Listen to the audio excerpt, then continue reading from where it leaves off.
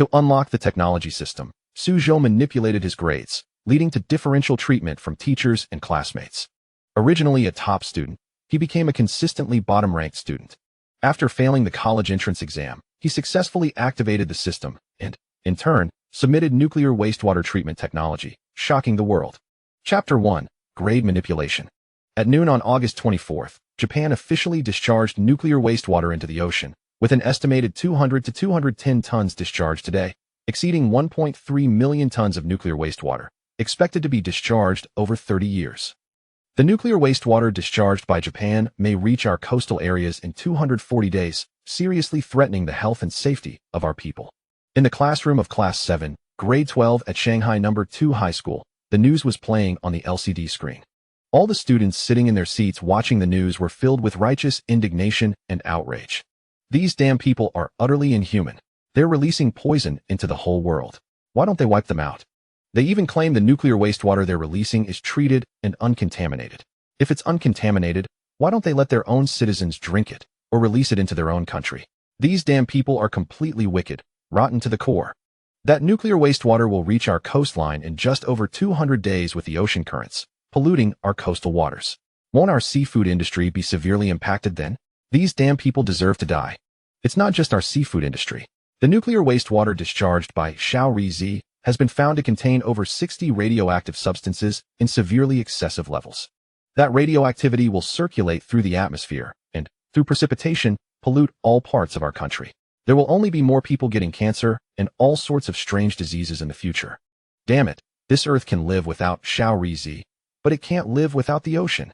While the entire class was emotionally charged, discussing the nuclear wastewater pollution and cursing and insulting Zhou, in the last row, by the window, a handsome boy was engrossed in working on his test paper. He had heard the news about Zhou's nuclear wastewater discharge. He had also heard the discussions among the students around him. But none of this mattered to him now. In his eyes, only the test questions on his paper were visible. After the news finished, the homeroom teacher, Cheng Lixian, standing on the podium, adjusted his glasses, tapped the desk in front of him with a blackboard brush, and held up a report card. All right, everyone, stop discussing. The results of the last school-wide standardized test are out. Overall, our class did quite well. 38 students scored over 600, and 25 scored over 550. Zhou Shuiying did the best. She scored 688, ranking first in the class and 24th overall. The whole class applauded enthusiastically, all looking at Zhou Shuiying, sitting in the middle, wearing a long dress, with an extremely pure and innocent appearance, their faces filled with envy. She was not only academically excellent, but also the publicly recognized school beauty of No. 2 Middle School in South City. Countless people pursued her, secretly sending her love letters. Every day, her drawer was piled high with love letters, but those letters would soon end up in the trash. She achieved first place in the class, but her face showed no joy. Instead, her gaze couldn't help but drift to the boy sitting in the last row, leaning against the wall, engrossed in doing practice problems. I've praised Zhou Shuiying, but I also have to mention Zhou. His grades are as consistently high as ever, 450 points. He's once again last in our class. Out of 64 students in Class 7, he's the only one who didn't score above 550. Cheng Lixian stared at Zhou in the last row with an extremely gloomy expression. He was furious.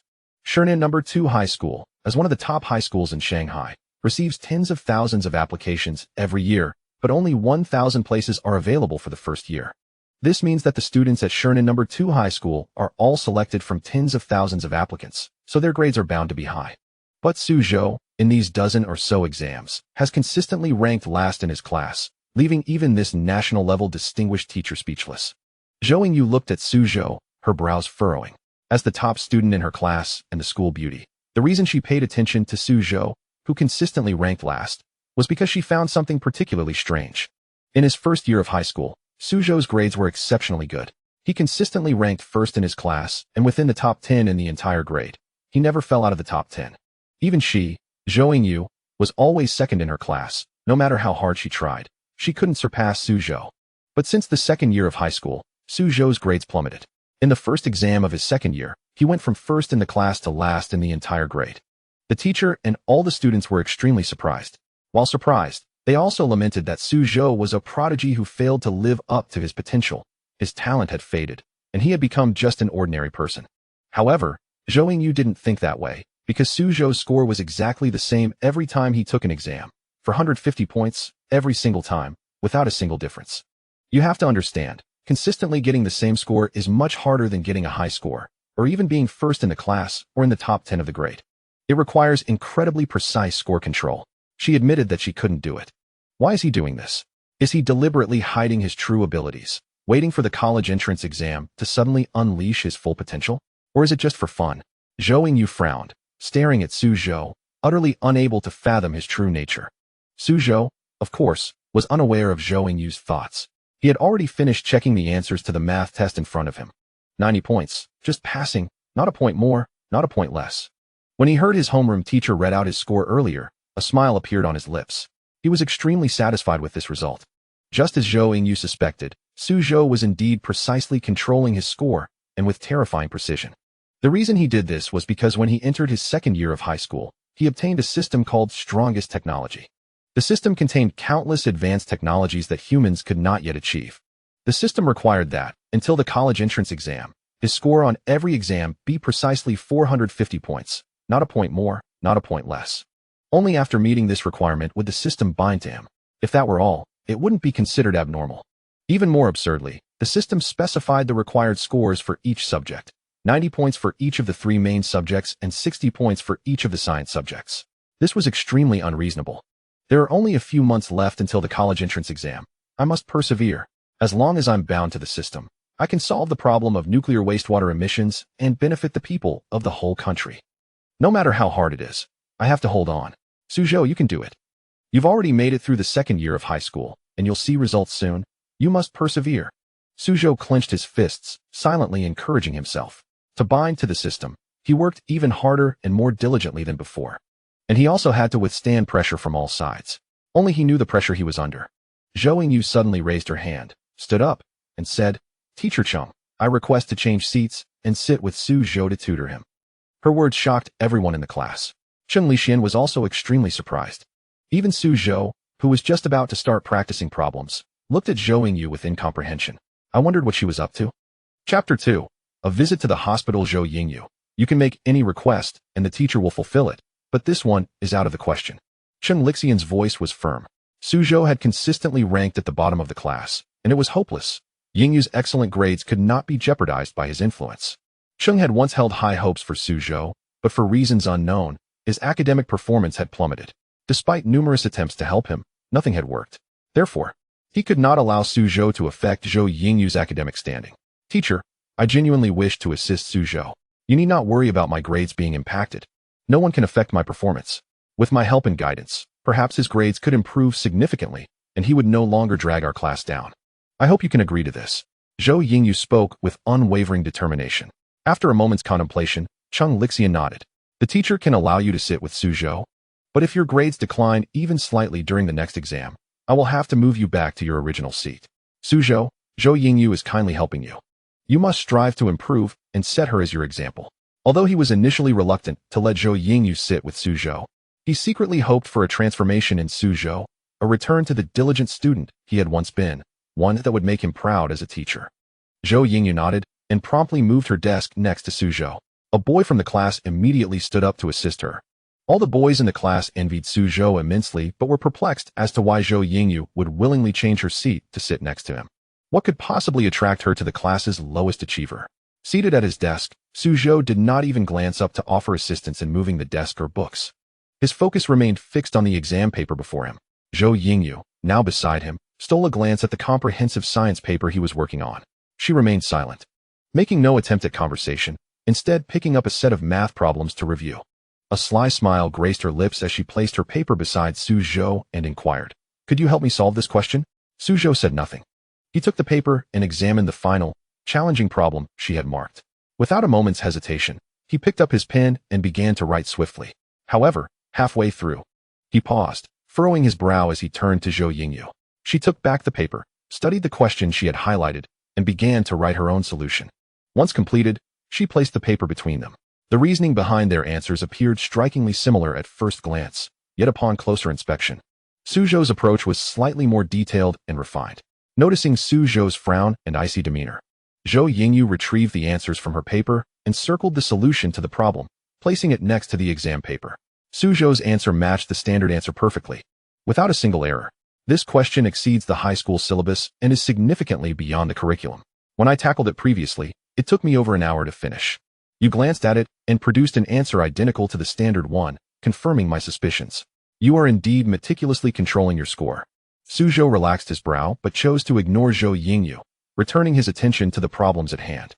Even if his secret of precise score management had been discovered, it was of little consequence. The system had not prohibited others from knowing this secret. As long as he met the system's requirements in every examination, he could bind the system and access a wealth of advanced technology. Moreover, the crucial point was that Zhou Yingyu could never uncover his connection to the system. This was a secret he would never disclose to anyone. I moved my seat here because I suspected you were precisely managing your score, treating it as a fascinating game, a form of self-entertainment, and a challenge to yourself. Rest assured, I do not share your peculiar interests. I merely wish to witness your true capabilities and strive alongside you. After all, you have always been the benchmark I aim to surpass, both in the past and the present. I eagerly anticipate the moment when you showcase your talents in the college entrance examination, but I will not be outdone. Zhou Yingyu tilted her head towards Suzhou, who remained oblivious to her presence, engrossed in his work. She would never witness the day he revealed his true potential, for he had no need to showcase it. His aspirations lay in acquiring the system to aid the entire nation, enhancing the technological prowess of his homeland to surpass the rest of the world. This ambition was something Zhou Yingyu could never hope to achieve, no matter how hard she tried. Zhou Yingyu did not feel anger at Suzhou's indifference. Instead, sitting beside him ignited her competitive spirit. She had always longed to genuinely surpass him. Grabbing her paper, she began to work diligently. After school, Suzhou packed his books and rose to leave the classroom, having not exchanged a word with Zhou Yingyu throughout the day. His time was devoted solely to studying. Aside from brief trips to the restroom, upon entering the neighborhood, he noticed elderly couples seated on wooden benches, chatting leisurely. They began to murmur as Suzhou walked by with his backpack. What's happened to that Su boy? My grandson is in the same class, and I've heard his grades have taken a nosedive. He's been at the bottom of the class for quite some time now. It's truly a pity. He was so smart and performed exceptionally well in school. I wonder what has gone awry. Could it be some bad luck? Surely, he must be distracted by other matters. Perhaps even a romantic relationship? Suzhou disregarded their comments and ascended the stairs to his home. Back at home, Jiang Shui was in the kitchen, donning an apron as she prepared dinner, while Su Jiangwo sat on the couch watching television. Mom, Dad, I'm back, Suzhou called out, ready to retreat to his room and resume his studies. Son, come here. I want to have a word with you, Su Jiangwo called from the sofa. Jiang Shui emerged from the kitchen with a dish, setting it on the table before removing her apron and joining her husband on the couch. Suzhou approached and took a seat, looking at his parents. Son, today, Teacher Chung called your mother and mentioned your exam scores. I'm not here to scold you. Your mother and I see how hard you work, studying late into the night until 2 or 3 in the morning. We appreciate your effort. However, I'm puzzled as to why your grades aren't improving despite your diligence. Your mother and I have discussed this, and we plan to take you to the hospital for a checkup tomorrow. Chapter 3. The system. Upon hearing his parents' intention to take him to the hospital, Suzhou's eyes widened in alarm. Mom, Dad, I'm perfectly healthy. There's no need for a hospital visit. But son, if you're putting in so much effort, why aren't your grades improving? We worry about your health when we see you studying so hard, staying up late. If you truly aren't suited for academics, we can stop this. I feel so sorry for you, working so hard yet not seeing results. I can't bear the thought of my son becoming a fool. You are my only child. If something were to happen to you, how would I cope? Jiang Shui grasped Suzhou's hand, her voice trembling with emotion as tears welled in her eyes. If Suzhou's academic decline were due to other circumstances, they would be less concerned. Most importantly, they witnessed Suzhou diligently studying and reviewing his materials until the early hours of the morning, often until 2 or 3 o'clock. Their hearts ached for him, urging him to take care of his health and to sleep earlier. Yet, the next day, Suzhou remained as industrious as ever, adhering to this routine day in and day out. However, despite his relentless efforts, his examination results never seemed to improve. They began to suspect that his excessive diligence might have adversely affected his mental faculties, fearing that if this continued, he could ultimately become a fool. Thus, they preferred that Suzhou cease his studies altogether, even considering supporting him in a life free from responsibilities, rather than risk him becoming a simpleton through his unyielding exertions. Suzhou embraced his mother, gently wiping her tears with a tissue. Mom, I assure you, there is nothing wrong with me. You are overthinking. My mind is perfectly fine, and I won't become foolish due to studying. Please don't worry about that. Now let's eat, Mom. It's time for dinner. He truly could not disclose the system's matters to them, even though they were his own parents. This very secrecy led to their misunderstandings. Zhou helped his mother to the dining table and began to eat heartily. After finishing his meal, he returned to his room, donned his headphones, abandoned music, and resumed his studies. Su Jiangguo and Jiang Shuhi sat on the sofa, gazing at Zhou's room, their faces etched with concern. They dared not disturb him, fearing it might cause him distress. Suddenly, the doorbell rang. Jiang Shui sighed and rose to answer the door, where she found the exceptionally pure and beautiful Zhou Yingyu standing. Curiously, she inquired, "Who are you looking for?" "Hello, Auntie. My name is Zhou Yingyu, and I am Zhou's classmate, currently his desk mate." Zhou Yingyu replied with a polite smile. "Oh, you are Yingyu. Zhou has mentioned you before, speaking highly of your academic prowess and how you always aim to surpass him in studies. Though are Zhou's grades, Yingyu. Please come in." Jiang Shuhi retrieved a pair of brand-new cotton slippers and placed them before Zhou Yingyu. Zhou Yingyu changed into the slippers, shouldering her backpack as she entered. She politely bowed to Su Jiangguo, who was seated on the sofa, greeting him. "Hello, uncle. Don't be shy. Have a seat," Su Jiangguo replied with a smile, rising to fetch a freshly washed apple from the coffee table and offering it to Zhou Yingyu.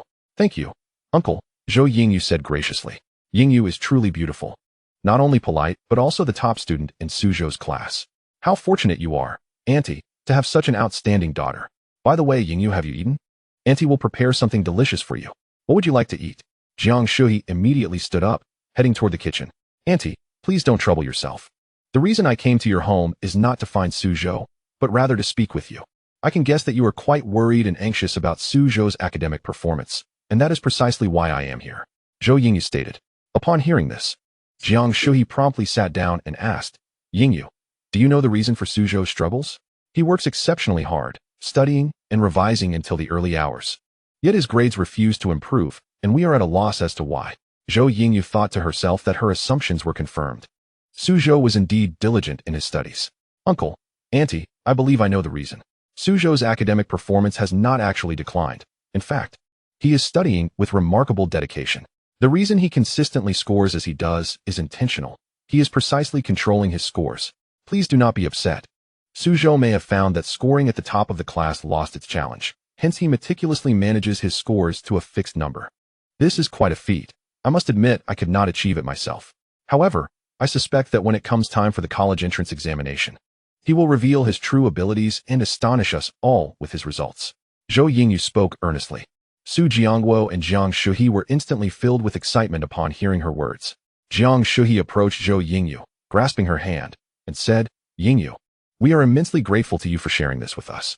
Had you not come, your uncle and I would have decided to withdraw Zhou from school. His academic performance seemed inconsequential to us, as we were concerned about the immense pressure he faced and the potential harm it could inflict on his mind, fearing he might become a fool due to his studies. However, hearing your perspective has alleviated all our worries." Unbeknownst to Zhou, who was busy studying in his room, Zhou Yingyu's arrival had brought a wave of relief to his parents. As days repeated in this manner, with Zhou Yingyu diligently sitting beside him, her grades steadily improved as well. Yet, Zhou's examination scores remained stagnantly fixed at 450, unchanged. As the college entrance examination approached, on the night of the results, Zhou locked himself in his room, filled with trepidation as he sat before his computer, logging onto the results website. After entering his ID and examination number, he hastily held a book to shield the screen. His heart raced with anxiety as he gradually lowered the book. Chinese, 90 mathematics, 90 English, 90, just one more step. One more step. You must honor my 2 years of hard work. I beg you. Zhou's heart pounded furiously, his hands trembling as he continued to lower the book. Comprehensive Science, 180. Wow, it worked. I finally did it. Zhou exclaimed excitedly, shouting in his room. Ding. Task completed, system binding in progress. Hearing the system's binding notification, Zhou released a sigh of relief. 2 years of relentless effort, 2 years of being misunderstood, 2 years of pressure, all of it was worth it at this moment. The strongest technology binding successful. Congratulations to the host for completing the system binding through 2 years of unwavering dedication. This system contains all human technological advancements for the next 1,000 years. System reward. The host may choose one from the following 3 scientific technologies: robotic servant technology, nuclear wastewater treatment technology, and wireless power transmission. Without a second thought, Zhou selected the second option, nuclear wastewater treatment technology. Since last year, with Japan's discharge of nuclear wastewater, the coastal fishing industry has faced tremendous challenges, with seafood sales plummeting and consumers shunning marine products. Moreover, the oceans along the coast have been severely polluted, and just months ago, researchers discovered high levels of radioactive elements in seawater samples taken from coastal areas, posing a grave threat to the health of hundreds of millions of people. Nuclear wastewater treatment technology rewarded successfully. Zhou immediately felt an influx of advanced scientific knowledge flooding his mind. Knock, knock, knock. The door was knocked on urgently. Hearing his mother's voice from outside, Zhou hurried to open the door. Son, did you do exceptionally well on your exam? Jiang Shuhe and Su Jiangwo were overjoyed to see the happiness radiating from Zhou's face. They were both incredibly excited. Since Zhou Yingyu's visit, where she enlightened them about Zhou's concealed capabilities, they had cast aside their worries and developed confidence in their son. With eager anticipation, they approached the computer, and upon seeing the results displayed on the screen, their eyes widened in shock. They were momentarily dumbfounded. The scores had hardly improved. Su Jiangwo turned to Zhou, his gaze filled with confusion. Noticing the joy on Zhou's face, he exchanged a glance with Jiang Shui. It's all right, son. This score is likely sufficient to meet the undergraduate threshold, and it can be considered a decent outcome. Take some time to relax. Tomorrow, your mother and I will treat you to a nice meal, and then we can all go on a family trip for a while. Jiang Shui, fearing to provoke Zhou, maintained a gentle smile, urging him to speak softly until he finished, before departing with Su Jiangwo. Old Zhou, what should we do? I sense something is amiss with our son. He cannot be truly unable to withstand this blow, can he? What if something happens to him? If anything befalls my son, I would lose the will to live, Jiang Shuhe lamented, her voice trembling with grief. Alas, what sin have we committed? Our son was once so brilliant, excelling in his studies, yet now, due to the pressures of academia, his mental state has deteriorated. Dear, do not fret. Tomorrow, we shall take him to the hospital for a thorough examination, and subsequently, we will whisk him away on a trip to help him unwind. Su Jiangwo replied with a serious tone. I will call Old Song shortly to request a 2-week leave. For the sake of our son's health, losing this job is inconsequential. At that moment, the doorbell rang. Jiang Shuhe approached the door, opened it, and was greeted with joy upon seeing Zhou Yingyu, whom she welcomed inside. Uncle and Auntie, has Zhou received his exam results? How did he fare? Zhou Yingyu inquired as she settled onto the sofa. Su Jiangwo and Jiang Shuhe wore expressions of distress. Jiang Shuhe glanced towards Zhou's room and whispered, Alas, do not mention it. He scored 450 in the college entrance examination, which is rather disappointing. However, it no longer matters. His father and I have ceased to concern ourselves with his grades. We plan to take him on a trip to relieve the pressures he has endured these past 2 years. What? 450 again? That is impossible. I have sat beside Zhou for months. I have witnessed his diligence and brilliance firsthand. This is the college entrance examination, the most pivotal test of one's life. He should not be concealing his true capabilities, Zhou Yingyu exclaimed, astonished and bewildered. Could it be that she had misjudged him from the very beginning? Was Zhou not controlling his scores, but rather genuinely performing at this level? Yet, how could it be that he consistently scored 450 in every exam, leading to the same result in the college entrance examination? Such coincidences are rare. But if Zhou truly was manipulating his scores, what could his motives possibly be? The enigma baffled Zhou Yingyu. Yingyu, you must have performed admirably in your exam, correct? Do you have a preferred university in mind? Jiang Shuhe asked with a smile, showing concern for Zhou Yingyu. With an awkward smile, Zhou Yingyu replied, Auntie, I did quite well, scoring 689. Tsinghua and Peking University have already contacted me, but I do not intend to attend either. I plan to enroll in the Shanghai Institute of Technology, as it is closer to home. She then rose to visit Zhou, making her way to his room. Upon opening the door, she found Zhou seated at his computer, engrossed in writing. Standing beside him, she observed the dense equations on the paper and furrowed her brow. I truly cannot comprehend why you would do this. Your academic performance is exceptional, and your score in the college entrance examination should surpass mine. Why then would you choose to conceal your abilities during such a crucial examination? Do you realize how much your parents worry for you? Do you truly wish to complicate your life in this way? Zhou, focused on his equations pertaining to nuclear wastewater treatment technology, turned to Zhou Yingyu and replied calmly, Shouldn't your score guarantee you admission to Tsinghua or Peking University? Which one do you plan to choose? Initially annoyed, Zhou Yingyu found herself taken aback by Zhou's calm demeanor. Both schools contacted me a few days ago. but I am not planning to attend. I wish to enroll in the Shanghai Institute of Technology, as it is closer to my parents. Setting down his pen and leaning back in his chair, Zhou voiced his concern. With my score of 450, which university could I possibly attend? It is indeed troubling. Had you performed normally, you could easily gain admission to either Tsinghua or Peking University, yet you choose to squander your potential. I truly cannot fathom your reasoning. You remain an enigma to me. Nonetheless, the examination has concluded, and we will likely not see each other again. I genuinely wish you all the best in your future endeavors. With that, Zhou Yingyu decided not to linger on the matter. Their life paths had become parallel lines, likely to diverge with little intersection in the future. She bid farewell to Zhou's parents before departing. Suddenly, Zhou sat upright, gazing at the unfinished equations before him. If I were to present this nuclear wastewater treatment technology to the state, would it not grant me the freedom to choose any university? He pondered. Indeed, even if I were to develop this technology, one individual's strength pales in comparison to that of a nation. Yes, submitting it to the state in exchange for a university acceptance letter. Chapter 5. The major event. Zhou took a moment to reflect before logging onto the official website of the Shanghai Institute of Science and Technology Development. After scrutinizing the screen for a while, he selected the project application option and filled out numerous details before uploading half of the technology for nuclear wastewater treatment that resided in his mind. Having completed his task, he climbed into bed and fell asleep. Over the past 2 years, he had worked tirelessly to precisely control his scores, binding himself to a system, diligently studying and practicing problems. It had been a long time since he experienced such an early and relaxed slumber. In Huainan community, within a room, the phone rang abruptly. Chen's Hyping, an academician at the Municipal Research Institute and chief researcher at the Chinese Academy of Sciences, switched on his desk lamp and answered the call. Hello? Professor Chen. I apologize for disturbing you at this late hour, but there has been a significant development at the Research Institute. A few hours ago, our website received a technical application that startled us all. The individual submitted knowledge regarding nuclear wastewater treatment technology. Just now, several researchers, including Sun, reviewed it. And the treatment method proposed is not the conventional approach of removing radioactive substances through neutral dilution. Rather, it involves the creation of a new substance. We have never heard of this new substance, but according to the individual's description, it possesses a remarkable capacity to absorb radioactive materials. We have just completed calculations on the half of the technology uploaded, and it is complete and accurate. Moreover, the production cost of this new substance is exceedingly low. A single gram can absorb all radioactive materials from tens of thousands of tons of seawater, exhibiting exceptional stability and the ability to degrade radioactive substances without causing any pollution.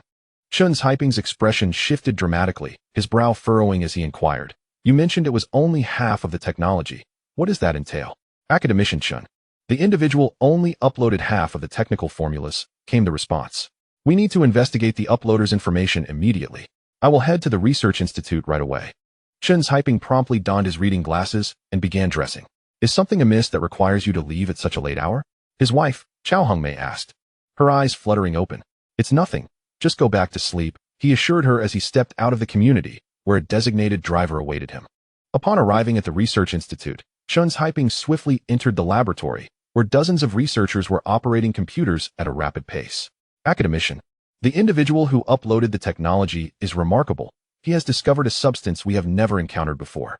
We have performed calculations on the formulas he submitted multiple times and confirmed that this substance can indeed absorb over 100 types of radioactive materials. Exhibiting strong solubility and remarkable stability and cleanliness, senior researcher Sun Chang went excitedly informed Chen's Hyping. Have we located the uploader? Chen's Hyping inquired. A researcher approached, handing him a document. Academician Chen, we have found the uploader. Here is all of his information. Zhou, an 18-year-old native of the magical city, is a senior student in Class 7 at Xinan No. 2 High School. Having just completed the National College Entrance Examination, his father, Su Jiangguo, serves as a supervisor at a financial company, while his mother, Jiang Shihi, is a homemaker. Senior students? Chen's Hyping gazed at the materials in his hands, astonished. The following morning, Jiang Shuhi packed travel essentials and daily necessities, and together with Su Jiangguo, they set out with Zhou. Zhou had overheard his father discreetly contacting a psychiatrist at a hospital, indicating that they would take him there soon. A sense of helplessness washed over Zhou, for his parents truly believed his academic pressures had led to mental distress. As they walked through the community, numerous neighbors were exercising and chatting, greeting them warmly upon sight. Su Jiangguo and Jiang Shuhe responded with smiles. However, they had not ventured far when a throng of uniformed police officers approached swiftly, standing on either side of Su Zhou's family. The residents, witnessing this scene, wore expressions of astonishment and began speculating whether Su Zhou had encountered some trouble, prompting the arrival of the police. Su Jiangguo and Jiang Shuhe felt a wave of anxiety wash over them. At that moment, Chun's Haiping approached briskly, accompanied by a group of researchers from the Academy of Science and Technology Development. He reached Su Zhou's family, glanced at Su Zhou, and with a warm smile, inquired, "You are Su Zhou, correct?" Before Su Zhou could respond, Jiang Shi instinctively pulled him behind her, her eyes filled with vigilance as she regarded Chun's Haiping and his colleagues.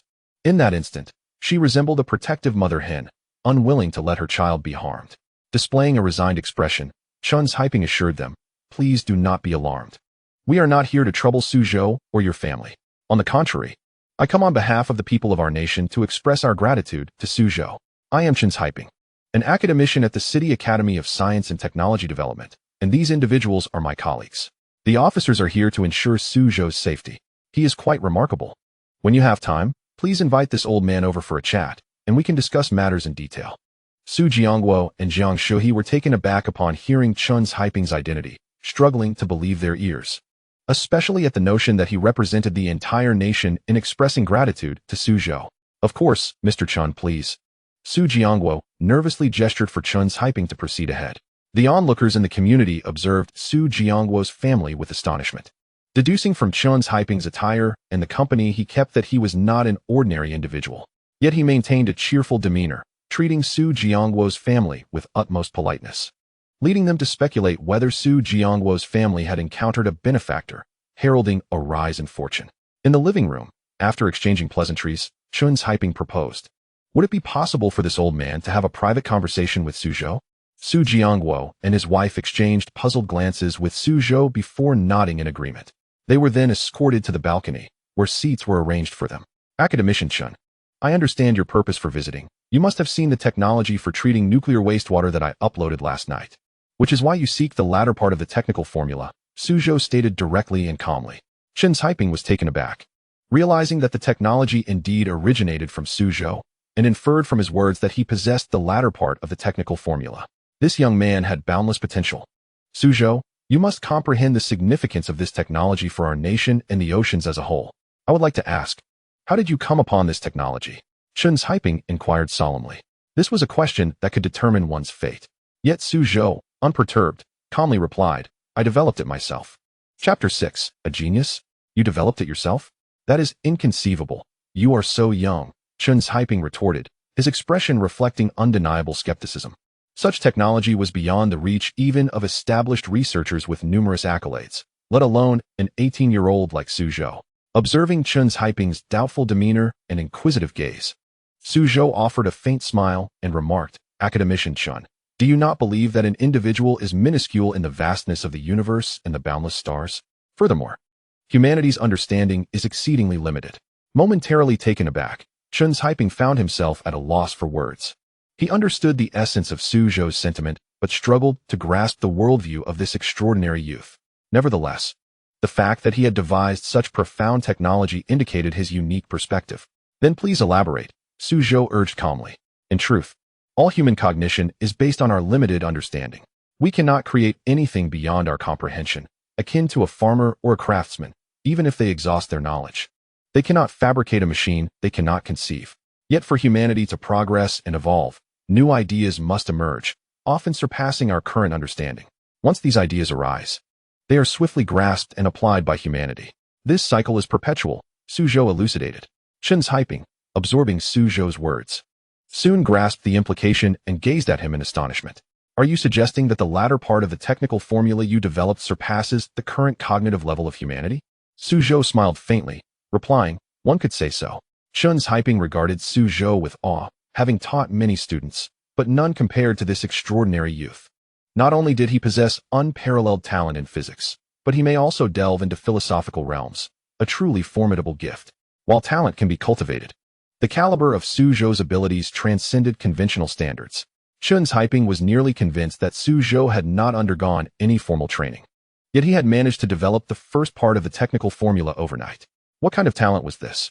Academician Chun, I trust you now comprehend why I am reluctant to join your academy, Zhou stated, his gaze steady on Chun's hyping. I understand. Chun's hyping inhaled deeply. If you choose not to join, might you be willing to share the latter part of the technical formula with us? Chun's hyping, momentarily sidetracked by Zhou's insights, recollected the purpose of his visit.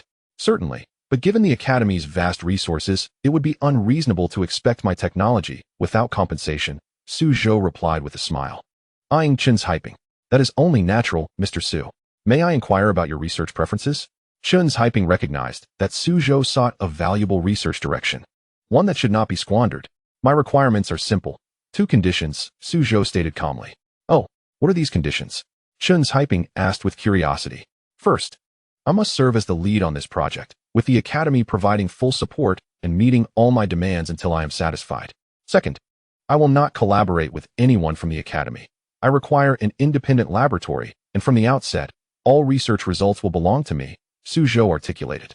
These 2 demands fundamentally challenged the very foundation of the Academy. Upon careful contemplation, Chun's hyping found both points presented by Zhou to be exceedingly reasonable. Should Zhou succeed in his research, he would undoubtedly be recognized as the primary inventor of the new technology. Conversely, if he were to fail, he would incur no significant loss. However, one aspect troubled Chun's hyping, Zhou's desire for independent research, which posed a dilemma for him. Mr. Su, I can certainly relay your 2 requests to the higher-ups, Chun's hyping stated, but I assure you, if you are willing to join our Academy of Sciences, I can offer you the position of head of the research lab. This was the best he could manage. Yet, Zhou simply shook his head and replied, No? Thank you, Academician Chun. I am not the kind of talent your Academy is seeking. Please refrain from disturbing me further. Zhou's forthrightness was striking. And the more direct he was, the more Chun's hyping sensed that Zhou was extraordinary. Very well, Chun's hyping conceded, feeling a sense of resignation. Initially, he had hoped to persuade Zhou to join the Academy, but it now seemed nearly impossible. Academician Chen, unless there are other matters to discuss, please take your leave. Zhou said coolly. All right, I shall not intrude further on your research, Chen's hyping acknowledged, understanding that high-level talent exchanges often resulted in unproductive dialogues. It was clear that Zhou was disinclined to join the Academy, and any further persuasion would be futile. Moreover, based on the preliminary technical formulas Zhou had developed, it appeared he had little reason to affiliate with the Academy. In fact, if Zhou were to successfully develop the latter part of the technical formulas, the Academy would owe him a considerable favor, though such debts are notoriously difficult to repay without causing discord. Thus, Chen's hyping realized Zhou wished to sever ties with the Academy entirely.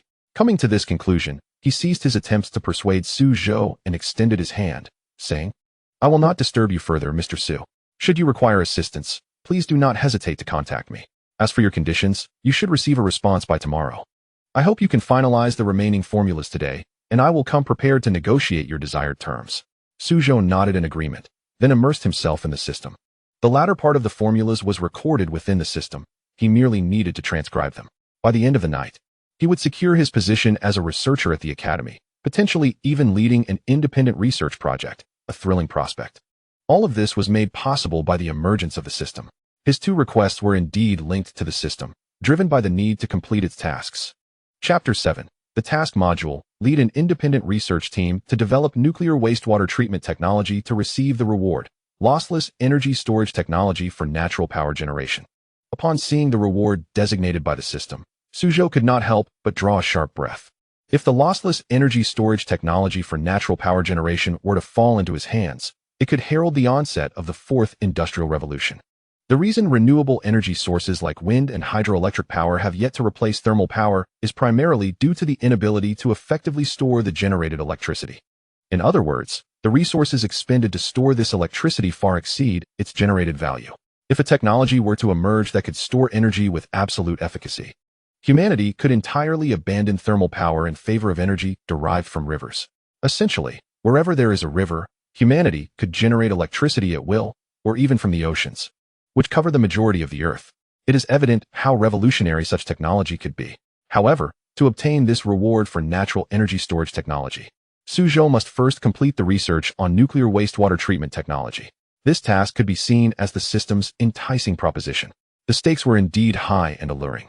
Yet Zhou was unaware of the task's true difficulty. Nevertheless, He trusted that the system would not present such conditions without a feasible path to completion. Now, Zhou was entirely convinced that upon fulfilling the system's task, he would immediately acquire this technology. This meant that by successfully trading the latter part of the formulas tomorrow and leading a research team to complete the development, he would secure the coveted technology. The mere thought of this filled Zhou with exhilaration. If he could indeed develop the nuclear wastewater treatment technology, he would rise to prominence almost overnight. After all, he was merely a high school student. Achieving this breakthrough would catapult him into the limelight, allowing him to excel even in the research community. However, the first step must be accomplished before any subsequent tasks could be undertaken. As lunchtime approached, Zhou casually purchased 2 dishes from the cafeteria and began to transcribe the latter part of the formulas while he ate. Drawing from the experience of the morning, he progressed smoothly in the afternoon, completing the transcription of the latter formulas in less than half an hour. He then dedicated over an hour to finalizing the comprehensive research report.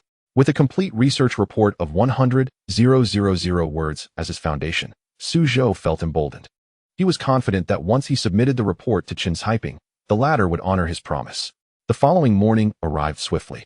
Chen's Hyping, eager to fulfill his commitment, drove Zhou to the Academy's research site, leading him into a conference room filled with Academy leaders and researchers, all eager to behold the individual capable of developing nuclear wastewater technology. However, upon seeing Zhou, a wave of astonishment swept through the room. No one had anticipated such a young figure, still a high school student. "You are Zhou," a man in his 50s, dressed in a white lab coat and donning gold-rimmed glasses, inquired with evident disbelief. He appeared to be one of the senior officials. "Yes, I am Zhou," Zhou affirmed, nodding gravely. He then pulled out the research report and formulas from his backpack, placing the stack of papers, over a dozen pages, on the table. "This is my research on nuclear wastewater treatment technology," he stated confidently.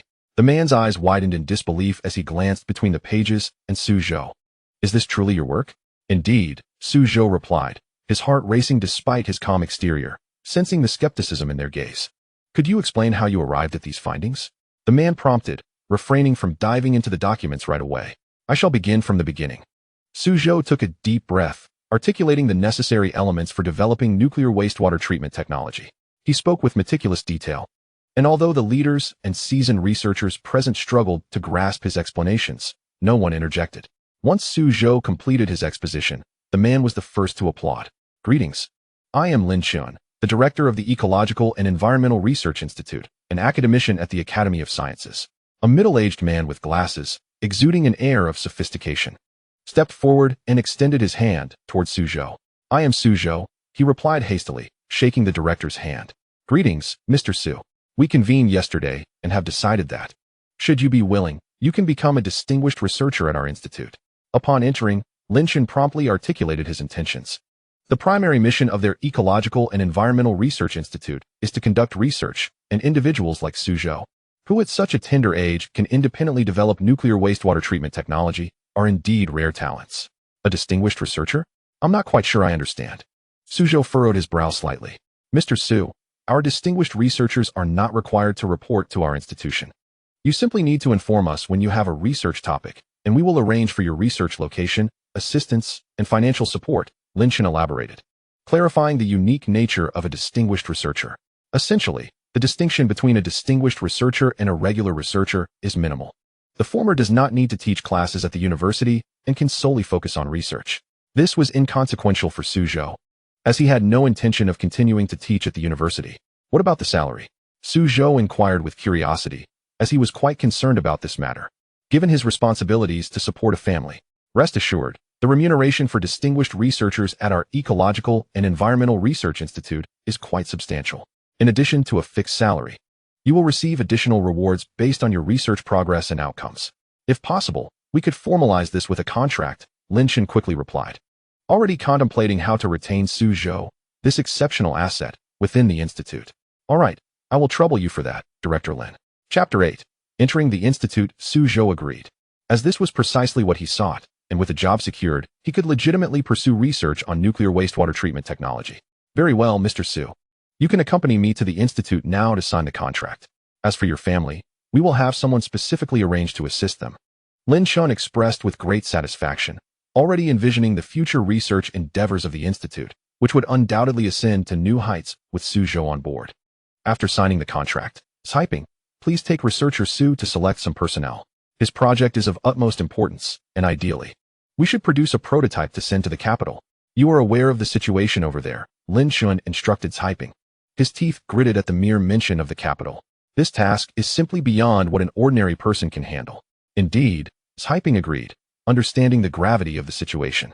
He then took Zhou to sign the contract and inquired, do you have any specific requirements for your team members? Should they possess research experience? Or is it acceptable if they do not? Either is fine, as long as they are not burdensome. My research topic is rather specialized, and few can assist me in this regard, Zhou replied, tinged with a hint of resignation. Typing paused to reflect, realizing the validity of Zhou's perspective. In that case, I will arrange for a few inexperienced newcomers to assist you. They will primarily serve as support. Let me take you to your laboratory. And should you require anything further, do not hesitate to let us know. We will accommodate your needs. Zhou nodded, offering no further comment. His expectations for his team were modest. As long as they followed his directives and did not create obstacles, he would be content. He believed that given sufficient time, he could nurture a cadre of exceptional researchers. The priority remained clear, to advance the research on nuclear wastewater treatment technology. Under Typing's guidance, Zhou arrived at his laboratory, where several individuals awaited his arrival. Allow me to introduce you. This is our institute's newly appointed researcher Zhou. Your task moving forward is to follow his lead and assist with his research. Understood? Typing addressed the group. Understood, they replied in unison. While lacking extensive research experience, they recognized the importance of displaying the appropriate attitude at this juncture. Excellent. Researcher Zhou, I shall take my leave now. Should you need anything, feel free to reach out to me at any time. Typing expressed his courtesy, and Zhou nodded, watching him depart before surveying the laboratory. The laboratory was adequately equipped, stocked with essential experimental apparatus that appeared well-maintained and functional. Researcher Zhou, what should we do next? A young man inquired eagerly, eager to embark on his research journey. First, clean the laboratory and wipe down the equipment. Any unusable apparatus should be discarded, Zhou instructed decisively, aware that he had little time to waste. Such tasks were inherently the responsibility of the assistants. Understood. The group divided the tasks efficiently. Cleaning the laboratory posed no significant challenge for them. Zhou settled into his workspace, opening his computer to begin researching. Although he possessed foundational knowledge of nuclear wastewater treatment technology, it was imperative to consult additional resources, as the information in his mind required refinement before it could be transformed into a viable product. The financial backing from the Ecological and Environmental Research Institute was crucial. He needed to procure essential equipment and devices, particularly the costly nuclear radiation detectors. Fortunately, he need not worry about these necessities, as the institute would provide for his requirements. 3 hours later, the team had completed their assigned tasks. Observing the freshly organized laboratory, Zhou felt a sense of satisfaction. Researcher Zhou, what should we do next? The group asked, their voices slightly hesitant, having not anticipated the intensity of their new researcher's expectations. Prepare some solutions. I need them for calibrating the equipment. Zhou directed, delegating tasks to his assistants. These activities were straightforward for them. All right. The assistants promptly set to work without hesitation. With their support, Zhou found himself relieved of many burdens, allowing him to concentrate on his research. He eagerly anticipated the forthcoming experiments. If all went well, he could even devise a design plan for nuclear wastewater treatment equipment. The successful production of such a device would be a significant achievement for the entire Ecological and Environmental Research Institute. Though inexperienced, the assistants approached their tasks with diligence, attending to every detail meticulously, which alleviated Zhou's workload considerably. After 3 hours, he had successfully calibrated all the solutions, and it was time to commence the experiments. Zhou retrieved a small vial containing uranium waste, which he had requested Typing to procure. He took a test tube and poured the solution into the uranium waste, feeling a surge of anxiety as he awaited the results.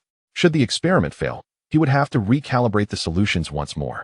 1 second, 2 seconds, 3 seconds, 10 seconds, 1 minute, 2 minutes. 2 full minutes elapsed without any reaction from the solution in the test tube, causing beads of sweat to form on Zhou's forehead.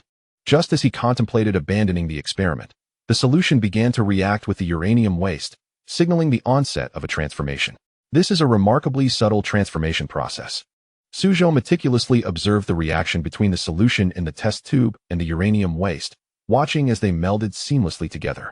A faint smile graced his face. He had not anticipated this reaction to be so flawless.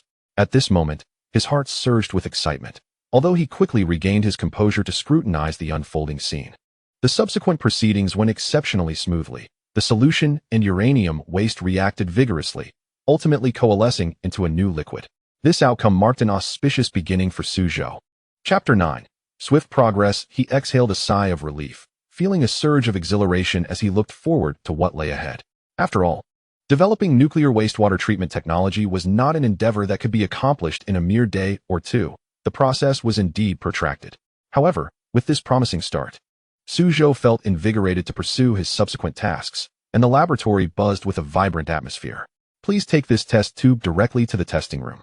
Zhou instructed a few of his assistants, as he needed to verify the integrity of the liquid within. If all went well, he could commence mass production shortly. Understood. The assistants replied promptly, swiftly making their way to the testing room. As he watched them depart, Zhou opened his email to check for new messages. At that moment, he received several emails from the Institute of Ecological and Environmental Research regarding funding and equipment procurement. A cursory glance revealed a need for approximately 10 million yuan. For Zhou, this amount was quite manageable, given his esteemed position as a primary researcher in Huaxia, with the potential to patent his findings. Once the patent was successfully filed, he could become a millionaire. However, the patent process would require time and was not guaranteed. Observing the progress, Zhou dialed Liu Qiudong's number. Hello, Su. Liu Qiudong's voice came through the line, his anticipation evident, as he was aware of Zhou's notable reputation. Liu, I have commenced the work, Zhou stated directly, skipping any pleasantries. Such speed? Liu Qiudong was taken aback by Zhou's promptness. They had only discussed this yesterday. And here he was already underway. I need you to expedite the funding and equipment preparation. Please ensure it is ready within 2 days, Zhou requested, emphasizing the urgency. Certainly, I will make it a priority, Liu Qiudong readily agreed, recognizing the importance of Zhou's work. After hanging up, Zhou felt a sense of relief. Now, he merely had to wait. Before long, 3 hours had elapsed, and his assistants emerged from the testing room with the test tube in hand. Researcher Su. The test results are out, they stammered, astonished by the young researcher's prowess. In just 3 hours, he had developed a new nuclear wastewater treatment solution. Very well, I understand. Zhou replied calmly, as this result had been within his expectations. After all, being a primary researcher in Huaxia required considerable skill and insight. Next, Zhou extracted the liquid from the test tube and divided it into several portions. Now, he needed to apply this technology to the actual treatment of nuclear wastewater. A crucial step in the process. His assistants gathered around him, eager to learn what the researcher would do next. Although they were merely aides, they were diligently striving to absorb knowledge. Zhou turned on the faucet and poured the liquid from the test tube into several distinct containers. Watching the liquids merge with the standard wastewater, he felt a thrill of excitement. This innovation was his creation, and he was hopeful about its integration with the challenging wastewater. Researcher Su, can this wastewater treatment technology truly succeed? One assistant inquired, intrigued by Zhou's confidence. The complexity of developing such technology was not lost on them. It required extensive research and experimentation. Rest assured, if I am willing to apply this technology to wastewater treatment, I possess the confidence to back it, Zhou asserted. His self-assurance evident. What shall we do next, Researcher Su? Another assistant asked, eager for the technology's practical application. Our next step is to observe the effects of this technology. Zhou explained patiently. Though the process would take time, it was of utmost importance, as the efficacy of a technology could impact numerous factors. Soon, a full day passed, and Zhou discovered that the wastewater treatment technology yielded impressive results. The wastewater had been entirely purified. This outcome filled him with elation, as it marked his inaugural successful innovation. He quickly documented the findings and called Liu Qiudong. Hello, Su, what is the update? Liu Qiudong asked, his curiosity piqued. Eager to hear about the technology he had helped facilitate. Liu, I have successfully conducted the experiment, Zhou exclaimed, his excitement palpable. Really? Liu Qiudong was equally thrilled, astonished that the technology had indeed succeeded, a rare achievement. Next, I need to visit the nuclear power station for further testing, Zhou informed Chen's hyping. After hearing this, Chen hesitated. The nuclear power station is a secure facility. I will need to apply for access.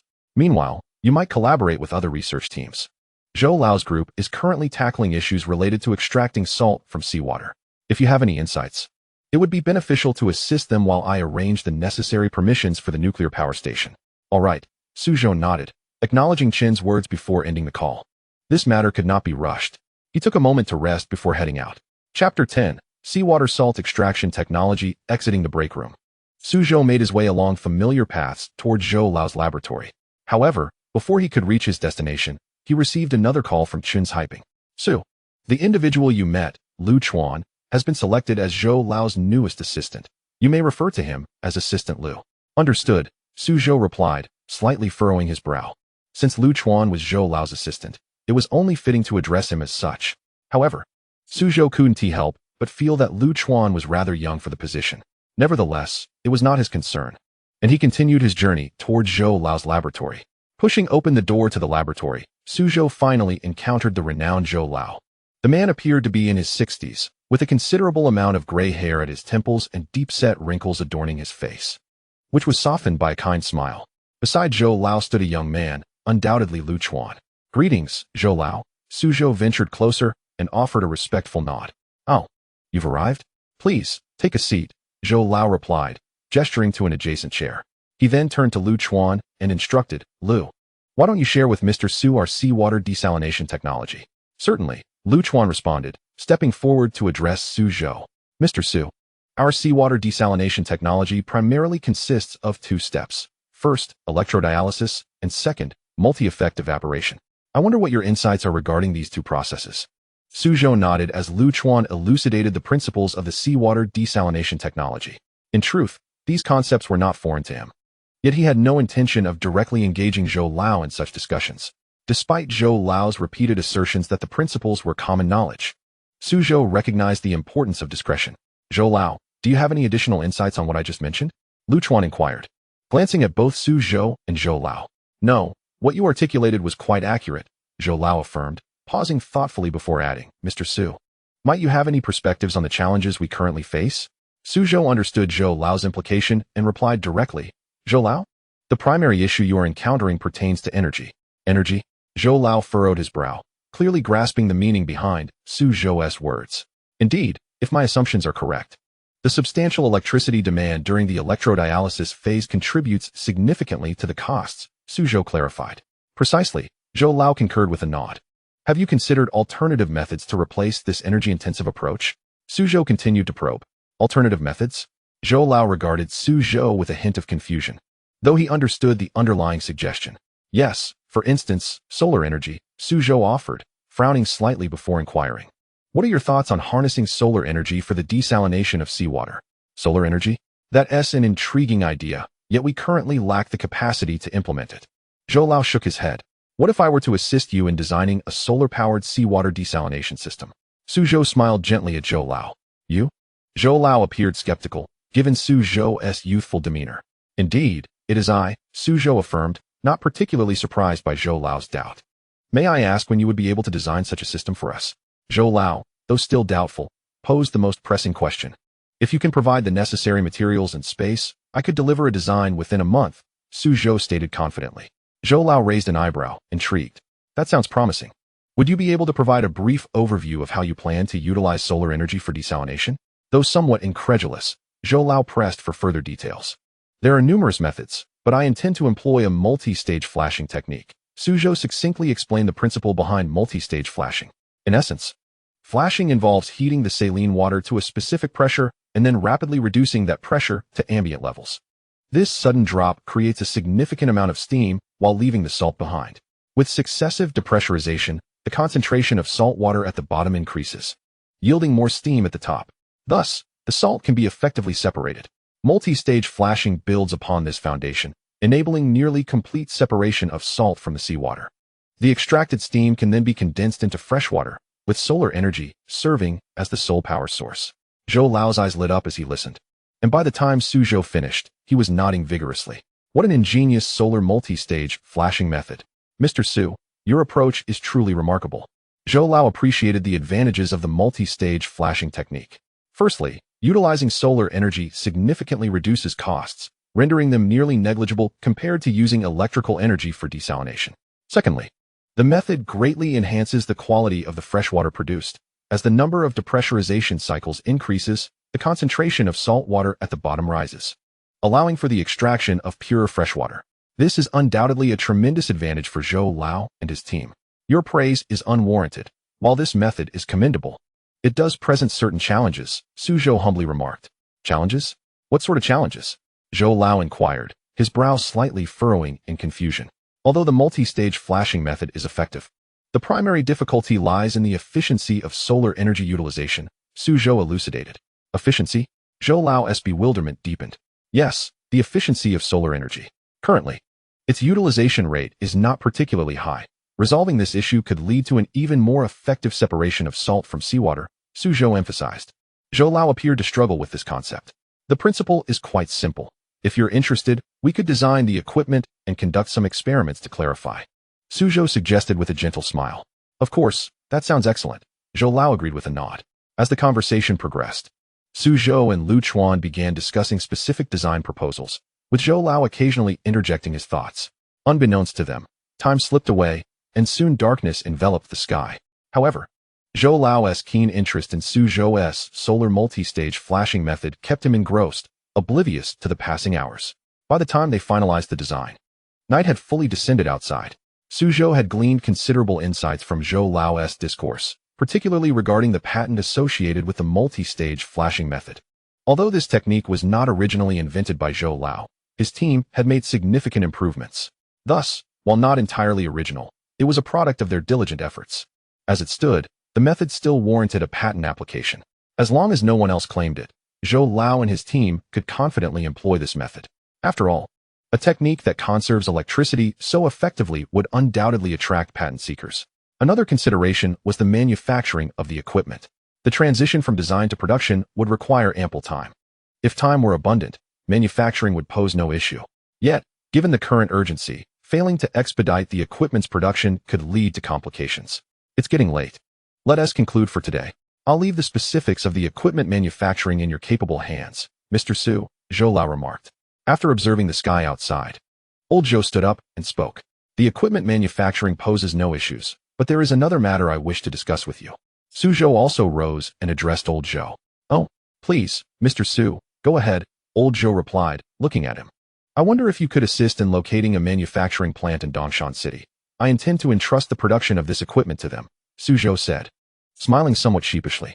That, of course, can be arranged.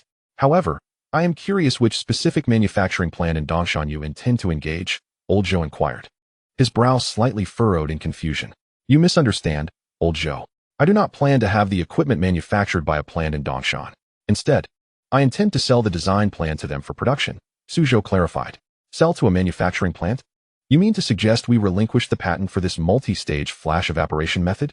Old Zhou asked, somewhat perplexed. That is one way to put it. But I aim to transfer this patent to the Dongshan city government, who can then collaborate with you for its promotion, Zhou nodded in affirmation. Old Zhou appeared taken aback by Zhou's proposition. Logically, possessing this patent would allow Zhou to reap substantial profits. Furthermore, transferring the patent to the government would not come without financial strings. They might even withhold a portion of the earnings, as is often the case. Nevertheless, if Zhou's intent was to benefit the local populace, then his approach could be justified. Mr. Su, may I inquire what price you have in mind for transferring this patent to the Dongshan city government? Old Zhou cautiously asked. 5 million, Zhou replied nonchalantly. 5 million? What do you mean by that? Old Zhou was momentarily taken aback, struggling to comprehend Zhou's valuation. Such patents, while not priceless, were certainly worth tens of millions. What I mean is that I wish to sell this patent to the Dongshan city government for 5 million, after which you can utilize it to apply for funding support. I believe the patent's worth speaks for itself, Zhou stated calmly. Old Zhou was astounded by Zhou's offer. Based on his valuation, the patent's worth must exceed 80 million, especially given its potential to save significant amounts of electricity. This alone justified the price, not to mention the patent's additional benefits. Mr. Su, this price seems rather low, Old Zhou probed. The price is not low, after all. This patent is not a tool for my profit, but rather a means to benefit the community, Zhou replied with composure. Under normal circumstances, applying for a patent could take several years, given the complexities involved and the substantial costs, including legal fees. However, Zhou had other plans and did not wish to invest time and money in the patent application process. By transferring the patent to the Dongshan city government, he could achieve two goals at once, benefiting the community and securing initial funding for his company. Very well, We shall proceed with this arrangement. I will have someone draft the contract for you to sign tomorrow. Old Zhou nodded in agreement. Thank you, Old Zhou, Zhou said with a courteous gesture. Not at all. It is I who should be grateful to you, Old Zhou replied, shaking his head. If the patent could be successfully transferred to the Dongshan city government, it would indeed lead to substantial electrical savings. This prospect was enough to entice Old Zhou. He recognized the true value of the patent. If it were transferred to another entity, the cost could be exorbitant. Old Zhou trusted that Zhou had his own motives for choosing to transfer the patent to the government. If Zhou's intentions were as he described, the patent would undoubtedly be a boon for both the Dongshan city government and its citizens. I shall not disturb your rest any further, Zhou said, bowing slightly before bidding Old Zhou farewell. After Zhou departed the office, Old Zhou remained silent for a considerable time, pondering Zhou's generosity and openness. If Zhou were to apply for the patent, he could amass considerable wealth. Yet, he had chosen to transfer it to the Dongshan city government without charge. Chapter 12. Signing. While this decision could indeed benefit the local populace, it was certainly not Zhou's sole objective. Perhaps he had his own plans. The following morning, upon arriving at Old Zhou's office, both parties signed the patent transfer agreement. Once the contract was executed, the patent would belong to the Dongshan city government. Mr. Zhou, should you require anything in the future, please do not hesitate to reach out, Old Zhou said after the contract was signed, presenting Zhou with a small box. What is this? Zhou asked, somewhat puzzled. This is a special document authorized by the Dongshan city government. Should you wish to conduct experiments at the nuclear power plant, this document will grant you access, Old Zhou explained. Thank you, Old Zhou, Zhou said with a respectful gesture before departing without hesitation. If he intended to enter the nuclear power plant for experiments, this special document would be indispensable. After Zhou left, Old Zhou exhaled deeply.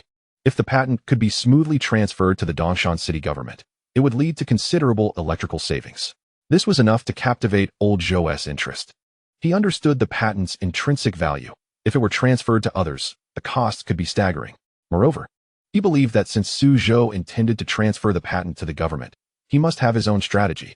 If what Zhou claimed held true, the patent would undoubtedly be a significant advantage for both the Dongshan city government and its citizens. Mayor Zhou, Mr. Zhou has departed. Old Zhou's secretary promptly informed Zhao Wenqing, the mayor of Dongshan city. So soon? Zhao Wenqing inquired, somewhat incredulous. Despite Zhou's youth, his eloquence and insightful gaze suggested he was extraordinary. Indeed, Mayor Zhao, I have verified that Mr. Zhou is, in fact, merely a high school student who has recently been invited to the research institute, reportedly to study wastewater treatment technology. The secretary confirmed. Oh, wastewater treatment technology? Zhao Wenqing asked. Intrigued. While Dongshan city was a major energy hub, mastering wastewater treatment could also yield significant savings. Yes, reliable sources indicate that the water group is eager to acquire Mr.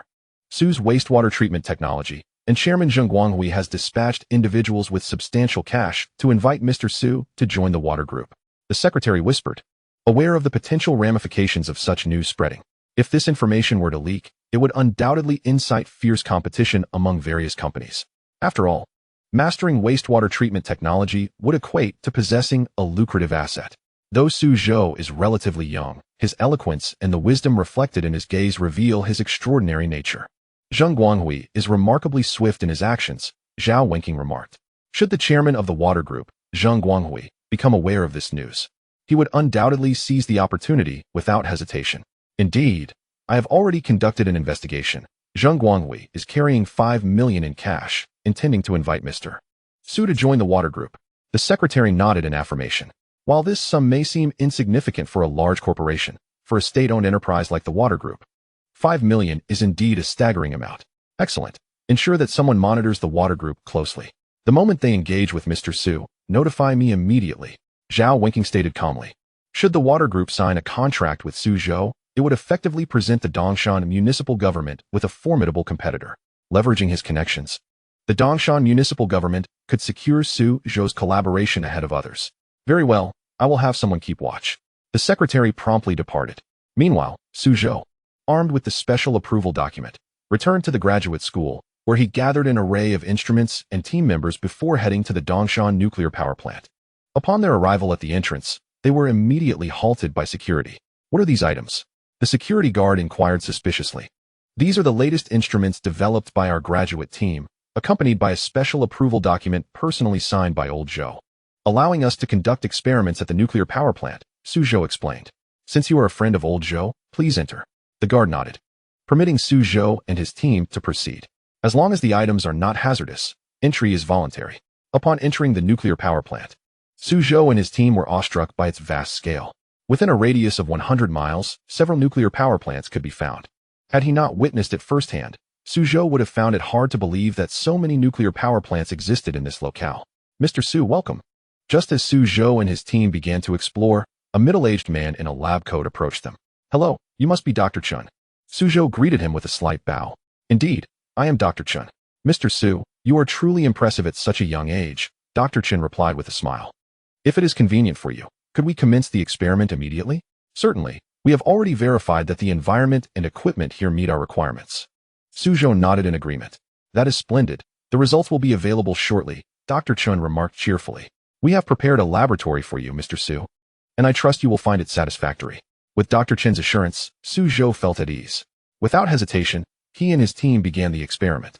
Despite being their first visit to a nuclear power plant, Zhou and his team operated with remarkable composure and efficiency. As they commenced their experiment, Dr. Chen promptly communicated with the Dongshan municipal government via internal channels. Mayor Zhou, Mr. Zhou has begun his experiment with his team. Upon hearing this news, Zhao Wenqing immediately rose from the sofa. So soon? Their pace is indeed impressive, Zhao Wenqing mused. While Zhou and his team were indeed swift, Zhao Wenqing felt no concern. Given their capabilities, they would undoubtedly achieve success swiftly. Yes, I have ensured that someone monitors Mr. Zhou's experiment closely. Should they succeed, I want immediate updates, the secretary affirmed. Zhao Wenqing stated calmly. Although the secretary did not fully grasp Zhao Wenqing's intentions, he complied. Chapter 13. Technological progress. Although the secretary was uncertain of Zhao Wenqing's ultimate goal, he had his own plans. With the expertise of Zhou and his team, they could undoubtedly secure the wastewater treatment technology ahead of the Dongshan municipal government and various companies. If other companies gained an advantage, the Dongshan municipal government could face an additional formidable competitor. Have they compiled their experimental data? Zhao Wenqing inquired as he reclined back onto the sofa. Though Zhou is young, his eloquence and perceptive gaze reveal his exceptional nature. I have arranged for someone to compile the data. As soon as Mr. Zhou obtains results, the data will be prepared promptly, the secretary confirmed. Despite having conducted prior investigations, Zhao Wenqing remained skeptical that Zhou and his team could finalize the wastewater treatment technology in such a short span. Perhaps he was overthinking it. Excellent. You must personally oversee the situation. Once the data is compiled, report the most critical findings to me immediately, Zhao Wenqing instructed. Although the secretary did not entirely understand Zhao Wenqing's intentions, he complied. At the Dongshan nuclear power plant, in the laboratory, Mr. Zhou, we have completed the task. As Zhou inscribed the final data point, he promptly turned the computer screen to display it to his team. Splendid. Upon seeing the remarkable data, his team erupted in joyous exclamations. The figures were astonishing. Despite the intricate operations involved, every datum was authentic and reliable. This data is sufficient. We can now focus on transforming these findings into wastewater treatment technology, Zhou stated calmly. Dr. Chun, I am truly grateful for your assistance. Mr. Zhou, you are too kind. This is merely part of our responsibilities, Dr. Chun replied, embodying vitality and a dedication to fitness. Dr. Chun, we wish to return immediately to our research. Is there a printer available here? Zhou inquired. Certainly, Mr. Zhou, please follow me, Dr. Chun nodded. Once Zhou and his team printed the data, they bid farewell to Dr. Chun and departed from the nuclear power plant. Mayor Zhou, Mr. Zhou has concluded the experiment and left. The secretary quickly informed Zhao Wenqing. So soon? Zhao Wenqing was taken aback. While he acknowledged Zhou's capabilities, he had not anticipated their swift completion of the experiment. Yes, it seems Mr. Zhou and his team did not linger at the nuclear power plant for long before departing with some data, the secretary relayed. Data? What sort of data? Zhao Wenqing asked. Puzzled. While he was aware of Zhou's purpose for visiting the Dongshan nuclear power plant, he lacked clarity on the specific technical details. I am unsure. But judging by Mr. Zhou's expression, it appears the experiment was successful. I suspect the data pertains to the core aspects of the wastewater treatment technology, the secretary speculated. Very well, maintain close surveillance on the situation. The moment Mr. Zhou's team begins working on this data, report back to me immediately. Back at the research institute, Zhou returned with the initial batch of experimental data. Everyone, Gather around to review this data. Upon entering the laboratory, Zhou displayed the findings to his fellow team members. The data was astonishing. Despite the intricate processes undertaken, every figure was both authentic and reliable. This data is more than sufficient. We can now focus on how to transform these findings into wastewater treatment technology. As his colleagues beheld the impressive data, they could not contain their excitement. Though everyone had been fatigued during this time, witnessing such remarkable data rejuvenated their spirits. Zhou, shall we begin researching how to convert this data into wastewater treatment technology? Wang Hao directly inquired. Indeed, while the data may appear astonishing at first glance, it warrants our utmost diligence. The subsequent matters are entrusted to you. Please approach them with care and precision, Zhou said calmly. Mr. Zhou, you can rest assured that we will handle it, came the reply. Although there had been some skepticism towards Zhou previously, the results of this experiment galvanized everyone's resolve to complete the project flawlessly. In the ensuing hours, Zhou and his team immersed themselves in fervent discussions. While none possessed Zhou's vast knowledge, their meticulous examination of the data revealed intriguing insights, particularly the operational steps that elicited enthusiastic responses. For these graduate students, the paramount objective was to scrutinize the data closely. Each member diligently reviewed the figures, engaging in lively discussions while taking notes. Despite their collective background in research, the near-perfect nature of the data was indeed a rarity, demanding an even greater commitment to study. Before they knew it, the clock struck 11 at night. Exhausted yet invigorated, the group remained energized. Zhou, shall we return to rest and resume our research tomorrow morning? Wang Hao inquired. Certainly. Everyone should rest well to ensure ample energy for tomorrow. Zhou nodded in agreement. Although the team longed to continue their work, their well-being remained paramount. The following day, upon arriving at the research facility, Zhou and his colleagues promptly resumed their investigations. Perhaps due to their fatigue, it wasn't until noon that Zhou received a call from Secretary Zhao winking. Mr. Zhou, may I inquire about the progress of your research? The secretary asked coolly. We have made some headway, but we wish to delve deeper, Zhou replied, withholding the complete truth. Despite sensing Zhao Wenking's amicability, he was reluctant to disclose the wastewater treatment technology. Very well, Mr. Zhou, please continue your research, Zhao Wenking responded. After hanging up, Zhou immediately returned to his studies. 3 days later, a groundbreaking wastewater treatment technology emerged. Upon witnessing the results, the team erupted in cheers. After nearly a month of relentless effort, they had finally achieved a breakthrough. Next, let us organize the data and our findings into a paper for publication, Zhou suggested. Understood, Zhou. Chapter 14. Technological Innovation. Subsequently, Zhou and his team meticulously analyzed their data and findings. A week later, a paper titled Towards the Future, Innovations and Optimizations in Wastewater Treatment Technology created a significant stir within the scientific community. Upon reading it, Zhao Wenking immediately called Zhou. Mr. Zhou, you have finally developed the wastewater treatment technology, he exclaimed excitedly. Indeed, Mayor Zhao, we have been working diligently, Zhou replied modestly. I have seen your findings. They are truly remarkable. When might you and your team visit my office? Zhao Wenking inquired. We can come by tomorrow morning, Zhou confirmed. The next day, Zhou and his team arrived at Zhao Wenking's office. Mr. Zhou, what are your thoughts on the wastewater treatment technology at the Dongshan nuclear power plant? Zhao Wenking asked neutrally. It is satisfactory, though we believe there is room for improvement, Zhou replied. What is your perspective on the existing wastewater treatment technologies following your research? Zhao Wenking continued. While they seem flawless, they possess certain shortcomings, particularly the cumbersome size of the equipment, which complicates mobility, Zhou articulated. Given this, we should address these issues to ensure the project reaches its utmost potential. Zhao Wenking stated resolutely. Agreed. We will expedite our research, Zhou nodded. In the ensuing weeks, Zhou and his team diligently pursued their studies. 2 weeks later, an even more refined wastewater treatment technology was developed.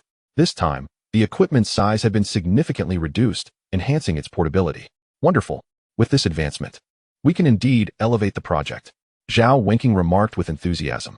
The project is now in your capable hands, Zhou said. Rest assured, I will treat this project with the seriousness it deserves, Zhao Wenking affirmed. Time swiftly passed, and half a year later, upon witnessing the Dongshan nuclear power plant fully operational, Zhou and his team were filled with a sense of pride. Although they had not witnessed the construction firsthand, their involvement in the research of wastewater treatment technology was a source of great honor. Zhou, shall we continue our research on wastewater treatment technology?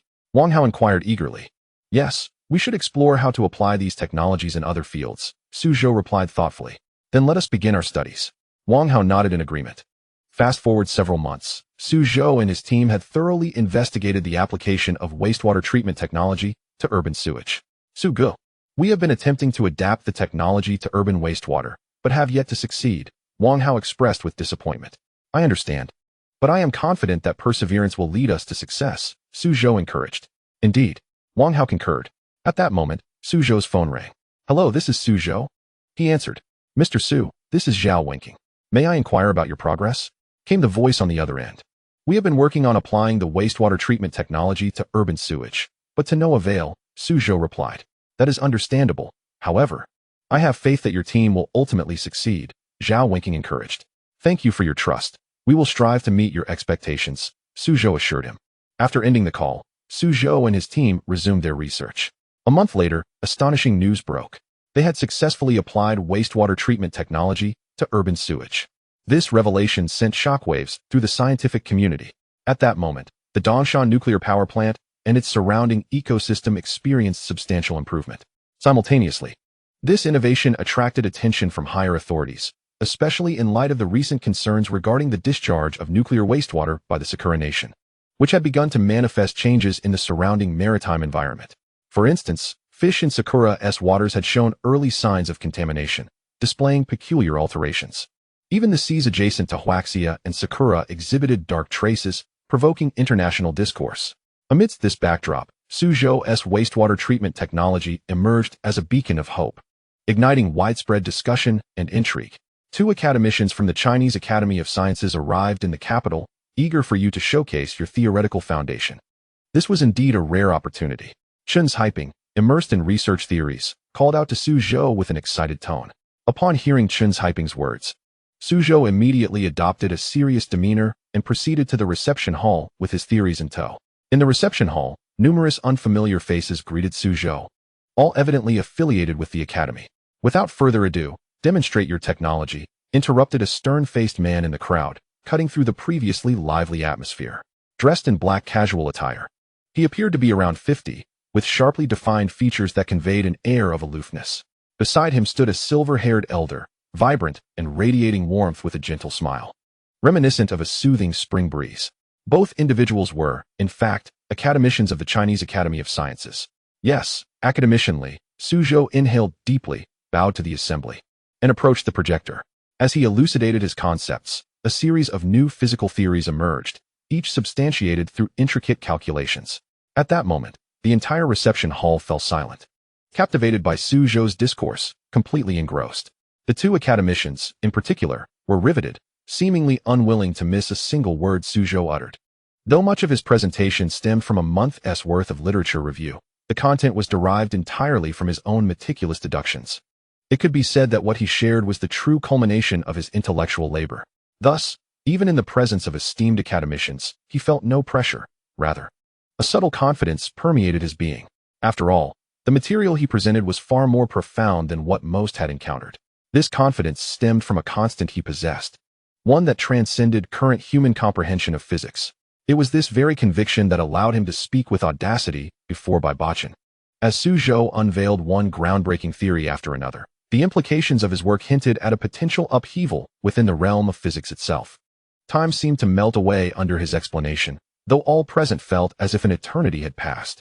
The above encapsulates my views and conjectures on the interrelations between pollution, conversion treatment, and renewable energy. I kindly welcome guidance from both esteemed academicians, Zhou concluded. With his final words, a profound silence enveloped the hall. All were momentarily stunned, with academician Li Qiuping exhibiting the most pronounced astonishment. He gazed at Zhou, his expression betraying an inability to conceal his awe. As the audience collectively inhaled, they instinctively stepped back, their gazes towards Zhou now imbued with reverence and admiration, particularly from the 2 venerable academicians.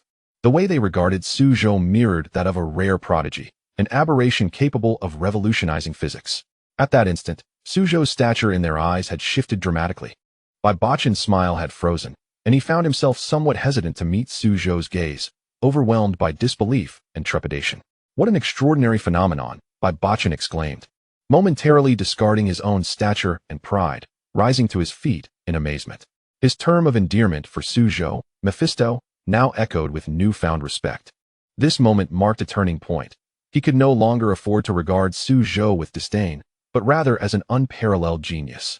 Bachin was at a loss for words, grappling with the realization that the young man before him was a marvel beyond comprehension. The profound insights Zhou articulated eclipsed the collective knowledge of all physicists at the academy. "Young man, you are indeed a prodigy," Bachin remarked, pacing back and forth, lost in astonishment. Despite his words, his face was a canvas of shock and excitement. The entire assembly was captivated by Zhou's prowess, with some already contemplating how to forge connections with this exceptional individual to obtain insights into his groundbreaking constant. Academician Li Qiuping had set aside his earlier stern demeanor, now regarding Zhou with fervent enthusiasm. He began to consider how to recruit this prodigy into the academy, envisioning the prestige that would accompany such an alliance. Yet, amidst the excitement, Li Qiuping keenly observed a fleeting calm on Zhou's face after his presentation, stirring a notion within him. This Mephisto might harbor additional revelations. Li Qiuping mused to himself about the potentially transformative consequences of Zhou's theories. Should they be validated, the entire physics community would likely erupt in fervor. He recognized that if Zhou could publish these theories, his name would resonate throughout the scientific world. "Dear Zhou, I wonder if you could further substantiate these theories?" Li Qiuping inquired with a gentle smile. "Of course, if you are not yet prepared, feel free to withhold your insights." Zhou exchanged a glance with Li Qiuping, smiling as he responded, "Oh, there are indeed deeper layers to these theories." "Indeed, deeper layers?" Li Qiuping was momentarily taken aback, not anticipating such a development. However, a spark of excitement ignited in his eyes as he asked, "Do you have any plans or topics you wish to explore further?" In that moment, Li Qiuping seemed to forget his esteemed status and age, resembling a keen student eager for knowledge, his gaze fixed intently on Zhou. Concurrently, Bachin awaited Zhou's response with palpable anticipation. Despite their vast experience, the brilliance displayed by Zhou had convinced them that he undoubtedly possessed further secrets yet to be unveiled. Even they pondered whether this young man could forge a new path. After all, those capable of revolutionizing physics are certainly incomparable to the esteemed physicists they are familiar with. Should Zhou gain recognition in the realm of physics, the prestige and influence he would cultivate would be unprecedented. If Zhou were to surpass them, all that these academicians possess would likely pale in comparison. At that moment, the gazes of everyone present towards Zhou transformed. The reputation and impact this young man possessed had evidently transcended their imagination. Zhou seemed to be reminiscing, responding with a calm remark. "If you are interested, you could join the Chinese Academy of Sciences. I believe your addition would significantly advance our country's scientific endeavors." Li Qiuping, brimming with anticipation, extended an invitation. "Indeed, if you join the academy, we could engage in more discussions," Bachin added hastily. At that moment, they appeared to have completely forgotten the age and status disparities between themselves and Zhou, resembling excited children encountering their cherished items, filled with eagerness and longing. "I shall not dwell on this. It may be premature to discuss," Zhou replied thoughtfully. "Young Zhou, if you need anything, feel free to reach out to me. My email is..." Li Qiuping, seemingly eager to ensure Zhou did not slip away, urgently shared his contact information. Afterward, he turned to the others with fervor, stating, "Everyone, I believe we must convene another seminar to thoroughly explore young Zhou's revolutionary theories." Yes, you are absolutely right," Bachin enthusiastically agreed. Should these theories be validated, those standing at the forefront of science might once again create a significant stir in the academic world. They could even leverage these theories to garner greater prestige and influence. Although the field of physics is currently flourishing, witnessing Zhou's extraordinary talent convinced them that this young man likely harbored even more untapped potential. If Zhou were to gain recognition, the prestige and influence he would command would be unparalleled. When Zhou took the lead, all that these academicians held dear would likely fade into obscurity. The eyes of everyone present now held a different glimmer when they looked at Zhou. That evening, in Li Qiuping's office, with palpable excitement, he grasped Bachin's hand, exclaiming, "Old Bai, can you imagine? If Zhou can substantiate his theories, the Chinese Academy of Sciences will once again bask in glory. Moreover, we could leverage Zhou's prestige and influence to outpace other research institutions, establishing ourselves as the vanguard of scientific research in China." As he spoke, Li Qiuping appeared to have another thought, fervently gripping Bachin's arm. "Consider this. If Zhou surpasses us, Our sphere of influence and prestige could be entirely overshadowed by this young man. At that point, the entire Chinese scientific community, even the world, would undoubtedly turn their gaze toward the academy, venerating it as a paragon. Everything we possess would rise in value. Bai Bachan, caught in a whirlwind of anticipation, shared Li Qiuping's vision of a glorious future, eagerly stating, "It would be wonderful if it unfolded, as you say. However, when do you plan to convene the seminar? I want to participate too. No rush." Li Qiuping replied with a sly smile, speaking mysteriously, "I think we should prepare thoroughly at this juncture. I will contact a few senior members and check their availability. By the way, remember to inform the heads of the other departments. You are right. We must prepare diligently. I will notify them immediately." Bai Bachan, fully immersed in visions of the future, hurriedly departed from Li Qiuping's office, seemingly having forgotten any prior unpleasantness with Zhou. Before long, Bai Bachan arrived at the lobby of the Physics Institute, where several department heads were gathered. He addressed them, "Everyone. Today you witnessed the undeniable brilliance of this young man, Zhou. I believe you recognize that his prestige and influence far exceed our expectations. We should seize this opportunity to closely align ourselves with Zhou, utilizing his strength to further elevate our academy." As soon as Bai Bachan finished speaking, a chorus of agreement erupted. Shortly thereafter, several heads made their way to Li Qiuping's office. Upon entering, they looked at Li Qiuping with eager expressions, as if they were about to pour forth all their thoughts. "We should immediately convene a seminar to thoroughly discuss Zhou's theories. Yes, furthermore, we must swiftly reach out to other research institutions to disseminate this news." "Exactly, let them all join our seminar." Before long, the entire Chinese scientific community buzzed with excitement, fervently dissecting Zhou's groundbreaking theories. Simultaneously, nearly every research institution across China received the Academy's seminar notification. Those who received the notice felt a tumult of emotions, especially those who had previously interacted with Zhou, who now regretted their past encounters upon witnessing his revolutionary theories. The uproar was primarily fueled by Zhou's wastewater treatment technology, wherein the radiation pollution component could be transformed into a new energy output point through a specialized conversion device. This signified a significant advancement in human nuclear energy application. Previously, concerns about pollution necessitated limitations on efficacy. With Zhou's technology, such worries would dissipate, and the polluted components could even enhance kinetic energy. Meanwhile, the protagonist, Zhou, remained blissfully unaware of the stir he had caused, cherishing a rare day of rest. Waking only after the sun had risen high in the sky.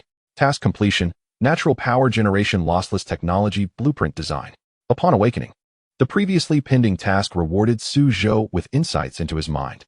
As the voice echoed, he immediately shifted his focus to the system. In the vast blue expanse, countless pieces of knowledge floated, and the information regarding the lossless natural power generation technology unfolded before Zhou's eyes. Chapter 17, New Ideas. New subjects. As Zhou's gaze fell upon this knowledge, an enlightening sensation washed over him, particularly as he began to digest the information. He discovered a profoundly significant detail. The natural power generation lossless technology described within differed fundamentally from all existing power generation methods on Earth. A completely novel domain has emerged, transcending all existing scientific technologies on Earth. Once this knowledge is shared with the public, it is destined to transform the entire world.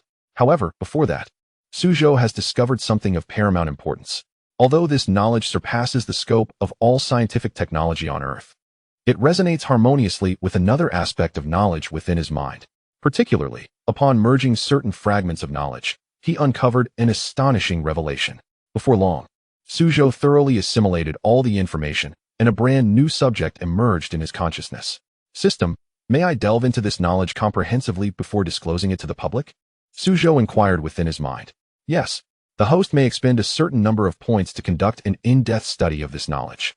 Additionally, the host can apply for a patent on this technology, allowing for a share of the profits when others utilize it."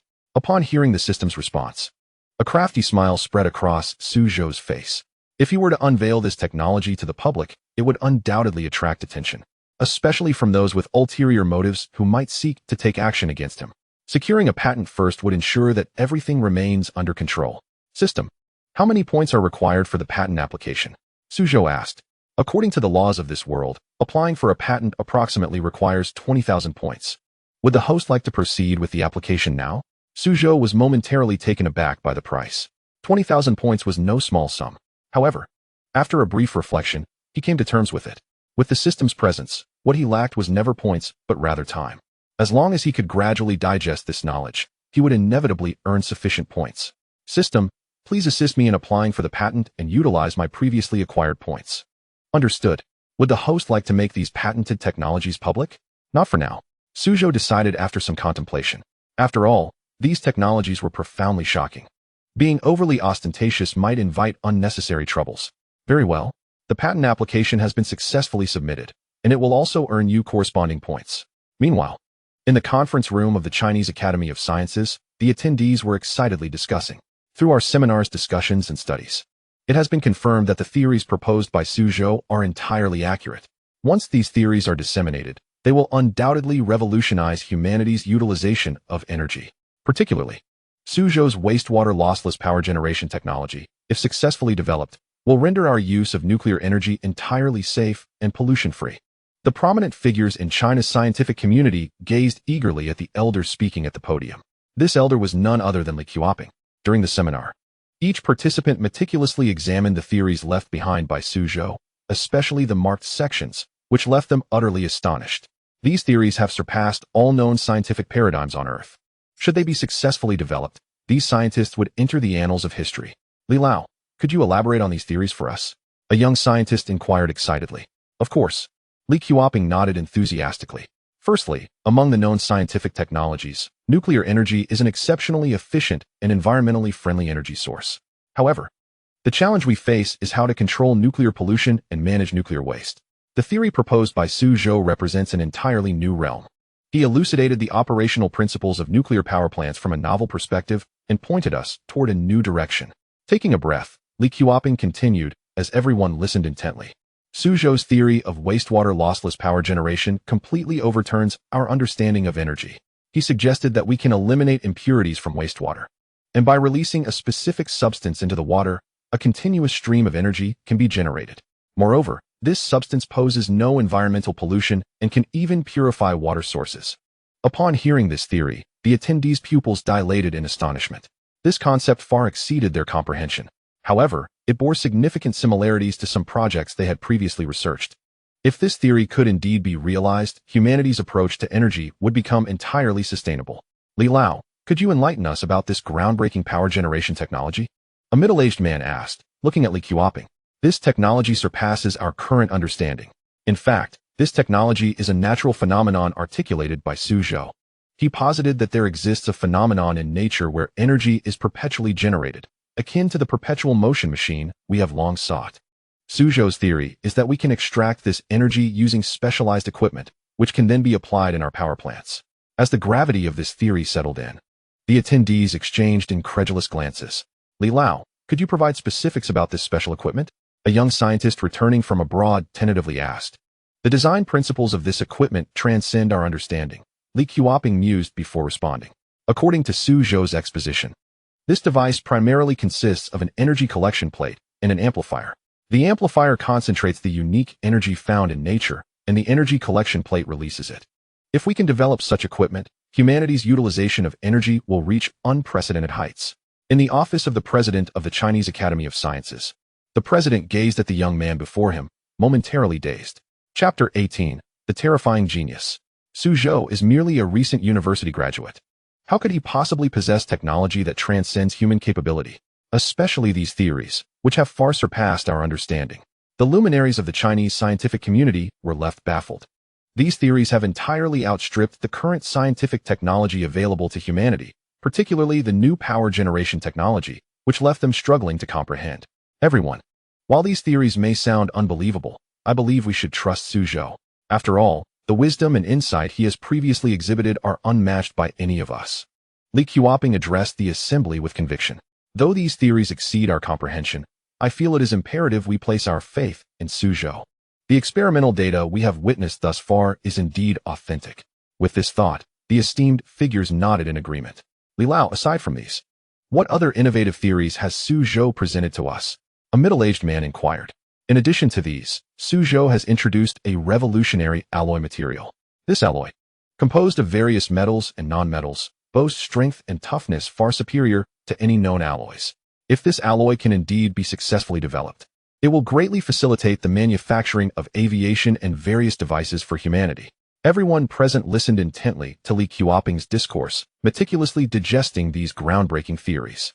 Should these theories come to fruition, humanity would undoubtedly progress further along the path of technological advancement. Mr. Li, is there anything else? A young scientist returning from abroad inquired with curiosity. Certainly, Li Qioping replied with a nod. Among the theories left by Zhou, he has illuminated a completely new direction, one that transcends our understanding. He proposed that we could investigate a controllable nuclear fusion technology. What? Upon hearing this theory, every individual present felt their pupils constrict in astonishment. Controllable nuclear fusion technology. This was entirely beyond their comprehension. If this theory could indeed be realized, humanity's energy crisis would be significantly alleviated. Mr. Li, could you elaborate on this controllable nuclear fusion technology? A young female scientist asked with keen interest. That would require Zhou to elucidate further. I can only convey that Zhou may very well be the Newton of our China. Perhaps even a revolutionary force across all scientific disciplines. Li Qioping asserted with a serious tone. At that moment, the president of the Chinese Academy of Sciences decided to select 10 members to journey to the research institute where Zhou was located. He wished to witness this genius firsthand. Meanwhile, Zhou, the focus of this attention, had arrived at the laboratory, intent on researching his new technology, an energy generation and storage system with zero loss. Although this technology seemed somewhat implausible, Zhou firmly believed in its feasibility. In the realm of Chinese science, the prevailing mindset remained too antiquated. They had not yet realized that the energy from nature is inexhaustible.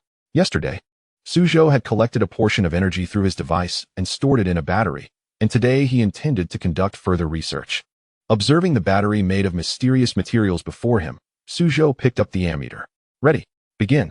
As the ammeter activated, Zhou took a deep breath. If his predictions were correct, the battery's charge and power would exhibit no loss whatsoever. Indeed, as the numbers on the ammeter gradually decreased, Zhou could hardly contain his excitement. The power stored in this battery showed no signs of depletion. What transpired next was even more astonishing. The previously diminishing numbers, upon reaching a certain threshold, astonishingly returned to their original state. How could this be? In that moment, Zhou was completely taken aback. He had initially thought this experiment was merely to validate his hypothesis, but he never anticipated such a result. The battery's charge had inexplicably reverted to its prior state. How could this be? Zhou was utterly bewildered. He even wondered if he was dreaming.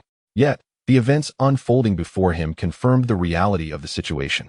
He had believed that this technology had merely achieved 50% efficacy, but to his astonishment, it had reached 100%. He had thought he had merely found a narrow path to success, yet it turned out to be a grand avenue leading to triumph. This technology surpassed all his previous understanding. How could there be no energy loss whatsoever? At this moment, Zhou's heart raced with exhilaration. Should this technology be realized, humanity's utilization of energy would ascend to unprecedented heights. With sleep entirely eluding him, Zhou promptly retrieved his notebook and began his calculations. If this technology could theoretically be actualized, then his innovation held immense promise. However, the complexities involved were vast. Coupled with his prior only superficial grasp of the relevant theoretical knowledge, realizing this technology would likely require considerable time. Moreover, given the hours he had already spent on experiments, it appeared he would have little hope of achieving anything today. Nevertheless, Zhou's yearning for this technology intensified. If he could bring this innovation to fruition, it would utterly revolutionize the energy sector. Although the technology currently felt elusive, Zhou was confident that with diligent effort, he could indeed realize it. 3 days passed in a blur, during which Zhou scarcely slept, perpetually immersed in his research. By the end of this period, he seemed to have grasped a newfound clarity. He promptly retrieved his mysterious materials along with the batteries he had constructed earlier. The issues with those batteries had likely stemmed from the impure materials he had used. But now, the situation was different. The mystical materials he had acquired, after careful study, proved to be vastly superior to those available commercially. If he could fully harness the potential of these materials, then his technology would undoubtedly come to fruition. Chapter 19. Revolutionary Creation. After 5 days of meticulous research, it felt as though Zhou had finally unlocked the door before him. Should he realize this technology, it would redefine the perceptions of everyone. Furthermore, if this technology were to be disseminated, humanity's approach to energy utilization would reach new heights. Indeed, for the coming centuries, humanity would no longer need to fret over energy concerns. However, This technology was merely in its infancy. The next step was to conduct thorough research. Meanwhile, the president of the Chinese Academy of Sciences and his entourage had arrived at the research institute. Upon witnessing the state of the institute, the president could not help but express his astonishment. He never expected this young man to truly create such marvels. Who are you? At that moment, Zhou noticed their arrival. The leader was his old acquaintance, Chen Haiping, though he was unfamiliar with the others. Hello, Mr. Zhou. I am the president of the Energy Research Institute at the Chinese Academy of Sciences. This is Mr. Chen Rulong, the director of the Science and Technology Bureau of the Ministry of Education, and Mr. Lin Zhaodong, the director of the Institute of Physics at the Chinese Academy of Sciences. After the president introduced himself, Zhou politely shook hands with the newcomers. Although Zhou was uncertain of their intentions, he sensed it had something to do with his research. Are you here to observe my experiment? Zhou gestured towards the battery before him. Indeed, the president nodded eagerly. Although the battery appeared quite ordinary, its significance was monumental. Very well, please follow me. Zhou led them into a conference room. When they beheld the room filled with batteries, their astonishment was palpable. Though these batteries looked unassuming, they understood that they represented the pinnacle of human ingenuity. Did you create all of these? The president asked, visibly shocked. Yes, Zhou affirmed with a nod. What distinguishes the materials used in these batteries from those available commercially? Lin Zhaodong inquired with curiosity. While the materials appeared similar to those on the market, Zhou was acutely aware that the differences were far from trivial. These materials are the finest raw materials I procured online, far superior to those available on the market. Zhou displayed all the batteries he had crafted upon the table. You may examine the intricate structure of these batteries closely. They contain a remarkably vital device. When the onlookers observed the device within the batteries, astonishment washed over them. This battery indeed possesses an additional component. What purpose does this device serve? Lin Zhaodong inquired with curiosity. The purpose of this device is to enhance the energy density of the battery tenfold, Zhou replied nonchalantly. What? At the revelation of Zhou's statement, everyone was taken aback. A tenfold increase in energy density? This is no trivial matter. One must understand that the energy density of current market batteries has nearly reached its zenith. Thus, humanity is profoundly dissatisfied with the range of electric vehicles. Should this technology be disseminated, the utilization of energy by mankind would ascend to unprecedented heights. What distinguishes these batteries from those available on the market? The dean inquired with interest. These batteries incorporate a uniquely special material that allows for a tenfold increase in energy density. Zhou retrieved an earlier model he had constructed. This battery contains a rare earth element that can augment the energy density tenfold. Upon witnessing the structure of this battery, the observers were undeniably astonished. The complexity of this battery's structure surpasses that of conventional batteries. The materials used within this battery were crafted through a specialized smelting technique. This technique is exceedingly intricate, demanding considerable financial resources and time. Zhou remarked. When can this technology be realized? Chen Haiping asked eagerly. To implement this technology, it may require some time. Zhou stated calmly. Currently, this technology is merely in its nascent stages. I need to conduct thorough research on it. Although this technology is exceedingly advanced, Zhou is aware that transforming it into reality is no simple task. After all, it involves a multitude of factors. How about the safety of these batteries? The dean questioned, somewhat apprehensive. For electric vehicles, the safety of the battery is of utmost importance. If the safety of the battery is inadequate, consumers will undoubtedly reject such electric vehicles. The safety of these batteries is remarkably reliable. They incorporate a highly specialized material that effectively prevents combustion, Zhou stated matter-of-factly. While the safety of these batteries is commendably assured, Zhou recognizes that substantial experimentation and research are still required to actualize this technology. This technology is truly extraordinary. The dean exclaimed with admiration. Mr. Zhou, should your technology be widely adopted, humanity's utilization of energy will reach an entirely new level. Chen Haiping added, equally exhilarated. Although this technology appears remarkably advanced, actualizing it is no easy feat. Zhou responded calmly. Mr. Zhou, might we explore the possibility of collaboration? The dean tentatively proposed. Our Academy of Sciences can provide the most advanced equipment and funding, while you can offer your expertise and knowledge. We hope to realize this technology through our partnership. Upon hearing this, Zhou felt a flicker of excitement. After all, the Academy of Sciences is among the premier research institutions in Huaxia. If he could collaborate with them, his technology would undoubtedly be expedited into reality. I am open to collaboration, but I must lead this initiative.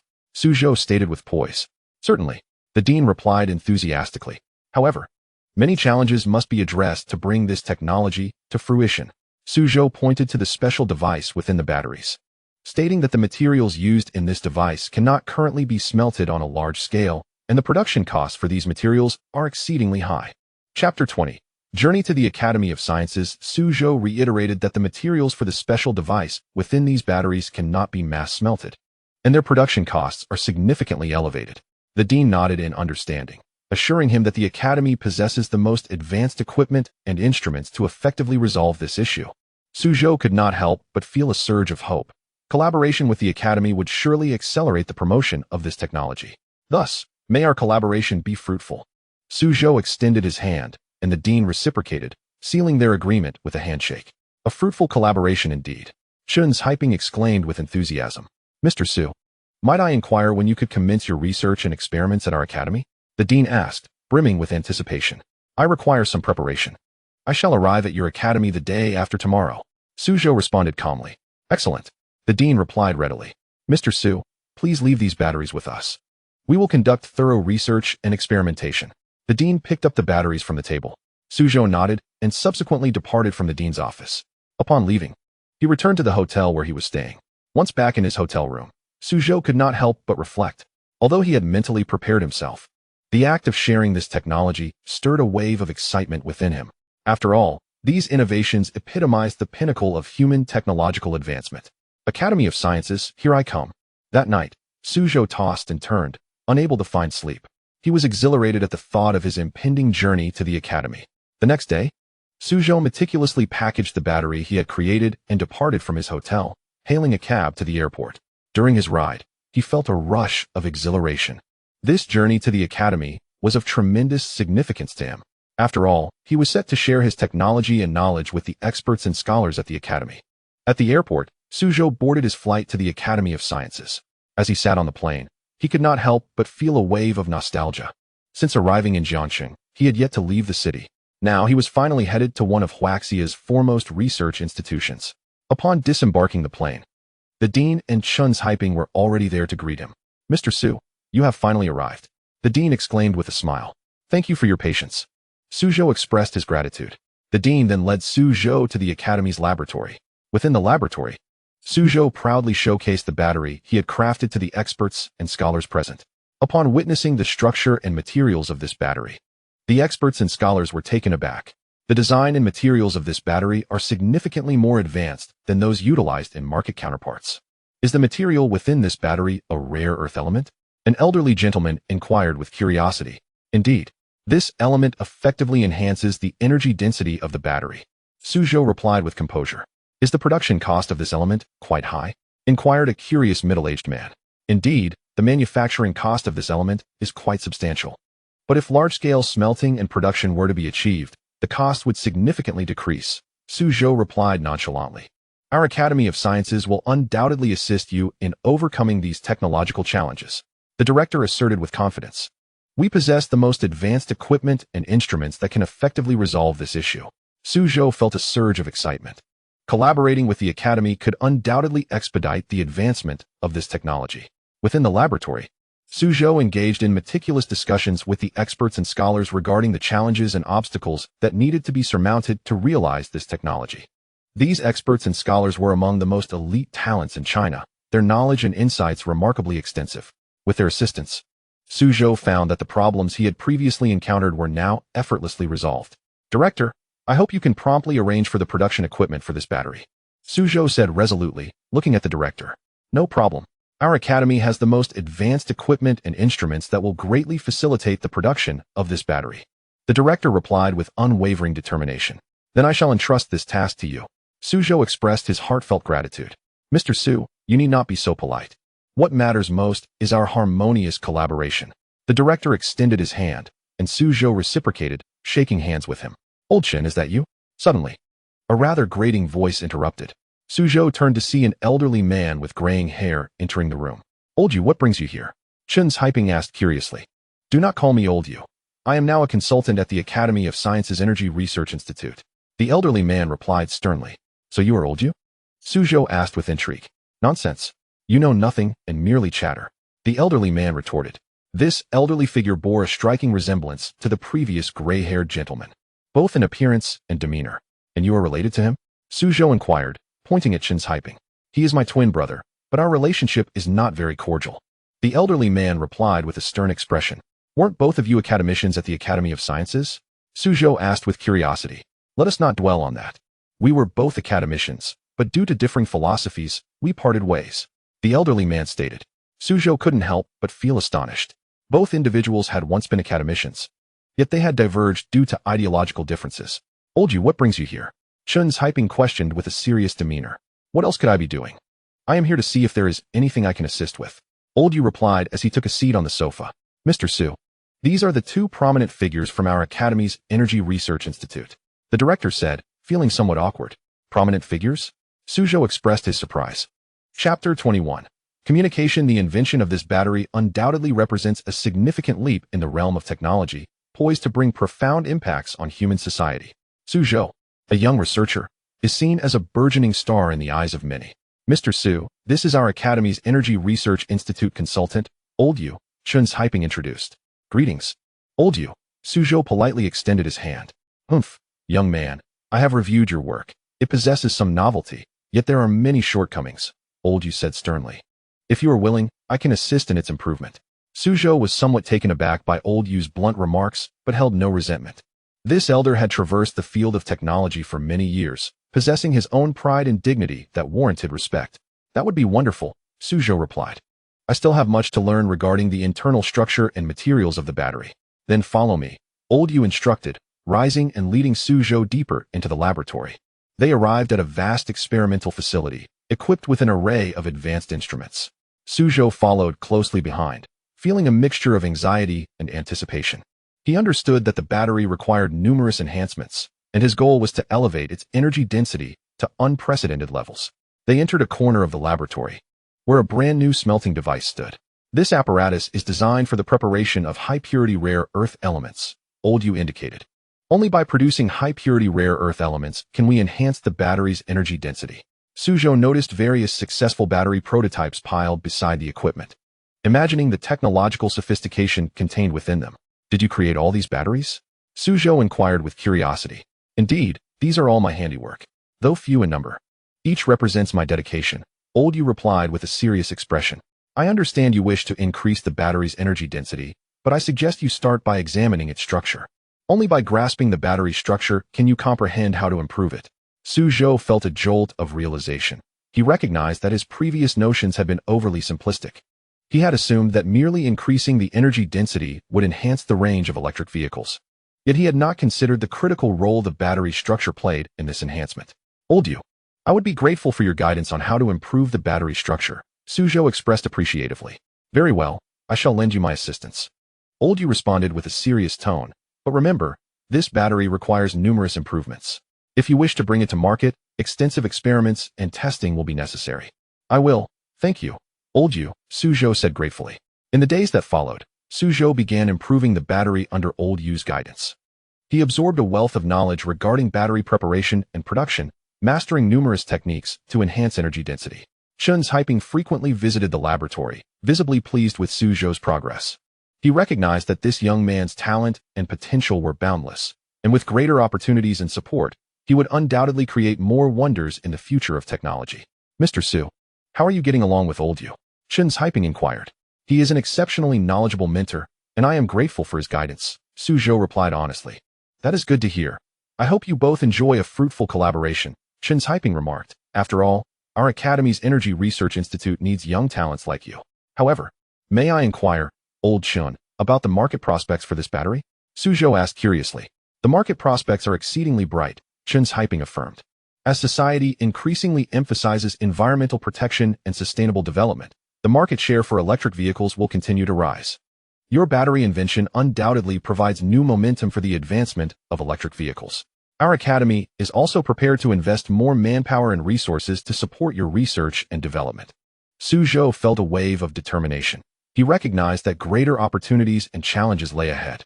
He understood that his journey was long, but he believed that with relentless effort and exploration, he could contribute significantly to human society.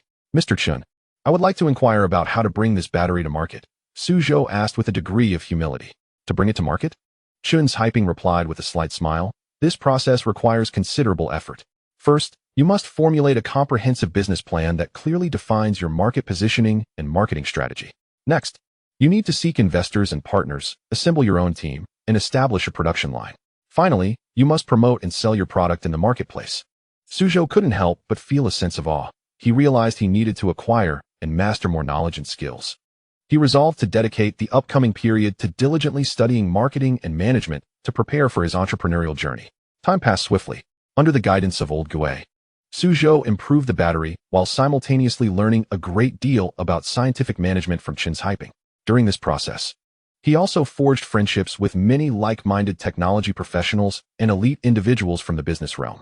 3 months later, Zhou successfully produced high-purity rare earth elements and made significant advancements to the battery structure. After numerous experiments and tests, the energy density of this battery reached an internationally leading level. Meanwhile, the Chinese Academy of Sciences had also registered Zhou's name for the International Energy Technology Conference. And today he was to fly to Cologne to attend this event. Accompanying him were Chun's Hyping and other members participating in the energy conference. In the waiting lounge, Chun's Hyping advised, "Do not be anxious, Zhou. With your technology, you are bound to dominate this energy conference and attract considerable attention. I anticipate numerous major conglomerates will seek to invest in you. However, we can only present the improved version. The military-grade version must remain confidential." Chun's Hyping emphasized that this technology had garnered national attention during its research phase. The complete version of the technology had been submitted to the state and the military. In an effort to safeguard Zhou's security, had arranged for bodyguards to protect him, indicating a high level of protection. They even contemplated preventing him from leaving the country. But Zhou insisted on attending, and they ultimately acquiesced. Chapter 22. The International Energy Sector. I understand, Mr. Chun. Zhou nodded, feeling a mix of emotions. He could sense the support and care from Chun's Hyping and the Chinese Academy of Sciences, but he also recognized the weight of responsibility and mission he bore. He could not allow his inventions and technologies to be shackled by commercialization nor exploited by those seeking personal gain. He aspired to contribute this technology to society, furthering human progress and development. "Mr. Su, I have faith in you," Chun's Hyping said, his gaze towards Zhou filled with trust and admiration. He believed in the young man's talent and character, confident that he would create even more miracles in the future. "Thank you, Mr. Chun." Zhou expressed his gratitude. He understood that his journey was long, yet he would steadfastly pursue his dreams. Soon, it was time to board the flight. Zhou and Chun's Hyping boarded the plane to Cologne. On board, Zhou felt a surge of excitement. He was about to step onto an international stage, facing elite scientists and energy professionals from around the globe. He understood the magnitude of his responsibility, yet he was confident in his ability to rise to the occasion. He aimed to showcase his technology and results to the world, proving his capabilities and worth. He recalled his initial intent to intern at the Chinese Academy of Sciences was to contribute to the sustainable development of human society. He knew this purpose would not waver. He would realize it through his technology and achievements. After nearly 10 hours of flight, the plane finally arrived in Cologne. Upon disembarking, Zhou and Chun's Hyping immediately headed to the venue of the International Energy Technology Conference. The gathering was filled with top scientists, experts, scholars, and corporate representatives from around the world, all engaged in fervent discussions and exchanges surrounding a new type of battery. "Ladies and gentlemen, I present to you the latest achievement from the Chinese Academy of Sciences, a battery made from high-purity rare earth elements. This battery's energy density has reached an internationally leading level, exhibiting superior stability and safety," Chun's Hyping announced from the stage, introducing Zhou's invention. What sets this battery apart is its self-repairing capability. In the event of a malfunction or damage during use, it can automatically mend itself, ensuring its continued operation. This significantly enhances the user experience of electric vehicles. Following this, Chun's Hyping showcased an animated video. In the animation, an electric vehicle was cruising down the road when a large dog suddenly dashed out from the bushes, colliding with the car. The battery beneath the vehicle was immediately ruptured. However, instead of igniting or exploding, the damaged battery autonomously repaired itself, returning to normal function. The audience was captivated, engaging in hushed discussions. This is indeed a remarkable invention. If the self-repairing function can be realized, the safety of electric vehicles would be greatly enhanced. Indeed, and the energy density of this battery is exceptionally high, providing electric vehicles with a longer range.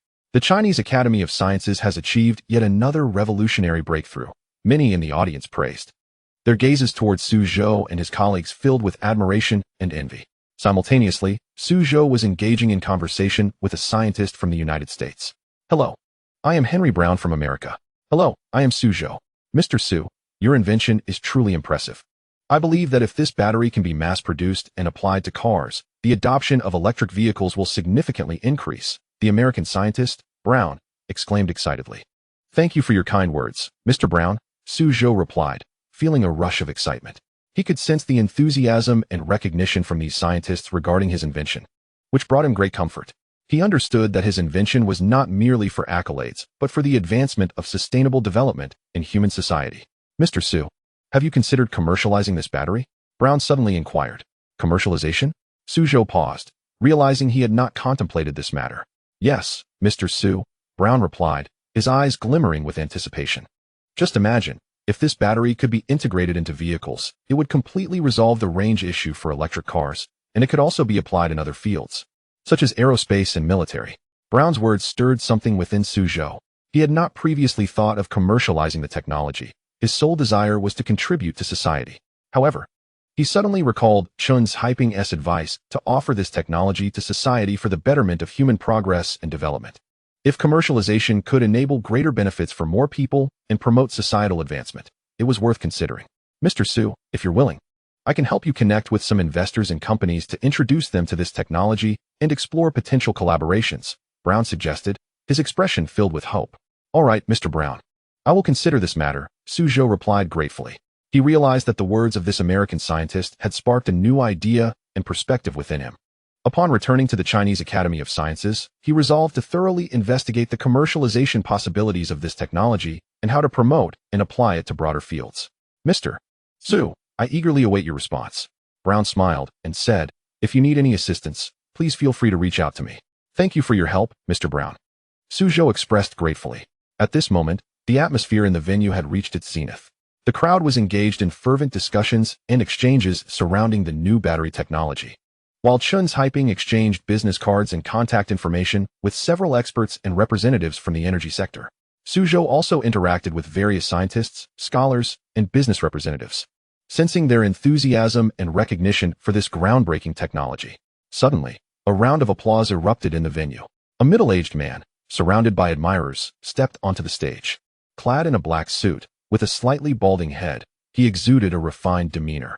Ladies and gentlemen, I am Joseph Harling, a representative of Siemens from Germany. The middle-aged man smiled at the audience. Chapter 23. The Olive Branch from Siemens today. I am deeply honored to share with you Siemens' perspective on future energy technologies.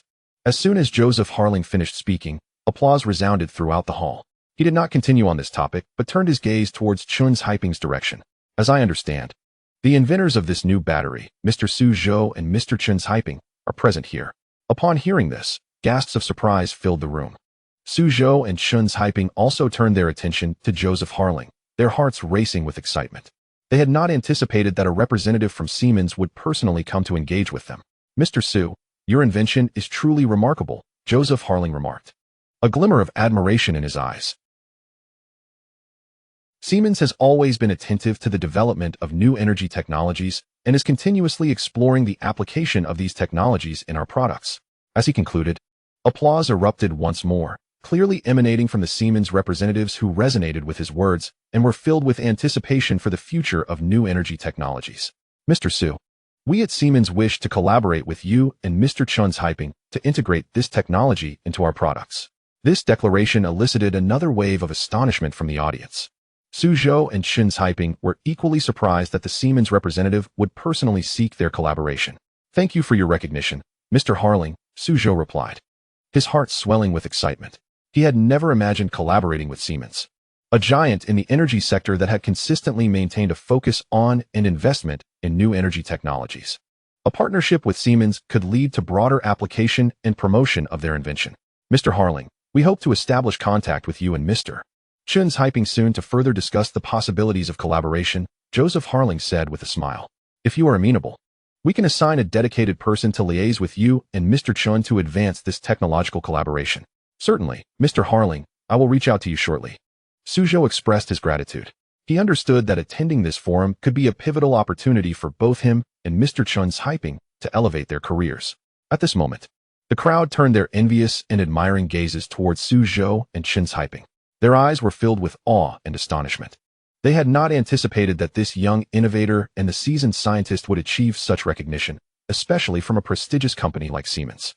Joseph Harling realized that his objective had been accomplished and shifted the topic to introduce Siemens' vision and plans for future energy technologies. Zhou and Chun's hyping listened intently to Harling's speech, gaining a deeper appreciation for Siemens' technical prowess and research capabilities. They contemplated that a collaboration with Siemens would not only lead to broader application and promotion of their technology, but also provide substantial financial and technical support, which would undoubtedly be beneficial for their professional growth. In the ensuing time, Joseph Harling elaborated on other aspects of Siemens, including the company's history, current status, and future plans. The audience was captivated, filled with curiosity and admiration for the head of the Siemens delegation. Zhou and Chun's hyping became the focal points of the event, basking in the accolades and admiration of those around them. They realized that their invention had transformed their destinies and would also impact the future of human society. In that moment, they felt an immense sense of pride and honor.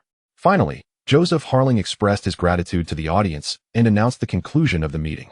As everyone began to depart, Zhou and Chun's hyping were invited by Harling to a private room. Here, they would engage in a more in-depth discussion about potential future collaborations. Both Zhou and Chun's hyping felt a mix of nervousness and excitement. Knowing this would be a significant meeting, Joseph Harling looked at Zhou and Chun's hyping, smiling as he said, "Mr. Zhou and Mr. Chun, your invention is truly remarkable. Siemens has always been vigilant regarding the development of new energy technologies and is eager to explore their application in our products. Thank you for your acknowledgement." Zhou responded gratefully. He had never considered collaborating with Siemens, a titan in the energy field that has consistently shown interest and investment in new energy technologies. A partnership with Siemens could lead to far-reaching applications and promotions of their technology. We hope to collaborate with you and Mr. Chun to integrate this technology into our products, Joseph Harling stated. As he finished, applause erupted once again, reflecting the Siemens representative's enthusiasm for the future of new energy technologies. Thank you very much for your proposal. Chun's hyping replied with a smile. We are also very eager to collaborate with Siemens. However, I noticed that the demonstration plan you provided seems somewhat abridged. If we are to collaborate, would it be possible for you to send us the complete version? Financial matters are not an issue, Joseph Harling inquired again. And Zhou frowned slightly. The complete version had already been submitted to the wastewater authorities and could not be disclosed. I am very sorry, Mr. Harling, but we cannot provide the complete version of the plan to your company, Zhou said apologetically. He understood that this request was somewhat unreasonable, given that the complete version had been submitted to the wastewater authorities and was confidential. Why is that? Joseph Harling asked, somewhat puzzled, as he had not anticipated that this request would be unfulfilled. It involves certain confidential matters that we cannot disclose, Zhou replied hesitantly. He did not wish to divulge that the complete version had been submitted to the wastewater authorities, as it pertained to sensitive information. I understand completely, Joseph Harling said with a smile. Then, could we sign a confidentiality agreement, and you could provide us with the complete version of the plan? Chapter 24. Conditions. Zhou and Chun's hyping exchanged glances, realizing that while this request was somewhat excessive, it was also acceptable. After all, collaborating with Siemens would lead to broader application and promotion of their technology, as well as greater financial and technical support, which would undoubtedly be advantageous for their professional development. Very well, let us return and deliberate, Zhou expressed gratefully, eager to collaborate with Siemens to facilitate broader application and promotion of the technology. I sincerely appreciate your support, Joseph Harling replied with a smile. If you are amenable, we can arrange for a dedicated team to liaise with you and Mr. Chun to advance this technological collaboration. Here is my contact information. There is no rush on this matter, as the energy conference is still some time away. I need to communicate with our domestic partners. In response to Joseph Harling's olive branch, Zhou maintained a reserved demeanor, revealing no overt enthusiasm. He remarked, and Joseph Harling, not surprised by Zhou's reticence, took his leave. The military version is out of the question. There seems to be little to discuss on that front, Chun's hyping commented as soon as Harling departed. That request is indeed reasonable, as the military version involves more confidential aspects that cannot be easily disclosed, Zhou acknowledged with a nod. Understanding the impossibility of such a request. What shall we do next? Chun's hyping inquired, a hint of confusion in his voice. We must continue to pursue collaboration with Siemens, Zhou asserted firmly. After all, Siemens is a giant in the energy sector. Their support would significantly enhance the application and promotion of our technology. However, we cannot provide them with the complete version of our proposal. Chun's Hyping voiced his concerns. I recognize that, yet we currently have no alternative, Zhou sighed. Aware that without Siemens' partnership, their technology would struggle to gain wider traction. We could draft a confidentiality agreement with them. After all, we are partners. And they would likely not disclose our secrets lightly, Chun's Hyping suggested. I have considered that, but I find it insufficiently secure, Zhou shook his head. We must contemplate additional strategies. At that moment, anxiety gripped Zhou. This technology was crucial, and failure to achieve broader application would render their efforts futile. I believe Joseph Harlan is not to be trusted, Chun's Hyping suddenly interjected, sensing that Harlan was probing for their vulnerabilities. Zhou shared this sentiment, recognizing the potential peril if their critical technology was exposed. We must exercise caution, he thought, feeling a wave of unease, yet realizing they had limited options. He retrieved his phone, preparing to inform Zhou Fong of the developments. Meanwhile, Zhou Fong was engaged in discussions with Huazhen and Wei Jing regarding collaboration. After Zhou briefed her on the situation, Zhou Fong paused thoughtfully. I believe we can proceed with collaboration, Huazhen remarked, acknowledging Siemens' stature in the energy realm. If we can partner with them, our technology will gain significant traction. Yet, there exists a risk of disclosure, Zhou Fong hesitated. We cannot gamble with this technology. The risk is too great. We cannot afford it, she reiterated. I propose we establish a confidentiality agreement with Siemens, Wei Jing chimed in. Would that not suffice? Zhou Fong hesitated. This still feels somewhat precarious. I find this approach feasible, Huazhen responded. We have our conditions. Should they breach confidentiality, we can hold them accountable.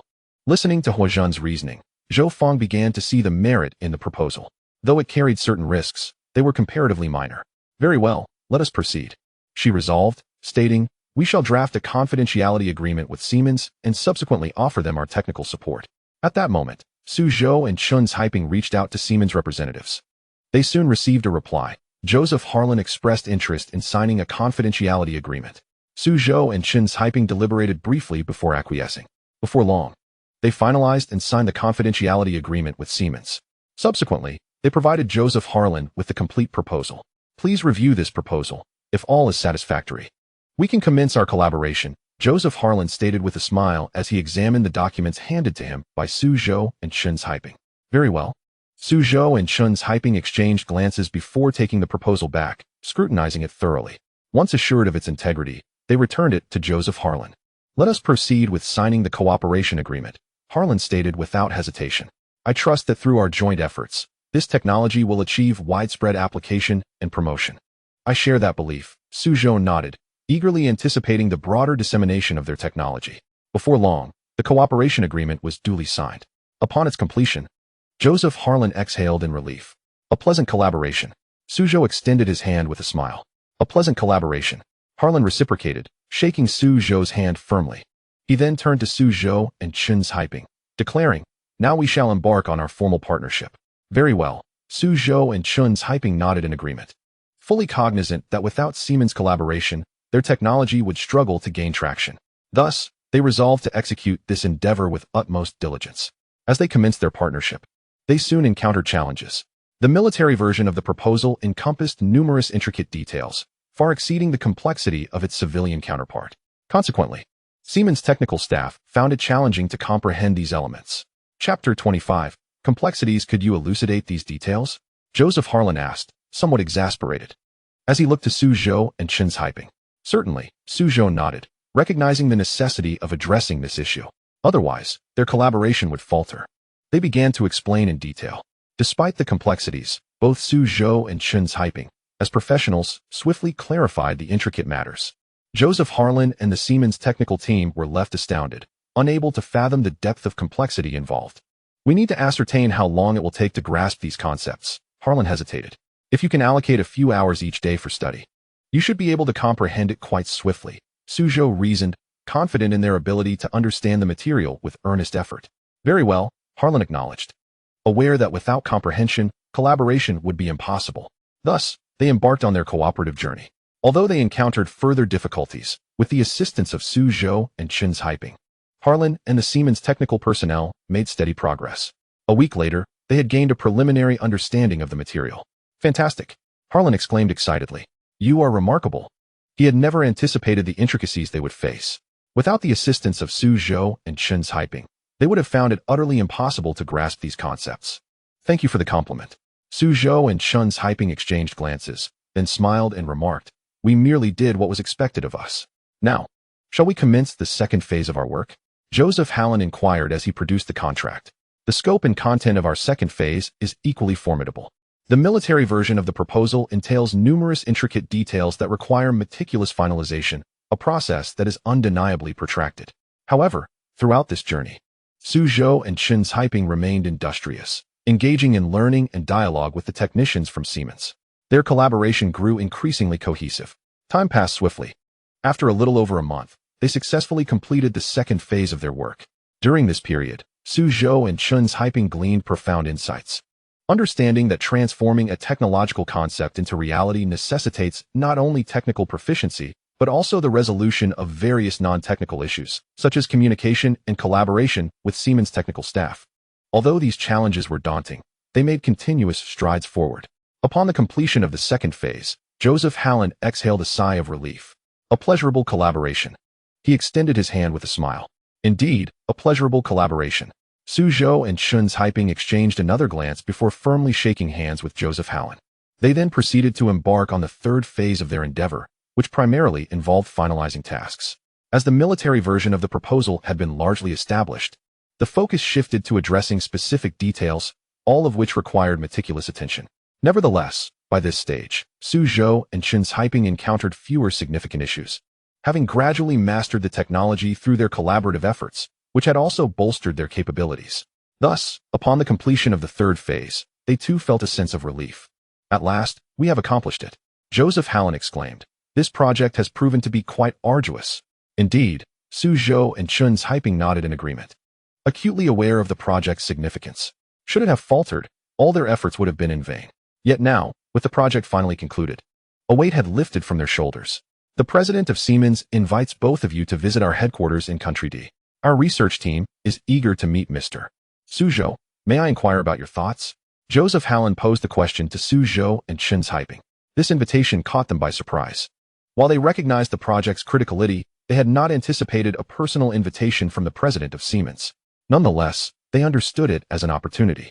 Fostering a relationship with the president and the research personnel could undoubtedly benefit future collaborations.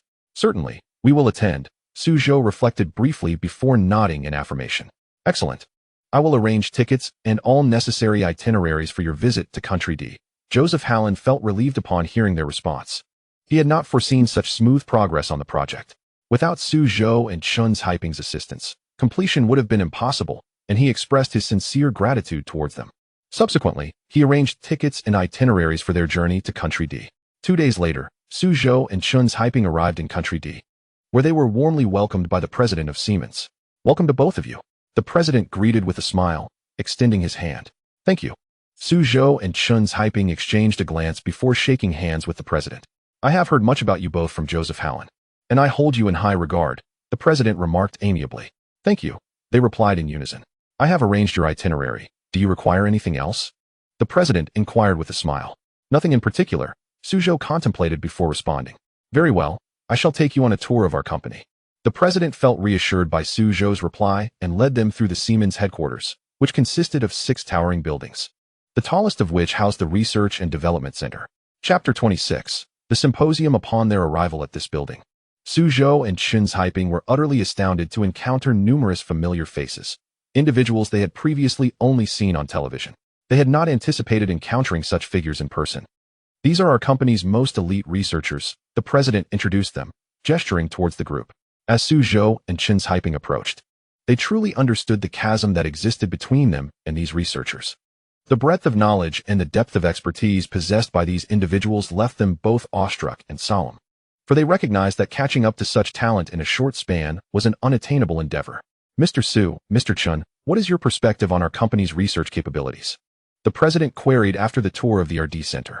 Your company's research capabilities are remarkably strong, Zhou considered before replying. Had we not been involved in this project, I find it hard to imagine how you could have developed such an advanced product in such a brief period. Do you perceive any shortcomings within our company? The president continued, aware of his company's potential flaws and eager to hear their insights. I believe your research speed is somewhat sluggish, Zhou reflected before stating. Since our collaboration began, you completed this project in merely 6 months. However, developing a second-generation product may take you an entire year. Therefore, I suggest your company intensify its research efforts and seek collaboration with various research institutions to expedite the development timeline. Your suggestion holds merit, the president nodded. Our company has always placed great importance on research, and we are eager to collaborate with domestic research institutions. Are you both interested in such a partnership? Absolutely. Zhou and Chun's hyping exchanged glances before affirmatively responding, fully recognizing the advantages that collaboration with research institutions would bring to their technological advancement. That is splendid news. The president beamed. I will arrange for personnel to contact you. He then engaged Zhou and Chun's hyping in further discussions on various other topics. Next, let me take you to engage with our research team. Coincidentally, the head of the energy team, Mr. Havero, is quite interested in you, Mr. Zhou. He has recently been studying energy related to engines, and you two should have plenty to discuss, smiled the president of Siemens. All right, Zhou nodded. Being quite familiar with the name Havero, a prominent expert consistently active in the energy sector. Upon arriving at Havero's office, Zhou observed that the man was a middle-aged individual with a balding head. Despite being in his 50s, he appeared remarkably vigorous and had a distinctly prominent nose. Welcome, gentlemen, Havero said with a smile as he extended his hand upon seeing Zhou and Chun's hyping. Thank you.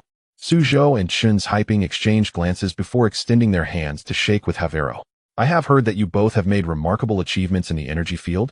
After shaking hands, Havero scrutinized Zhou and inquired.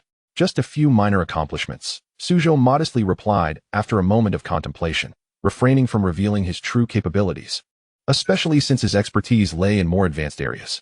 He sensed that oversharing might raise suspicions. What are your perspectives on the energy sector?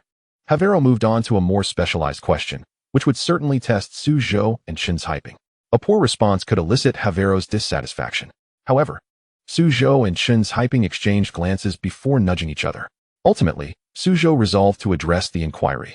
I believe the greatest issue with energy is the inability to recycle it. Upon voicing this statement, Havero's expression subtly shifted. He had anticipated hearing Zhou's views on energy, but was taken aback by the depth of his insight. The inability to recycle energy is indeed a significant problem. Zhou sighed gently. Yet, this does not imply that we cannot devise solutions. At this juncture, he recalled certain knowledge from his past life and continued. In my previous existence, I possess some understanding of energy recycling. Although certain aspects are not appropriate to disclose here, I am confident that we shall find a resolution in the near future. Havero was taken aback by Zhou's assertion. Although an expert in energy, he found himself unable to grasp the full extent of what Zhou had articulated. Nevertheless, he could sense that the knowledge Zhou held was remarkably advanced. What are your views on nuclear fusion? Havero pondered before posing another technical question, which would further challenge Zhou and Chun's hyping. While Zhou had thoughts on energy recycling, he found the practical implementation to be quite daunting. Thus, he was eager to hear Havero's perspective. I believe nuclear fusion is a highly promising field, Chun's hyping interjected. In terms of environmental pollution and resource consumption, nuclear fusion far exceeds fossil fuels. Additionally, countries possessing nuclear fusion technology hold significant status on the global stage. Havero nodded slightly, acknowledging Chun's hyping's viewpoint. We are currently researching a new type of energy that can be recycled. Havero shared his thoughts. Really? Both Zhou and Chun's hyping's eyes lit up at the prospect. If a recyclable energy source could indeed be developed, it would be an extraordinary achievement in the energy domain. Indeed, however, we have encountered some technical challenges that we have yet to overcome, Havero candidly admitted. He did not view this as a point of pride, as achieving success in the energy sector is exceedingly difficult. There are primarily two aspects to consider. First, enhancing the efficiency of existing energy sources to achieve recycling. Second, developing new energy sources to replace fossil fuels.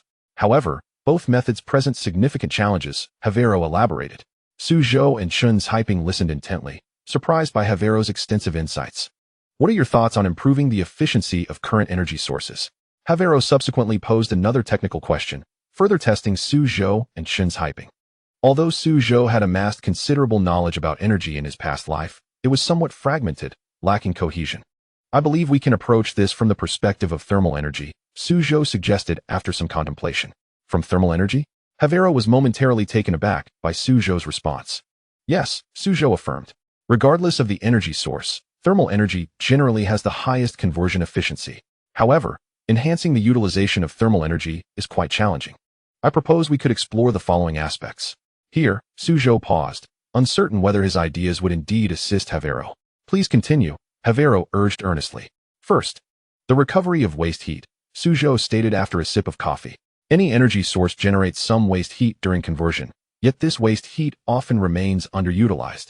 If we could recover and repurpose this waste heat, we could significantly enhance energy efficiency. Havero nodded in agreement with Zhou's perspective. What other areas can we explore aside from waste heat recovery? Havero inquired further. The second point pertains to the storage and transportation of thermal energy, Zhou elaborated. Any energy source inevitably incurs energy loss during transportation. Therefore, if we could store and transport energy in the form of thermal energy, we could minimize energy loss. Havero was somewhat surprised by Zhou's insights, not expecting him to approach the issue from these two angles. Storing and transporting energy in thermal form, Havero mused. He recognized that resolving these two issues could lead to a substantial enhancement in energy utilization efficiency. What are your perspectives on new energy sources? Havero posed another technical question. I believe there are numerous directions for new energy, Chen's Hyping interjected. For instance, solar energy, wind energy, geothermal energy, etc. However, these new energy sources all share a common drawback. They are significantly influenced by environmental conditions. Thus, we are continually researching a more stable form of new energy. Chen's Hyping expressed his pride in this endeavor. Zhou's research on energy storage without loss, in my opinion, only requires slight modifications to potentially enhance your technology. Havero nodded in agreement, refraining from interrupting Chen's Hyping's discourse. Beyond these new energy sources, there exists another form of energy that represents a trend for future development. Chen's Hyping subsequently expressed his thoughts. Please, go on, Havero said earnestly, his attention fixed on Chen's Hyping. That would be hydrogen energy, Chen's Hyping boldly proclaimed. The notion was indeed audacious, as hydrogen is a gas, and transforming this gas into a usable energy source presents considerable challenges. Hydrogen energy? Havero paused, taken aback by Chen's Hyping's assertion, not anticipating such a revelation. Indeed, Chen's Hyping affirmed with a nod. I firmly believe that the future of energy lies in hydrogen, as it is the element most readily convertible into energy. By employing certain methods to extract hydrogen, we can then proceed to store and transport it. Havero, after absorbing Chen's Hyping's words, nodded slightly in agreement, recognizing the validity of his perspective. Regardless of the energy source, if the issues of storage and transportation can be resolved, it can indeed become a superior energy form. Zhou interjected. For instance, while extracting hydrogen is quite challenging, its energy content is exceptionally high. Thus, if we can tackle the storage and transportation dilemmas, hydrogen will undoubtedly emerge as an ideal energy source. Havero, listening intently, again nodded, allowing Zhou to continue without interruption. Your insights into energy are indeed remarkable, Havero later remarked with admiration. Although he was uncertain whether these two directions were entirely correct, he sensed that they addressed significant gaps within the current energy sector. As time was slipping away, Chen's Hyping glanced at his watch and sighed.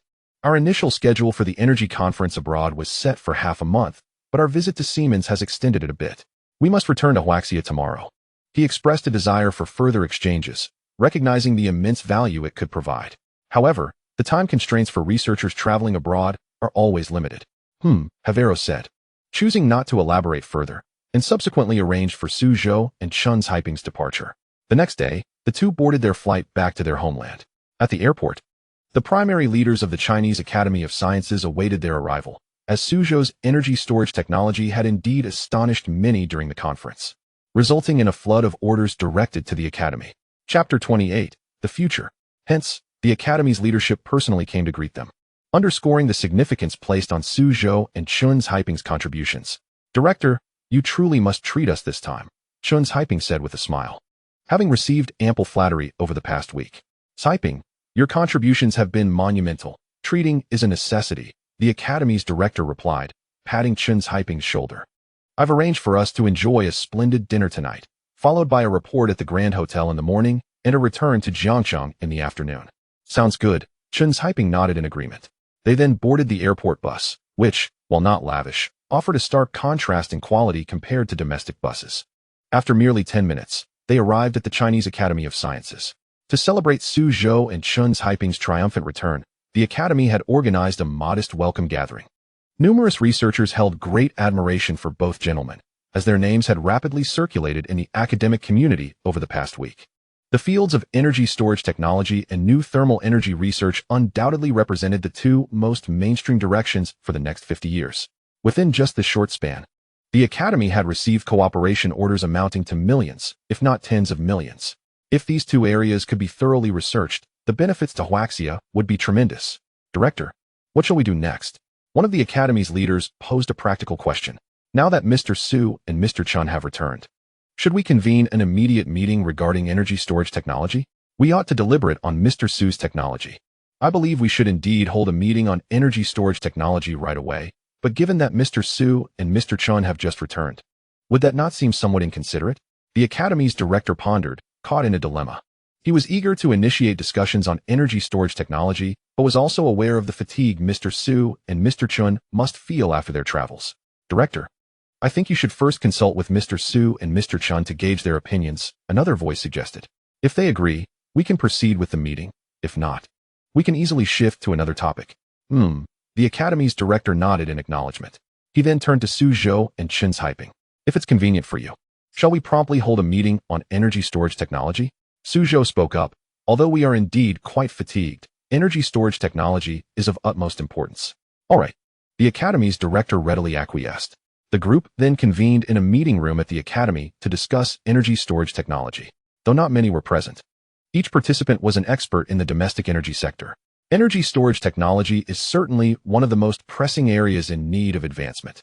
Any progress made here would greatly benefit Huaxia. Chun's hyping addressed the assembly, stating, "While I am merely accompanying you this time, I have clear insights regarding energy storage technology. Although this field holds great promise, numerous challenges remain to be addressed."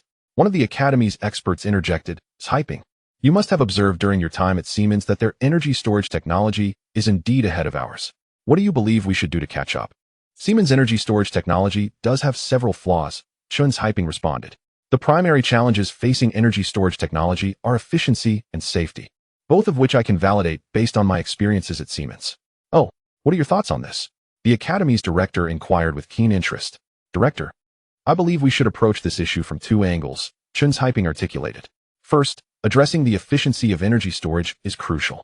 Many current technologies rely on large-scale battery systems for storage. While this method can retain significant energy, it also presents serious safety risks. If we could devise a method to minimize battery usage while enhancing both efficiency and safety, we could effectively resolve this issue. Secondly, the issue of safety arises. While many energy storage technologies claim to possess high safety standards, numerous hidden risks are often encountered during actual operations. A breakthrough would be achieved if a storage technology could guarantee 100% safety. Chun's hyping expressed his thoughts on this matter. If you can indeed address these two aspects, your ideas would undoubtedly be exceptional, remarked the president of the Chinese Academy of Sciences as he patted Chun's hyping on the shoulder. Do you have any substantial suggestions regarding these two aspects? I actually have some thoughts on these matters, Chun's hyping replied with confidence. Firstly, regarding energy storage efficiency, I believe that combining superconducting technology with energy storage technology could significantly enhance efficiency. The audience expressed confusion at the mention of superconducting technology.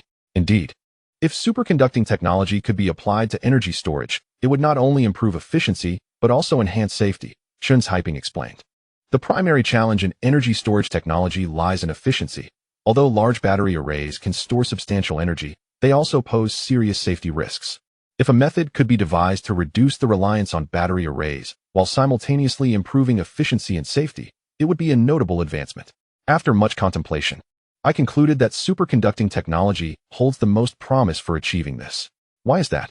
The president inquired, posing a practical question.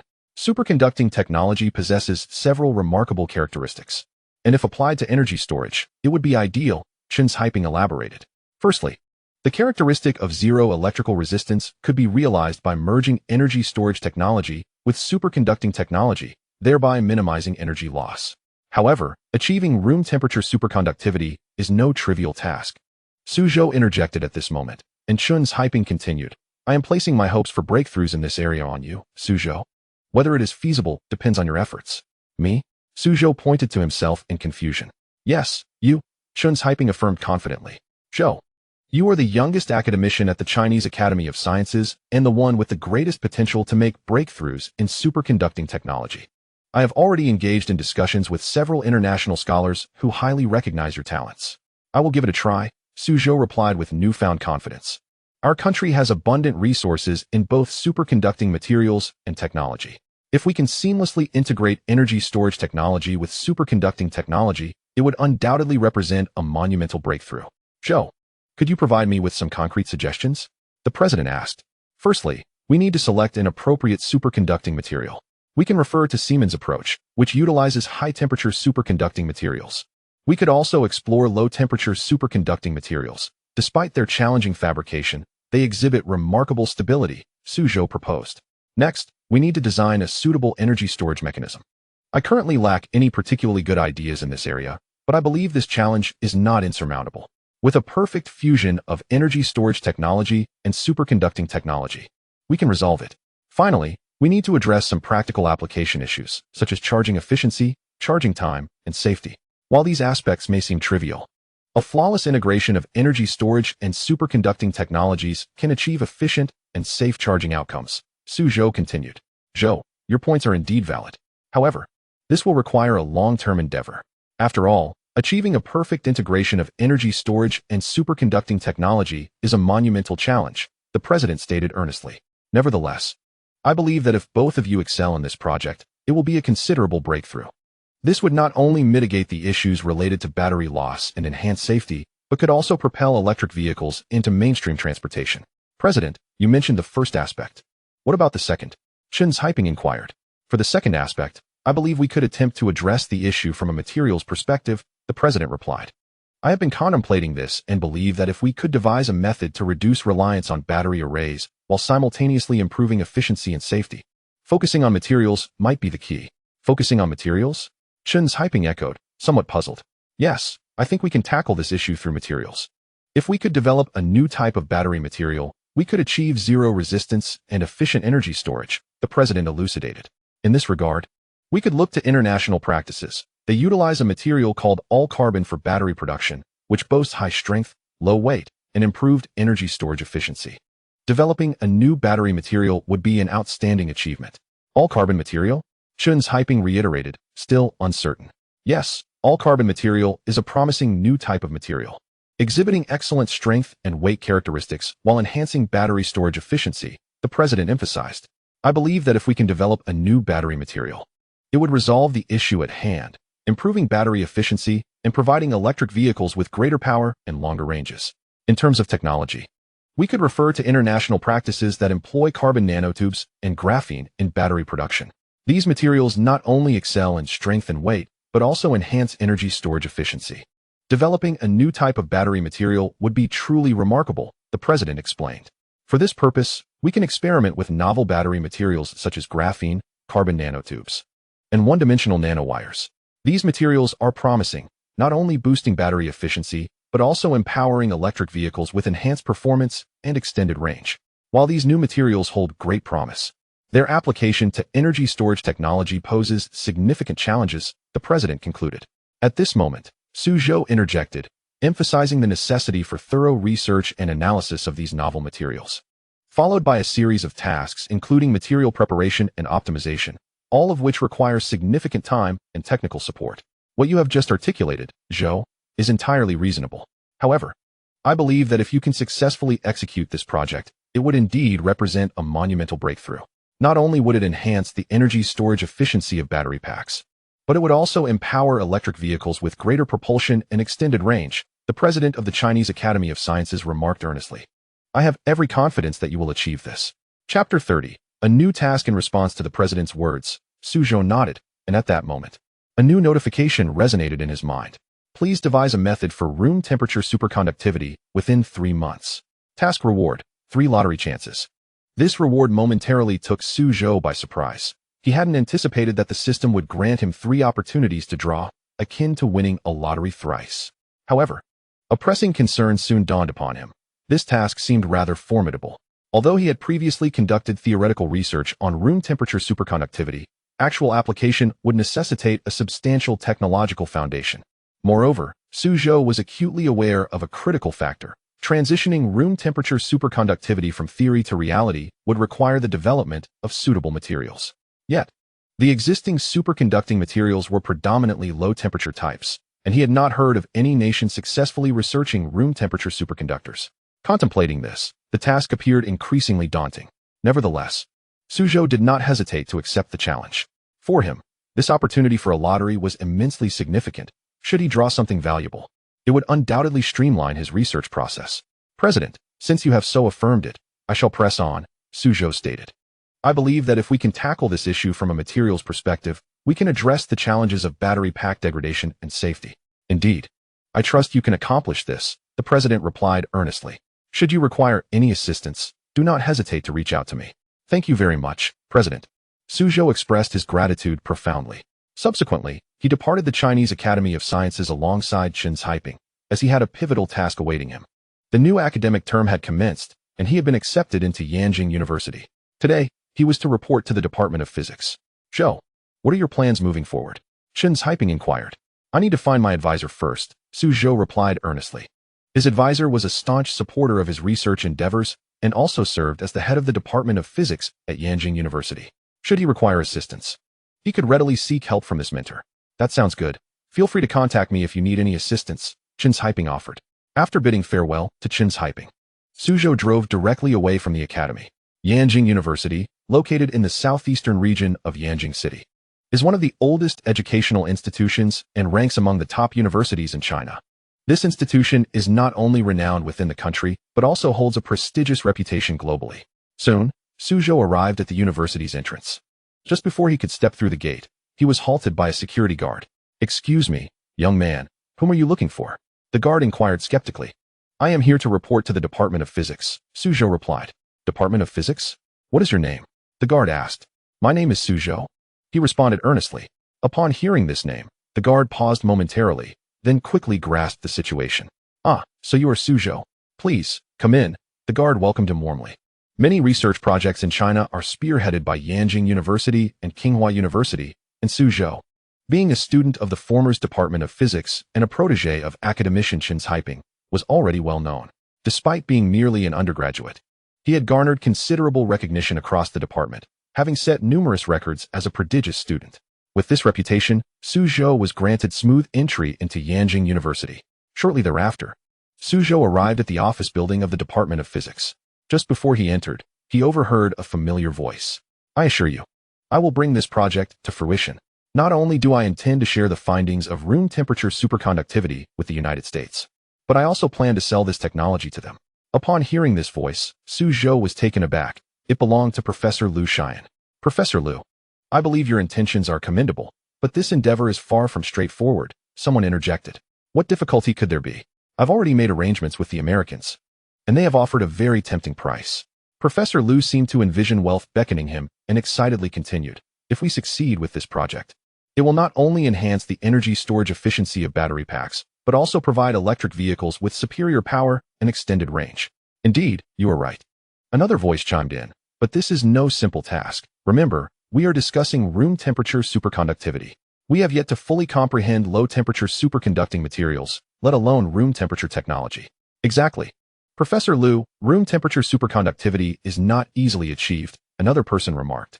I recall that 20 years ago, China invested heavily in researching this technology, spending billions over several months without any success. Indeed, I remember just after my graduate studies, I secured a position at the Academy of Sciences. They dedicated substantial resources to investigating room temperature superconductivity, involving the most esteemed experts. Yet after years of effort, there was no progress, another individual recalled earnestly. And then, Professor Liu inquired, puzzled. Eventually, the Academy shifted its focus toward high-temperature superconducting materials, was the reply. Given the immense challenges associated with room temperature superconductivity and the lack of advancements despite extensive investment, the Academy ultimately abandoned this line of research. Chapter 31. Commencing experiments, abandoning research on this technology? But this is room temperature superconductivity. Professor Liu exclaimed passionately.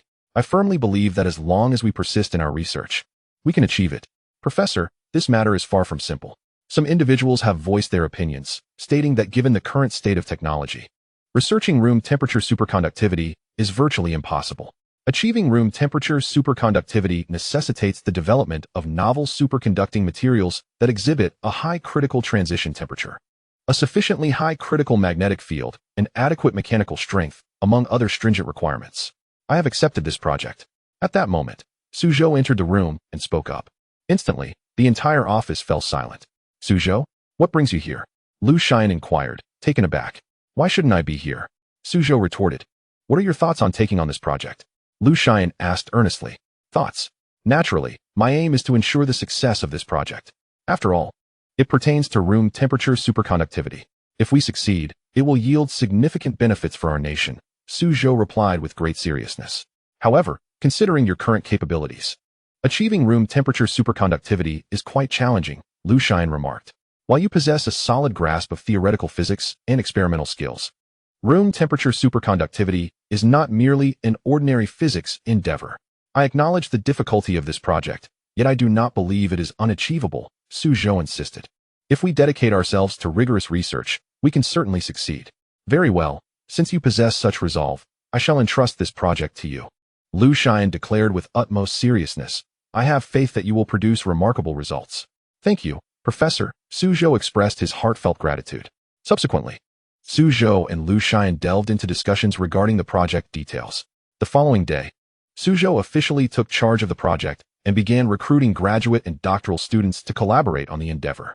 Over the course of the next month, Zhou dedicated himself to the laboratory, tirelessly researching and amassing a wealth of information on room temperature superconductivity. Today marks the day of the first experiment. Early in the morning, Zhou arrived at the laboratory. Zhou, you finally made it, Lu Xian remarked. I stayed up all night reviewing the experimental plan and identified some issues. What issues? Zhou inquired. Upon careful examination, I found the experimental design to be somewhat unreasonable and in need of revision, Lu Xian replied earnestly. After much contemplation last night, I devised a new experimental plan. Take a look. With that, Lu Xian handed Zhou a printed copy of the revised plan. Zhou took the document, reviewed it meticulously, and said, Professor Lu, this new experimental plan is indeed more rational than the previous one. When do you intend to commence the experiment? Lu Xian asked. Right now? Zhou exclaimed. Eager to begin. Excellent, Lu Xian responded joyfully. I shall join you in this experiment. Thus, Zhou and Lu Xian commenced their work. The experiment required heating a metal specimen, applying pressure under atmospheric conditions, and ultimately observing whether superconductivity manifested. After 2 hours of diligent work, Zhou completed the heating phase. The next step involved applying pressure. Zhou connected a syringe to a sealed container, evacuated the air, and placed the metal inside. The external syringe was linked to a pressure pump. As the pressure gradually increased, the metal was compressed. Once the pressure reached 1 standard atmosphere, Zhou paused. At this point, the metal had been compressed into a thin sheet. Next came the crucial observation for superconductivity. Zhou retrieved the pre-prepared resistance measurement device and placed its probes onto the metal sheet, carefully monitoring the readings. Lu Xian stood anxiously nearby, awaiting the outcome. After approximately 2 minutes, the readings on the resistance meter began to change. Professor Lu, look. The readings on the resistance meter are decreasing, Zhou pointed out. And what follows? Lu Xian asked. Next, I will adjust the parameters on the resistance meter and continue my observations, Zhou replied.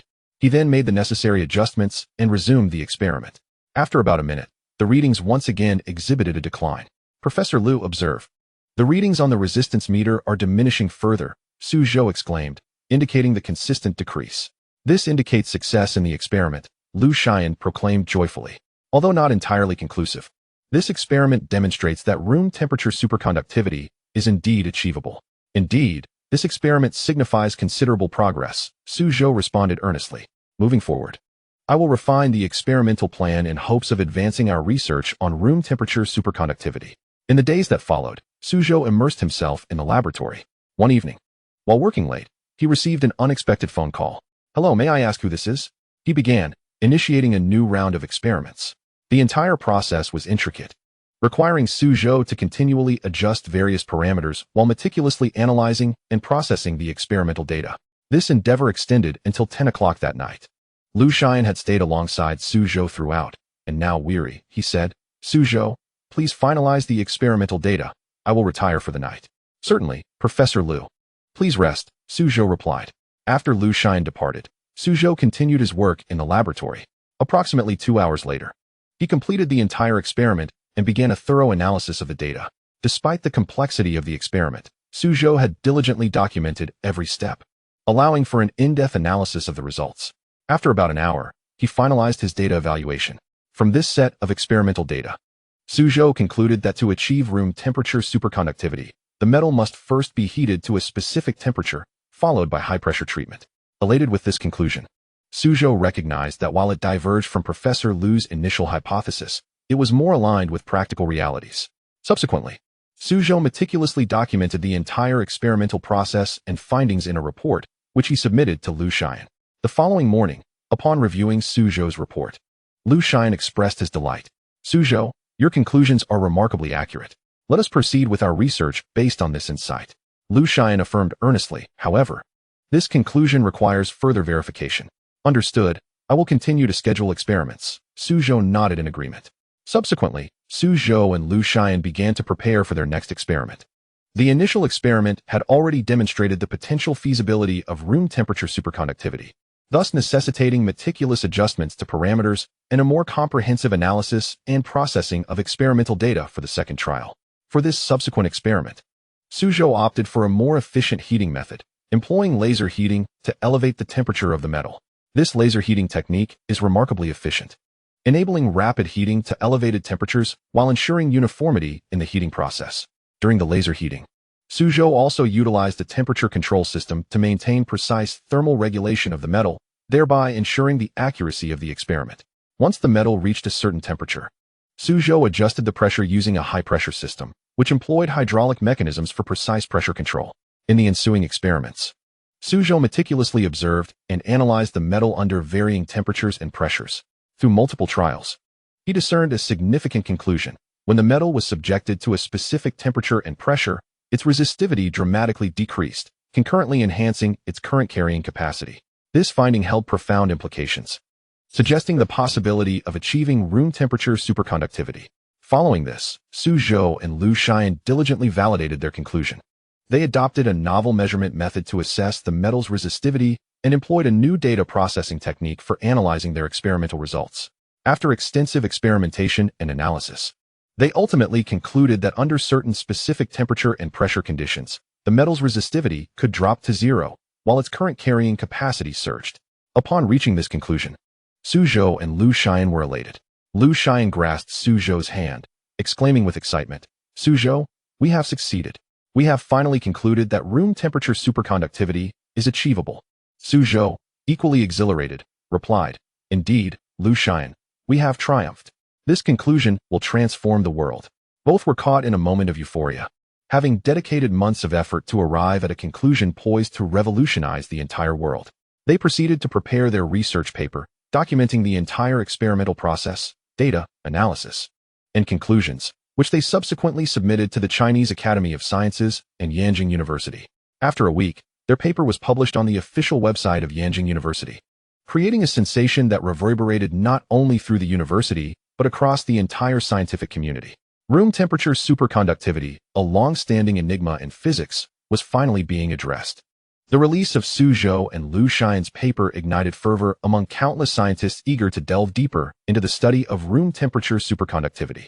The Chinese Academy of Sciences and Yanjing University shared in the excitement, having anticipated the results of Zhou and Liu Xian's research, particularly at Yanjing University, where both Zhou and Liu Xian were esteemed members. Their achievement brought pride and recognition to the institution. At that moment, both on campus and beyond, there was heightened attention towards Zhou and Liu Xian's groundbreaking paper. Zhou, albeit young, had showcased remarkable talent, garnering admiration from many. Liu Xian, though older, felt fortunate to witness the breakthrough in room temperature superconductivity in his lifetime. The successful attainment of this technology heralded broader applications for superconducting materials, especially in the realm of electrical transmission, where it would effectively address energy loss due to resistance. This promised to usher in a revolutionary change for the world. Within just half a month, Zhou and Liu Xian's paper garnered widespread acclaim from the scientific community, and they received accolades from Yanjing University and the Chinese Academy of Sciences.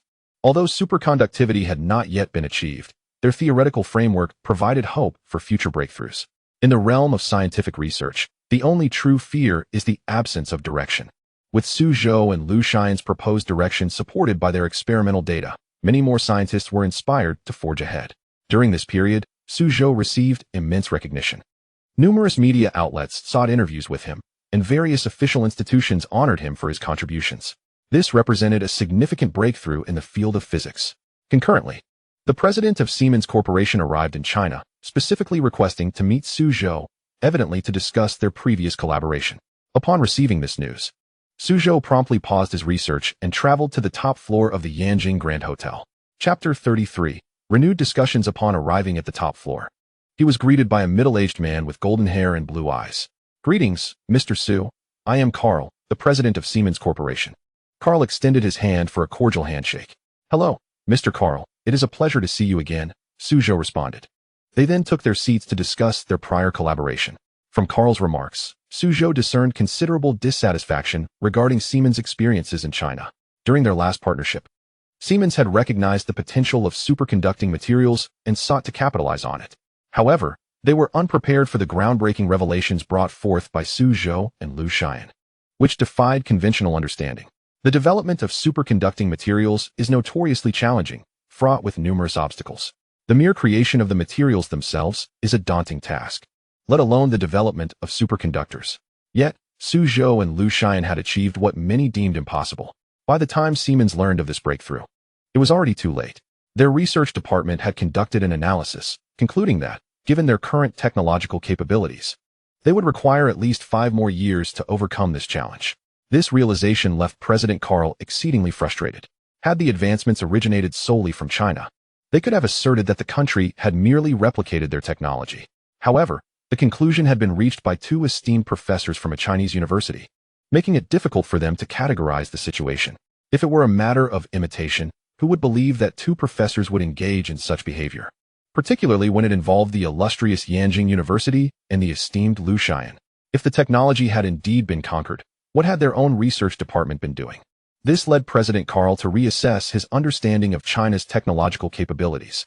His visit to China was twofold: to discuss further collaboration with Zhou and to meet the young physicist who had made such remarkable strides. After all, the ability of Chinese scientists to develop superconducting materials spoke volumes about the country's technological prowess, sparking Carl's interest in potential collaboration. Although China had succeeded in creating room-temperature superconducting materials, Carl surmised that they had yet to master the intricacies of superconductivity itself, as the latter is significantly more complex than the development of superconducting materials. Moreover, how had China acquired such materials? This question only deepened Carl's fascination with China's scientific capabilities. Today he arrived in Huaxia with the intention of discussing this matter with Zhou. Zhou discerned Carl's intentions and promptly replied, "I sincerely apologize, Mr. Carl. We have also acquired this room-temperature superconducting material by chance, and it is inconvenient for us to disclose the specific channels through which it was obtained. However, we are immensely eager to collaborate with your esteemed company. After all, we have merely grasped the material development aspect, while our research on superconducting technology remains in its nascent stages." Zhou spoke with heartfelt sincerity. Although Yanjing University and Zhou were keen on collaborating with Siemens, they were well aware of the company's notorious reputation for exorbitant demands. Naturally, this decision was made solely by Zhou and Liu Xian. While Yanjing University was eager to partner with Siemens, they also recognized the formidable influence of the Huaxia Academy of Sciences. Should this information become public, the Academy would undoubtedly seize the opportunity to ascend. At that juncture, the Huaxia Academy would certainly achieve further breakthroughs in superconducting technology. For Siemens, they would be reluctant to engage with the Huaxia Academy, given that the Academy's prowess far surpassed that of Yanjing University. This presented a profound dilemma for Siemens. On one hand, they desired collaboration with Huaxia, while on the other, they wished to prevent the Academy from rising through this opportunity. Carl remained silent for a moment before speaking. "Mr. Zhou, we greatly appreciate your stance, and we are indeed eager to collaborate with your nation. Naturally, we understand the esteemed positions you and Mr. Liu hold, and we wish to avoid any unnecessary complications. Therefore, we must discuss the details thoroughly before proceeding with our collaboration." Carl expressed his point with a touch of tact. Zhou understood Carl's implication and replied, "Thank you very much for your support, Mr. Carl. You are too polite, Mr. Zhou." Carl responded courteously. Subsequently, the two began to deliberate on the terms of their collaboration. The scope of this partnership extended beyond merely the development of superconducting materials. It also encompassed cooperation on superconducting technology. It is essential to note that the challenges associated with superconducting technology surpass those of material development. This realization thrilled Zhou immensely. Should they collaborate with Siemens, they would undoubtedly achieve further breakthroughs in superconducting technology.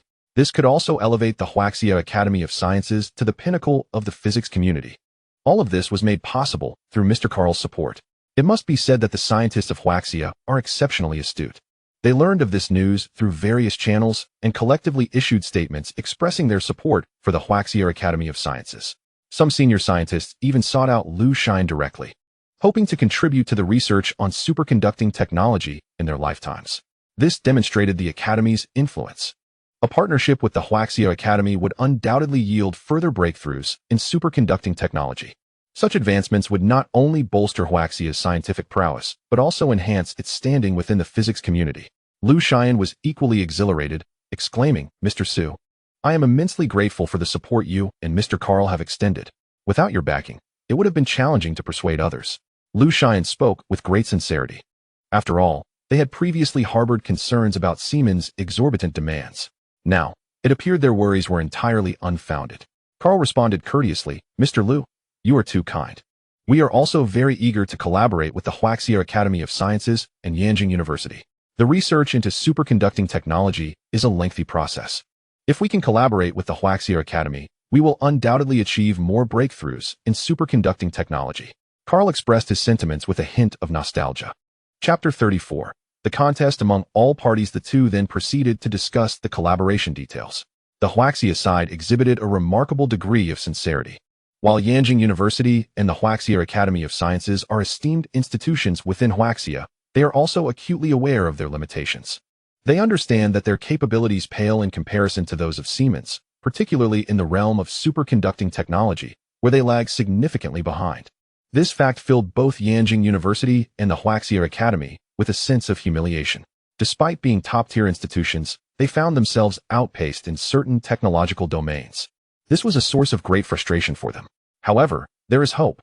Huaxia has finally acquired room-temperature superconducting materials and initiated research into superconducting technology.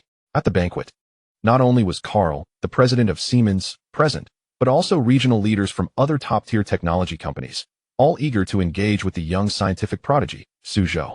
Although these regional leaders were esteemed guests of the Huaxia Academy, they possessed keen insight. They could discern Carl's keen interest in Zhou, even extending an invitation to him. If they could collaborate with the Huaxia Academy, they would be able to share in the spoils. With this thought in mind, the regional leaders of these top technology companies began extending invitations to Zhou. To their surprise, Zhou, unaware that they were esteemed guests of the Huaxia Academy, responded politely, "Thank you very much for your invitations. However, I am feeling somewhat unwell this evening, and I hope you will understand." He then tactfully suggested to Carl, "Mr. Carl, let us continue our discussion regarding the collaboration." Carl understood Zhou's implication and replied, "Thank you for your suggestion. However, we are aware of the strengths of the Huaxia Academy. While it may fall short in certain areas, I am confident that the Academy will achieve significant breakthroughs in superconducting technology. We at Siemens wish to join hands with the Huaxia Academy to make further advancements in this field." Carl articulated his thoughts. As one of Huaxia's premier institutions, the Huaxia Academy of Sciences possesses a solid foundation in superconducting technology, despite being slightly overshadowed in other domains. This presents a profound dilemma for Siemens. They are reluctant to engage with the Huaxia Academy, yet they do not want to miss out on this opportunity. After all, collaborating with the Huaxia Academy would enable them to achieve remarkable breakthroughs in superconducting technology. This could also elevate Siemens' standing in the physics community. Currently, it is crucial to note that we do not have a comprehensive grasp of superconductivity. We have only demonstrated the feasibility of room-temperature superconductivity. Should we wish to further this research, it is estimated that a minimum of $5 billion in funding would be required to support it. As for the technology in this domain, it remains uncertain whether your companies are willing to invest such sums. Zhou understood the intentions of these companies well. Rather than negotiating with them individually, it would be more prudent to lay out his conditions clearly, allowing those willing to proceed to move forward, while others could be set aside. Present were prominent companies such as Siemens, Sony, Hang Seng, and Zhongyuan Heavy Industries, which Zhou deemed the most promising. This revelation astonished those in attendance. Research into superconducting technology demands substantial financial backing, which deters many companies. However, it now appears that the Huaxia Academy's research in this field holds great promise. Thus, Carl quickly interjected, funding is not an issue. Our Siemens company is more than willing to invest heavily in a partnership with the Huaxia Academy of Sciences. Sony is eager to join as well. We at Hang Seng will not lag behind. Zhongyuan Heavy Industries also desires to collaborate with the Huaxia Academy. Immediately, the regional heads of the other companies expressed their own intentions. I would like to have individual discussions with the heads of your companies, selecting the one with the most favorable conditions for collaboration. Zhou raised an eyebrow upon noticing the interest of all four major companies, contemplating a private negotiation. This decision astonished everyone present. It is well known that these four companies are top-tier technology firms in China. To partner with any one of them would be a significant honor. Yet, it seems that Mr. Su intends to engage in separate discussions with each of these four giants. What audacity!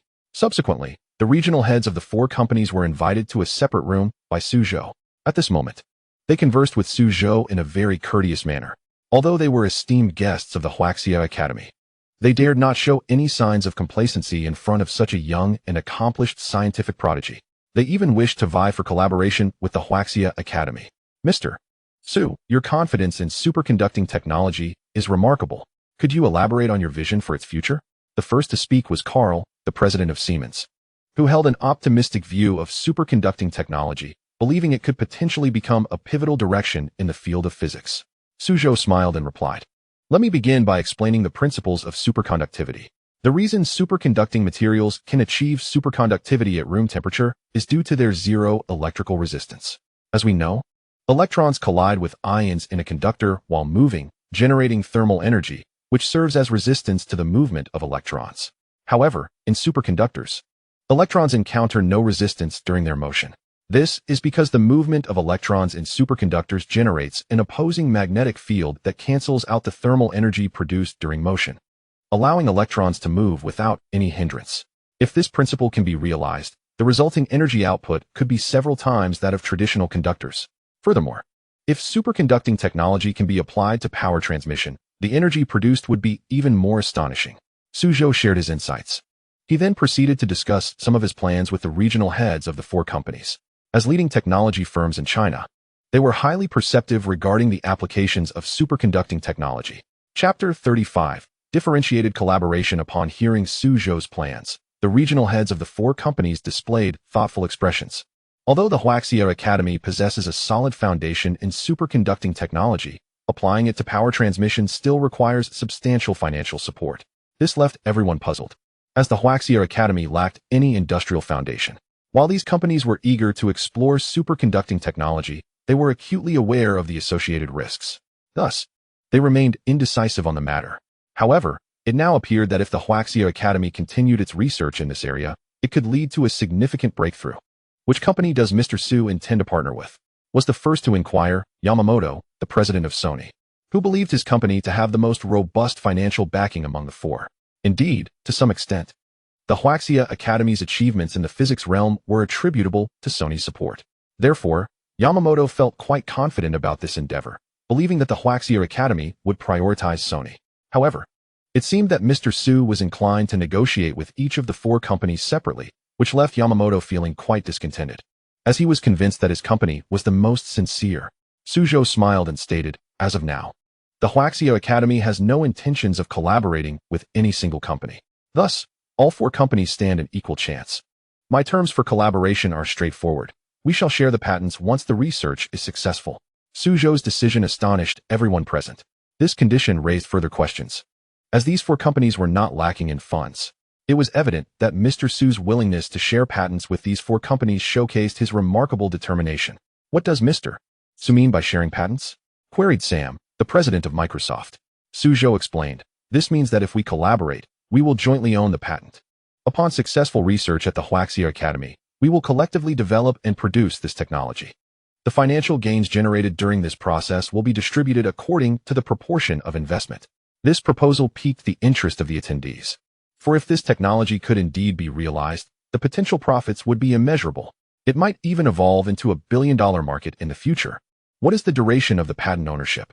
asked Park Changlong, the president of Hang Seng, who was genuinely interested in this collaboration and was even considering prioritizing this project for his company's upcoming development. Yet, he needed to clarify some details regarding the patent. Zhou smiled and responded, "The patent ownership will be permanent. In other words, once our collaboration is successful, this patent will belong to us collectively." The allure of a permanent patent was undeniable. Should this collaboration succeed, they would become pioneers in changing the world. But what if our investment fails? Raised Matsukawa, the president of Sony, expressing his skepticism about the Huaxia Academy's generosity. If the collaboration were to fail, would we not be left with nothing? Zhou smiled and replied, "If you believe this project will fail, then there is no need to proceed with the collaboration.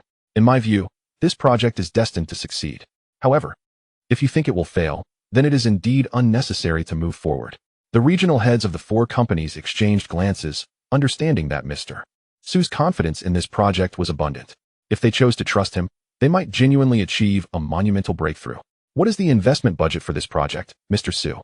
Park Changlong inquired, aware that this project would require substantial funds. Although Hang Seng had a solid financial foundation, launching this project would necessitate at least several billion in investments. This was the reason for Park Changlong's hesitation, as he did not wish to overspend in this area. Yet, not investing would mean missing out on a once-in-a-lifetime opportunity. Zhou smiled and said, "At present, the Huaxia Academy cannot allocate a significant amount of funding. In this matter, we aspire to leverage your esteemed company's strength to actualize this project. Naturally, the Huaxia Academy of Sciences will participate in the form of technological equity." This response, however, left the audience profoundly disappointed, for what they yearned to hear was not this answer, but rather the extent of Mr. Su's potential investment. It appears that Mr. Su does not intend to contribute a significant amount of capital, which has left many puzzled, as they believed he possessed ample confidence in this project. Should they wish to bring this endeavor to fruition, substantial funding would be imperative. Mr. Songchuan, curious, inquired about the proportion of equity Mr. Su contemplated. He was acutely aware that if this project were to succeed, the profits generated would be incalculable. Thus, the Huaxia Academy's share must be considerably high. Zhou smiled and declared, "The Huaxia Academy of Sciences shall engage through technological equity, holding 30% of the project's shares." This condition astonished those present, as they perceived Mr. Su's terms as rather stringent. Should they proceed according to his stipulations, they would be assuming considerable risk. What if we disagree with this equity proportion? Chapter 36, Quintuple Cooperation, Songchuan retorted coldly. He was cognizant that the potential success of this project could yield extraordinary returns. Zhou responded with a smile. "If you find this equity ratio unacceptable, we can certainly negotiate. After all, the Huaxia Academy is sincerely eager to advance this project. As long as the terms are reasonable, we are open to accommodating any conditions." This declaration stirred excitement among the attendees, as they sensed Mr. Su's confidence in the project was substantial. Should they wish to proceed, they would undoubtedly require the Huaxia Academy's collaboration. "In that case, we can proceed to sign the contract," proclaimed Park Changlong, the president of Hongxing Company. He understood that the success of this project could lead to immeasurable profits. Zhou replied with a smile, "Let us discuss the contract later. Besides the patents, we at the Huaxia Academy will dispatch a team of experts to assist you in the joint development of this project. This means we will provide you with professional technical support." This stipulation greatly intrigued the crowd, for they realized that to realize this project, the assistance of the Huaxia Academy was essential. "How many members will this expert team comprise?" inquired Songchuan, president of Sony Corporation. He was skeptical that the Huaxia Academy would casually send an expert team to aid them in this undertaking. Zhou smiled and responded, "The expert team will consist of 50 individuals. Moreover, we will dedicate ourselves wholeheartedly to ensure the project's success." This revelation left the audience astonished, as they recognized that if the Huaxia Academy could indeed provide a 50-member expert team to aid in the project, their chances of success would be significantly enhanced. "What is the caliber of these expert team members?" asked Matsushida's president, Matsushita Chiba. He knew that if this project were to succeed, the resultant profits would be immense. Zhou replied with a smile, "All members of this expert team are the finest experts from the Huaxia Academy. They possess both the confidence and capability to ensure the success of this project." This statement further captivated the audience, as they believed that with the assistance of this expert team, their chances of success would be greatly increased. "Then we can proceed to finalize the contract," declared Park Changlong, president of Hongxing Company. He understood that the success of this project could yield extraordinary profits. "Very well, let us sign the contract now." Zhou remarked.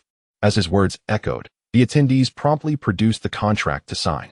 Following the completion of the signatures, they swiftly departed from the Huaxia Academy, fully aware that this project would usher in immeasurable returns. Meanwhile, in an upscale club in Kyoto, a group was fervently discussing matters in a private room. A middle-aged man, perplexed, queried, "Can anyone elucidate the peculiar actions of Matsushita, Sony, and Hongqin companies?" "I too find this situation quite strange," replied a woman in professional attire, the only female among the group. "Do you not think the recent series of maneuvers by Matsushita, Sony, and Hongqin are exceedingly unusual?"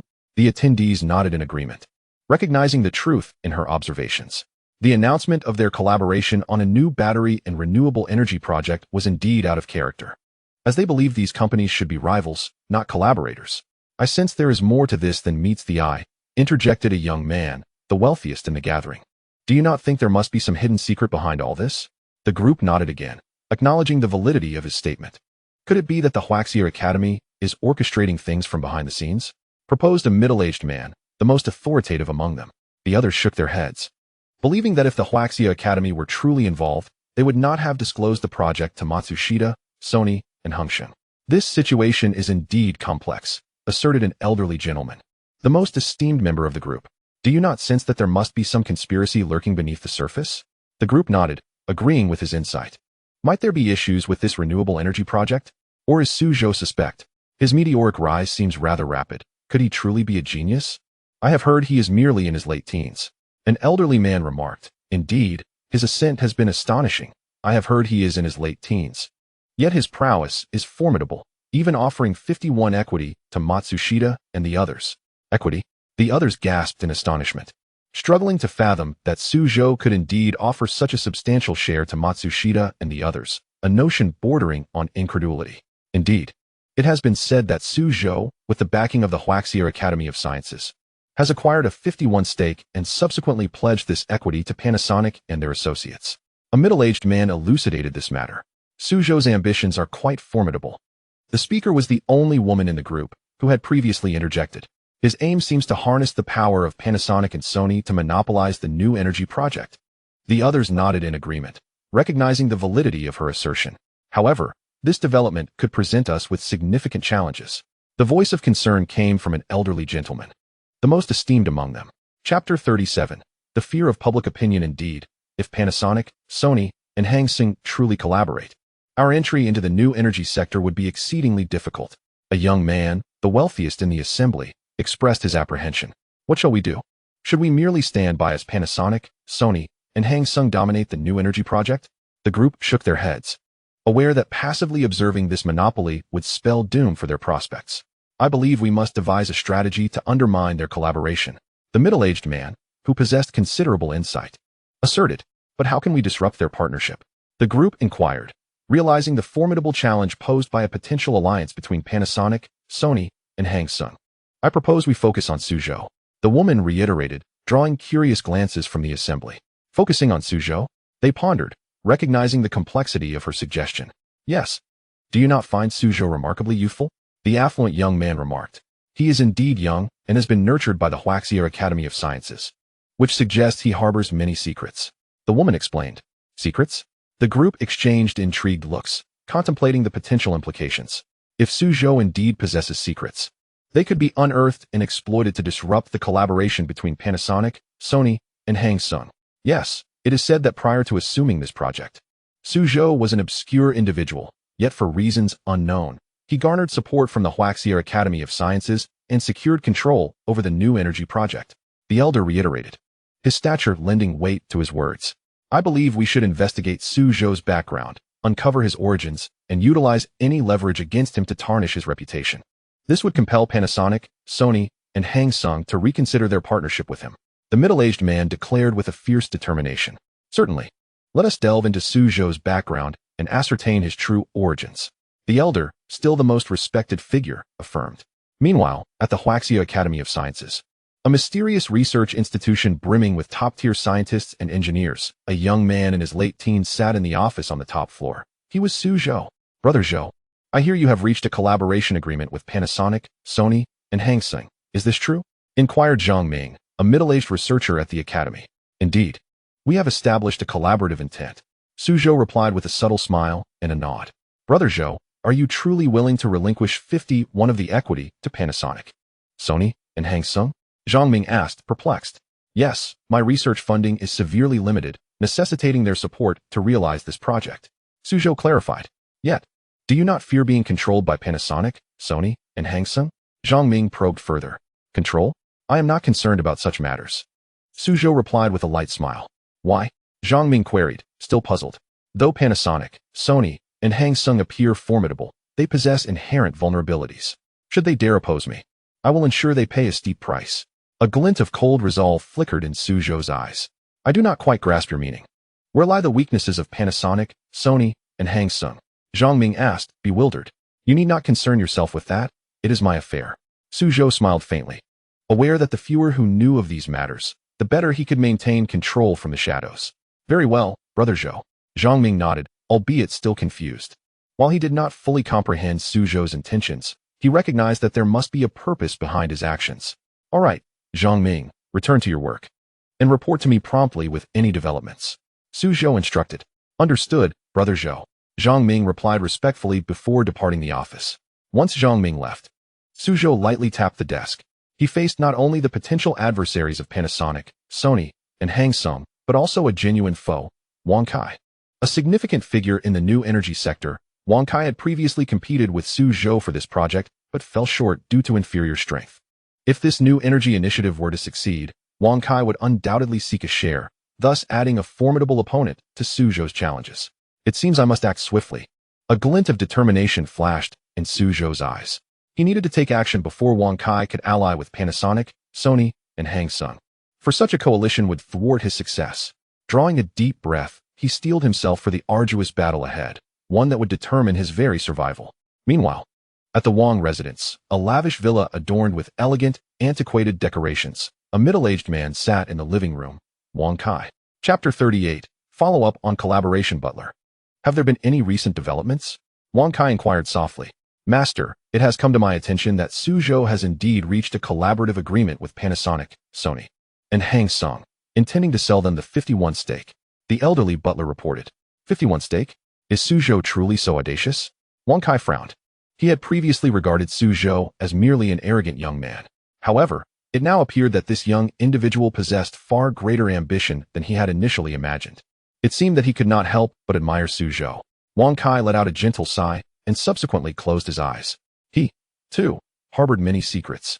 And if these were to be revealed, he would undoubtedly lose his standing within the new energy sector of China.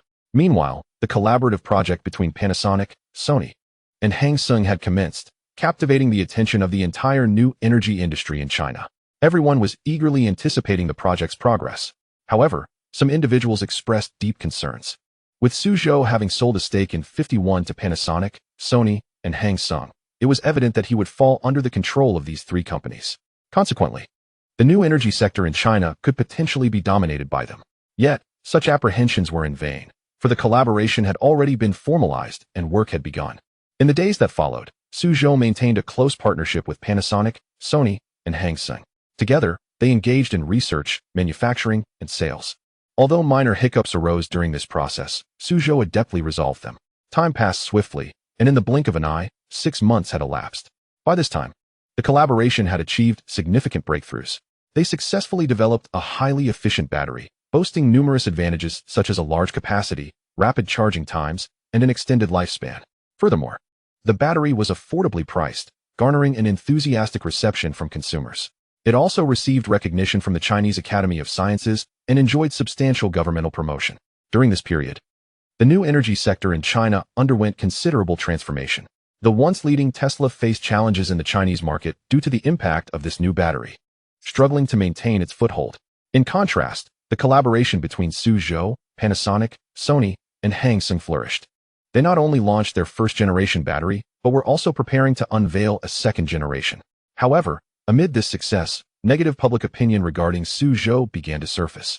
Reports accused him of academic fraud and claimed that the new battery posed health risks. The emergence of these reports was abrupt and aggressive, catching many off guard. Upon seeing them, Su Zhou felt a sense of shock. He recognized this as the handiwork of Wang Kai. He had anticipated that once he introduced a battery superior to Tesla's, Wang Kai would inevitably retaliate. It appeared this individual could no longer contain himself. Nevertheless, Zhou remained unperturbed.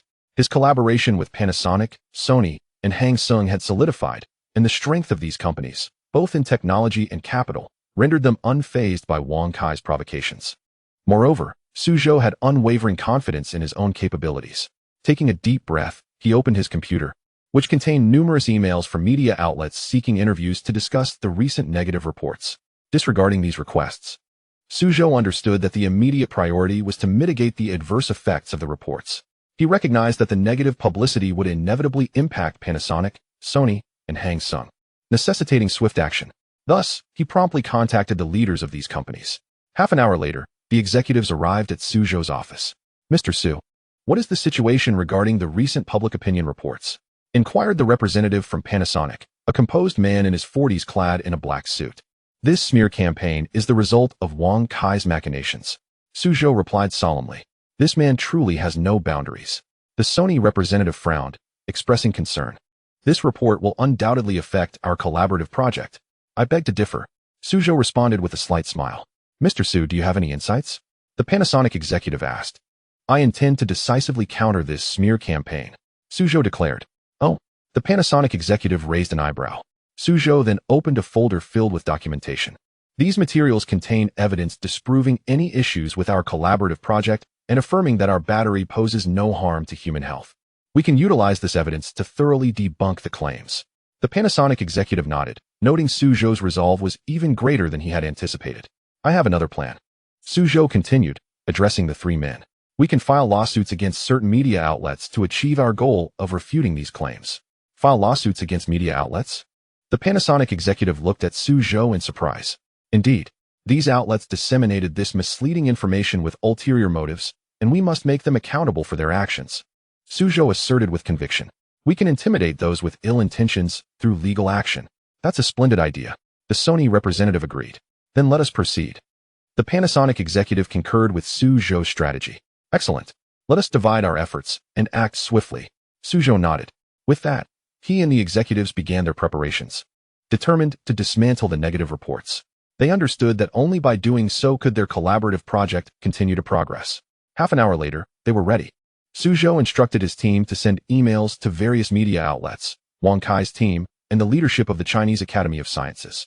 The emails contained a statement Zhou had drafted, announcing his intention to sue several media organizations and Wang Kai's team for publishing false statements and rumors without his consent. This was an indiscriminate attack on him, the collaborative project, and the new energy sector of China, causing significant negative repercussions.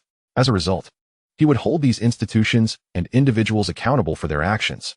Additionally, the statement indicated that Zhou's team had gathered sufficient evidence to support their claims, proving the legitimacy of their collaborative project and that the battery posed no health risks. He was confident that this evidence would completely dispel the rumors. The Chinese Academy of Sciences leadership also received Zhou's email. Upon reading its contents, their expressions changed. They immediately reached out to the higher-ups within the Academy.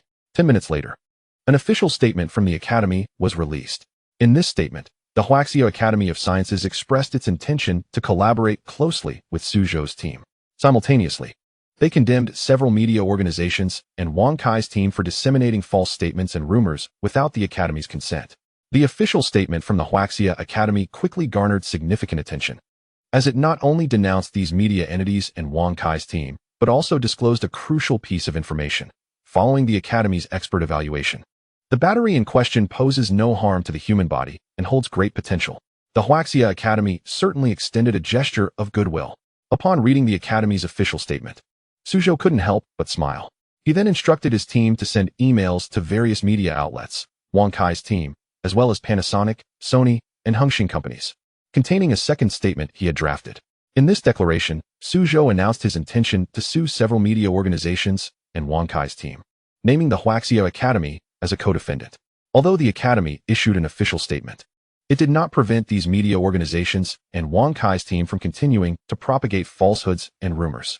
Thus, he would hold the Huaxia Academy accountable for their actions. Zhou believed that once news of his lawsuit against the Huaxia Academy circulated, those with ulterior motives would certainly become more cautious. An hour later, a representative from Panasonic called Zhou, informing him that Panasonic, Sony, and Hengxing were fully prepared to support him in the forthcoming legal battle. Zhou smiled slightly, aware that victory in this lawsuit was within reach. The momentum was building. The following morning, Zhou received a court summons indicating that the trial would commence in 3 days. 3 days until the trial? Zhou was momentarily taken aback, not anticipating such prompt proceedings. It seemed the court deemed this lawsuit necessary. The Panasonic representative looked at Zhou and solemnly stated that they must demonstrate to those with ulterior motives that they were not to be trifled with. Indeed, those with malicious intent needed to be taught a lesson. The Sony representative also displayed a fierce demeanor, asserting that they must refute the rumors and ensure that those with ulterior motives face consequences. Throughout the day, Zhou was busily engaged, striving to finalize preparations for the lawsuit against the Huaxia Academy, the media organizations, and Wang Kai's team.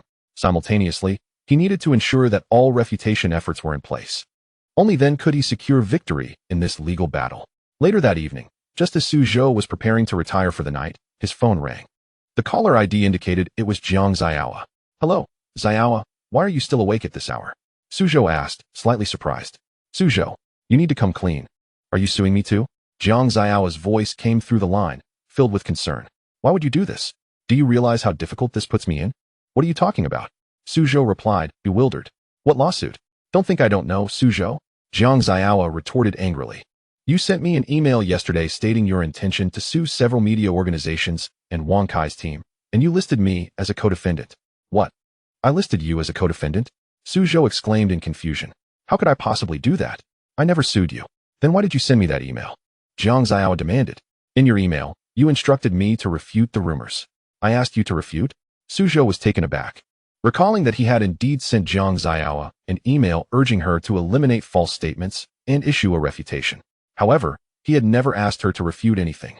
"Yes, you told me to refute," Jiang Xiaowa insisted. "Let me make it clear, Zhou, I won't take the blame for this."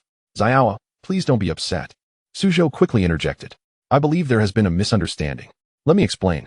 He then elaborated on his intent to sue certain media organizations and Wang Kai's team while naming the Huaxia Academy as a co-defendant. Jiang Xiaowa was taken aback by the complexity of the situation. "Xiaowa, rest assured, I absolutely did not list you as a co-defendant," Zhou assured her fervently. "I guarantee this is a misunderstanding." "I hope so," Jiang Xiaowa replied, her tone still displeased. "If it's not a misunderstanding, I will make you pay." "Thank you, Xiaowa. I understand." Zhou sighed with relief, realizing the magnitude of the misunderstanding. If Jiang Xiaowa had been employed at the Huaxia Academy when the official statement was released, such a misunderstanding would not have occurred. He hung up the phone and carefully reflected on the email he had sent Jiang Xiaowa the previous day, confirming that he had not requested her to issue a refutation. So, how did this misunderstanding arise? Zhou found himself perplexed. 3 days later, accompanied by representatives from Panasonic and Sony, Zhou arrived at the courthouse. A considerable number of media representatives were already gathered outside, eager to report on the developments of the trial. Soon, a group of individuals approached. They were representatives from Wang Kai's team, wearing confident smiles, evidently assured of their capabilities. Meanwhile, in the office of the president of the Huaxia Academy, the president looked at Jiang Xiaowa and smiled slightly. "Xiaowa, you have done exceptionally well," the president remarked solemnly. "Although we at the Huaxia Academy did not wish to wade into this murky water, we must make it clear to those with ulterior motives that we are not to be underestimated. We will employ legal means to protect our reputation." "Rest assured, President," Jiang Xiaowa replied confidently. "I promise I will not let you down." "Excellent. We have faith in you." The president patted Jiang Xiaowa on the shoulder and said, "Prepare yourself. You will also need to appear in court shortly." "Understood, President." Jiang Xiaowa bowed slightly before leaving the president's office. Soon, it was time for Zhou, along with representatives from Panasonic and Sony, to appear in court. Wang Kai's team and the Huaxia Academy were also present. Upon entering the courtroom, Zhou was taken aback, as he had not anticipated the substantial attention this lawsuit had garnered. Many spectators had gathered to witness the proceedings. Shortly thereafter, the judge entered, and the trial officially commenced. The judge began by announcing that the proceedings would span 5 days, during which Zhou, Panasonic, Sony, the Huaxia Academy, and Wang Kai's team must adhere to court regulations. During the proceedings, Zhou, along with representatives from Panasonic, Sony, the Huaxia Academy of Sciences, and Wang Kai's team, are urged to actively appear in court and prepare to defend themselves. The presiding judge declares the court session open. Following this announcement, Court officers escort Wang Kai's team to the defendant's bench, while representatives from the Huaxia Academy, Zhou, and the heads of Panasonic and Sony take their places at the plaintiff's bench. The atmosphere in the courtroom begins to buzz with excitement, as reporters fervently cover the unfolding trial. In the office of the president of the Huaxia Academy, the president watches the proceedings via live broadcast, a smirk gracing his lips. Wang Kai is indeed sowing the seeds of his own destruction. He believes he can bring down the Huaxia Academy? Such delusions. The president and the accompanying experts voice their confidence, having prepared extensively for the trial. They are determined to demonstrate to those with ulterior motives that undermining the Huaxia Academy is an impossibility. At this juncture, Zhou feels a surge of emotion. This trial is monumental for him. A loss would tarnish his reputation and that of Panasonic and Sony. However, he maintains a composed demeanor, casting a confident glance at Wang Kai's team, assured that his own capabilities will not disappoint. Soon, the defense attorneys from both sides arrive, all top-tier lawyers, naturally commanding exorbitant fees. Clearly, both the defendants and plaintiffs regard this trial with utmost seriousness. The proceedings swiftly commence as the lawyers begin their arguments. Wang Kai's team and the Huaxia Academy's attorneys present formidable cases, their words resonating with conviction, meticulously recorded by court officers and clerks, becoming the foundation for future judgments. Before long, it is time for the defense attorneys representing Zhou, Panasonic, and Sony to present their case.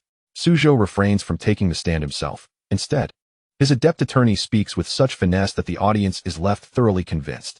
The lawyers representing Panasonic and Sony are equally impressive, their statements imbued with strength and clarity. Recorded diligently by the court staff, the judge promptly announces the next item on the agenda. Mr. Zhou is summoned to testify. The defense lawyers from Panasonic and Sony turn expectantly to Zhou, who, guided by his bodyguards, approaches the witness stand. The Huaxia Academy's defense lawyer quickly begins to interrogate him. Mr. Zhou, why did you steal the research achievements of our group? Wang Kai's defense lawyer demands indignantly. The audacity of Zhou to allegedly pilfer their intellectual property is unfathomable. I did not steal the research achievements of the Huaxia Academy, Zhou states calmly. Those achievements were developed independently by Panasonic and Sony. Can you explain why your company's research results are identical to those of Wang Kai's company? Wang Kai's lawyer retorts coldly. That is quite simple. Our research results and those of Wang Kai's company were developed using the same software. This software was created by Panasonic and Sony, and naturally, if Wang Kai's team used our software, they would produce similar outcomes. Zhou replies confidently. How can you make such a claim, Mr. Su? Wang Kai's lawyer exclaims, visibly enraged. Who would use your software for research? That, I cannot answer, Zhou shrugs nonchalantly. However, we are indeed the developers of that software and can provide its backend data and source code. Wang Kai's attorney finds himself momentarily at a loss. It is true that Wang Kai's company utilized this software in their research, but it is not their creation. It was developed by the Huaxia Academy. As their defense lawyer quickly asserts, indeed, this software was developed by the Huaxia Academy. However, we did not sell it to Wang Kai's company. Rather, they have been using our software for their research. It was only recently, when they abruptly ceased its use, that we became aware of the situation. The Huaxia Academy's lawyer exclaims, expressing outrage at Wang Kai's shamelessness. Both Panasonic and Sony's defense attorneys are elated, their strength clearly overshadowing that of their opponents. Soon, the judge announces the next phase of the hearing, requesting Mr. Zhou to present evidence. You must prove that the assertions made by Wang Kai and his experts are erroneous, the judge instructs. Understood, Zhou nods. He then produces a USB drive containing a wealth of incriminating evidence against Wang Kai and his associates. He tosses the USB drive to the attorney representing Panasonic, instructing him to unveil its contents. The revelations contained within are explosive, revealing that Wang Kai and his experts have misrepresented domestically produced products as imports to sell at inflated prices, raking in substantial profits over the years. They believed their scheme was foolproof, but they were sorely mistaken. Zhou possesses not only this evidence, but a myriad of additional proof as well. Outrageous. Truly outrageous. Wang Kai and his experts are seething with fury, unable to fathom how Zhou has amassed so much evidence against them. Now, they find themselves unable to mount a defense. Do any of you have further comments? The judge inquires, directing his gaze at Wang Kai's defense attorney. Our request is for an in-court test. Wang Kai's lawyer says, his face pale with concern. We request to verify the contents of the USB drive brought by Zhou. The judge furrows his brow in contemplation. What do you wish to test? We wish to ascertain the authenticity of the contents within the USB drive. Wang Kai's lawyer states gravely. If the information is indeed accurate, then their case is utterly compromised. Very well, the judge consents to the request. Soon, the contents of the USB drive are projected onto a large screen for all present, including court officers and clerks, to witness. The revelations are indeed shocking, leaving many in disbelief. Is all of this true? The judge queries, scrutinizing the evidence. Do you have anything to say? Wang Kai's defense attorney and the experts lower their heads in defeat, having nothing left to argue. The evidence is irrefutable.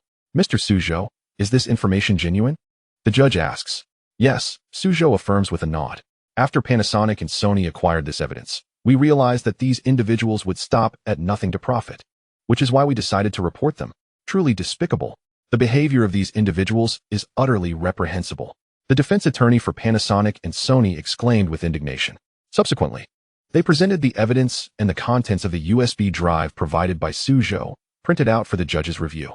Your Honor, this evidence sufficiently substantiates that our company and the experts are indeed correct, the defense attorney for Panasonic passionately asserted. Wang Kai and those experts have misrepresented domestically produced goods as imports and sold them at exorbitant prices. Mr. Zhou, do you have anything to add? The judge inquired. No.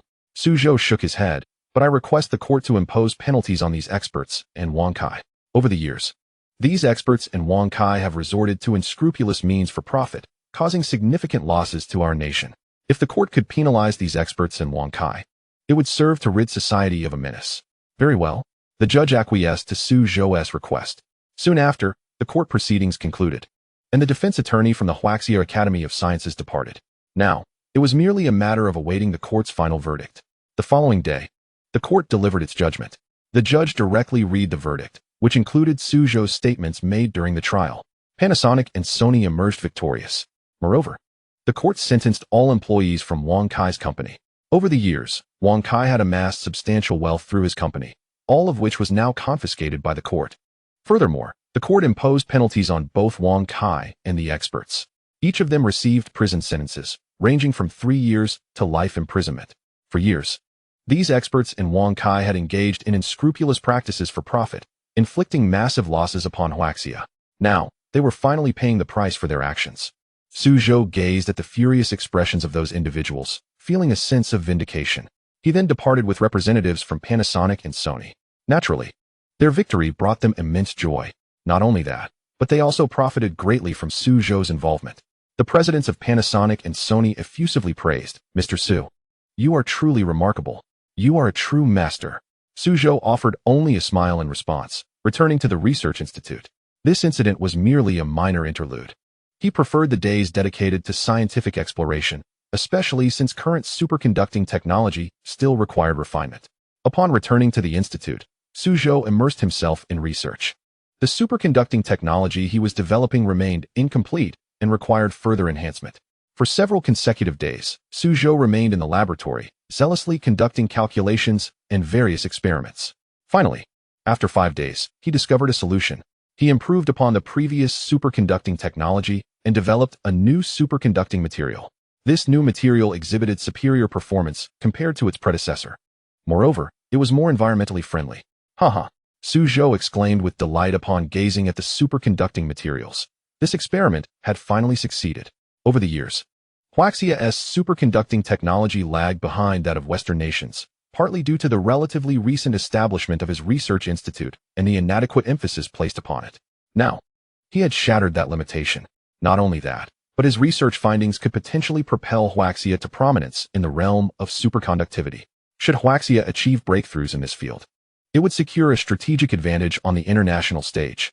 After all, superconducting technology has extensive applications in both industry and science, and even in military contexts. The thought filled Zhou with exhilaration. He immediately contacted the presidents of Panasonic and Sony to share this momentous news. What? Mr. Zhou, what did you say? You have developed a new generation of superconducting material? You are truly extraordinary. This research will undoubtedly astonish the world. Panasonic and Sony shall support you wholeheartedly. Rest assured, we will dispatch personnel immediately for sampling and commence mass production.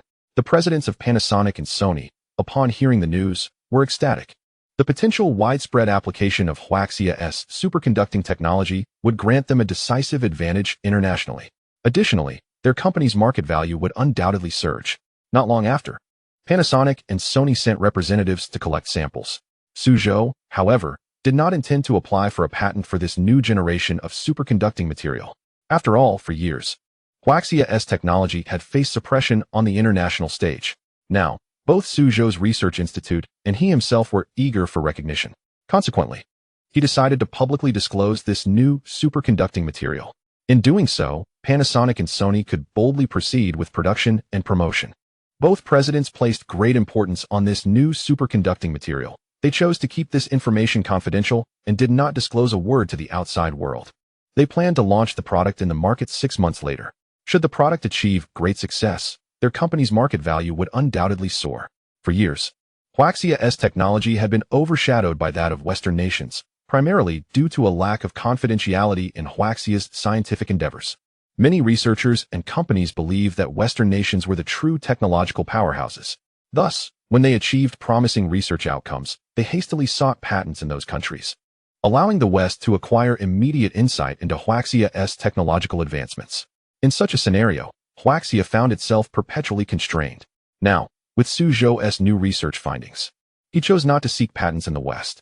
Instead, he planned to make this technology publicly available, allowing international companies and research institutions to compete on equal footing. This way, it would be far more challenging for Western nations to impose a technological blockade on Huaxia. Days later, the production lines at Panasonic and Sony began to enthusiastically manufacture this new superconducting material. The presidents of both companies were convinced that this new generation of superconducting material would shine brilliantly on the international stage. Their company's market value would certainly rise dramatically, allowing them to take pride in the global arena. Just 1 week before Panasonic and Sony were set to launch the product, a group of mysterious figures clad in uniform black suits unexpectedly arrived at the research institute. These individuals appeared exceedingly enigmatic. Furthermore, they all bore a golden emblem on their chests, prominently inscribed with the words Tianyan. Zhou furrowed his brow upon seeing these mysterious figures. "Mr. Zhou, greetings. We are from Tianyan Company.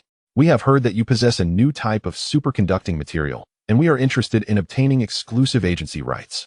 May I inquire about your thoughts on this matter?" The representatives from Tianyan Company spoke with utmost courtesy. The technological advancements of Huaxia have faced suppression on the international stage, and as a tech company from Huaxia, Tianyan has also been similarly affected. Over the years, Tianyan has diligently researched superconducting technology, even enlisting top scientists from Europe and America for collaboration. Unfortunately, they have yet to develop a new superconducting material. Currently, Huaxia's technology is at a disadvantage globally, and Tianyan is eager to turn the tide by breaking the technological blockade imposed by Western nations. For years, they have been secretly searching for Huaxia's superconducting materials, and they have finally found a promising lead. Naturally, they are eager to proceed. Upon hearing Tianyan's proposition, Zhou furrowed his brow slightly. With so many technology companies in Huaxia, why had Tianyan managed to find a lead here?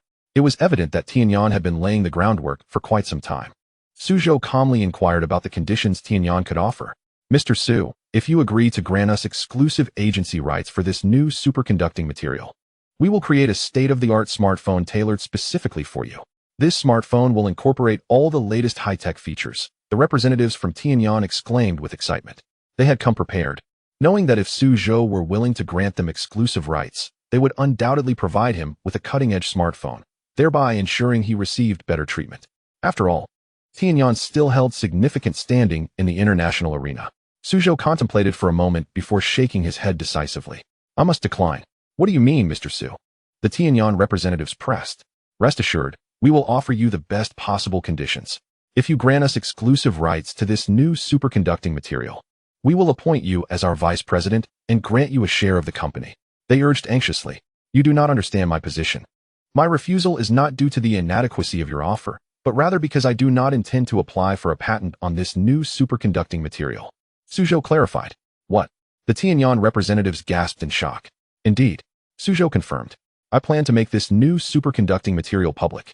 Mr. Zhou, please do not act impulsively. If you make this new superconducting material public, Western nations will swiftly grasp your technological advancements." The representatives from Tianyan grew anxious. They had managed to locate Zhou primarily due to their extensive preparations. They hoped to acquire the new superconducting material from him and turn their fortunes around. However, Suzhou's intention to make the material public threatened to derail their plans. The Western nations may wish to seize my technological developments, but unfortunately, this new superconducting material is of military grade. Suzhou replied with a cold smile. He had become a hero in Huaxia, and with the nation's support, his company was experiencing rapid growth. Simultaneously, his new superconducting material had garnered the attention of Western nations. Over the years, these nations had severely suppressed Huaxia's technological advancements. Yet their own technology had never surpassed that of Huaxia. Now that Suzhou possessed this cutting-edge material, he had no intention of allowing the West to succeed. Military grade? What do you mean, Mr. Su? The Tianyang representatives asked, puzzled. This new superconducting material will have military applications, Suzhou stated calmly. His confidence stemmed from the backing he had received from higher authorities.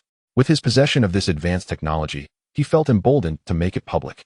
The Tianyang representatives looked at Suzhou in astonishment, unable to comprehend his level of confidence. Mr. Su, what are we to do? We did not journey here to return empty-handed, they exclaimed in desperation.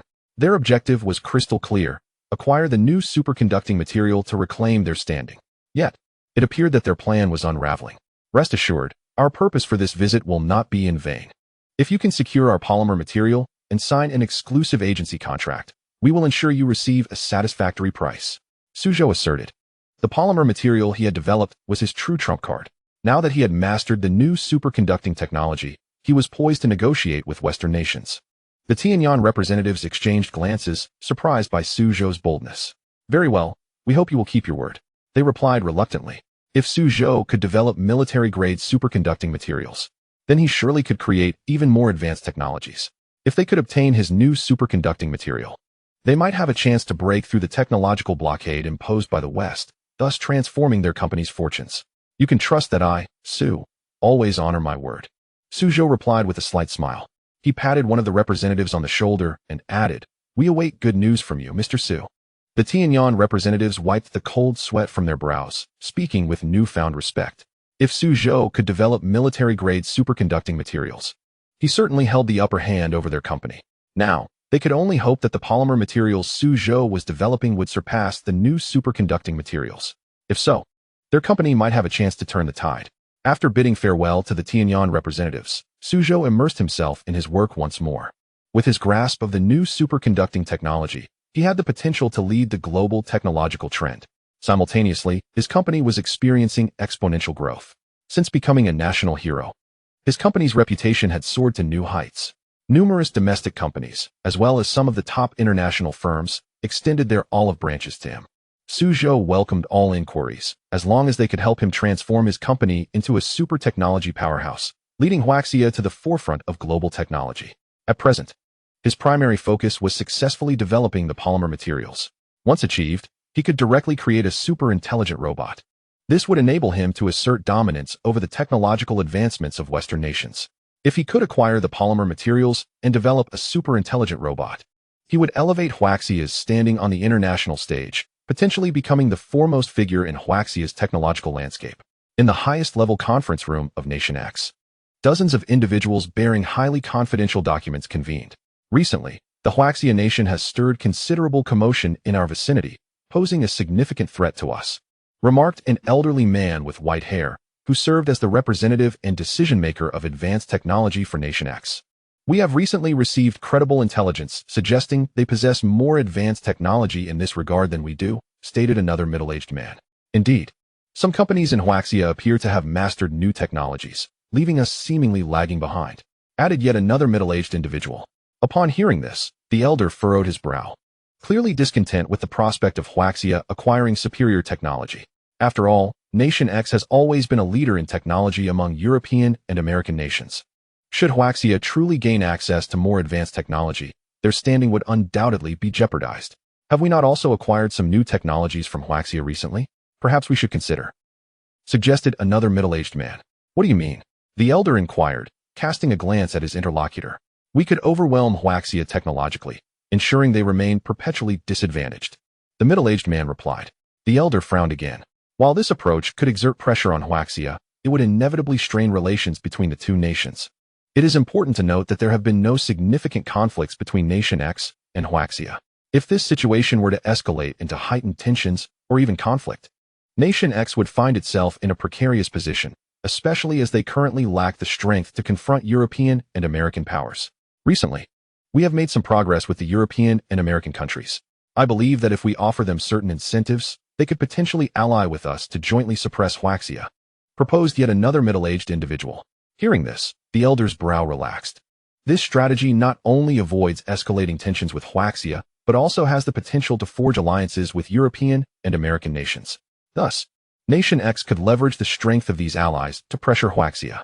Very well, let us proceed with this decision, the elder declared as he rose. Meanwhile, significant developments were also occurring within Huaxia. Beyond large corporations, several smaller companies extended olive branches to Zhou, who welcomed them all. His ambition was to transform his company into a super technology enterprise, leading Huaxia to the forefront of international technology. Concurrently, he utilized his authority to gradually consolidate these companies under his leadership. He firmly believed that if Huaxia could harness technology more advanced than that of Nation X, their standing on the global stage would rise correspondingly. In the capital of Huaxia, at the Huaxia Academy of Sciences, numerous scientists gathered for discussions. We have indeed made significant strides recently, yet we still fall short of the pinnacle of international technology, remarked a middle-aged man, the director of the academy and a leading figure in Huaxia's technological sphere. I believe we can temporarily set aside the pursuit of top-tier technology. Our current focus should be on emerging technologies, suggested another middle-aged individual. What do you imply? The director asked, glancing at his colleague. At present, Huaxia has yet to master Internet of Things, IoT, technology, which is perfectly suited for our current research endeavors, the middle-aged man responded. The director's brow furrowed again. Although Huaxia has consistently lagged behind Nation X and other Western nations in technology, mastering IoT could elevate Huaxia's global standing, potentially positioning it as one of the foremost technological powers. However, Huaxia has yet to grasp this technology, while Nation X and other Western countries have already optimized its application. To acquire this technology, Huaxia would undoubtedly need to invest significantly. We have indeed made some progress in this area, but to fully grasp this technology, we must ramp up our investment in a short time frame, another middle-aged man commented. The director paused in contemplation. Very well, let us prioritize this technology moving forward. Should we involve Zhou? He appears to possess a remarkable aptitude for such matters. In this context, someone spoke up. Zhou, a name renowned within the Academy of Sciences, had achieved much in a short time, creating numerous technological breakthroughs. However, his brilliance had also sparked jealousy, as genius tends to attract attention. Yet, Huaxia had long been devoid of such talent. Agreed. Let us proceed with this decision, the director proclaimed, rising to his feet. He then dialed a number, and soon, a man appeared before them, standing approximately 6 feet tall, with short hair and an attractive visage. He was none other than Zhou. Currently, Zhou was a prominent figure within the Huaxia Academy of Sciences, having become an esteemed member at a young age and serving as the director of a research institute. Most importantly, he had accomplished numerous miracles in a short span, significantly enhancing the Academy's international standing. Director, how may I assist you? Zhou inquired calmly. We at the Huaxia Academy of Sciences are preparing to research a new technology. Please prepare yourself to join our research team, the director replied. While the Huaxia Academy of Sciences had made notable progress, it still lagged behind the pinnacle of international technology. The elevation of Huaxia's global standing relied on the expertise of its scientists. If Huaxia continued to be led by the nose by other nations, its status would inevitably diminish. Hence, they must develop more advanced technologies in the shortest time possible. Understood. I will make the necessary preparations promptly, Zhou responded with a slight nod. This technology pertains to the Internet of Things, the director stated. The Internet of Things? Zhou expressed mild surprise. He had only recently learned of this from Elder Chun. Although the Huaxia Academy of Sciences held a relatively low international standing, it did not accept just any project. Now, the Academy had decided to focus on the Internet of Things, a technology that had garnered significant attention in recent years. However, Huaxia had yet to thoroughly explore this field. While Western countries had already maximized its potential, Huaxia still faced a considerable gap in catching up. Now, the Academy had resolved to pursue this technology with determination.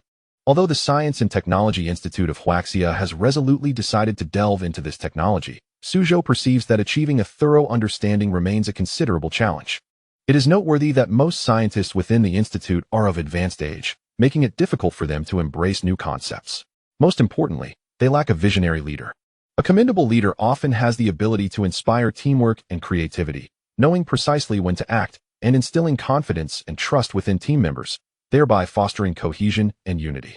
Currently, the Science and Technology Institute of Huaxia evidently lacks such a guiding figure. Very well, let us commence our preparations, the director stated with a calm demeanor.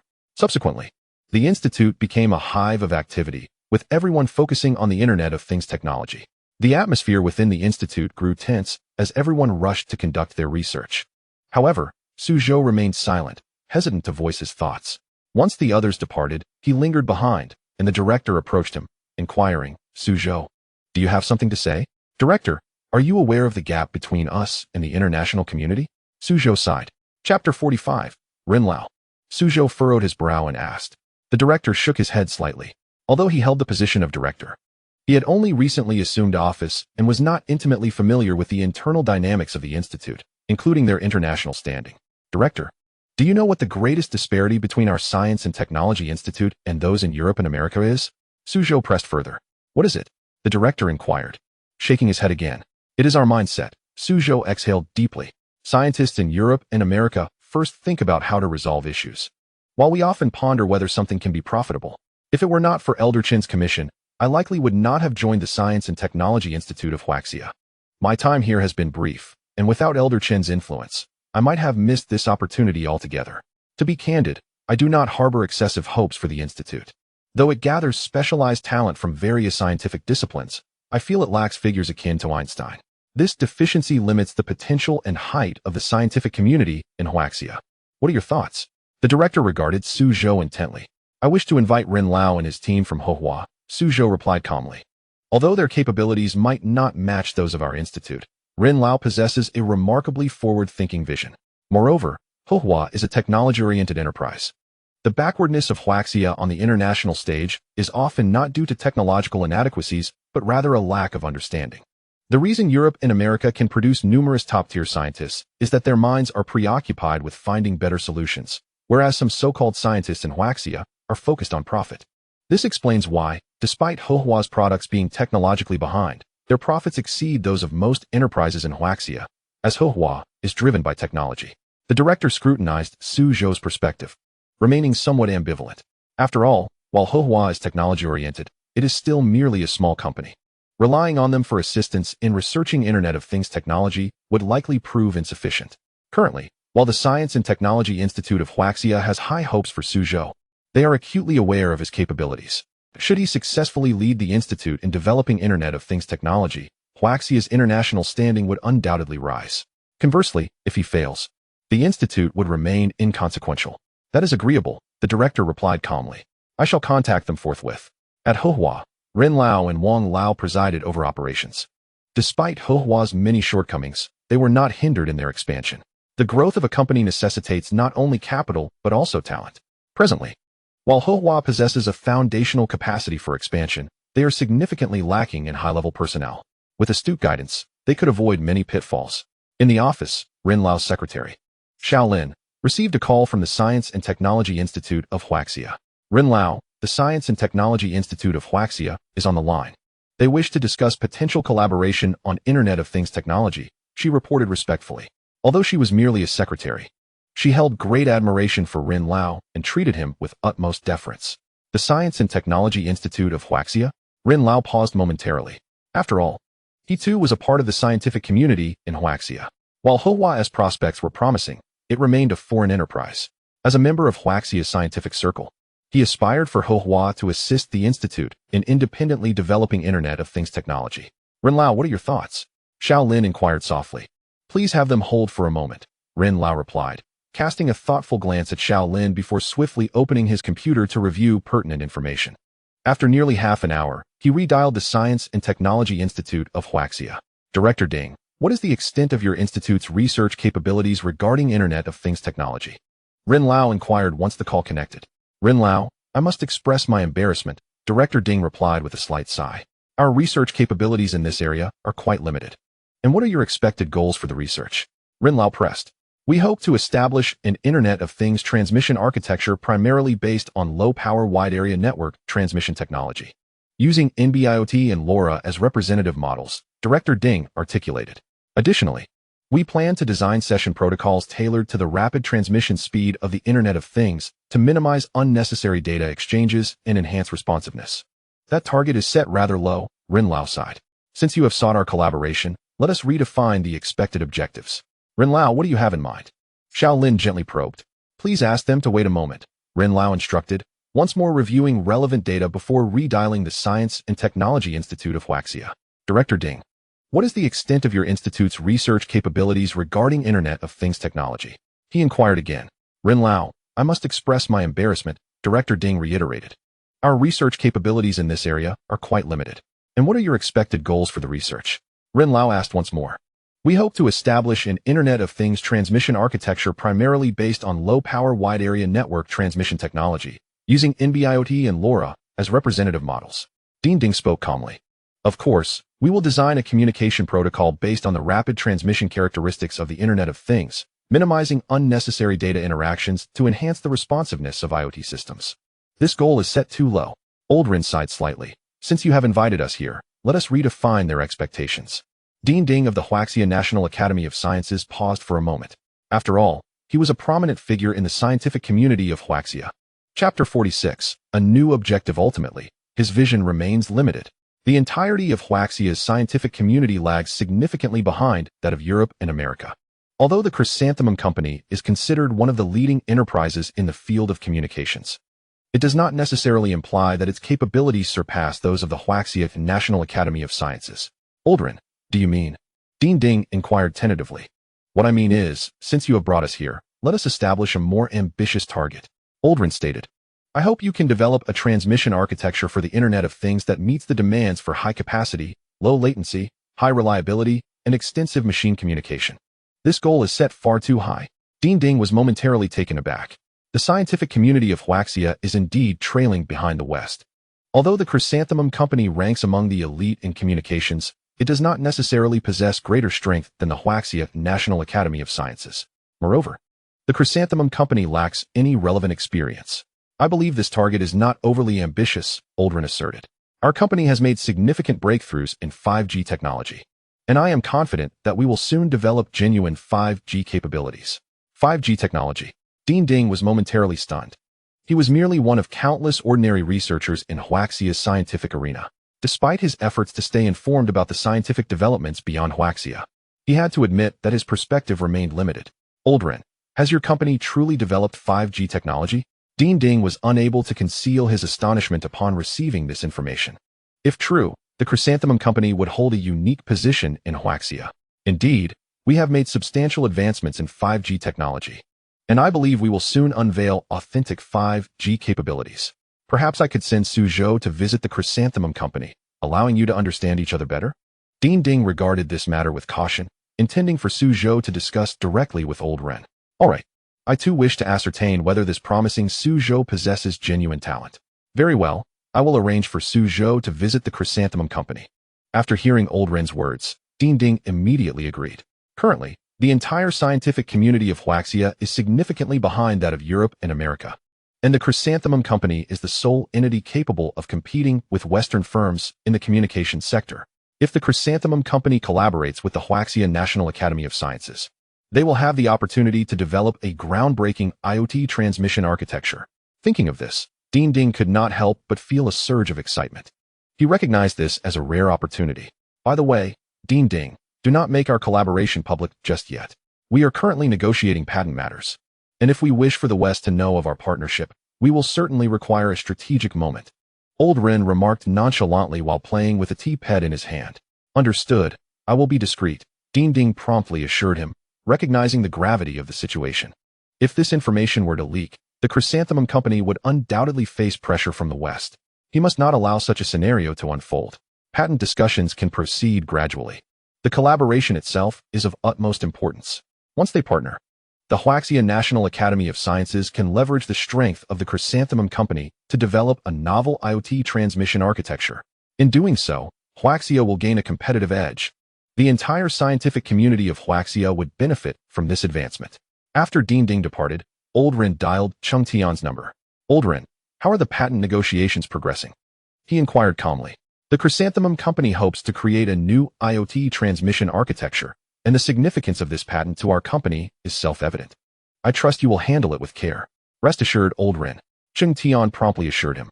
I will ensure this matter is handled appropriately. The development of a new IoT transmission architecture would decisively establish the Chrysanthemum Company's position in the communications field. This holds greater value than any patent. Good. Then I can rest easy, old Rin replied casually. Cheng, remember, what we seek from the Huaxia National Academy of Sciences is their strength, not just the patent. The patent merely serves as a stepping stone to initiate our collaboration. Understood, old Rin, you can rely on me. Cheng Tian responded with determination. He recognized that the patent merely represents an opening for collaboration. The true aim is to involve the Huaxia National Academy of Sciences in developing a new IoT transmission architecture. By achieving this, the Chrysanthemum Company could firmly establish itself in the communications domain. They would have the opportunity to become the world's leading communications enterprise. All right, expedite the process, old Rin stated with conviction. I trust in your capabilities to manage this matter effectively. Thank you for your kind words, old Rin. Cheng Tian replied, a hint of a smile gracing his lips. He understood that the patent serves merely as a catalyst for collaboration. The true goal is to harness the strength of the Huaxia National Academy of Sciences to develop a new IoT transmission architecture. This would enable the Academy to leapfrog ahead, creating authentic 5G technology, thus allowing the Chrysanthemum Company to rise to prominence. Cheng Tian contacted the Huaxia National Patent Office, understanding that patent discussions could unfold gradually. As long as the patent office cooperated, everything would fall into place. The patent was merely the beginning.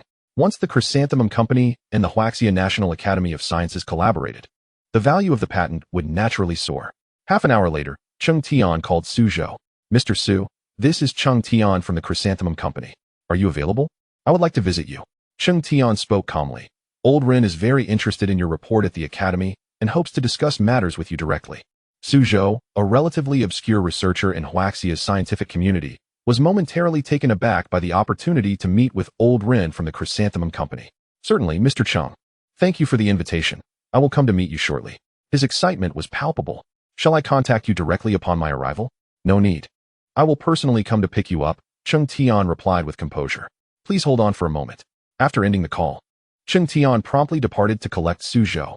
Zhou is regarded as one of the most outstanding physicists of his generation in Huaxia, and Cheng Tian held a great appreciation for this young scholar. If he had not missed the opportunity to study abroad due to his advancing age, perhaps there would have been more intersections in their lives. However, all of that is inconsequential now. What truly matters is that he has the chance to meet Mr. Rin from Huahua Company. This is an immense honor for him. Among the younger researchers in the scientific community of Huaxia, many exist, yet most have not had such an opportunity. Within 15 minutes, Cheng Tian arrived at the Huaxia Academy of Sciences. After parking, he could not help but steal a few glances at the magnificent building before him. The Huaxia Academy of Sciences is renowned throughout Asia. It houses the country's most eminent scientists. This place has always been an unattainable dream for him. Today, he finally has the privilege to step inside. Cheng Tian mused to himself. He had visited this place several times before, but each time he had been turned away. Although he understood that most of the individuals within this building were among the finest scientists of his generation, he had only been able to engage in superficial conversations with them. Upon his arrival at the Huaxia Academy of Sciences, Zhou was already waiting downstairs. As Cheng Tian exited his vehicle, Zhou approached him briskly. Hello, Mr. Su, I am Cheng Tian from Huahua Company. Greetings, Mr. Cheng, I am Zhou, a researcher at the Huaxia Academy of Sciences. Zhou exclaimed with palpable excitement. I am immensely grateful for your invitation. I have always admired Mr. Rin from Huahua Company. Cheng Tian smiled faintly. Mr. Rin extends his gratitude for your research report and holds your talents in high regard. He wishes to have a discussion with you. Zhou was momentarily at a loss for words, overwhelmed by the unexpected development. He had merely hoped that his research report would garner attention from the Huaxia Academy of Sciences, leading to greater resources and funding support. Although he is regarded as one of the leading physicists of his generation, he felt insignificant compared to those who have received the Nobel Prize in Physics. Most researchers of his generation share the same predicament, lacking opportunities. Now, that opportunity has finally arrived. Zhou understood that meeting Mr. Rin from Huahua Company is no small feat. There are fewer than 5 individuals in the entire country who have the privilege to meet him. Please, lead the way. Zhou said eagerly. I am quite curious about many things regarding Huahua Company. Perfect. Cheng Tian responded calmly. Let us discuss it in the car. Once they were both inside the vehicle, Cheng Tian drove away from the Huaxia Academy of Sciences. At that moment, Zhou began to feel somewhat uneasy. He felt he ought to suggest a place to meet rather than being led away. Mr. Cheng, how about we meet at the International Hotel? It has a lovely ambience. Perfect for conversation. No need, Cheng Tian replied nonchalantly. We shall proceed directly to Hehua Company. Zhou was taken aback by Cheng Tian's words. While he was aware of the extensive collaboration between Hehua Company and the Huaxia Academy of Sciences, he had assumed it was merely a typical partnership. He never anticipated Cheng Tian would personally come to escort him to Hehua Company. This is indeed a once-in-a-lifetime opportunity. Zhou thought to himself. If he could leverage this chance to establish a connection with Mr. Ren, then the researchers of his generation could be deemed unparalleled. The scientific community of Huaxia is teeming with talent, yet the younger generation lacks comparable numbers. Most have had to navigate through the formidable presence of the Huaxia Academy of Sciences to gain recognition in the scientific realm. However, the current generation of researchers is abundant in talent, making it increasingly difficult for the younger generation to shine. Zhou is one of the few who perceives this reality. If the current generation of researchers fails to dominate the younger cohort, they risk being supplanted by them. Since the reform and opening up, Huaxia has undergone 3 industrial revolutions. The first occurred in the 1980s with township enterprises, following a rural encirclement of city strategy. The second emerged in the early 21st century, focusing on the internet. The third commenced in 2020, centering on renewable energy. Each industrial revolution has rendered many outdated production lines obsolete, causing some insignificant workshops to vanish overnight, while allowing certain companies to rise to prominence. Most of the younger researchers in Huaxia hail from scientific families, having been influenced from a young age, with many pursuing careers in research. However, most have not grasped the significance of Hehua Company as a pillar for the scientific community of Huaxia. Without the support of Hehua Company, many research projects would falter. Many researchers of this generation believe knowledge is power, but Zhou contends that finding shelter beneath a great tree is the true path. Among the researchers of Huaxia's current generation, Zhou is the youngest, yet his accomplishments are remarkable. This is not solely due to his exceptional memory, but also because he understands how to leverage opportunities. Though Cheng Tian is not the foremost physicist of Huaxia's current generation, his vision is exceptionally keen. He has identified the shortcomings of the researchers in Huaxia's current generation and has built his career upon them. As Cheng Tian and Zhou arrived at Hehua Company, it was nearing noon. Despite the long-standing collaboration between the Huaxia Academy of Sciences and Hehua Company, researchers from the academy had only ever visited the R&D department, with some even entering Hehua Company's headquarters for the first time. As they walked through the visitor's passageway of Hehua Company, Zhou couldn't help but express his awe. Mr. Cheng, I must say, the headquarters of Hehua Company is truly magnificent. Cheng Tian smiled lightly. What the researchers of Huaxia's current generation lack is not research competence, but rather vision. Zhou paused at Cheng Tian's words, sensing an underlying meaning. However, he refrained from speaking hastily and continued to explore the headquarters of Hehua Company. The headquarters boasts a garden-style design. From the outside, it appears to consist of only a few buildings, but upon entering, one discovers a hidden paradise. The landscape alone occupies nearly 1,000 square meters, complete with lakes, small waterfalls, and pavilions. It was Zhou's first visit to Hehua Company's headquarters, and he could not suppress an expression of astonishment. Although he is one of the most distinguished physicists of his generation, this does not diminish his appreciation for beauty. This garden landscape is indeed real. Zhou exclaimed. I had expected it to be merely an arrangement of greenery and artificial hills. If that were the case, it would be rather childish. Cheng Tian replied calmly. The microorganisms and insects here are real. However, we have implemented special measures to ensure they thrive only in designated areas. Zhou was momentarily stunned by Cheng Tian's words, not delving deeply into their implications. After all, this was merely a trivial landscape feature of Hehua Company's headquarters. This pavilion is exquisitely constructed, Zhou remarked. It possesses a somewhat antiquated charm. Indeed, Cheng Tian responded lightly, indicating that this pavilion was unlike any other buildings. It served as the reception area for our Hehua Company. Reception area? Zhou was momentarily taken aback, seemingly unable to grasp the full implication of Cheng Tian's words. Indeed, Cheng Tian affirmed, if the talents of this generation within the scientific community of Huaxia wish to meet with Elder Ren, they can make an appointment here in this pavilion. Suddenly, Zhou comprehended Cheng Tian's message. It dawned on him that this garden landscape was intentionally designed by Hehua Company.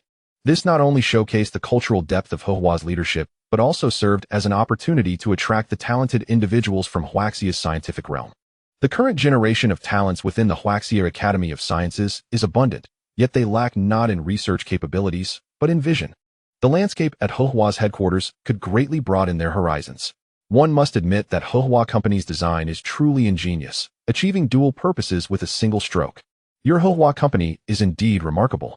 Zhou inhaled deeply and remarked, to collaborate with your esteemed company is a great honor for our scientific community in Huaxia. Thank you for your kind words, Mr. Su, Cheng Tian replied with a faint smile. Currently, our new energy vehicles at Hehua Company are still in their infancy, and there lies a long journey ahead. If the talents of Huaxia's scientific community join us, I firmly believe they will create even more miracles. Upon hearing Cheng Tian's words, Zhou couldn't help but furrow his brow. Although he felt there was nothing inherently wrong with Cheng Tian's statements, a sense of discomfort lingered within him. Let us continue our tour, Cheng Tian suggested calmly. After Elder Ren finishes his meal, we shall present the remaining samples to him. Zhou nodded and resumed his exploration of Hehua Company's headquarters. Although it was his first visit, he could sense that the garden landscape was far from ordinary. It undoubtedly concealed many unknown secrets. As Cheng Tian and Zhou arrived at the underground parking garage of Hehua Company's headquarters, Elder Ren had already arranged for the special vehicle to be parked there. Elder Ren has kindly taken care of the vehicle. We can board directly, Cheng Tian said nonchalantly. Zhou nodded, opened the door, and entered the car. Cheng Tian also boarded, taking the seat beside the driver. As Xiao Yang drove out of Hehua Company's headquarters, Zhou couldn't resist glancing outside. It was his first visit to the imperial capital, and he still felt somewhat unaccustomed to this unfamiliar city. Although it was now summer, one would expect sunny weather, yet outside appeared rather gloomy. A thin haze seemed to envelop the sky, imparting a stifling sensation. The climate here in the imperial capital is quite peculiar, Zhou remarked. The climate here is not strange at all. It is merely ordinary smog. Cheng Tian replied calmly. In recent years, smog has been quite severe throughout Huaxia, though the situation in the imperial capital is relatively better, albeit still rather dry. Zhou paused at Cheng Tian's words, not delving deeper into their meaning. After all, it was his first time in the imperial capital, and he was still adjusting to the unfamiliar surroundings. Mr. Cheng, are you suggesting that the smog has been quite severe in recent years? Zhou inquired, unable to hold back his curiosity. Indeed, Cheng Tian confirmed, this smog is not only severe in Huaxia, but also in many other nations, particularly the developed ones. However, those developed countries have already transitioned beyond the industrial phase. They have crossed the river, while we in Huaxia are still traversing it. Upon hearing Cheng Tian's words, Zhou couldn't help but sigh. The smog in Huaxia had indeed been quite severe in recent years, significantly impacting the health of its citizens. The root cause of this predicament lay in the rapid industrial development of Huaxia.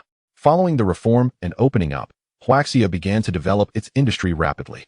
At that time, due to a lack of technology, the country relied heavily on coal and oil for industrial advancement.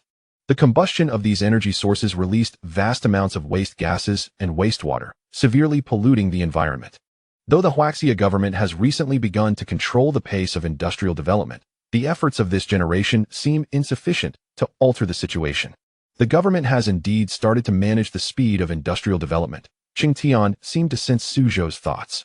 Although this control may somewhat impede Huaxia's economic growth, it is a necessary measure. After all, if a nation's environment is completely polluted, that nation is doomed. However, we at Hehua have not delved extensively into environmental protection technology. Our primary focus remains in the realm of communication engineering, Cheng Tian spoke to Zhou. As they listened to Cheng Tian's insights, Zhou nodded in agreement, and the group soon arrived at a restaurant. Elder Ren, the head of Hehua, was already awaiting Zhou's arrival within the establishment. Elder Ren has arranged for the vehicle to be parked here. We can simply proceed inside, Cheng Tian remarked calmly. Zhou nodded and followed Cheng Tian into the restaurant. The establishment appeared exceedingly luxurious, adorned in opulent decor. Yet for individuals of Zhou and Cheng Tian's stature, such extravagance was hardly novel. They had long grown accustomed to such settings, which no longer held any allure for them. Nevertheless, Elder Ren placed significant importance on Zhou's presence. As Zhou and Cheng Tian took their seats, Elder Ren promptly followed suit. Mr. Su, is this your first visit to the imperial capital? Elder Ren inquired casually. Yes, it is my first visit, Zhou replied somewhat awkwardly. Despite being an academician, he still felt a degree of discomfort in the presence of such prominent figures. How is the climate in the imperial capital? Elder Ren asked with mild curiosity. I haven't paid much attention yet, Zhou admitted, slightly taken aback. Indeed. He had only recently arrived in the imperial capital and had not had time to observe. No worries. You will be here for quite some time. You may take your time to notice. Elder Ren replied lightly, then inquired, I wonder, Mr. Su, what are your thoughts on new energy? Upon hearing Elder Ren's question, Zhou was momentarily taken aback. He had not anticipated such an inquiry. Although he was not well versed in new energy, he pondered seriously before responding. I believe that new energy is an inevitable trend for the future development of human society. Oh, please elaborate, Elder Ren encouraged. As human society continues to develop, many resources are either depleted or nearing depletion. To sustain development, society requires energy, thus new energy is the essential path forward, Zhou articulated. Particularly noting that in recent years, the drawbacks of traditional energy sources have become increasingly evident, while the advantages of new energy have become more pronounced. Mr. Su's understanding of new energy is indeed profound, Elder Ren acknowledged. Are you aware of the differences between Huaxia's new energy vehicles and those from Europe and America? Upon hearing Elder Ren's words, Zhou paused momentarily. While he was not particularly knowledgeable about new energy, he was clear on this point. The new energy vehicles in Europe and America primarily rely on electricity, whereas those in Huaxia predominantly utilize hydrogen. Certainly, the nation of Huaxia does have electric vehicles. However, the electric vehicles in Huaxia differ somewhat from those found in Europe and America. The electric vehicles in Europe and America primarily focus on long-range capabilities, whereas those in Huaxia are predominantly centered around charging. This divergence arises mainly from the differences in energy reserves between Huaxia and the West. Huaxia possesses limited oil reserves and thus relies on imports from other nations. In contrast, hydrogen can be obtained through the electrolysis of water and boasts a significantly larger reserve. Mr. Su, it appears you possess some understanding of Huaxia's new energy vehicles, remarked Mr. Ren, observing Zhou's expression. Indeed, I am aware that Huaxia's new energy vehicles differ from their Western counterparts. Zhou responded somewhat awkwardly. Are you aware of the reasons behind these differences? Mr. Ren inquired gently. I am not entirely certain. Zhou shook his head. The reasons are quite straightforward, Mr. Ren continued. Primarily due to the disparity in natural resource reserves between Huaxia and the West. Oh, what are these differences? Zhou asked curiously. Our nation lacks oil resources, while Europe and America possess abundant reserves, Mr. Ren elucidated. To alter this situation, Huaxia has been vigorously developing new energy vehicles. Upon hearing Mr. Ren's words, Zhou suddenly realized the vast differences between Huaxia's and the West's new energy vehicles. Upon reflection, it is indeed logical. Each nation develops industries suited to its own circumstances. However, Mr. Ren, I do not quite understand. If Huaxia lacks oil resources, why does it not import more oil? Zhou inquired with curiosity. Ah, Mr. Su, you may not be aware that our electricity generation largely relies on coal, Mr. Ren replied.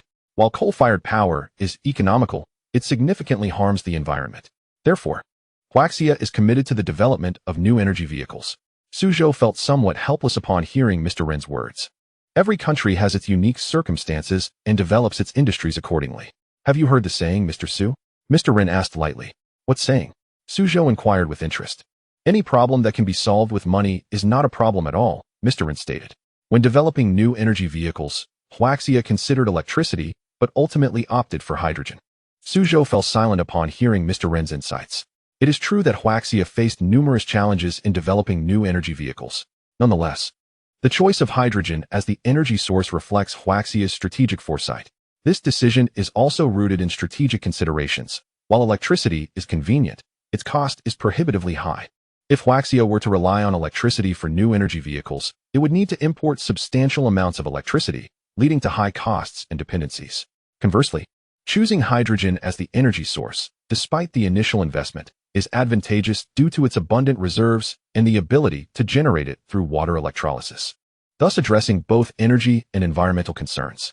However, this conversation was not solely about that. I am here to discuss the advancements in communication engineering technology.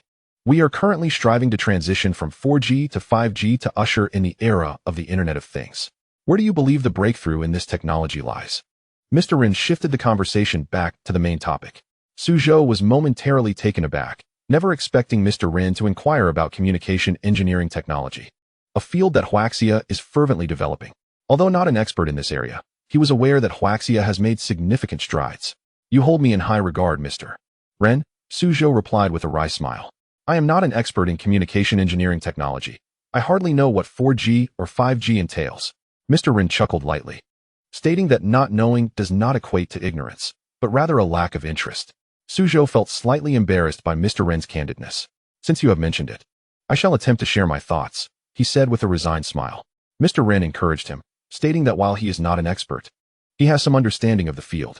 Based on the current 4G technology, transitioning to 5G necessitates resolving several technical challenges.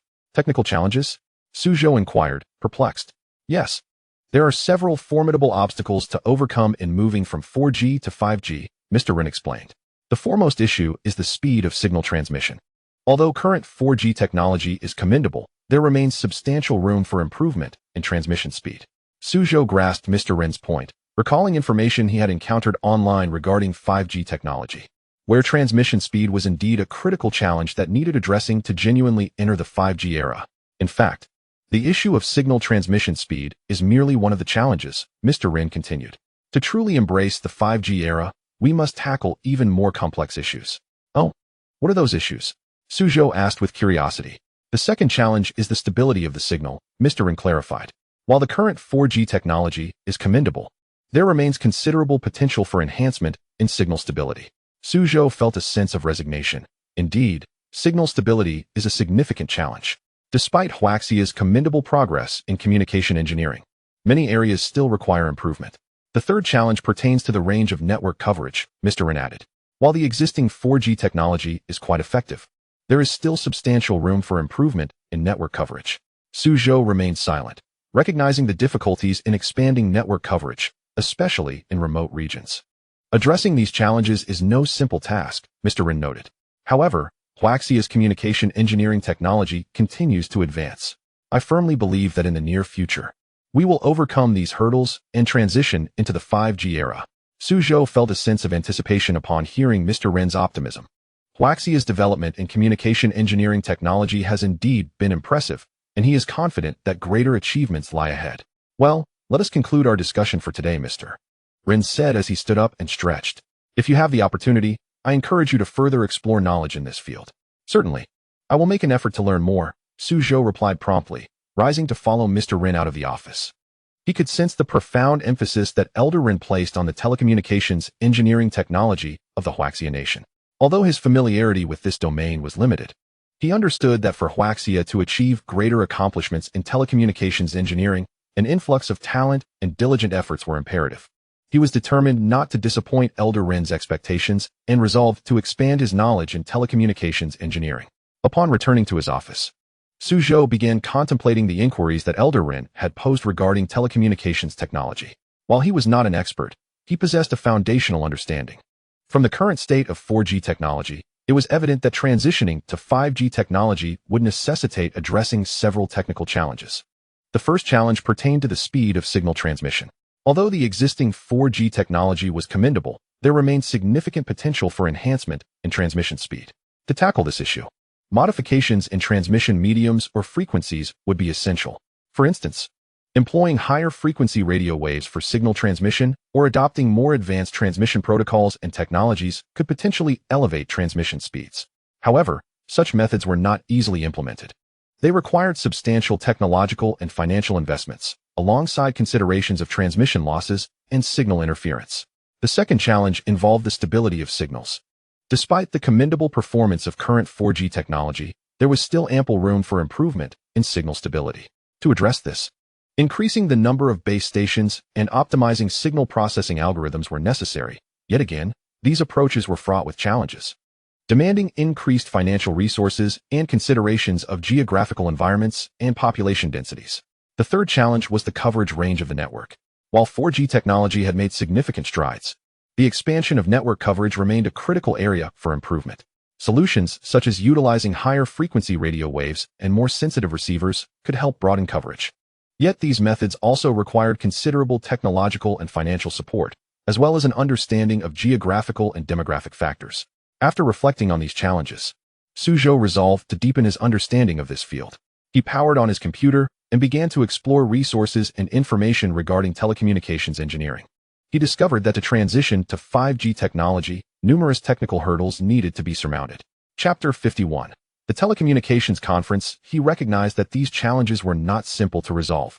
Nonetheless, he noted that Huaxia's telecommunications engineering technology had been making continuous progress. He believed that, in the near future, these issues could indeed be resolved. Leading the nation into the 5G era, Zhou committed himself to learning more about telecommunications engineering, aspiring to contribute to the development of Huaxia's telecommunications sector. He was convinced that through relentless learning and progress, he could keep pace with the times. The week passed swiftly, during which Zhou acquired a wealth of knowledge about telecommunications engineering. He realized that a breakthrough to 5G technology would indeed require significant technological support and financial investment. However, he remained optimistic that Huaxia would achieve greater accomplishments in this field. In the days to come, he vowed to study and work diligently, contributing his efforts to the advancement of telecommunications technology in Huaxia. On Friday afternoon, Zhou received a call from Elder Ren, notifying him to attend a research conference on telecommunications engineering at the National Academy of Sciences. Upon hearing this news, he felt a surge of excitement. Although his knowledge in this area was limited, he understood that attending such a research conference would provide invaluable learning opportunities. He quickly gathered his computer and materials, donned a suit, and headed to the academy. Upon entering the conference room, he noticed that a considerable number of attendees were already present.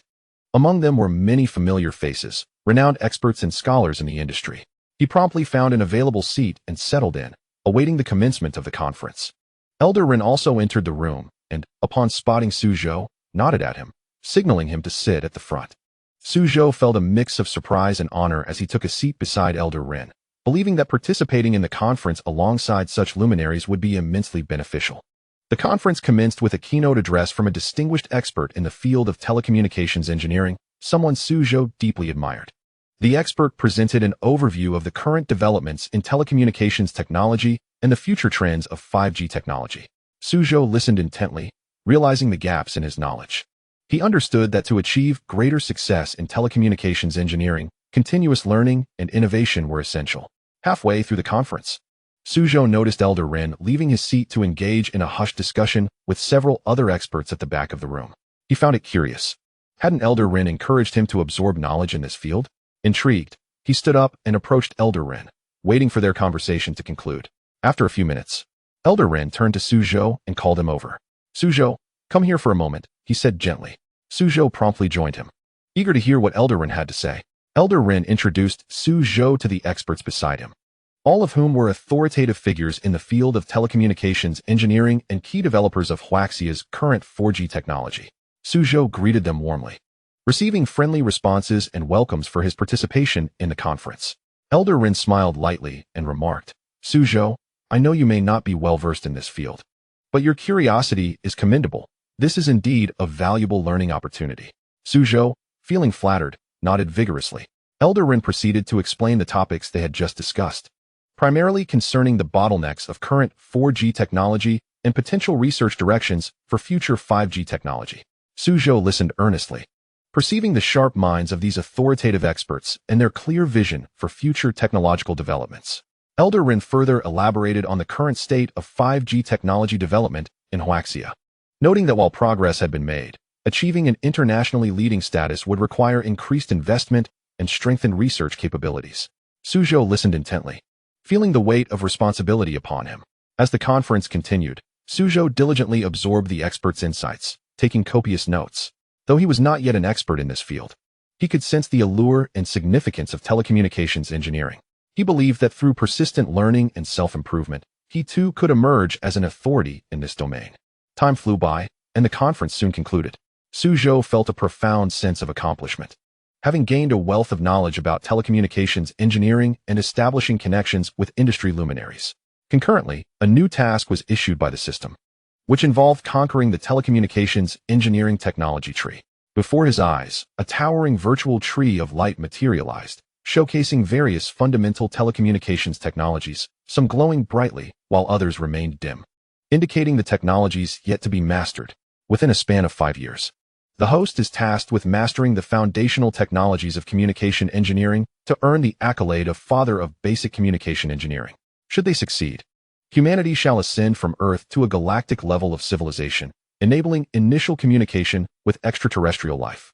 Before him, a magnificent virtual tree of light gradually materializes, its branches adorned with an array of technological icons. Zhou understands that each icon represents an unresolved technological challenge, and only by illuminating all these icons can he truly accomplish the task at hand. He scrutinizes the virtual tree, noting that each branch extends into numerous delicate offshoots, each bearing diverse technological symbols, some dim and lifeless, others radiant and vibrant. Zhou realizes that the dull icons signify challenges yet to be overcome, while the luminous ones represent those already conquered. As he observes these symbols, he discerns that some challenges are closely related to his current knowledge, while others pertain to realms he has yet to explore. A sense of unease washes over him. How shall he surmount these myriad technological hurdles? In a moment of clarity, his gaze alights upon a familiar icon: 5G communication technology. Although this challenge remains incomplete, Zhou is aware of the significant advancements made by his homeland in this domain. As a member of this nation, he recognizes an opportunity to contribute meaningfully to this field. Chapter 52. A heavy burden to bear. He contemplates that 5G technology, in comparison to its predecessor 4G, offers swifter speeds, reduced latency, and the capacity to support more devices simultaneously, a crucial factor for the future of the Internet of Things, industrial internet, and autonomous driving. However, conquering 5G technology entails addressing several formidable challenges. The foremost issue is the spectrum.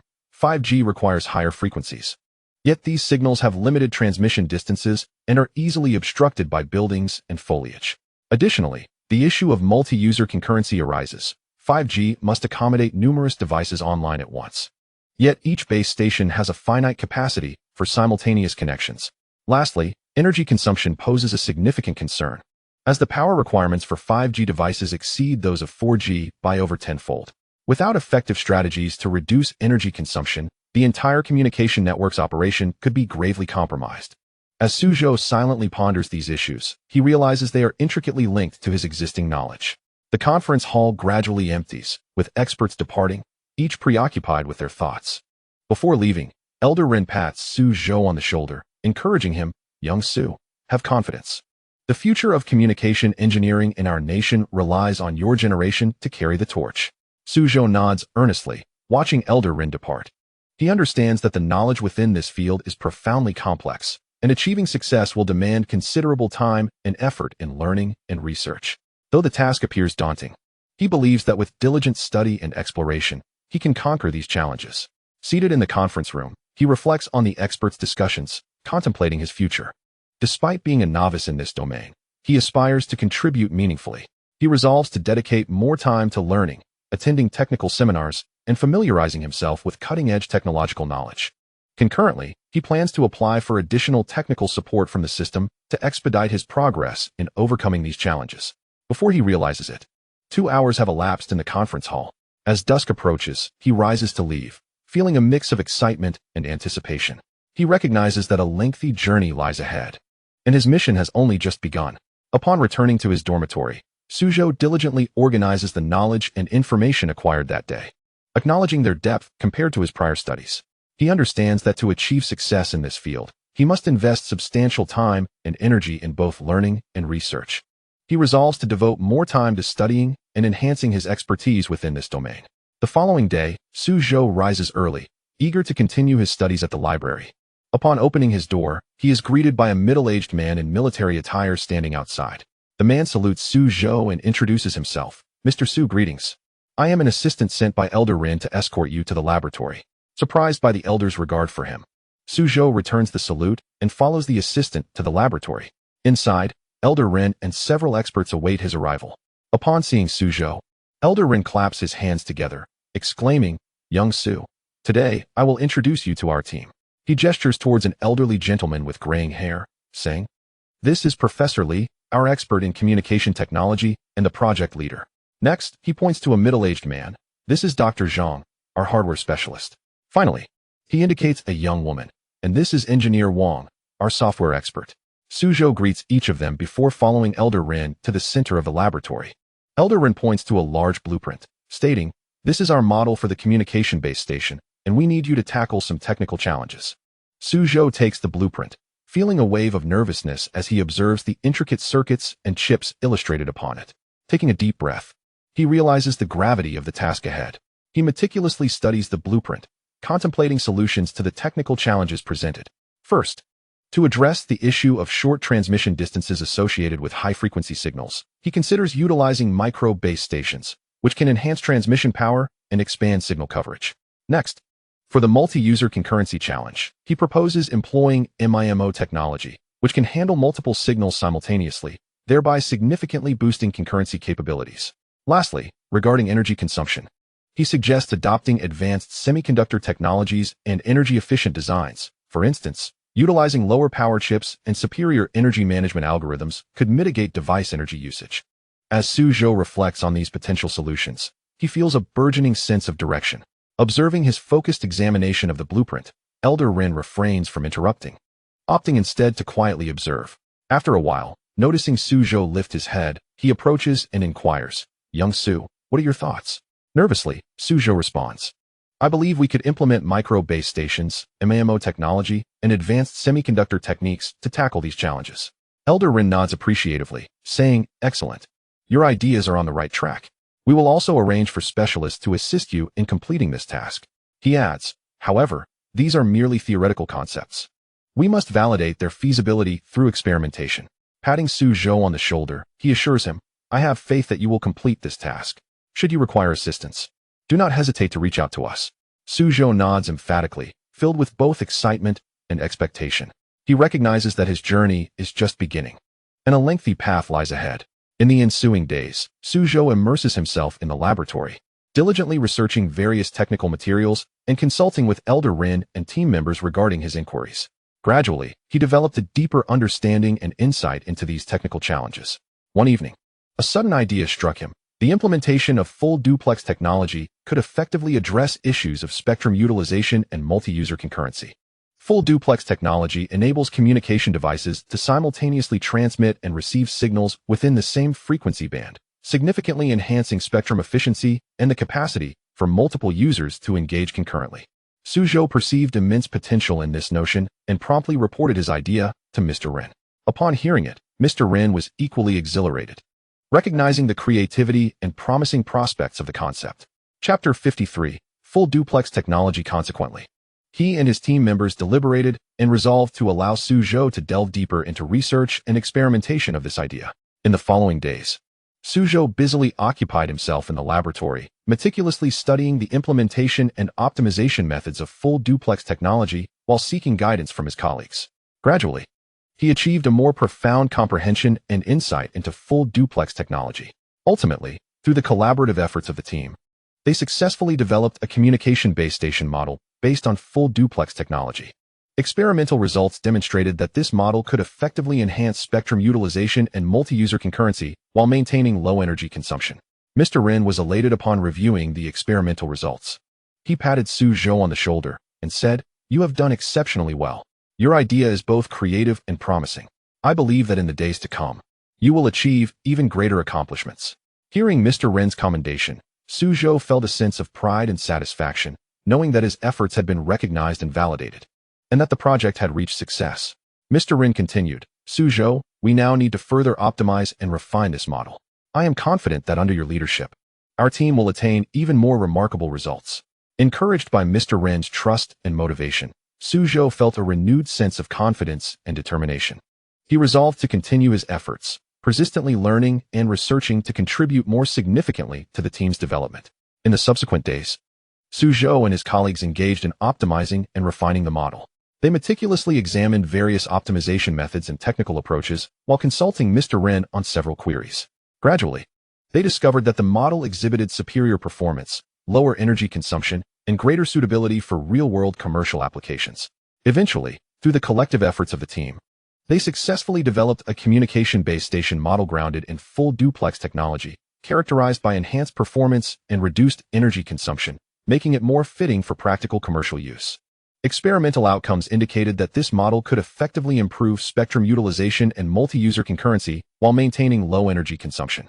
Mr. Ren, upon witnessing the experimental results, expressed his joy once more. He patted Zhou's shoulder, exclaiming, "You have done remarkably well. Your idea is both innovative and full of potential. I believe that in the future, you will achieve even more extraordinary successes." At last, one fine morning, Zhou and his team members completed the final technical documentation and prepared the patent application materials. They submitted the documents to Mr. Ren and awaited his review and suggestions.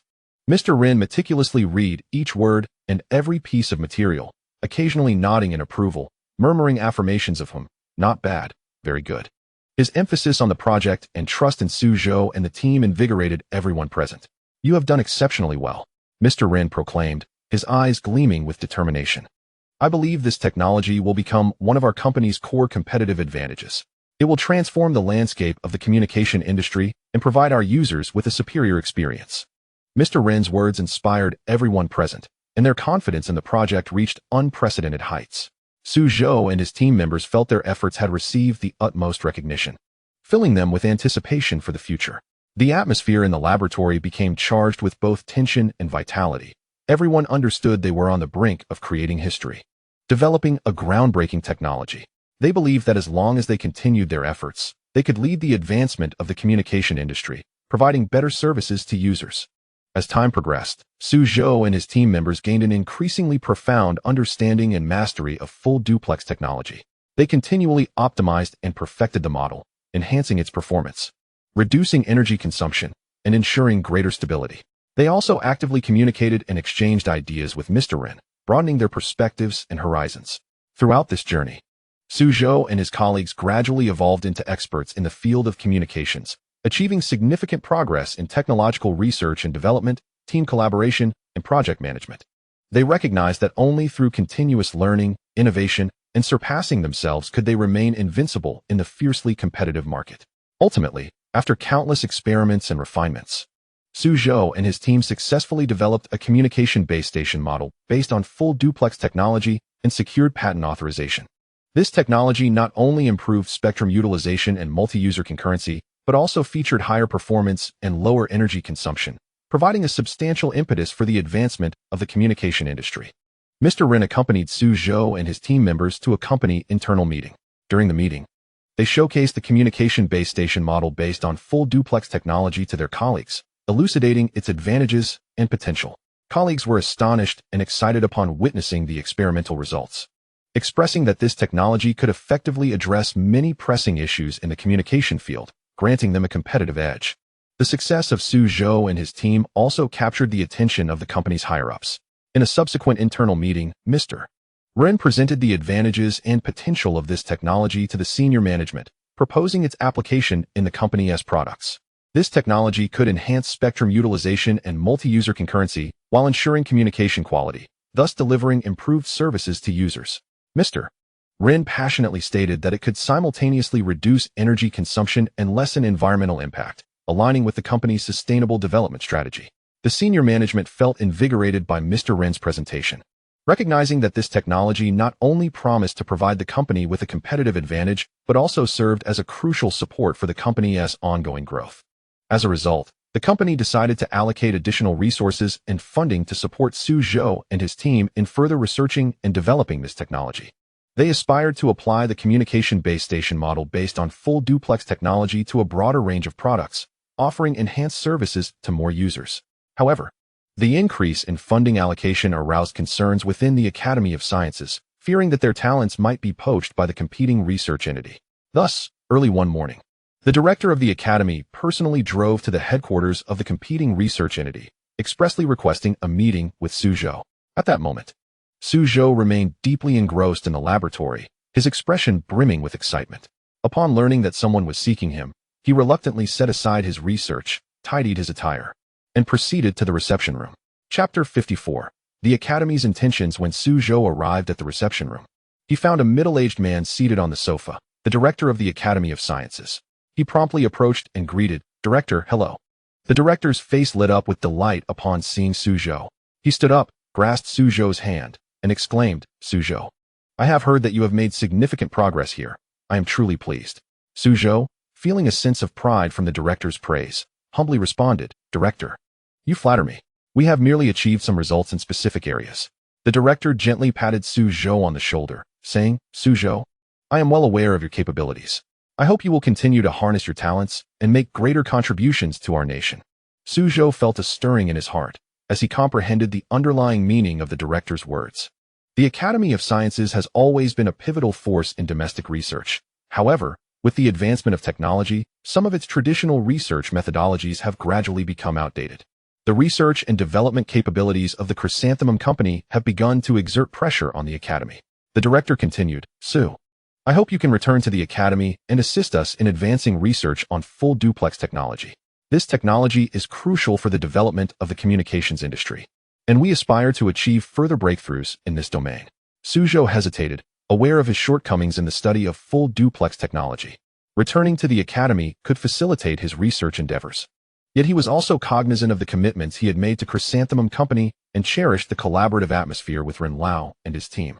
Observing Zhou's indecision, the director expressed concern.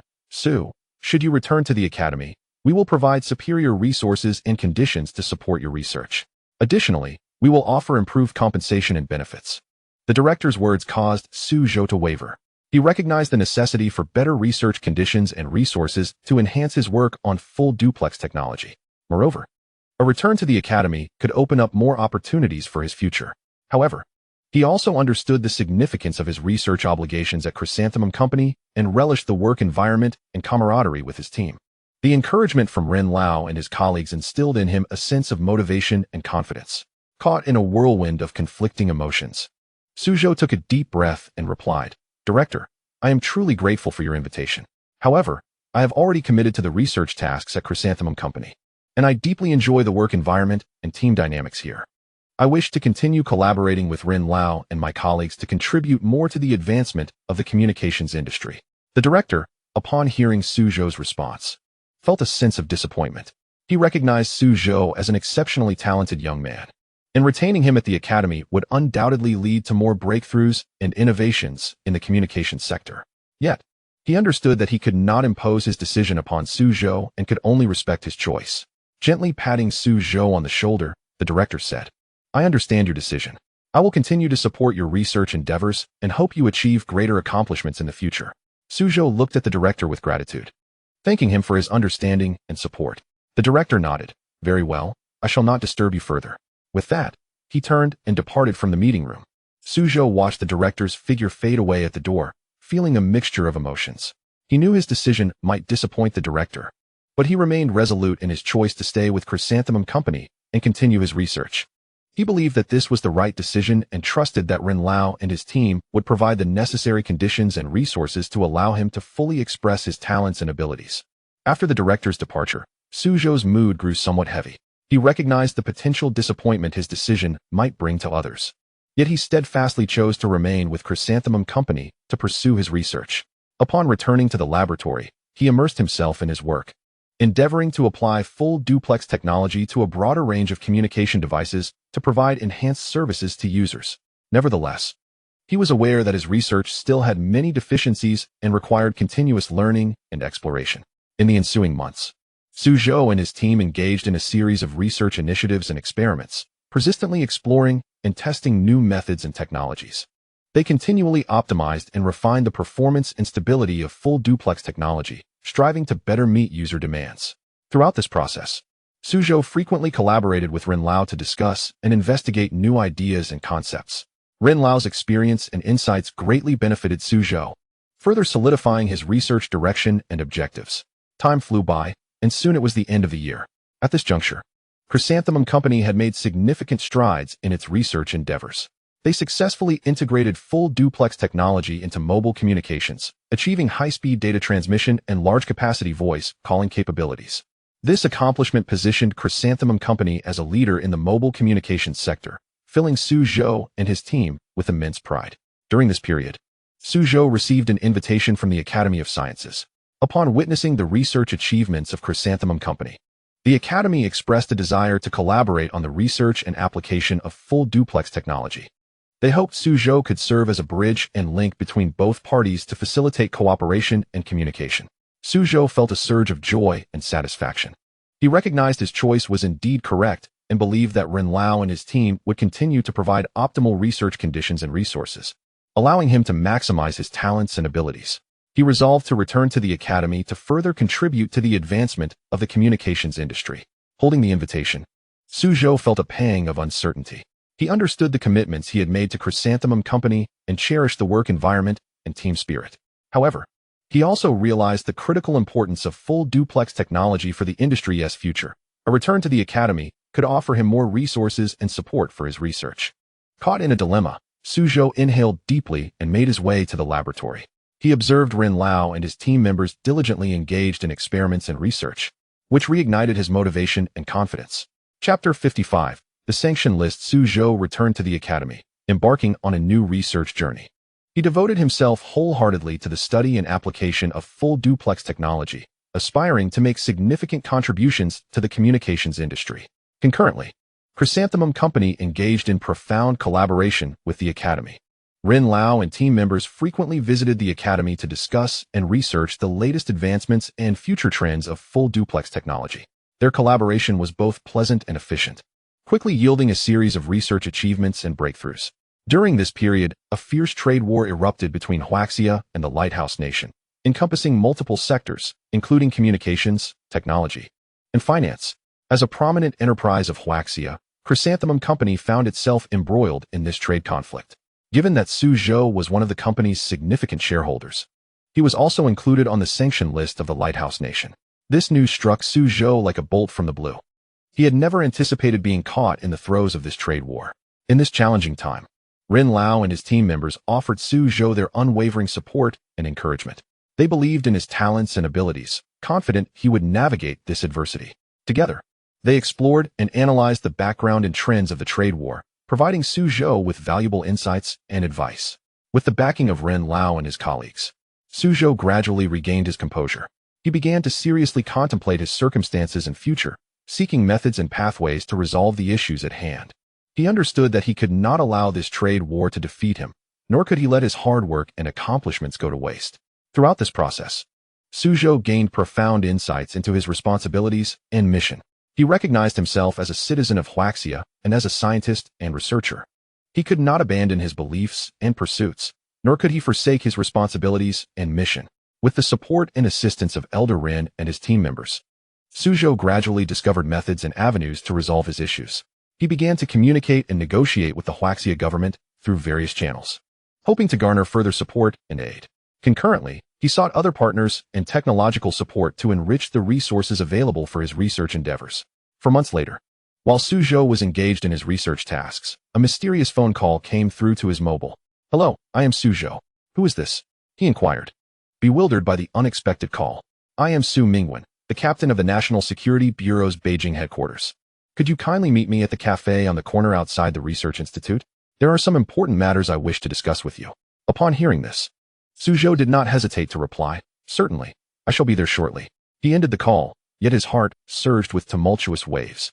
The captain of the National Security Bureau seeking him out was indeed a significant honor. Swiftly, Zhou arrived at the corner cafe, where he spotted a middle-aged man seated by the window, smiling and beckoning him over. "Hello, I am Su Mingwen." The man introduced himself, extending his hand for a handshake. "Greetings, I am Zhou," he reciprocated with a smile while pondering the purpose of this meeting. Before the waiter could serve their coffee, Su Mingwen directly addressed him. "First and foremost, I extend my apologies on behalf of the Huaxia government. We did not anticipate that the Lighthouse Nation would exploit your close ties with the Chrysanthemum Company to impose sanctions upon you." Zhou waved his hand dismissively, replying, "You need not blame yourselves. After all, I did conceal certain matters in the past." Su Mingwen nodded and continued, "I have two primary objectives for this meeting. The first is to apologize. As the Huaxia government, we bear the responsibility to safeguard the rights and safety of every citizen, yet we have failed to do so, causing you unnecessary trouble and loss." Zhou felt a surge of gratitude. He had not expected such swift action from the Huaxia government to protect him, reinforcing his faith and aspirations. "The second purpose is to inform you that there may be foreign spies in your vicinity. Currently, the Lighthouse Nation is keen to ascertain our progress in telecommunications engineering, hence we wish to discuss this matter with you in advance." This revelation startled Zhou. He had never anticipated becoming a target of foreign interests. He understood that as a scientist and researcher, vigilance and a clear mind were imperative to prevent his research from being compromised or misappropriated. "Do you possess evidence?" Zhou inquired. "Indeed, we have some evidence," Su Mingwen responded. "Although it does not directly prove that anyone around you is a spy, we believe this information is pertinent to your safety." Zhou nodded in understanding, aware that he must exercise greater caution moving forward, and he appreciated the support and assistance from the Huaxia government in this regard. Additionally, we have a request. Su Mingwen continued. We hope you can join the National Security Bureau's Beijing headquarters as our technical advisor. This proposition took Zhou by surprise. He had not anticipated being invited to serve as a technical advisor for the National Security Bureau. Aware of the high expectations and responsibilities associated with this position, he accepted without hesitation. I shall do my utmost to contribute to the safety of Huaxia, he declared. Su Mingwen smiled with satisfaction and handed Zhou a business card. Here is my personal contact information. Should you encounter any issues or require assistance, do not hesitate to reach out. As they sipped their coffee and engaged in casual conversation, the time passed swiftly. Eventually, Su Mingwen rose to his feet, stating, "Take care and stay safe." Zhou also stood, and after exchanging farewells, they departed the cafe. Upon returning to the research institute, Zhou's mind remained clouded with questions and unease. He pondered how these foreign forces had discovered him and what their next course of action might entail. Chapter 56. His thoughts wandered back to the events of the past few days. First, the Chrysanthemum Company's project had been stolen by the Lighthouse Nation, thrusting him into the spotlight of public opinion. Then, the Huaxia government had stepped in to offer considerable resources and support. Now, the captain of the National Security Bureau had personally approached him, inviting him to become a technical advisor. This chain of events left Zhou feeling somewhat overwhelmed. Just as he was deep in thought, his phone rang unexpectedly. He glanced at the screen and saw that it was a call from his distant cousin. Curiosity piqued. He wondered why his cousin, who rarely reached out, was calling him today. "Cousin, when will you arrive?" Zhou asked upon answering. "I am already at the entrance of the research institute. Could you come and meet me?" His cousin's voice sounded somewhat urgent. Zhou was taken aback, surprised that his cousin had already arrived. "All right, I will be right down," he replied. He quickly made his way downstairs to the entrance of the institute, where he spotted his cousin standing with a suitcase, accompanied by a young woman. Approaching them, his cousin smiled upon seeing him and said, "My dear cousin, I have been trying to reach you for days. It seems you have been quite busy." Zhou felt a bit awkward but managed to smile, responding, "Yes, I have been rather occupied." He glanced at the young woman, who was strikingly beautiful yet exuded an unsettling aura. "Who is she?" Zhou inquired. "She is my girlfriend," his cousin replied, beaming. "What do you think? Isn't she lovely?" Zhou was taken aback, noting that the young woman appeared quite young, likely not over 25. Yet her gaze held an uncomfortable insinuation. Nodding, he said, "Indeed, she is beautiful." His thoughts then drifted to his own girlfriend, Lin Yu, a scientist who was entirely different from this woman. Lin Yu radiated warmth and kindness, whereas this young woman felt cold and distant. "I have been trying to reach you to ask for your assistance with some technical issues," his cousin explained. "However, I was unable to get in touch, so I decided to come see you in person." Zhou was surprised. He had not anticipated that his cousin would come seeking his help with technical problems. A sense of suspicion arose within him. Why was his cousin, who rarely contacted him, suddenly asking for assistance? "Why don't you come with me to my office?" Zhou suggested. "Let us discuss this in detail." His cousin and the young woman followed Zhou to his office, where he offered his cousin a seat on the sofa while he settled at his desk. The young woman stood beside his cousin. "Cousin, I came to ask for your help with some technical issues," his cousin began. "As you know, I work for a company that has recently faced some technological challenges, and despite our efforts, we have been unable to resolve them." Zhou nodded, saying, "Please, elaborate on the specific technical problems you are encountering." Cousin began to elaborate on the technical difficulties their company was facing. Zhou listened intently while contemplating potential solutions to these issues. He realized that these technical problems were not insurmountable, yet he needed to acquire more specific information before he could propose concrete resolutions. Just as Zhou was deeply engaged in his cousin's narrative, a woman interjected, "You needn't complicate matters. I believe the communication engineering technology you have been researching recently could be beneficial. Why not share it with us?" He was taken aback by her unexpected request. Casting a glance at his cousin, he noted that he remained unresponsive, merely listening quietly. "The communication engineering technology is a core secret of our company and cannot be disclosed lightly," Zhou replied. He chose to decline their request diplomatically rather than outright refuse. However, the woman seemed dissatisfied with his response, letting out a cold scoff before retorting, "Are you aware of the technical challenges our company is currently facing? If you can assist us in resolving these issues, we would be more than willing to compensate you." A sense of unease crept into Zhou's mind. The woman's tone carried an undertone of threat that made him uncomfortable. He glanced at his cousin once more, who remained silent and attentive.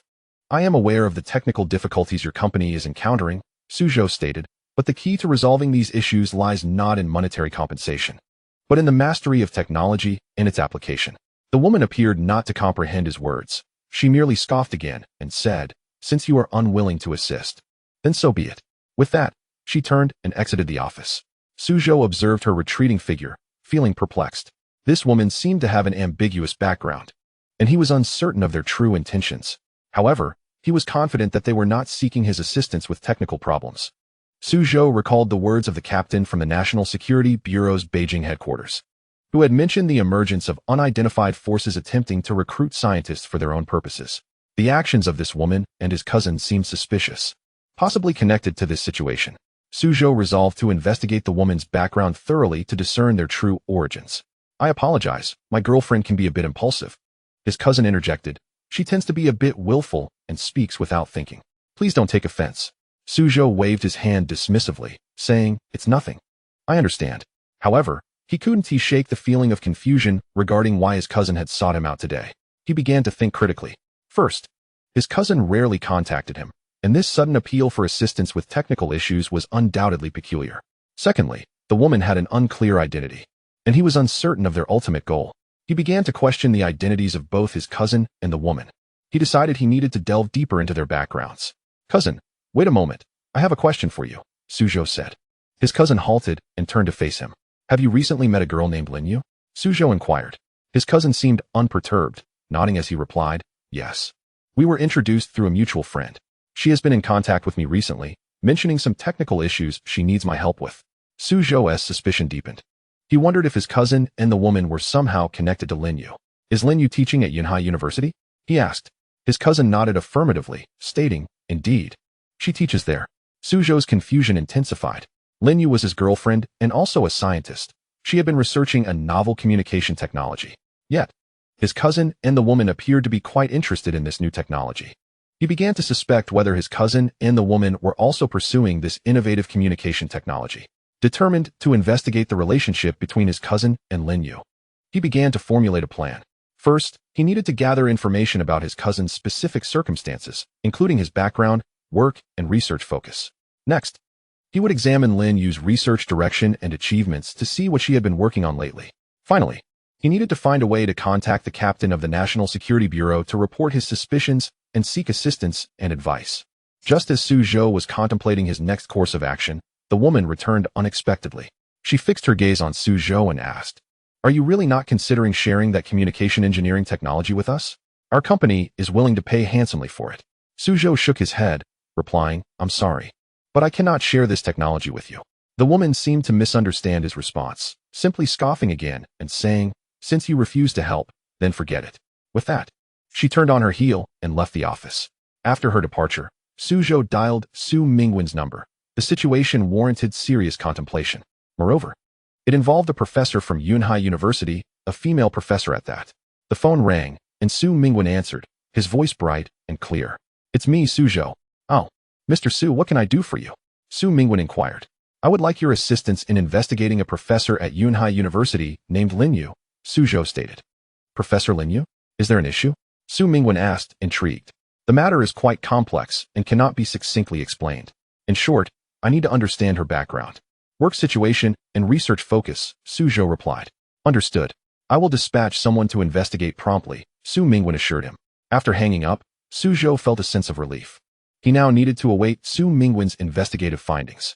Meanwhile, in an office at Yunhai University, the woman who had accompanied Zhou's cousin, Su Zaiwen, to meet him, named Yang Yi, sat across from Linyu.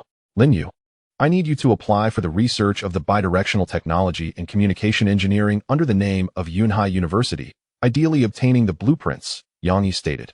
Her tone decidedly brusque. "That request is unacceptable. While my husband requires the medication you possess to sustain his life, do you truly believe that national security would remain oblivious to us forcing an application for the bidirectional technology research?" Linyu countered vehemently thus. She resolutely decided that she could not assist Yang Yi.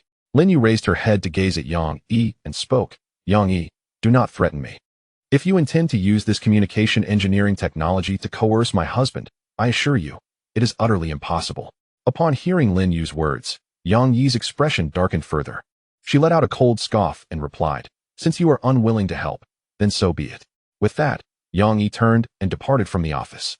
Watching Yang Yi's retreating figure, Lin Yu felt a profound sense of helplessness. She was acutely aware of her husband's condition. Without timely access to medication, his life would likely reach its end. However, she also understood that should she assist Yang Yi in applying for the dual directional technology research and communication engineering, individuals from national security would undoubtedly come knocking at her door.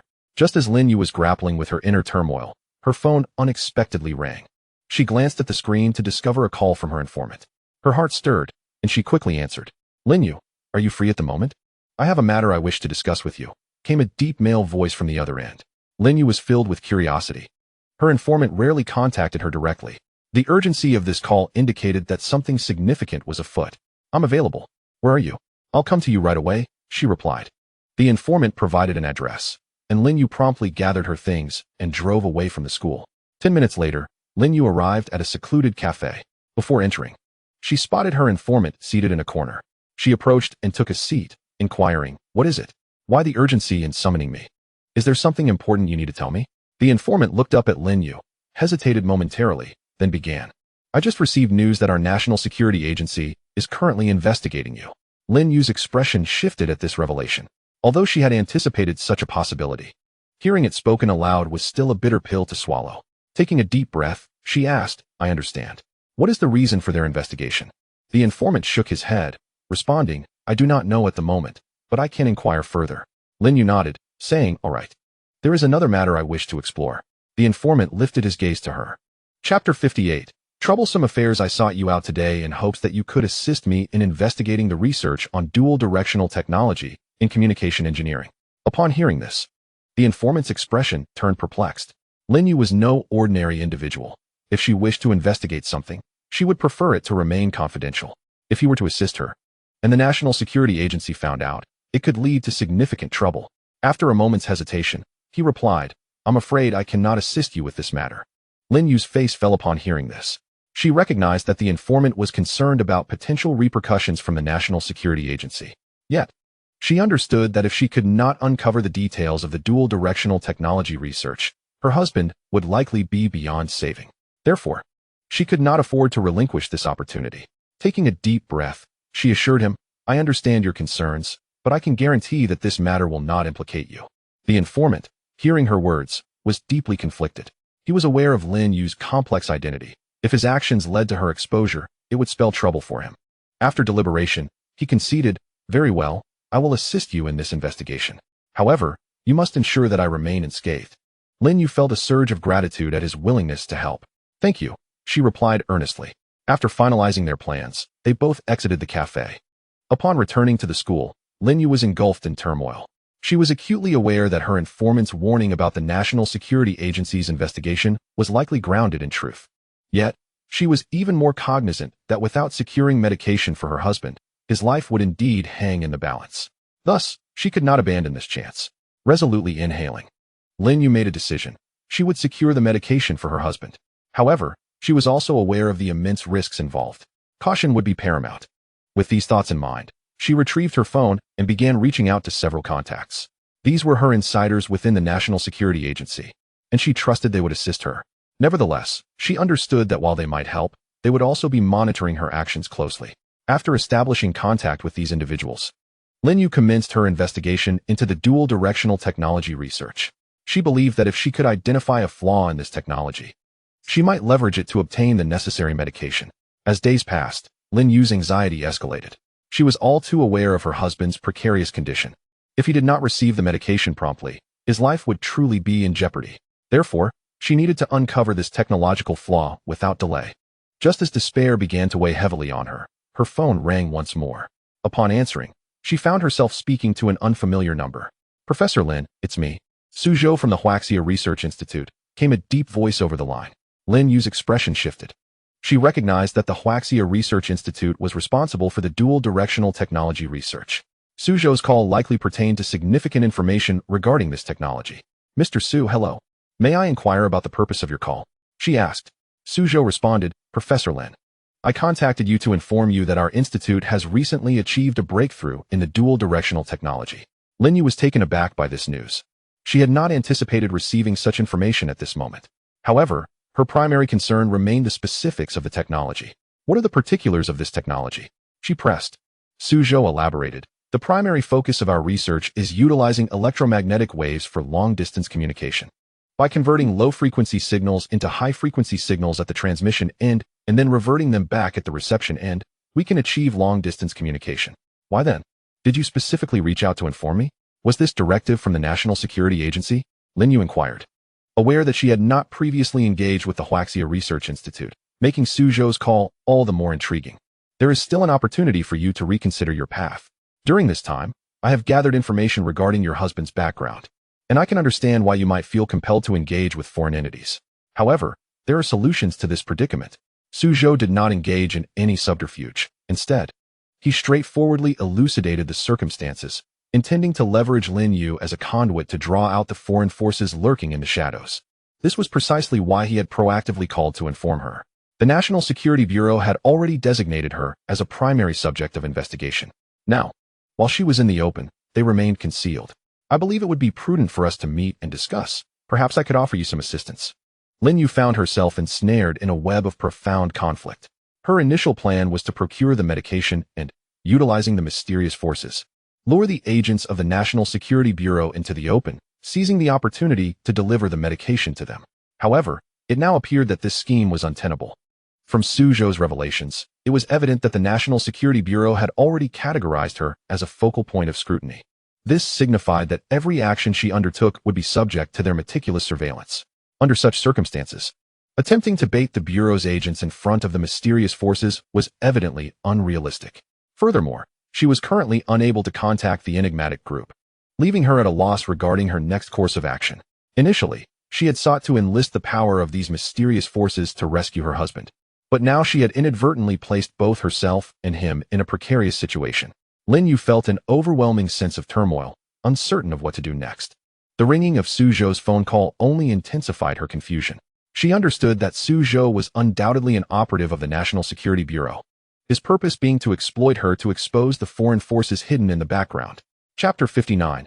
Meeting Lin Yu, however, she also recognized that if she remained passive, both she and her husband would be beyond salvation.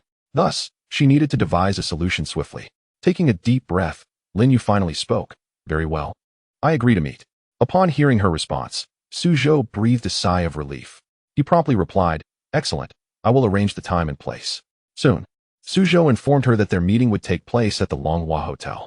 Lin Yu set out immediately for the hotel, arriving shortly after 7 in the evening. Upon reaching the front desk, she requested to see Zhou. The attendant, upon hearing her request, promptly escorted her to a designated room. As Lin Yu approached the door, she spotted a young man waiting for her. She recognized him as Zhou and walked over, inquiring, You must be Zhou? He nodded in affirmation and replied, Indeed. I am Zhou. Professor Lin, let us proceed inside to converse. Lin Yu nodded and followed Zhou into the room. Once seated on the sofa, Zhou initiated the dialogue. Professor Lin, I presume you are now aware of my identity? Lin Yu nodded and responded, I know you are with the National Security Bureau. In fact, the individual seeking you is not me, but rather the head of the Bureau, Su Mingwen. Zhou smiled lightly and opened the partition door, revealing that his role in this matter was merely to facilitate communication. He continued, Due to the sensitive nature of Director Su's position, as he oversees cases involving state secrets, he cannot appear directly, which is why he has enlisted my assistance. Lin Yu nodded, then inquired, What is it that you wish to discuss with me? Zhou shook his head and replied, The matter at hand pertains to your husband. Upon hearing this, Lin Yu furrowed her brow and asked, My husband? What has happened to him? The foreign forces have been manipulating you, claiming that your husband's condition requires their medication. In truth, he should have already shown signs of improvement. These forces are deliberately prolonging his suffering. Do you comprehend my meaning? Zhou did not respond immediately, but regarded Lin Yu with a steady gaze. He understood that his words might profoundly shock her, yet they were essential for her to grasp the entirety of the situation. Lin Yu was momentarily taken aback. She had never anticipated that her husband was being deliberately harmed. Taking a deep breath, she asked, What do you mean? My husband is being deliberately harmed? How so? Zhou nodded and explained, Indeed, your husband's health should have improved long ago, yet those foreign entities have kept you in suspense, asserting that he requires their medication. In reality, they are simply stalling for time. Lin Yu furrowed her brow again, astonished by the cunning deceit of these foreign forces. After a deep breath, she queried, "What is his current condition? Has he received treatment?" Zhou shook his head and replied, "Regrettably, due to the manipulation by those foreign forces, your husband has not received timely medical attention. His condition has deteriorated, and there is still one medication that remains undiscovered." Lin Yu fell silent, fully aware that Zhou spoke the truth and that her husband was in a perilous state. She inhaled deeply and asked, "What should I do?" Zhou regarded her intently and stated, "We hope you will consider joining the National Security Bureau as one of our own. We will provide you with all necessary assistance, including facilitating your husband's treatment." Lin Yu was taken aback by Zhou's proposition. She had not anticipated that joining the bureau could aid in her husband's recovery. Zhou continued, "We have learned that your husband has drawn the attention of these foreign forces due to a genetic research project of great value, directly linked to national security. Therefore, we wish for you to join the National Security Bureau, assisting us in safeguarding this project while ensuring your husband receives optimal treatment." Lin Yu felt a twinge of hesitation at his words. She understood her husband's precarious situation but also recognized that joining the bureau could bring significant complications to her life. Zhou, observing her internal struggle, gently urged, "I understand your emotions are complex, but please trust us. We will do everything in our power to assist you while also ensuring your safety." Lin Yu took a deep breath before responding, "I need some time to consider." Zhou nodded, acknowledging her thoughts. "I understand. You may take your time, but we require a prompt decision, as your husband's condition is gravely serious." Lin Yu's brow furrowed once more. She recognized the urgency of her husband's perilous state, yet she was aware of the potential troubles that joining the bureau might entail. After a moment of contemplation, she finally said, "Very well, I agree to your proposal. I will join the National Security Bureau and strive to secure the best treatment for my husband."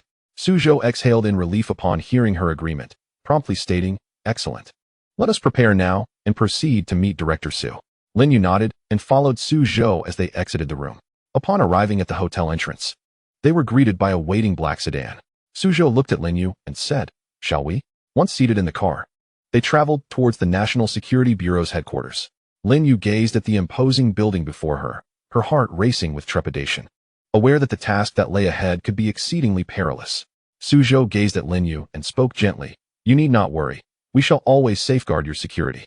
Moreover, by becoming a member of the National Security Bureau, you will acquire greater authority and resources, making it easier for you to seek treatment for your mentor." Chapter 60. The Strategy. Lin Yu nodded, taking a deep breath before entering the building alongside Zhou. Upon reaching the top of the edifice, they encountered a middle-aged man who awaited their arrival. Zhou immediately addressed him, "Captain Su, this is Lin Yu." Upon hearing Zhou's introduction, Lin Yu approached and greeted, "Hello, Captain Su." Captain Su regarded Lin Yu with a nod and replied, "Welcome to the National Security Bureau. I am confident that your abilities and determination will prove invaluable to us." Acknowledging Captain Su's words, Lin Yu nodded in agreement. She understood the perilous nature of her mission but was equally aware that if she succeeded, her mentor would receive the best possible treatment. Captain Su continued, "Now, we need to equip you with some devices. Following our plan, you will lure Yang Yi out, and Zhou will accompany you." Lin Yu nodded in understanding, recognizing that this was essential for both her safety and the successful execution of the mission. Captain Su took a small box from a nearby staff member and handed it to Lin Yu. "Inside are miniature cameras and listening devices that you must install near Yang Yi," Captain Su explained. "These instruments will allow us to monitor your location and surroundings to ensure your safety." Lin Yu carefully opened the box, revealing the diminutive devices. After examining them, she nodded, signaling her comprehension of their usage. Captain Su elaborated, "We have thoroughly investigated Yang Yi's routine. He frequents a specific location for transactions daily. Your task is to appear during one of these exchanges and discreetly install the devices on him." Lin Yu listened intently, aware that this mission was of utmost importance, and she could not afford any mistakes. "Rest assured, we will provide real-time support during the installation," Zhou reassured her. "We will ensure your safety." Lin Yu smiled faintly, expressing her gratitude. She understood that the success of this mission was critical to her mentor's life, and she had to succeed. After thorough preparations, Lin Yu and Zhou departed from the National Security Bureau to commence their operation. They arrived at a bar frequented by Yang Yi, awaiting his arrival. As night fell, the atmosphere within the bar grew increasingly lively. Lin Yu and Zhou sat in a corner, closely observing Yang Yi's every move. Finally, after an hour, Yang Yi appeared at the bar's entrance. Upon noticing Zhou beside Lin Yu, a flicker of surprise crossed his face, clearly not expecting Zhou's presence. However, this seemed fortuitous for them. Suzhou's involvement signified an elevated opportunity to acquire the communication engineering technology. Mr. Su, Miss Lin, have you two come to a decision? Yang Yi inquired with a smile as he approached them. Lin Yu regarded Yang Yi, contemplating her next action. She needed to seize the moment to install the miniature cameras and listening devices on him while ensuring the process remained undetected. As Yang Yi reached their table, Lin Yu suddenly stood and embraced him, whispering in his ear, "Mr. Yang, I wish to discuss something with you." Caught off guard by Lin Yu's gesture, Yang Yi quickly regained his composure, smiled faintly, and nodded. Lin Yu took his hand, leading him to a secluded corner of the bar, where they would be less conspicuous to others. Seizing the opportunity to converse with Yang Yi, she stealthily installed the miniature cameras and listening devices into his clothing pockets. The process was swift and unnoticed. Once the devices were in place, Lin Yu returned to her seat, waiting for Yang Yi's return alongside Suzhou. Approximately 20 minutes later, Yang Yi reappeared before them, holding a note which he handed to Suzhou. "What is this?" Suzhou inquired, a hint of confusion in his voice as he accepted the note. "I have heard all about your situation from Miss Lin. You are currently in dire need of funds. Are you not? This is an untraceable promissory note for $100,000, activated tomorrow at noon. All you need to do is provide me with the current progress of the communication engineering technology, and it shall be yours." Yang Yi's tone bore an enticing undertone, and the surrounding noise in the bar seemed to quiet momentarily. $100,000. What a generous offer. Are you truly willing to trust me with such a sum? Suzhou pondered, furrowing his brow as he considered the feasibility of the proposition. "If I dare to offer it, I am not afraid of you fleeing." Yang Yi replied coldly. "Should you decline, I can find others to complete this task. However, I must warn you to think carefully if you attempt any tricks. I assure you, the consequences will be dire." His words were laden with threat and warning, suggesting he was far more complex than he appeared. Suzhou inhaled deeply, nodding in understanding. "Very well, I accept your proposal," he stated, "but I hope you will adhere to your promise and refrain from any improprieties. Rest assured, as long as you comply with our agreement, we shall honor our commitment to you." Meanwhile, outside the bar, in a van, agents from the National Security Bureau were eavesdropping on the activities within. Despite the bar's raucous environment, their technology was adept enough to record clear conversations. "Captain Su, it appears we have captured a significant target, offering a sum of $100,000, an agent remarked, removing his earpiece, a look of astonishment on his face. "Indeed, this mission is of great importance," Su Wenming replied, equally contemplative. "However, we must continue to monitor and ascertain their true intentions." The agent nodded and replaced his earpiece, resuming the surveillance. At that moment, a drunken, scruffy young man with bleached hair stumbled over to Lin Yu, slurring, "Hey, girl, how about sharing a drink with me?"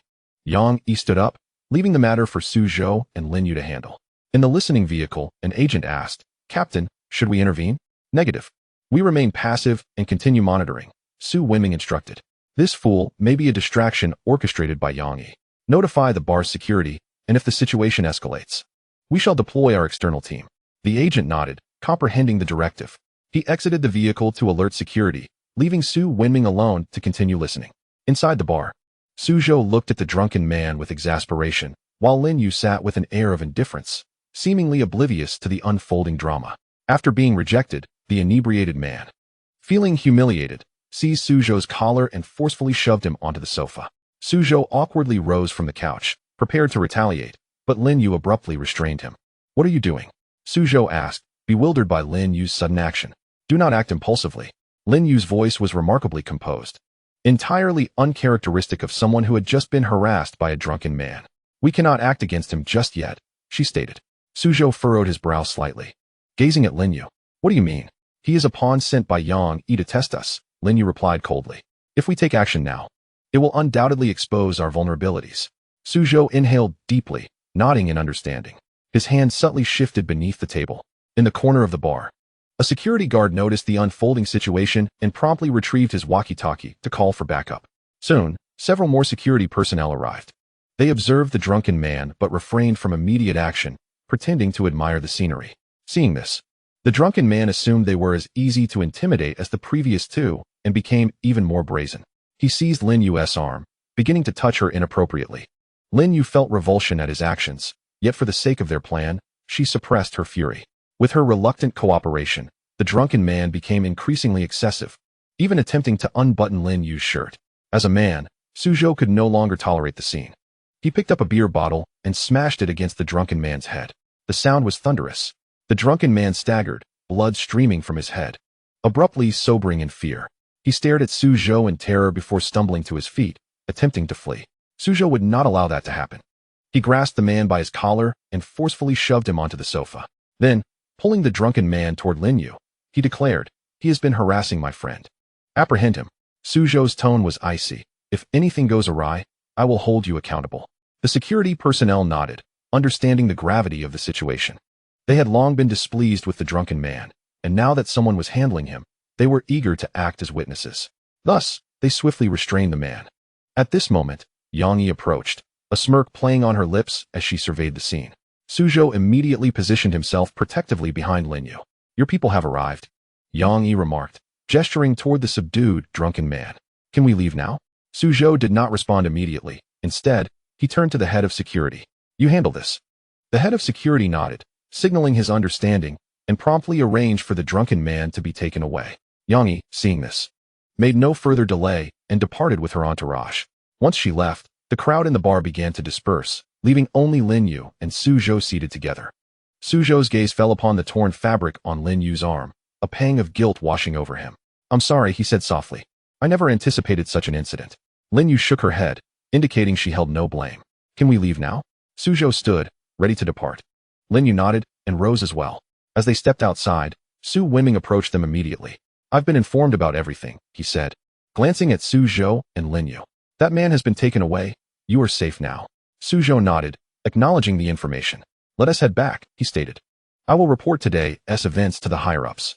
$100,000. It seems Yang Yi's backer is quite formidable.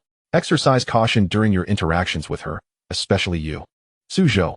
Su Wenming spoke earnestly to Zhou, whose identity was anything but ordinary. Had it not been for this incident involving him, they would typically not involve a scientist in such matters. Understood. Perhaps I could have Siemens conduct an inquiry? Zhou mused. It's possible that Yang Yi operates in commercial spheres, or perhaps someone is using commerce as a guise for espionage. He recalled the long-standing collaboration he had with Siemens. Never mind. Those Westerners are all in cahoots. Approaching them might just tip our hand. Let us leave things as they are for today. We will investigate further later. As for Linyu, we have arranged for the best doctors to attend to her husband. Zhou nodded slightly, and the two departed. Upon returning to their hotel, they immediately took rest. The following morning, Zhou and Linyu received a notification from the National Security Department, summoning them back. They hurriedly returned to their homeland. After meeting with the director, they learned that the drunken man had been bailed out by Yang Yi after being taken away. Yang Yi's identity was indeed noteworthy. She was the illegitimate daughter of a high-ranking official.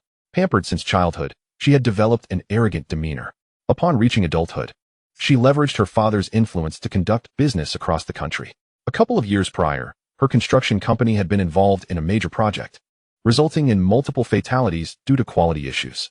Though initially suppressed, the incident eventually garnered media attention. Under public condemnation, her company was forced to close, prompting her to flee abroad to evade debt. After some time abroad, she identified a new business opportunity and began exploiting her connections back home. Sending someone to probe Zhou and Linyu was part of her scheme. By inciting discord between them, she hoped to reap the benefits. Chapter 62. Alatai Company. Upon receiving this information, both Zhou and Linyu felt a chill of apprehension.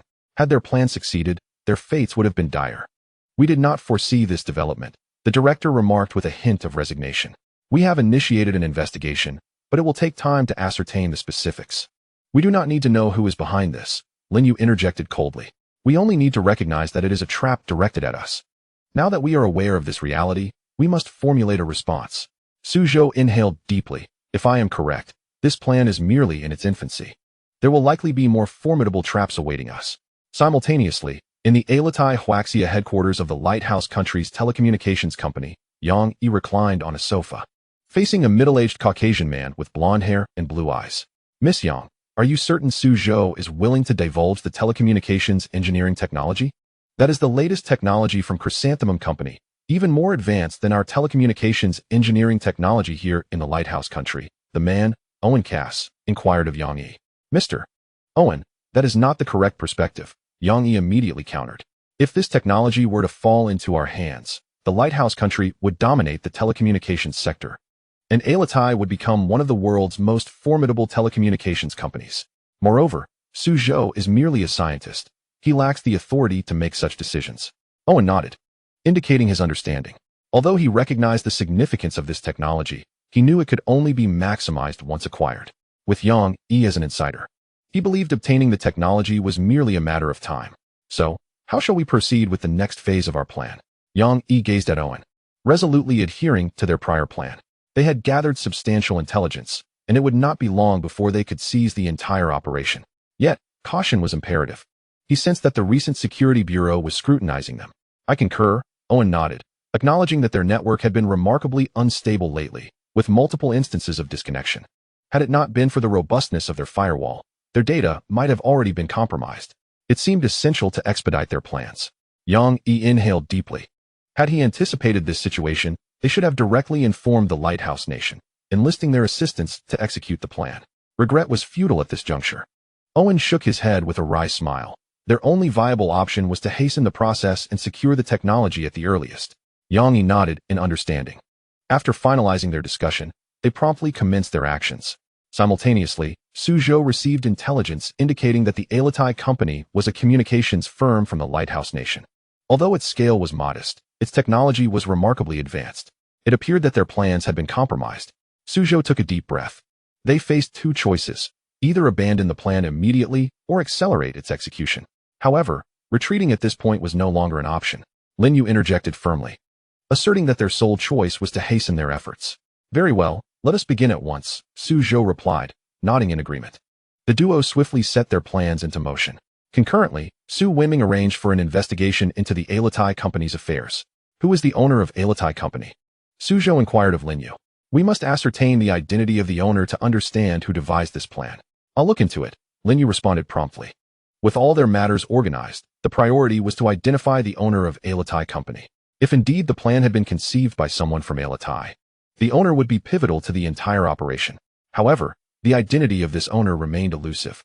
Lin Yu scoured every available resource, but found no trace of the owner's identity. Just then, Su Wenming delivered crucial news. The owner of Alatai Company was Owen Cass. Lin Yu, upon reviewing the documents, took a deep breath.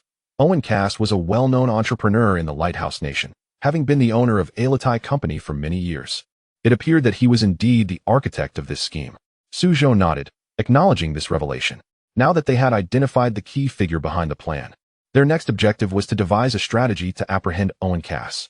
However, it was known that Owen was surrounded by bodyguards, and his movements were shrouded in secrecy, making his capture a daunting task. We must exercise caution, Lin Yu advised Zhou. Owen Cass is exceedingly cunning. A moment's carelessness could allow him to elude us.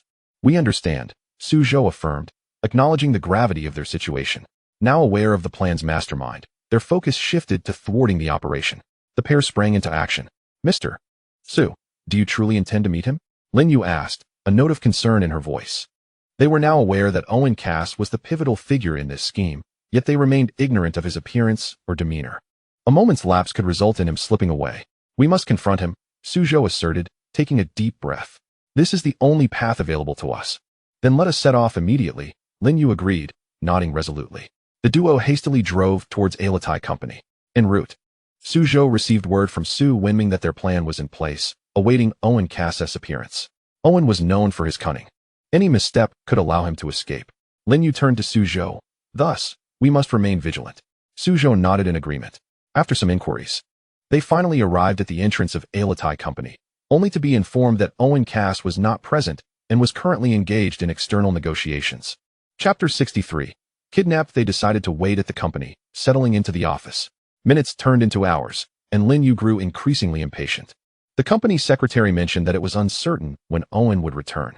Zhou, is this guy deliberately stalling us? It's been far too long. I don't know. Sitting here isn't so bad. At least we can watch videos on our phones, Zhou replied. However, it wasn't long before Zhou sensed something amiss. His vision blurred, and he felt lightheaded. Lin Yu, I feel like I'm seeing double, he remarked. Could it be that I'm just hungry? He stood, attempting to exit, but his legs gave way, and he collapsed onto Lin Yu. Surprised, Lin Yu exclaimed, Zhou, what are you doing? This was not a matter of impropriety. Zhou's body felt devoid of strength.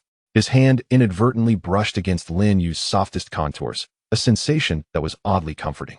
Yet, as a professor, Lin Yu's scalp prickled, She had never experienced such intimate proximity with a man. Despite her fondness for Zhou, this was far too presumptuous.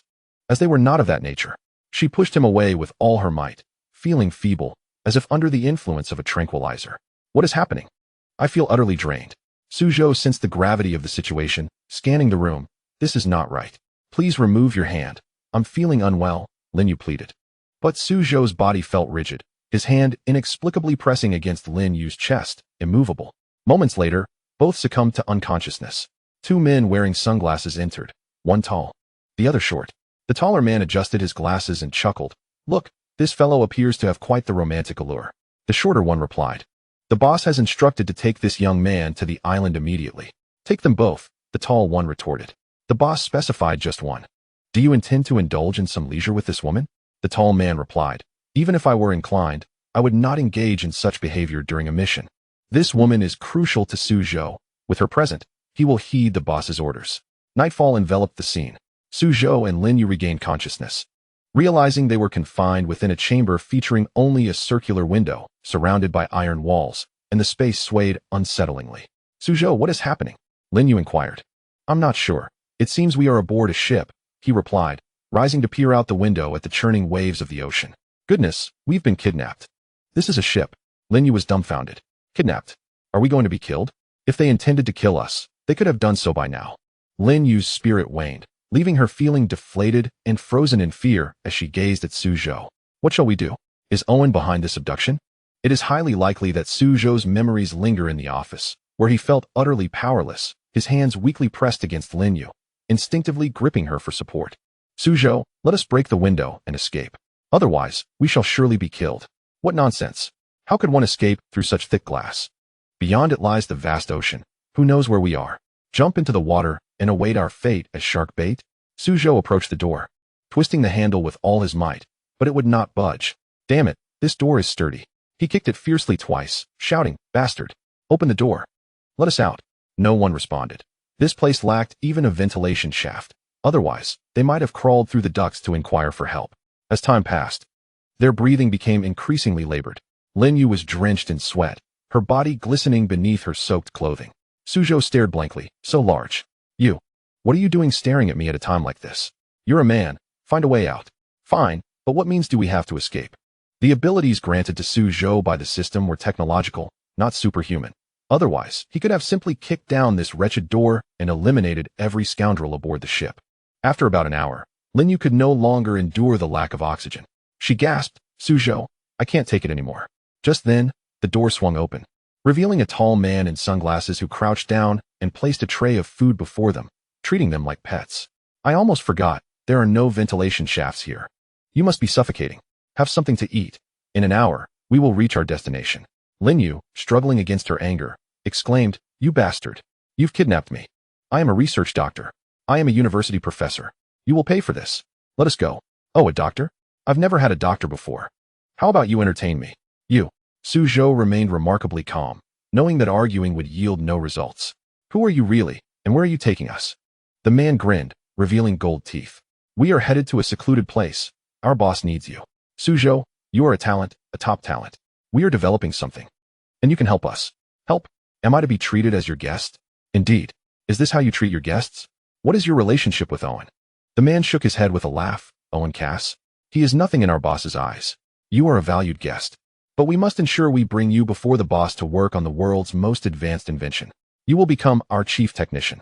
If you want me to be chief, then this shabby treatment is unacceptable. Go, get me a luxury room. I'm afraid I can't accommodate that. What if you try to escape? This is the ocean. Do you think I can escape? That does make sense, the tall man conceded, standing up and taking a deep breath. All right, I will arrange for you to stay in a different place, but do not attempt any tricks. As we are in international waters, surrounded by deep sea, the two were taken to a brightly lit restaurant, where 7 or 8 individuals awaited them, all appearing expressionless. Like cold-blooded assassins. Chapter 64. The island organization. Lin Yu was so frightened that she dared not speak. At this point, fear was futile. Since these people were reluctant to kill them, Zhou seized the opportunity. If your boss wants me to work for him, shouldn't you be more courteous? The short man replied, Courteous? Once you reach that island, as long as you can accomplish what the boss asks, we can easily arrange for you to have a bevy of beauties. Zhou nodded. Oh, Then I'll tell your boss that if I kill you, I'll work for him.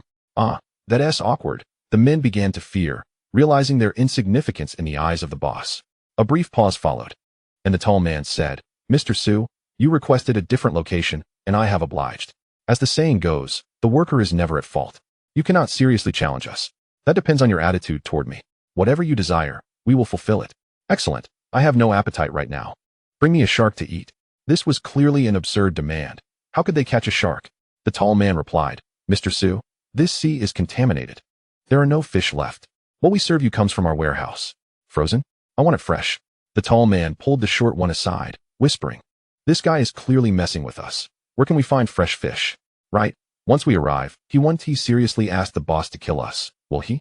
The organization's big boss had been eyeing Zhou for quite some time. To make progress in their research, they had devised this plan. And the boss had issued strict orders to bring Zhou back unharmed. Otherwise, their lives would be forfeit. Observing the anxious expressions on their faces, Zhou smiled. Where exactly are we going? To Coal Bay. Zhou had never heard of this place, but Lin Yu, well-versed in knowledge, was aware. Coal Bay was a barren wasteland, devoid of life, surpassing even the Dead Sea in desolation. This place had been lifeless long before the emergence of nuclear waste, though the reason remained a mystery. It was known as one of the 7 dead seas of the world, with no ships passing through. Lin Yu inquired, why here? Is your research base located here? Indeed. Our boss has long admired Mr. Zhou, hence we have come to invite you. Is this what you call an invitation? Whatever, since we are here. We might as well make the best of it. They need something from us, and Zhou felt disinclined to ask further. He would eat first. As dawn broke, the ship docked. The destination was a large island, densely forested, with houses and throngs of people visible from afar. Upon landing, they were taken to the research base, where many individuals donned mercenary attire, wielding an array of weapons. A stunning blonde bombshell awaited them, her presence striking, exuding a confidence that could overshadow 100 men. She scrutinized Zhou and then glanced at Lin Yu, asking, who is this wench? Lin Yu, upon hearing this, retorted angrily, you are the wench. I am a professor. A doctor. Is that so? You all look the same lying down. The boss is waiting. Let us go. They were led into a villa, where the boss, in his 50s, dressed in traditional Japanese clothing, was relishing sashimi, his hair glossy and black. Upon their arrival, he greeted them with a suave smile, Mr. Zhou. Welcome to my base. He did not rise, but invited Zhou and Lin Yu to sit and partake in the sashimi. Given the circumstances, Zhou did not hesitate and sat down, stating, I cannot stomach this junk food. The seawater is polluted, and you still eat seafood? Rest assured, Mr. Zhou. This fish is absolutely clean. The pollution has not reached every corner of the world. There are still pristine areas from which I had it flown in. Who are you? The boss smiled, taking a bite of fish. That is of no importance. As long as Mr. Zhou agrees to cooperate, I will ensure your needs are met. You are Japanese, and I am Chinese. Our roots do not align. Do you think I would assist you? The man smiled lightly. Mr. Zhou, such words are rather childish. We are all earthlings, are we not? I can offer you everything you desire, money, wealth, and women. If you wish, I can make it happen. Here. You will have the opportunity to showcase your talents. A most splendid chance indeed. Speaking of women, Zhou glanced at the female mercenary beside him, who resembled a commanding officer. With a flick of his thumb, he declared, I want her. Will you provide? Certainly. I can arrange for Linda to accompany you tonight. And she can be with you every day. She is still a virgin, I assure you. She will please you. Linda frowned slightly, but she knew it was futile to refuse the demands of the boss. However, Zhou's words were merely a jest. He had no interest in women other than those from his homeland. What exactly do you want me to assist you with?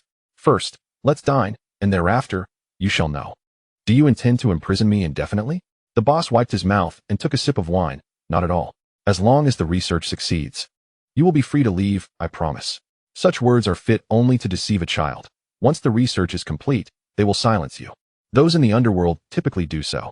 Moreover, the Japanese are utterly devoid of integrity, a mere gaggle of scoundrels, self-deceiving fools. Zhou took a sip of wine. I have a few demands. If you can agree to them, I may consider cooperating. Very well, please proceed.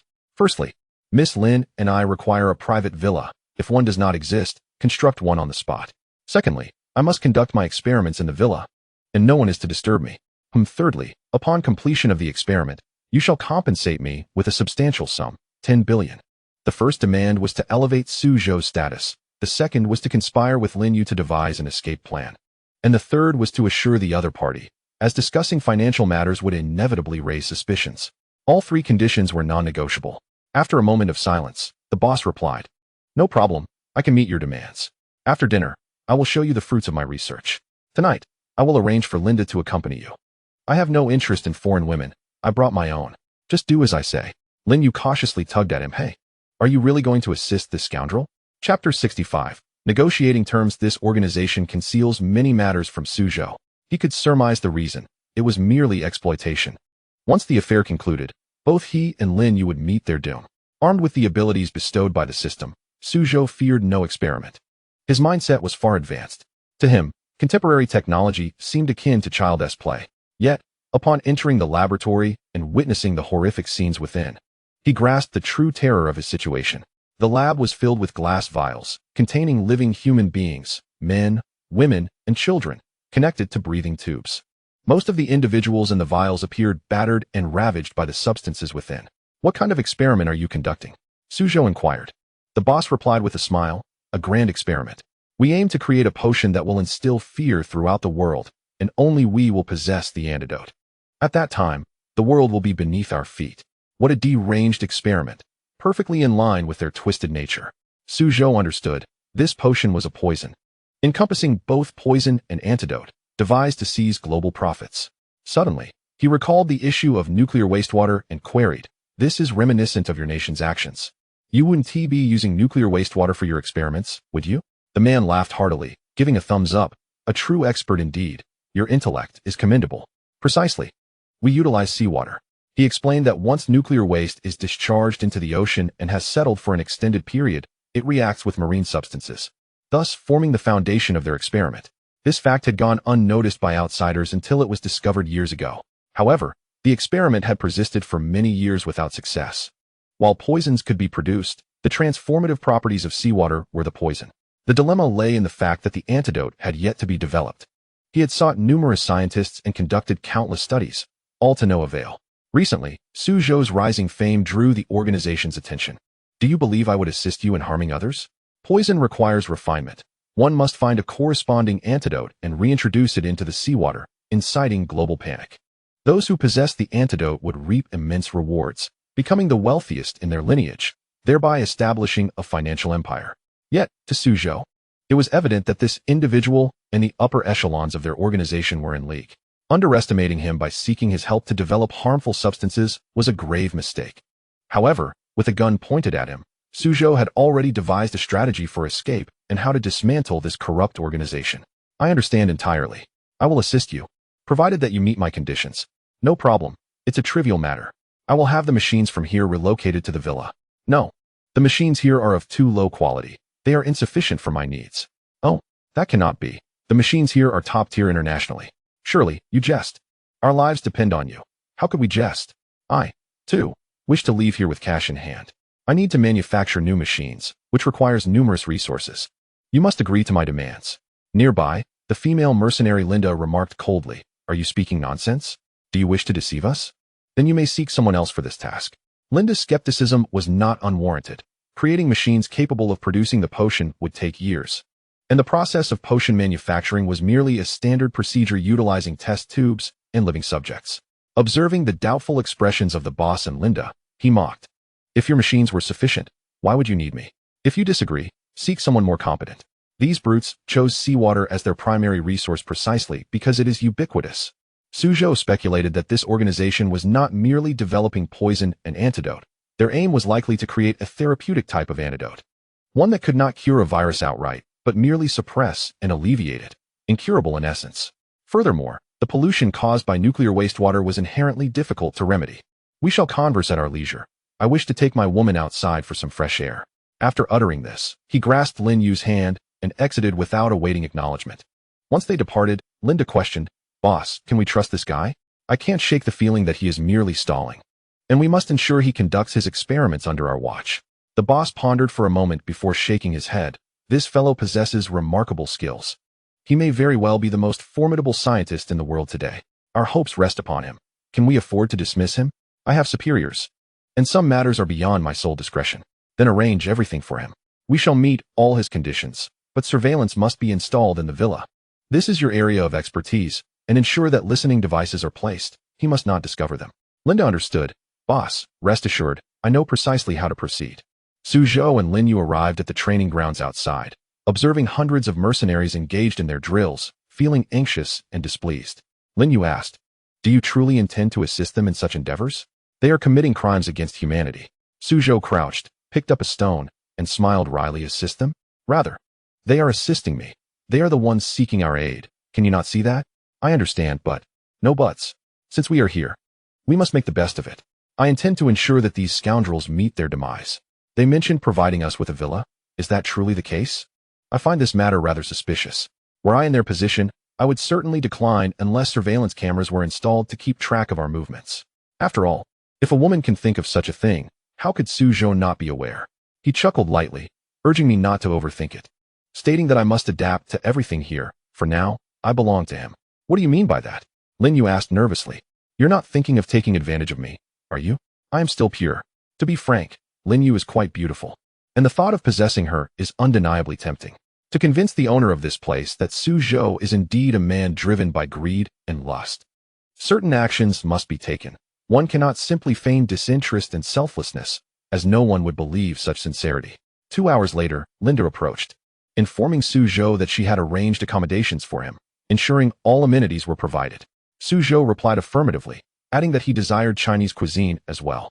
Chapter 66. Disguise on the island. There are 6 villas. One belongs to the owner, while the others serve as residences for administrators and mercenary instructors. Aside from the owner, Linda's accommodation is the most lavish. To accommodate Zhou's requests and to monitor him, Linda willingly relinquished her room, promising not to send anyone to disturb him. Zhou compiled a list of necessary items and handed it to Linda, which included intricate electronic components, along with various iron and copper materials, as well as an assortment of glassware. On the surface, these requests seemed entirely reasonable. Why are you staring? Go take care of it, Zhou urged. I will have everything sorted out within 3 days at most. That's good. I need to rest with my girlfriend now. At the mention of girlfriend, Lin Yu appeared speechless, contemplating the implications of a man and woman residing together in such opulence. She hesitated, caught in her thoughts. What's wrong? I won't harm you. Let us go inside and check for any surveillance equipment. Is that even a question? Of course, there must be, she replied. Moreover, all communication devices on this island are non-functional, completely isolating us from the outside world. Upon entering the villa, Zhou conducted a thorough scan, searching for potential surveillance spots. He discovered 8 cameras, which, while hidden, were not entirely inconspicuous. Pointing to a small crevice in the wall, he remarked, Look, this camera is quite diminutive. It's the smallest I've ever seen. Their equipment is impressive. Furthermore, Lin Yu found a listening device behind the television. Goodness. Do they intend to eavesdrop on our conversations? Zhou, concerned, suggested that they destroy the devices. No, if we destroy them, we will lose this place as well. Can you act? Act how? For instance, in matters of romantic affection, give me a sample. Lin Yu slapped him, exclaiming, Pervert. Zhou rubbed his face, defending himself. How am I a pervert? I have no intentions of violating you. This is for our safety. To avoid suspicion, certain actions must indeed be performed. Zhou seized her phone. What are you doing? There's no signal here. Just checking the videos and gallery for anything unusual. Suddenly, Lin Yu tensed up, exclaiming, Hey, don't look. Give it back. Upon glancing, Zhou was startled by a video that clearly depicted an adult film. He chuckled. I never imagined such a gentle professor would harbor such a secret. Do you watch this in your spare time? You. Lin Yu's face flushed red. You scoundrel. Give it back. That's my friend's content. I was completely unaware of it. Unaware? Then why the strong reaction? Zhou waved his hand dismissively. I mean no offense. As Confucius said, food and lust are human nature. Everyone has such inclinations. I believe amplifying the audio from this video could provide ample material for those listening devices. However, we need to seal the walls to obstruct the cameras. While this sounded simple, blocking them would inadvertently reveal that one is aware of their existence. How do we block them? With objects or our hands? No need. I can seal them myself, but you must assist me with conversation. As dusk approached, Linda visited the owner's residence, informing him that Zhou had covered all surveillance cameras with paper, rendering them ineffective, though the listening devices still captured their discussions. What have they been saying? The owner inquired, unperturbed. They engaged in relations for over an hour. That young man has quite the stamina. I found it curious that the woman's cries bore a resemblance to those of your country. Even her speech was quite refined. The owner nearly choked on his meal, exclaiming, "Oh, such a thing? Huh. It's not surprising that women around the world emulate our ladies. After all, men are drawn to women from our nation. This is merely a matter of indulging in romance. You should understand that." As a mercenary, Linda's mindset diverged from the owner's. She harbored doubts about Zhou's authenticity, for what one hears and sees may not always align. "Linda, do not be overly suspicious. There is no signal here, and they cannot contact the outside world. You need not worry. I believe it would be best to capture that woman," forcing Zhou to expedite his experiments under a time constraint. "If he refuses, we could eliminate her. Come now, Zhou is merely a scientist. Are you truly concerned that he possesses extraordinary abilities?" However, the owner waved his hand, cheerfully continuing his meal. "Let us prepare the items for him. We shall wait and see. He will eventually approach me for funds, 10 billion, no less. If he hadn't brought it up, I would have begun to suspect him." Inside the villa, Zhou lay on the bed, staring blankly at the television, which was receiving broadcasts from around the globe, albeit with poor quality. Almost akin to a black-and-white screen, with static interference. Lin Yu declared, "This is unacceptable. We must leave this dreadful place immediately. I truly do not wish to linger here any longer. Once you arrive, you must adapt. Do you think you can simply leave? There are over 800 mercenaries on this island, armed with thousands of guns, and their men guard the boats. Do you truly believe you can escape? One might consider taking a chance. I never gamble. Luck leads to demise. I only engage in endeavors with absolute certainty." "Then what is your certainty?" Lin Yu sat down, urging him to elaborate. Zhou pouted. "I aim to create a machine capable of departing this place. I intend to construct a killing machine to eliminate them all." Lin Yu suddenly had a thought. "You don't mean to create an Iron Man, do you? This environment resembles that of the movie, which is why I thought of it. No, I plan to develop a type of micro-robot." "Micro?" "Indeed, larger robots are easily detected. And those men will inevitably come to investigate, armed and intent on verification. How can we possibly stop them? Therefore, the smaller the robot, the better, ideally. It should be undetectable." Lin Yu scoffed. "You understand robotics? You must be joking. I doubt you'll finish before those men claim our lives. Could they even find a robot the size of a mosquito?" A mosquito? Chapter 67. The final instructions. The two decided to conduct a reconnaissance sweep. However, they noticed a ship approaching from the distance, filled with Russians, marking a relationship of captor and captive. Upon boarding, they encountered a fellow compatriot serving as captain, who agreed to assist them in managing the captives. Certainly, this also includes offending the captain. In this regard, she can only express her gratitude for her armor and the restraint of old David, which prevents her from taking lethal action. In short, the situation is quite complex. At this moment, the captives, much like when they were intoxicated and insulted the captain, are clamoring for Zhou to make a statement, disregarding Lin Yu's remarks. Heeding the Miss Lord's words, Zhou, of course, did not grant them any favor. "Our army has always treated captives with kindness, and while offering alcoholic beverages to them is not unheard of, it has never been a routine practice. Such largesse is not typically extended without occasion, at least not on such a grand scale. Just moments ago, the captives were in disarray, but upon the mention of drinks, they split into two distinct factions." Zhou observed them and began to comprehend the situation, appearing rather bewildered, clad in outdated domestic camouflage, gathered together like a group of migrant workers from remote areas.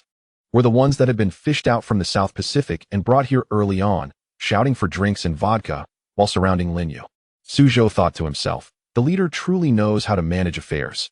Not only did they provide the captives with new military uniforms, but they also seemed to be supplying them with alcohol daily. However, Zhou's assumption was somewhat misguided. The Russian and Chinese sides had undertaken the same action for differing reasons. The inhabitants of Russian City, renowned as a martial people, naturally extended treatment to these extraterrestrial prisoners of war, aligning their clothing and food supplies with those of regular Russian soldiers. Yet, the provision of beverages was a clandestine effort by the soldiers of the Aerospace Army. On the Chinese side, it was well understood that these captives were hardly soldiers. They could not even be referred to as captives in Lin Yu's presence.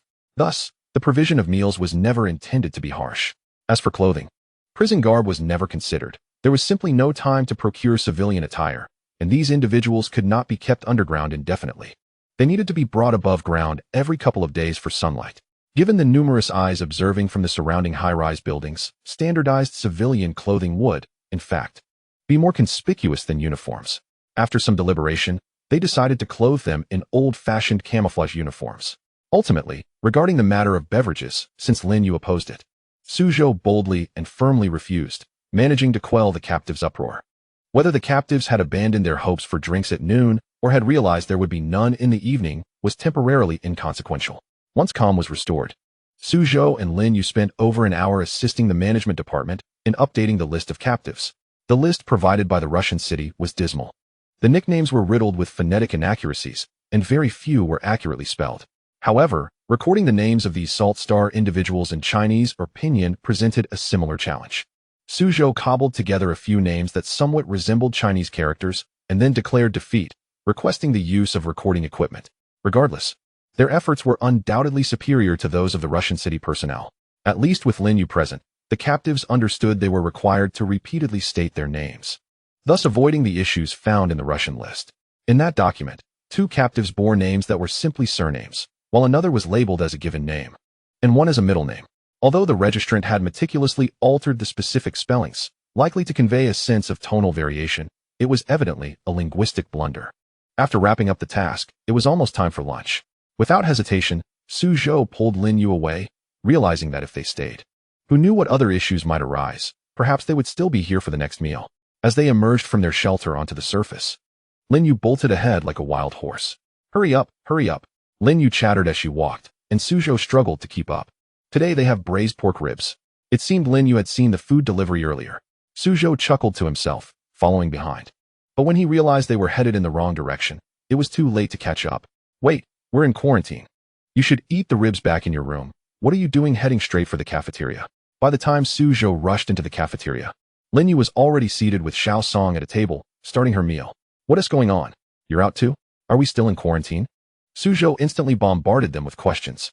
No more quarantine. The higher-ups have responded. Although it's not the final directive yet, it has been confirmed that we will be heading back to Salt Star for a rescue mission.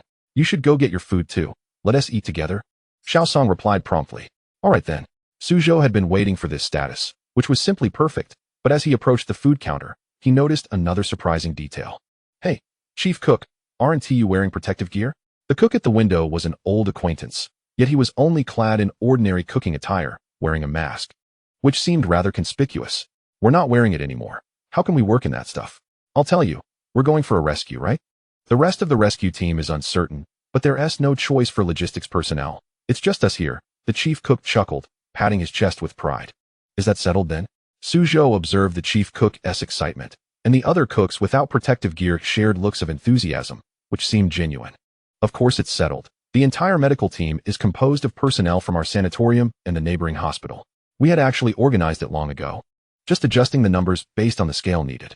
As for us and logistics, we can't reduce any further, and no increase will come our way. Zhou pondered for a long time, but couldn't he comprehend why the decision to go to Salt Star meant they no longer needed to wear protective clothing. However, realizing he himself wasn't wearing any, he decided not to dwell on it. Returning to the table with Xiao Song and Lin Yu, he hadn't even sat down when, predictably, Lin Yu's chopsticks reached out to snatch a pork rib. Fortunately, I took an extra plate. Zhou rolled his eyes in disdain while also taking the opportunity to flaunt his foresight, but unfortunately, neither Xiao Song nor Lin Yu paid him any mind. Who are those newcomers? Lin Yu, having just learned to use chopsticks, rudely pointed with them at a distant group while simultaneously shoving a piece of pork rib into her mouth. Their gazes are rather peculiar. Chapter 68. Accepting the mission, didn't you say you were already accustomed to the way others look at aliens? Zhou replied, lowering his head to gnaw on the pork rib, hardly able to raise his gaze to see whom Lin Yu was indicating.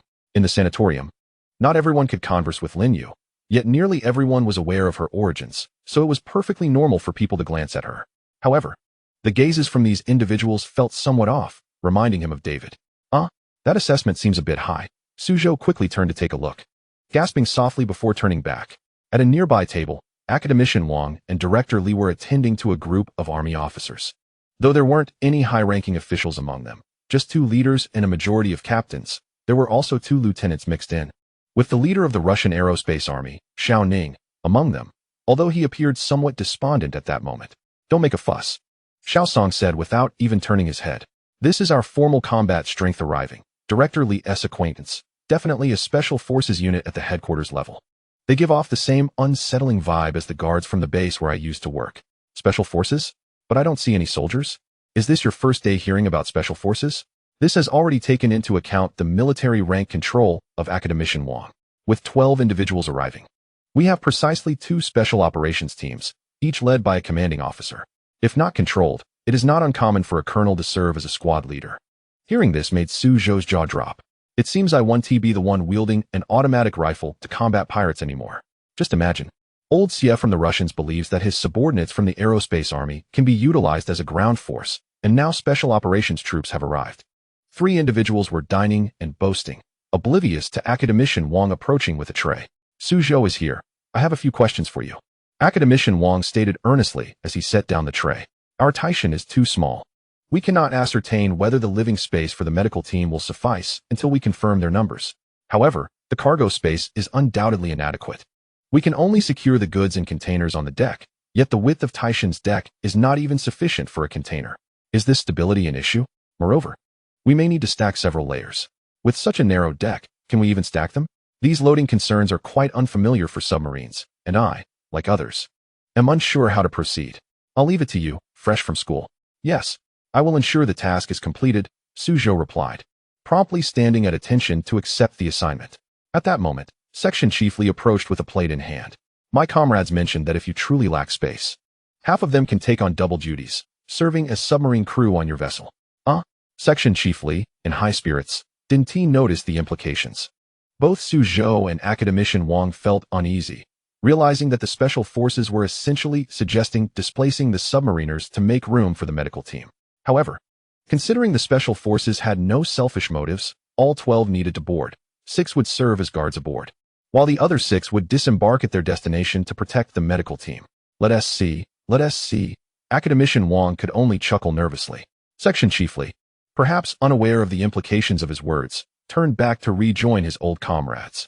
After finishing his meal, Academician Wang remembered to convey the higher-ups' directives to Zhou. There wasn't much content, just a single fact sheet. Although Zhou's military rank was low, given the special circumstances, he was considered a core member of the project. After hastily listening to Academician Wang read the directives, he unexpectedly received a copy. Once the instructions were conveyed, Zhou noticed Lin Yu still fussing around with Xiaosong and wondered what they could possibly discuss given the language barrier. He couldn't dwell on it too long. Sorry, Mom, he muttered to himself before slipping out of the dining hall and heading straight for the Taishan at the end of the temporary pier on the beach in the rear yard. The end of the pier had changed. It seemed the engineering troops had not halted construction due to the arrival of Taishan. Now, compared to last night, several more barges were lined up alongside the pier, serving as a floating dock. The Taishan, which had directly moored at the pier last night, was now securely nestled in a corner beside the dock, with a powerful tugboat alongside and a landing craft serving as a transport vessel. Moreover, not far from the surface of the sea, an old-style patrol vessel with cannons, older than the Taishan, was stationary, likely in a state of heightened alert. The radar atop its mast spun wildly, monitoring the surroundings, while lookouts were stationed on the bridge and fore and aft decks. The cacophony of machinery indicating that the main engine in the engine room was idling. The throttle was open, not merely supplying power to the radar. It likely meant that engaging the clutch would propel it forward. The security around this facility had been significantly bolstered, and Zhou had navigated through several checkpoints to arrive here. Chapter 69. Attack Submarine. Zhou, you arrived just in time. I was looking for you, a crew member exclaimed as people in protective suits busily climbed up and down the Taishan, their purpose unclear. The only one in charge, the chief engineer, was dressed in regular attire, squatting by the dock, scrutinizing the hull, a mask dangling from his ear. Chief engineer, just right. I have something to discuss with you. Regarding the task assigned by Academician Wang today, Zhou felt quite uncertain and truly needed to consult an experienced veteran. He was unaware if there were mechanisms on the submarine's deck for securing other items. There should be some on the rear deck, where a boarding ramp for excursions at sea was stored, but how high or heavy could it hold? It was all rather vague. Taishan was not a new attack submarine, and its deck could accommodate many submersibles for the special forces. What were these people doing aboard? Before addressing the main issue, Zhou first noticed the flurry of activity atop the command tower, where individuals in protective suits were busy. Has the disinfection not been completed? Disinfection was completed long ago. That was quick, the chief engineer explained to Zhou. Now we are starting to retrofit. In addition to repairing the conventional communication equipment, we also need to upgrade the aerospace communication systems to ensure that once we return to the solar system, we can establish contact with the ground. I heard they even installed a transponder for you, so you'll have an identity in the atmosphere and can fly freely.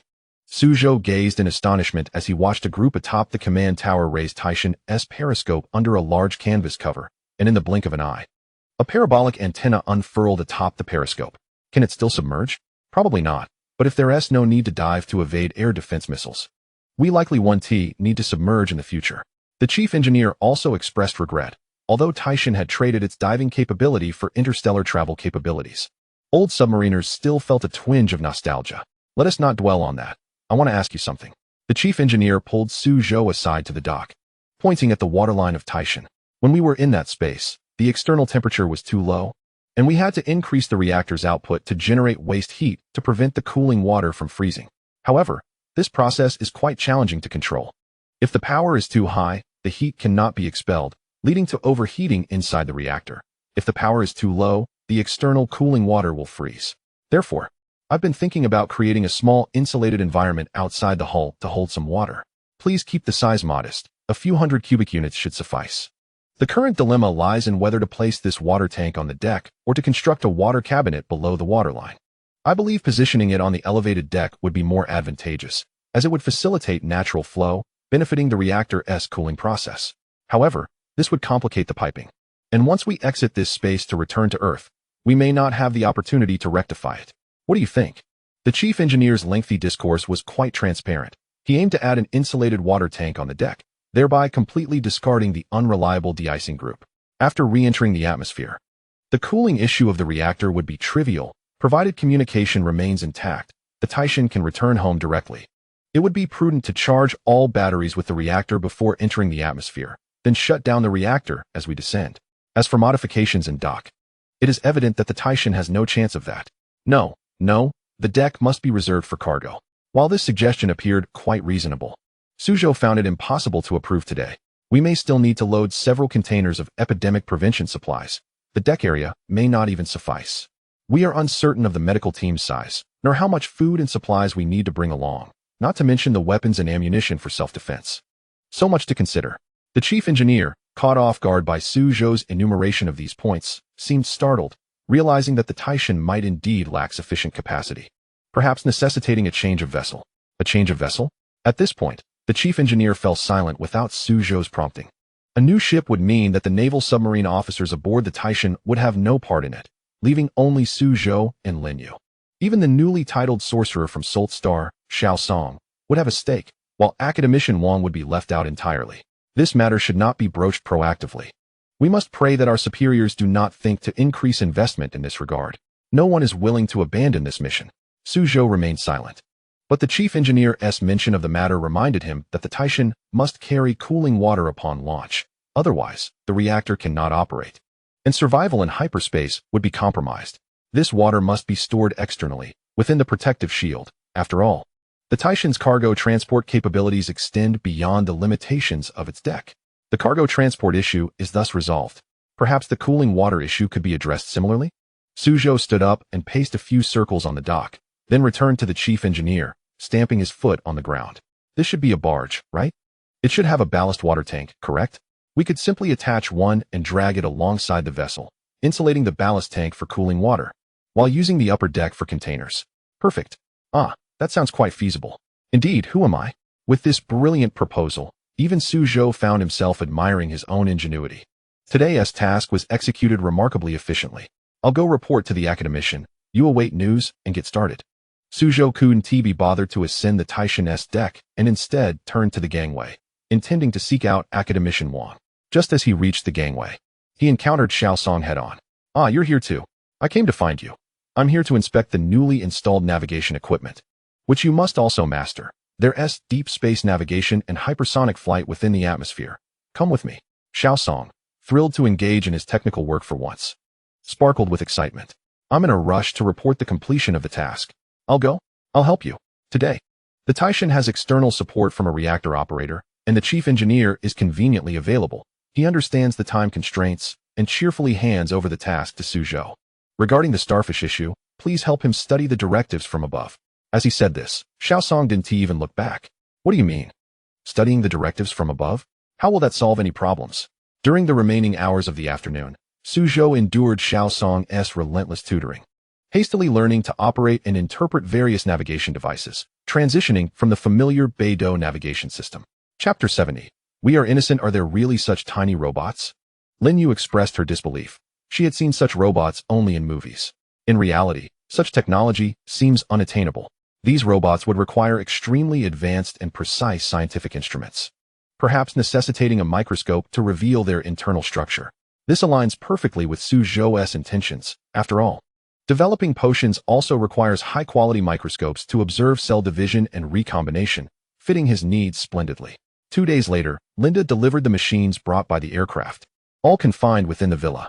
The villa was spacious enough to accommodate them in the backyard. She inquired, "Mr. Zhou, is there anything else you need assistance with?" Zhou smiled broadly. "Indeed, your allure is undeniable. Would you stay and keep me company?" Linda replied, "No problem, as long as you desire my presence. I am at your service." This was mere banter. There was no need for such flirtation with a mercenary. Zhou reviewed the materials and nodded in satisfaction. "Very well. You may return. I will reach out if needed. The television here is somewhat unclear. Could it be improved?" Linda remarked that having a television was already commendable. If the information became too comprehensive, capable scientists might utilize it to convey messages to the outside world, so maintaining the status quo was preferable. On the island, entertainment options were limited to physical exercise or enjoying the pleasures between men and women, or perhaps fishing by the seaside. There was little else. "If Mr. Zhou feels lonely, I can arrange for some beautiful women to attend to you." Zhou replied, "No need. I'm not desperate to that extent. I came prepared. As I have beautiful company with me, you may leave now." Observing Linda's flirtatious demeanor, Lin Yu felt quite displeased. Such women are bothersome to behold.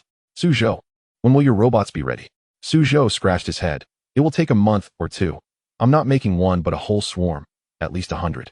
What if one becomes unusable?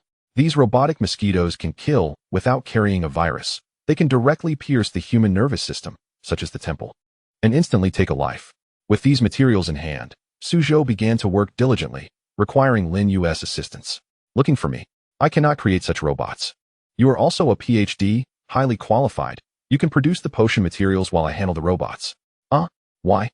This is unnecessary to ask. If that scheming Linda comes for an inspection and finds nothing, we cannot guarantee she won't become suspicious. In military strategy, this is known as openly building a platform while secretly crossing the river. After a day and a half of labor, Zhou had crafted part of the chip, employing methods more sophisticated than 5G technology, utilizing intelligence for remote control of these micro-robots. Lin Yu gazed in awe. "Wow, what is this? It's much smaller than a grain of sand. Can you manage it?" Zhou focused intently under the microscope. To him, this object seemed remarkably large. "This is the internal component of the robotic mosquito, a sophisticated chip. Do not disturb me, as this is crucial for crafting the robot. However, the internal structure of the robot is exceedingly tiny, finer than hair, and easily breakable. Do you, as a man, possess the finesse to handle this?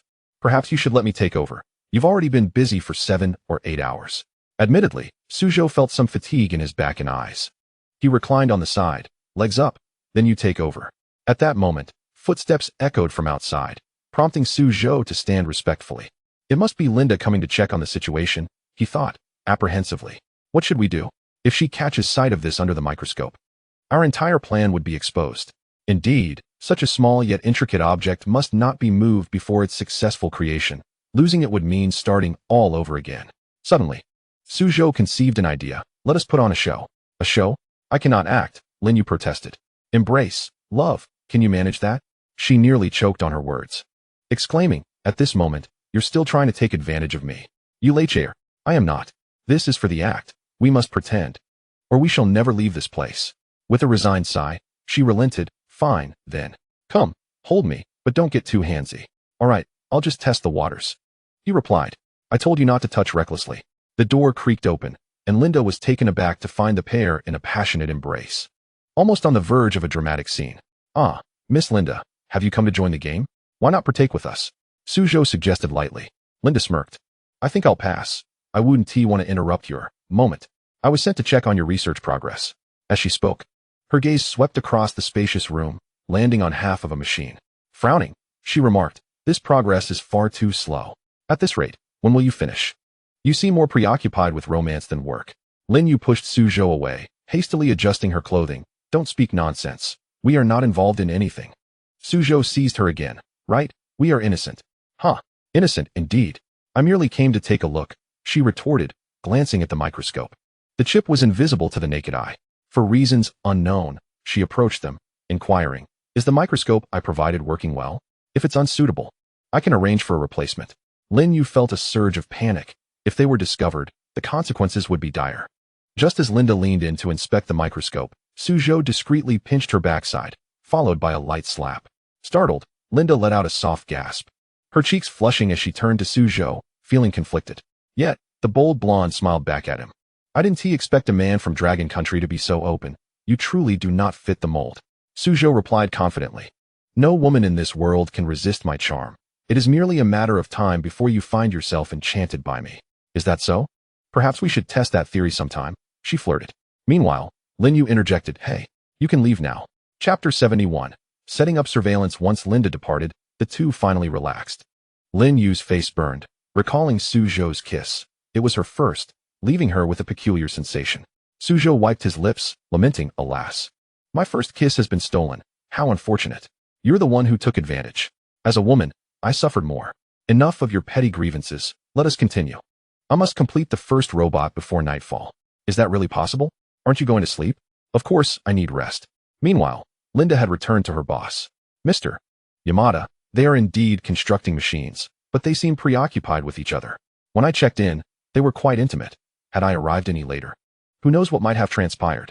Her boss chuckled. Men are always like that. My mercenaries are no exception. A man's lust is a weakness, and such weaknesses make them easier to control. Linda, being a shrewd woman, felt puzzled. The timing seemed too coincidental. She had walked in just as they were being affectionate. Perhaps their intimacy was a cover for something more. Yet, she could not make sense of it. The room held only an incomplete machine, nothing more. Zhou was a brilliant scientist, and Lin Yu was also a highly talented individual. If they developed high-tech weaponry, such as firearms, they could potentially escape the island. She shared her thoughts with her boss. Yamada stroked his chin. You worry too much. We have hundreds of experts here, just the two of them, to build guns. I could hand him a Gatling gun, and he still wouldn't escape. There is only one boat, and only my password can operate it, which changes daily. How could they possibly flee? That made sense. The waters surrounding the island were heavily polluted. Without protective gear, a person could barely last half an hour swimming. And the nearest shore was hundreds of miles away, devoid of human life. Mr. Yamada, could they be planning to hijack a helicopter? Unlikely. Each helicopter arrival is accompanied by elite guards, and they stay for no more than 30 minutes. The moment those two leave the villa, they will be captured on camera. They would be trapped. While this reasoning seemed sound, Linda's professional instincts sensed that Zhou may indeed be plotting an escape. However, she struggled to conceive how he might execute such a plan. She believed that monitoring Zhou would need to be intensified. His attempts to obscure the surveillance indicated he was up to something clandestine. Yamada considered this as well. Do you think we should enhance surveillance? What if he refuses? Given his fondness for women, perhaps we should send one to him. The island provided women for the mercenaries, abducted from various places. Over 50 women were kept in cages like beasts, fulfilling the mercenaries' basic needs. One of them had been taken from Dragon Country over 6 months ago. Her appearance appealing, but already subjected to multiple abuses. Linda believed Zhou would be interested in this girl, given their shared heritage. Bring her to me. 10 minutes later, 2 mercenaries escorted a girl in her 20s, bearing numerous scars. She stood before them, trembling with fear. Yamada grinned. Young lady, I am the master here. I regret what you have endured, but life is challenging for everyone. I now offer you an opportunity to escape this servitude. Would you accept? Linda interjected. A scientist has arrived on the island. We need him to complete his work. This man has a penchant for women, so consider this a job. I assure you, you will no longer be bullied by the mercenaries. You will only need to serve one person. You are to be our eyes and ears, documenting everything he says and does. The girl, hopeless and dazed, stared at them. Do what? I will explain everything in due time. Come, let us get you cleaned up and change into something presentable. As night fell, Zhou continued diligently working on the robot.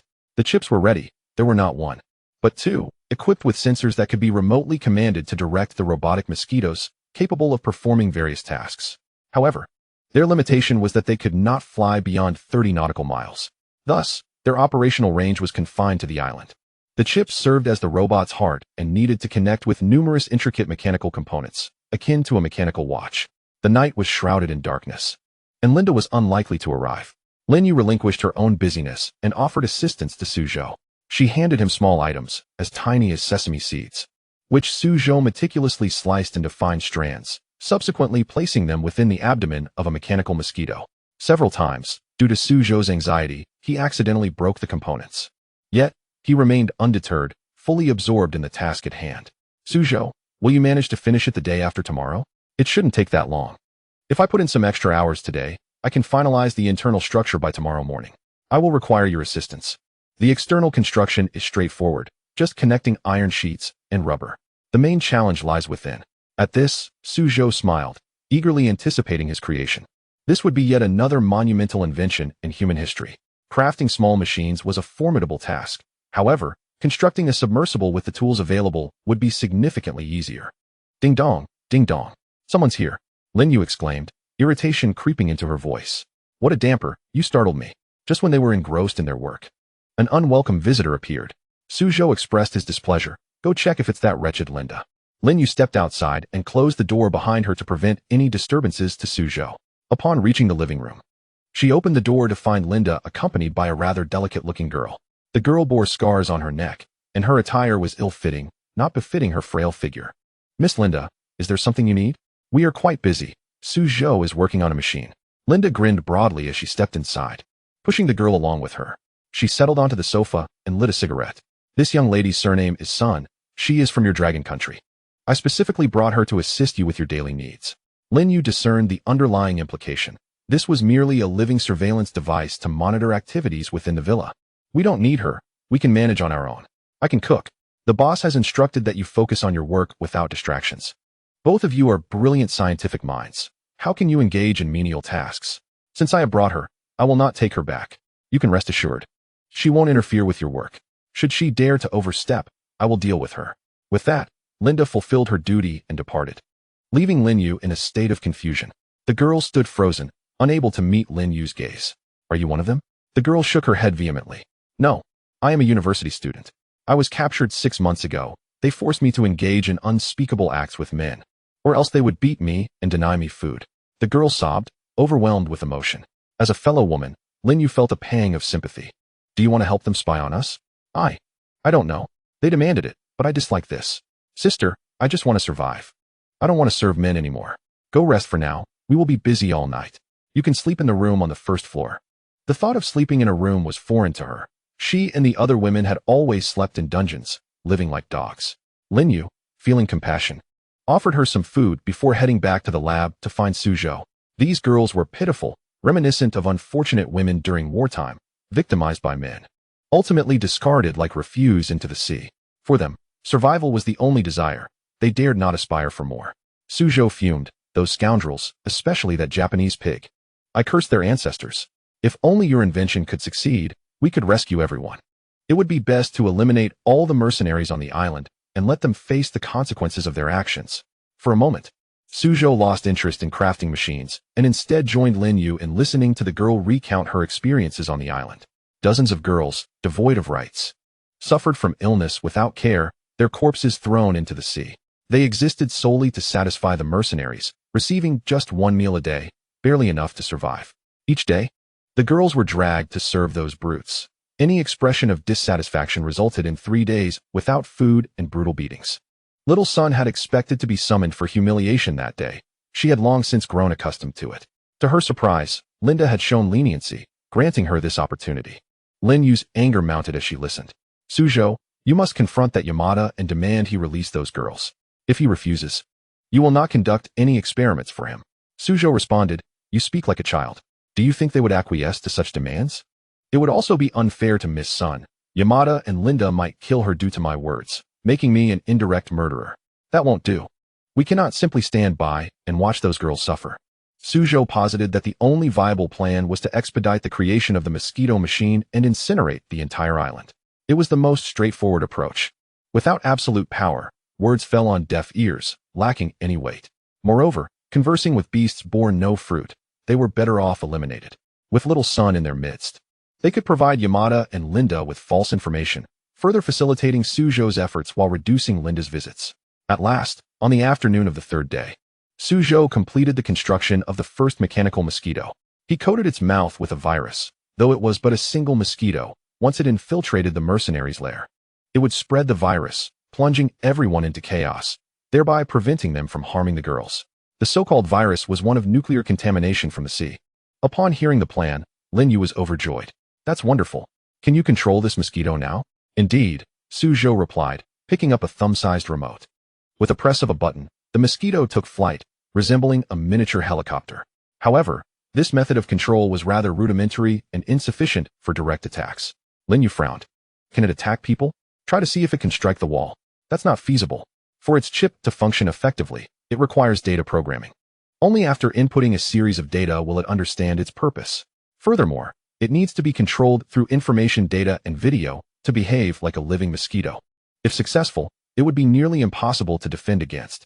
The island was teeming with insects, and the mercenaries' living quarters were swarming with mosquitoes, which they wouldn't dismiss daily. The inhabitants had long since acclimatized to the island's surroundings. How long will it take you to complete this? Zhou pondered. Crafting a remotely controlled sophisticated device required considerably more effort than producing a mosquito. While simpler in concept, the process was convoluted and complex. He sighed. Without at least half a month, I fear I won't finish. Half a month? That's far too long. After some contemplation, Zhou added. It may not actually take that long. Their laboratory contains similar machines. With minimal modifications, I can meet my requirements. The following morning, Zhou approached Yamada, requesting some laboratory equipment. He explained that he only manufactured complex machines, and for simple devices, he could utilize existing ones.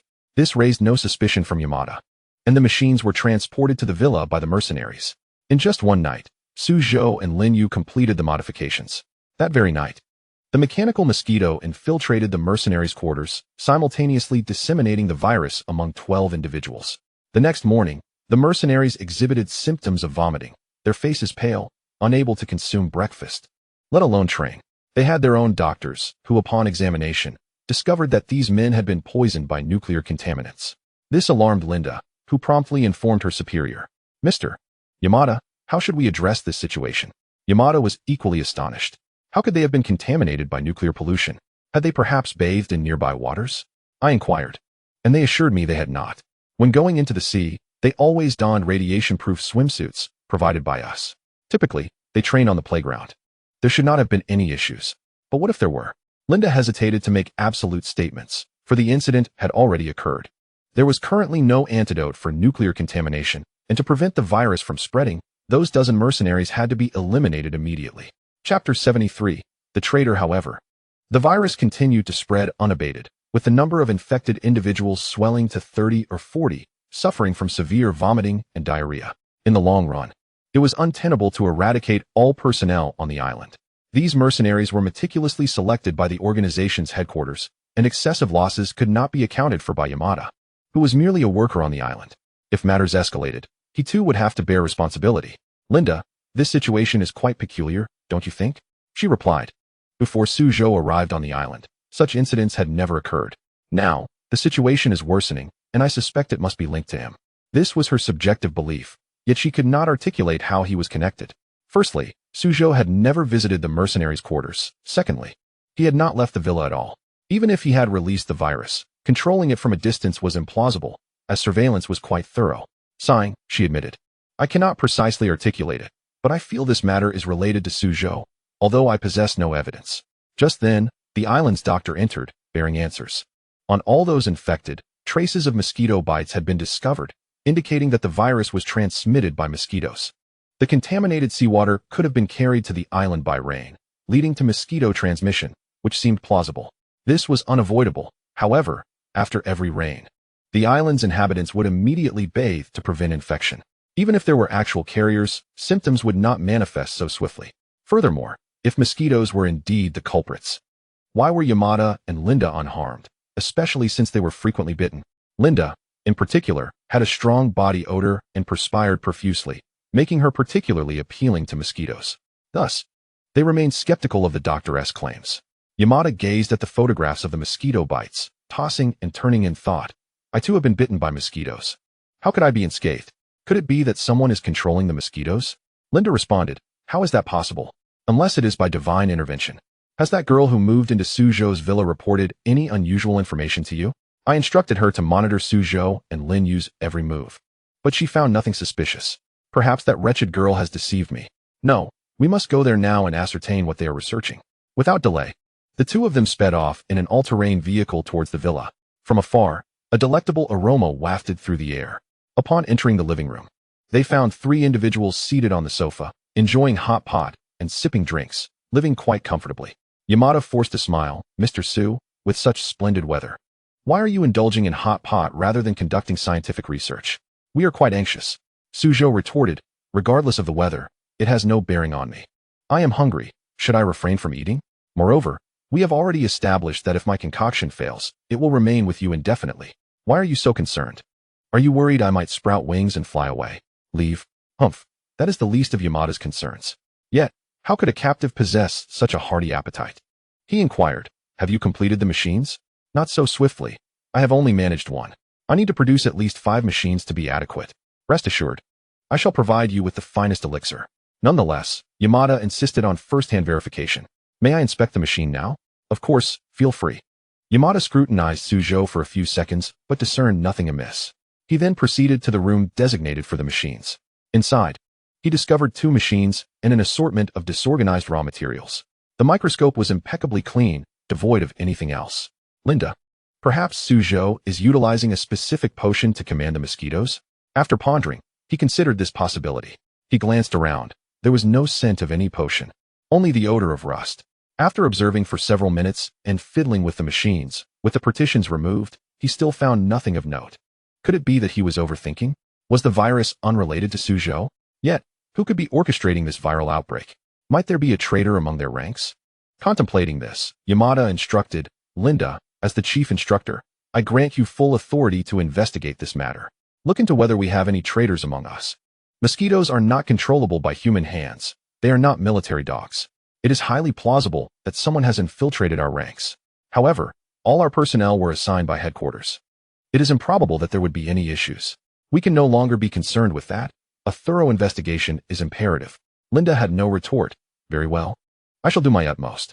Her suspicions remained fixated on Zhou, convinced that he was putting on an act. Once the two departed the villa, Lin Yu breathed a sigh of relief, having hidden the mechanical mosquitoes in a box tucked away in her pocket. They were so small that they were nearly undetectable. Who would search another's pockets for tools of a crime? Ha! This is how we play them. Zhou, now that you possess 2 mechanical mosquitoes, why not eliminate them all overnight? Then we can escape. Zhou shook his head. That is not feasible. There are no boats on the island now. Killing them would be simple, but once we act, Yamada's backers would suspect something. If they were to come with planes and drop bombs, what would we do? Bombs? Surely not. They have their experimental base here. Would they risk that? It all amounts to money. We must remain vigilant and avoid rash actions. We are facing a group of inhumane beasts, capable of executing what we cannot even conceive. On the island, there are hundreds of mercenaries. And as the number of infected grows daily, it would be prudent to let them descend into panic gradually. Upon returning to his residence, Yamada employed information technology to relay messages to headquarters. This was a telegram, archaic yet secure. He could not conceal the fact that individuals on the island had contracted nuclear contamination. A telegram from headquarters promptly arrived, issuing a standard directive: locate the instigator and eliminate them. Otherwise, Yamada would face organizational sanctions. He gazed despondently at the telegram. Ah, Linda, we are in for trouble. 2 of us. No, it is you alone. Linda is the chief instructor. The organization requires talents like her. As for Yamada, there are plenty like you. I am already investigating. Chapter 74. Internal conflict. I give you 10 hours to find that individual, or I will dispose of you. The typically docile Linda now displayed defiance. Mr. Yamada, you are pushing me. This task was assigned to you by headquarters, not to me. My responsibility is to train these individuals to become elite assassins. I am not a detective, but currently, you are under my command. You must do as I say. I have the authority to eliminate you. Is that so? I fear that is not the case. I am your subordinate, yet you lack the authority to kill me. My duty here is to assist you in executing the experimental plan. However, my superior is not you, and you are certainly no match for me. Having spoken, Linda turned and walked towards the door. Mr. Yamada, from this moment on, I shall no longer take responsibility for this matter. I merely wish to alert you that it is undoubtedly connected to Zhou. With that, she departed, leaving Yamada visibly displeased. Linda was correct. Her duty was to oversee personnel training. Yet, Yamada was hardly adept at capturing spies. He was merely the temporary administrator of the island. Moments later, another man entered. Mr. Yamada, you summoned me? Linda, she is likely the one who released the virus.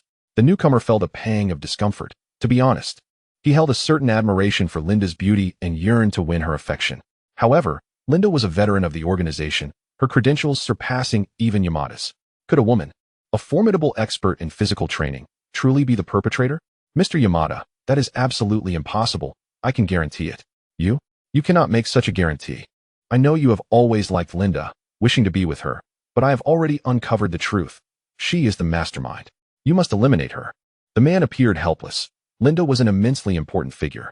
How could he dare to act against her? Sir, there is surely something amiss. Do you not heed my words? I could cast you into the sea. Do you wish to rebel alongside Linda? Go now. Yamada found himself at a loss, unable to conceal this predicament. The organization's higher-ups had issued a stern ultimatum. The culprit must be identified within a day. He could only hastily seek a scapegoat and proceed with a preemptive strike against Linda. But what would follow? If the virus continued to spread, he could claim that Linda had nurtured the infected mosquitoes. These issues would be left for the organization's leaders to resolve. The man, who had admired Linda for 3 years, could not bear the thought of harming her. He approached her resting quarters and fortuitously caught a glimpse of Linda changing clothes, instinctively stealing a few extra glances.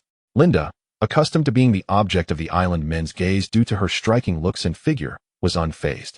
Once she donned her attire, she gracefully swayed her body. Joss, is there something you need? Yes, there is a matter. Yamada claims that you are the one behind the poisoning. Linda was taken aback. Me?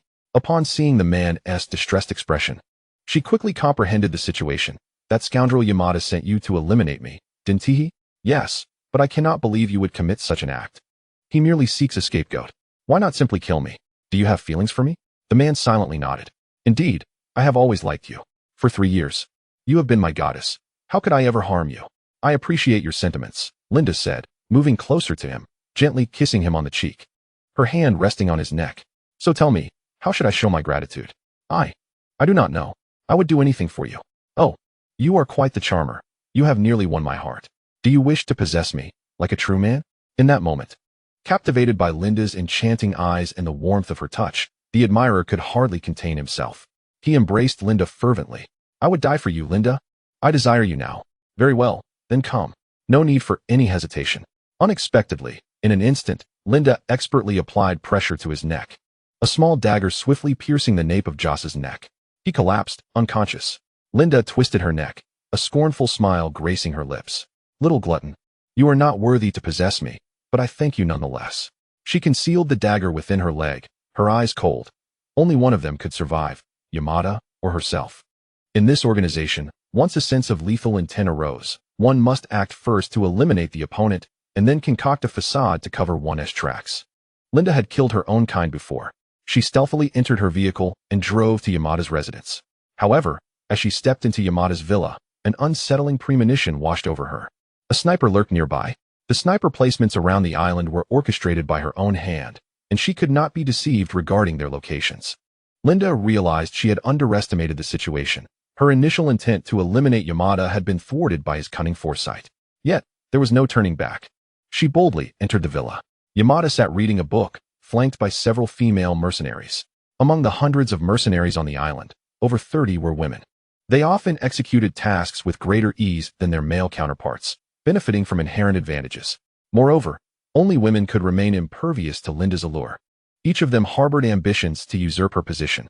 Mr. Yamada, Yamada immediately interrupted. Joss went to find you. Since he has not returned, you must have killed him. Correct? What makes you say that? Joss is my student. Why would I kill him? Stop feigning innocence. You poisoned our own. Joss discovered everything, so you silenced him. You have betrayed the organization, and I have reported you to headquarters. You are nothing now. Surrender your weapon. In an instant, a cadre of female mercenaries leveled their guns at her. No matter how skilled Linda was, she could not escape the barrels of their firearms. She raised her hands, chuckling lightly. Yamada, you are truly the most shameless person. You wish to make me the scapegoat? The higher-ups instructed you to uncover the truth. It is you, not I. You have lost your resolve and seek to blame me. It is too late for words. Prepare to die. Huh? Do you think I would surrender so easily? Yamada closed his book and rose. I cannot fathom how you plan to escape in this scenario. Fire. Kill this wretched woman. Just as the female mercenaries pulled the triggers, Linda unleashed 3 petite daggers, striking the throats of 3 women with precision. Kill her. Anyone who shows mercy is a traitor. Execute. Chapter 75. The submersible, as the saying goes. Teach the apprentice, starve the master. The female mercenaries, prior to arriving on the island, were seasoned veterans. Linda's training for them was of a higher intensity. She had also withheld certain techniques. Her instant throwing knife prowess was beyond anyone else's grasp. While everyone could throw ordinary knives, only Linda could launch multiple knives with one hand, each aimed in different directions. With the gunfire erupting, Linda darted from beneath the sofa, unleashing more throwing knives, swiftly neutralizing all the female mercenaries within the room. She approached Yamada, pressing a gun against his head. Mr. Yamada, isn't it amusing? You sent my student to kill me. How absurd. You killing me will not matter. The organization will hunt you down. I have already alerted them. Your demise will be most gruesome. You are a traitor. Thus, I had no intention of sparing your life. Bang. One shot was all it took.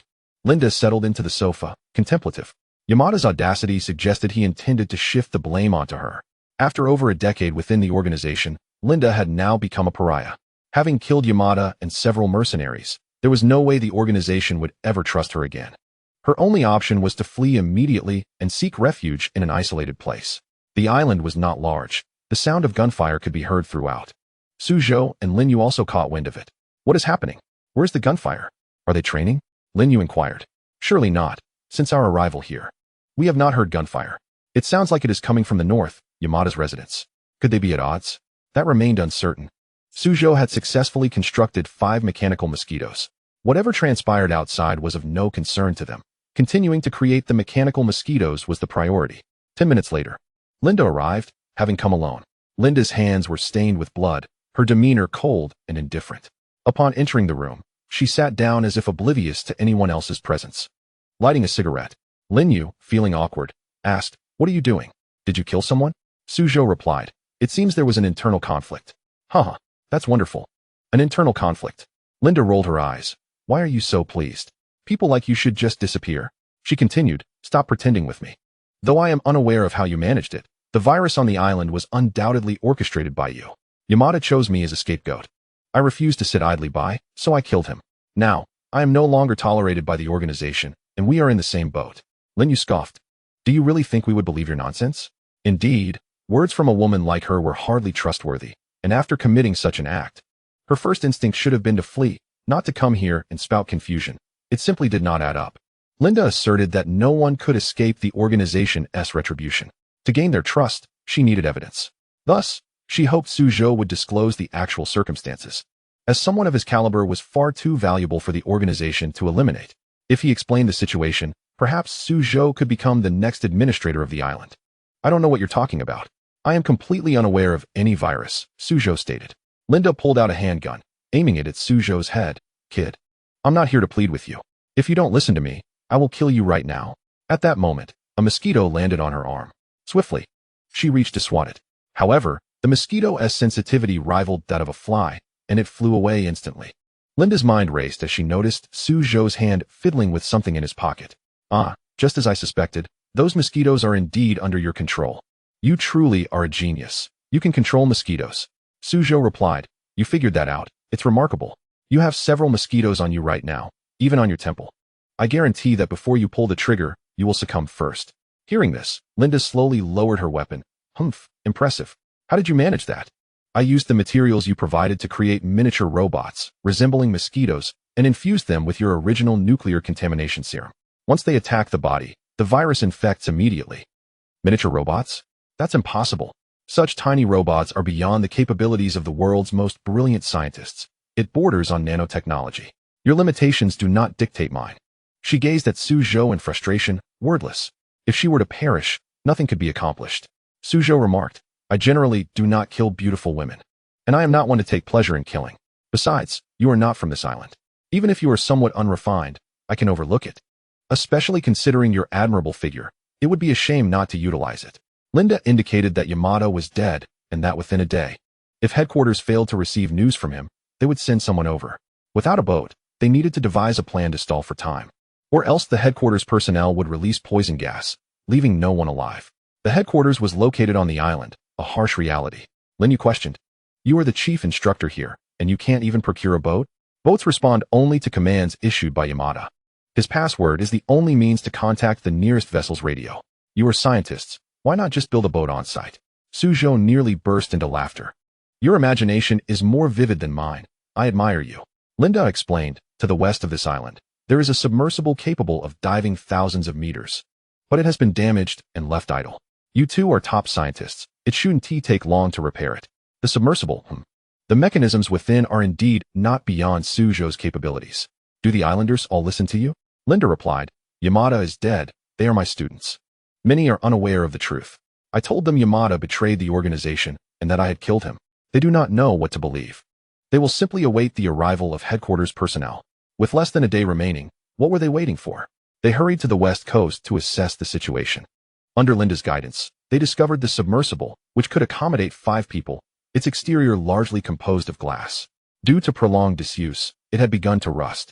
Zhou, can you fix it? Chapter 76, Another Chief Instructor. The grounded submersible required internal inspection. The 3 entered, and Linda remarked that the submersible was not entirely broken. It merely had a short circuit in the wiring. However, her understanding of technology was limited, leaving hope resting on Zhou and Linyu. Previously, Linyu had worked with similar devices and was well versed in complex mechanical structures. She opened the casing, quickly scanning the wiring inside, and said, several circuit boards are rusted. And the wiring is outdated. Everything needs replacing, but I doubt you can procure compatible components on this island. Certainly not, Linda confirmed. The submersible had been used years ago to explore caves beneath the island, which had once experienced an earthquake. Afterward, it was damaged and never used again, naturally. It was left to languish. Zhou took a deep breath. I will fix it myself. This is far easier than creating robotic mosquitoes. Linda cautioned. We don't have much time. It would be best to complete the repairs within 10 hours, as headquarters may attempt to contact Yamada at any moment. If they find him unreachable, they may send someone over. Helicopters arriving here, armed with machine guns, would be unstoppable, and a rocket launch would be devastating. Zhou asked, Can't you communicate with headquarters? Linda replied, I am already regarded as a traitor by them. They will not believe a word I say. Time was of the essence. They quickly gathered tools to begin repairs. As seconds ticked away, the most reassuring sign was that the submersible's glass was intact, sealing perfectly. Otherwise, they would not be able to create such pressure-resistant glass in the time available. By evening, Zhou and Linyu completed their work. But whether it would function would only be revealed once submerged. Together, they pushed the submersible into the sea, climbed aboard, and powered it on with a fully charged battery. The submersible gracefully descended into the water. Linyu exclaimed with excitement, Wow! With this, can we escape from here? Linda responded, Not quite. The battery capacity of this submersible is limited, supporting only half an hour at most. In that time, we cannot travel far enough to reach the nearest coast. We could very well drown in transit. Hence, repairing the submersible was merely to evade headquarters surveillance. As darkness fell, indeed, 3 helicopters approached from afar, their lights converging on the small island, with only one landing. Linda activated her tablet to check the situation on the island. The newcomer, Scorpion, was another chief instructor. Equally skilled as she. Zhou asked, Then why are you afraid? Just confront him. Linda retorted, There are still 2 helicopters in the air. If they drop explosives, what can I do? I am no superhero. Look closely at the people on that aircraft. There are evidently snipers among them.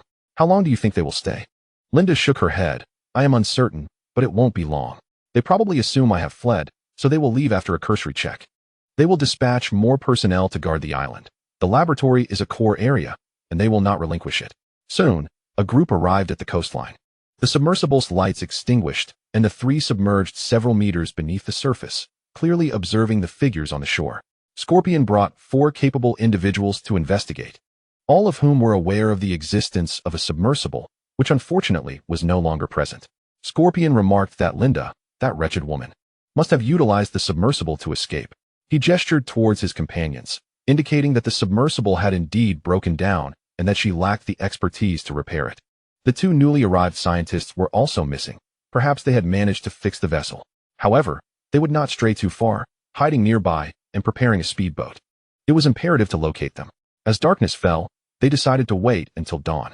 Outside, conversations could not be heard within the submersible. Zhou, however, harbored a sense of foreboding, for Scorpion had left 1 individual to guard the area, armed with light and heavy weaponry, positioned to ambush. Lin expressed her frustration. This is terrible. They must think we are still here. What can we do now? We cannot escape.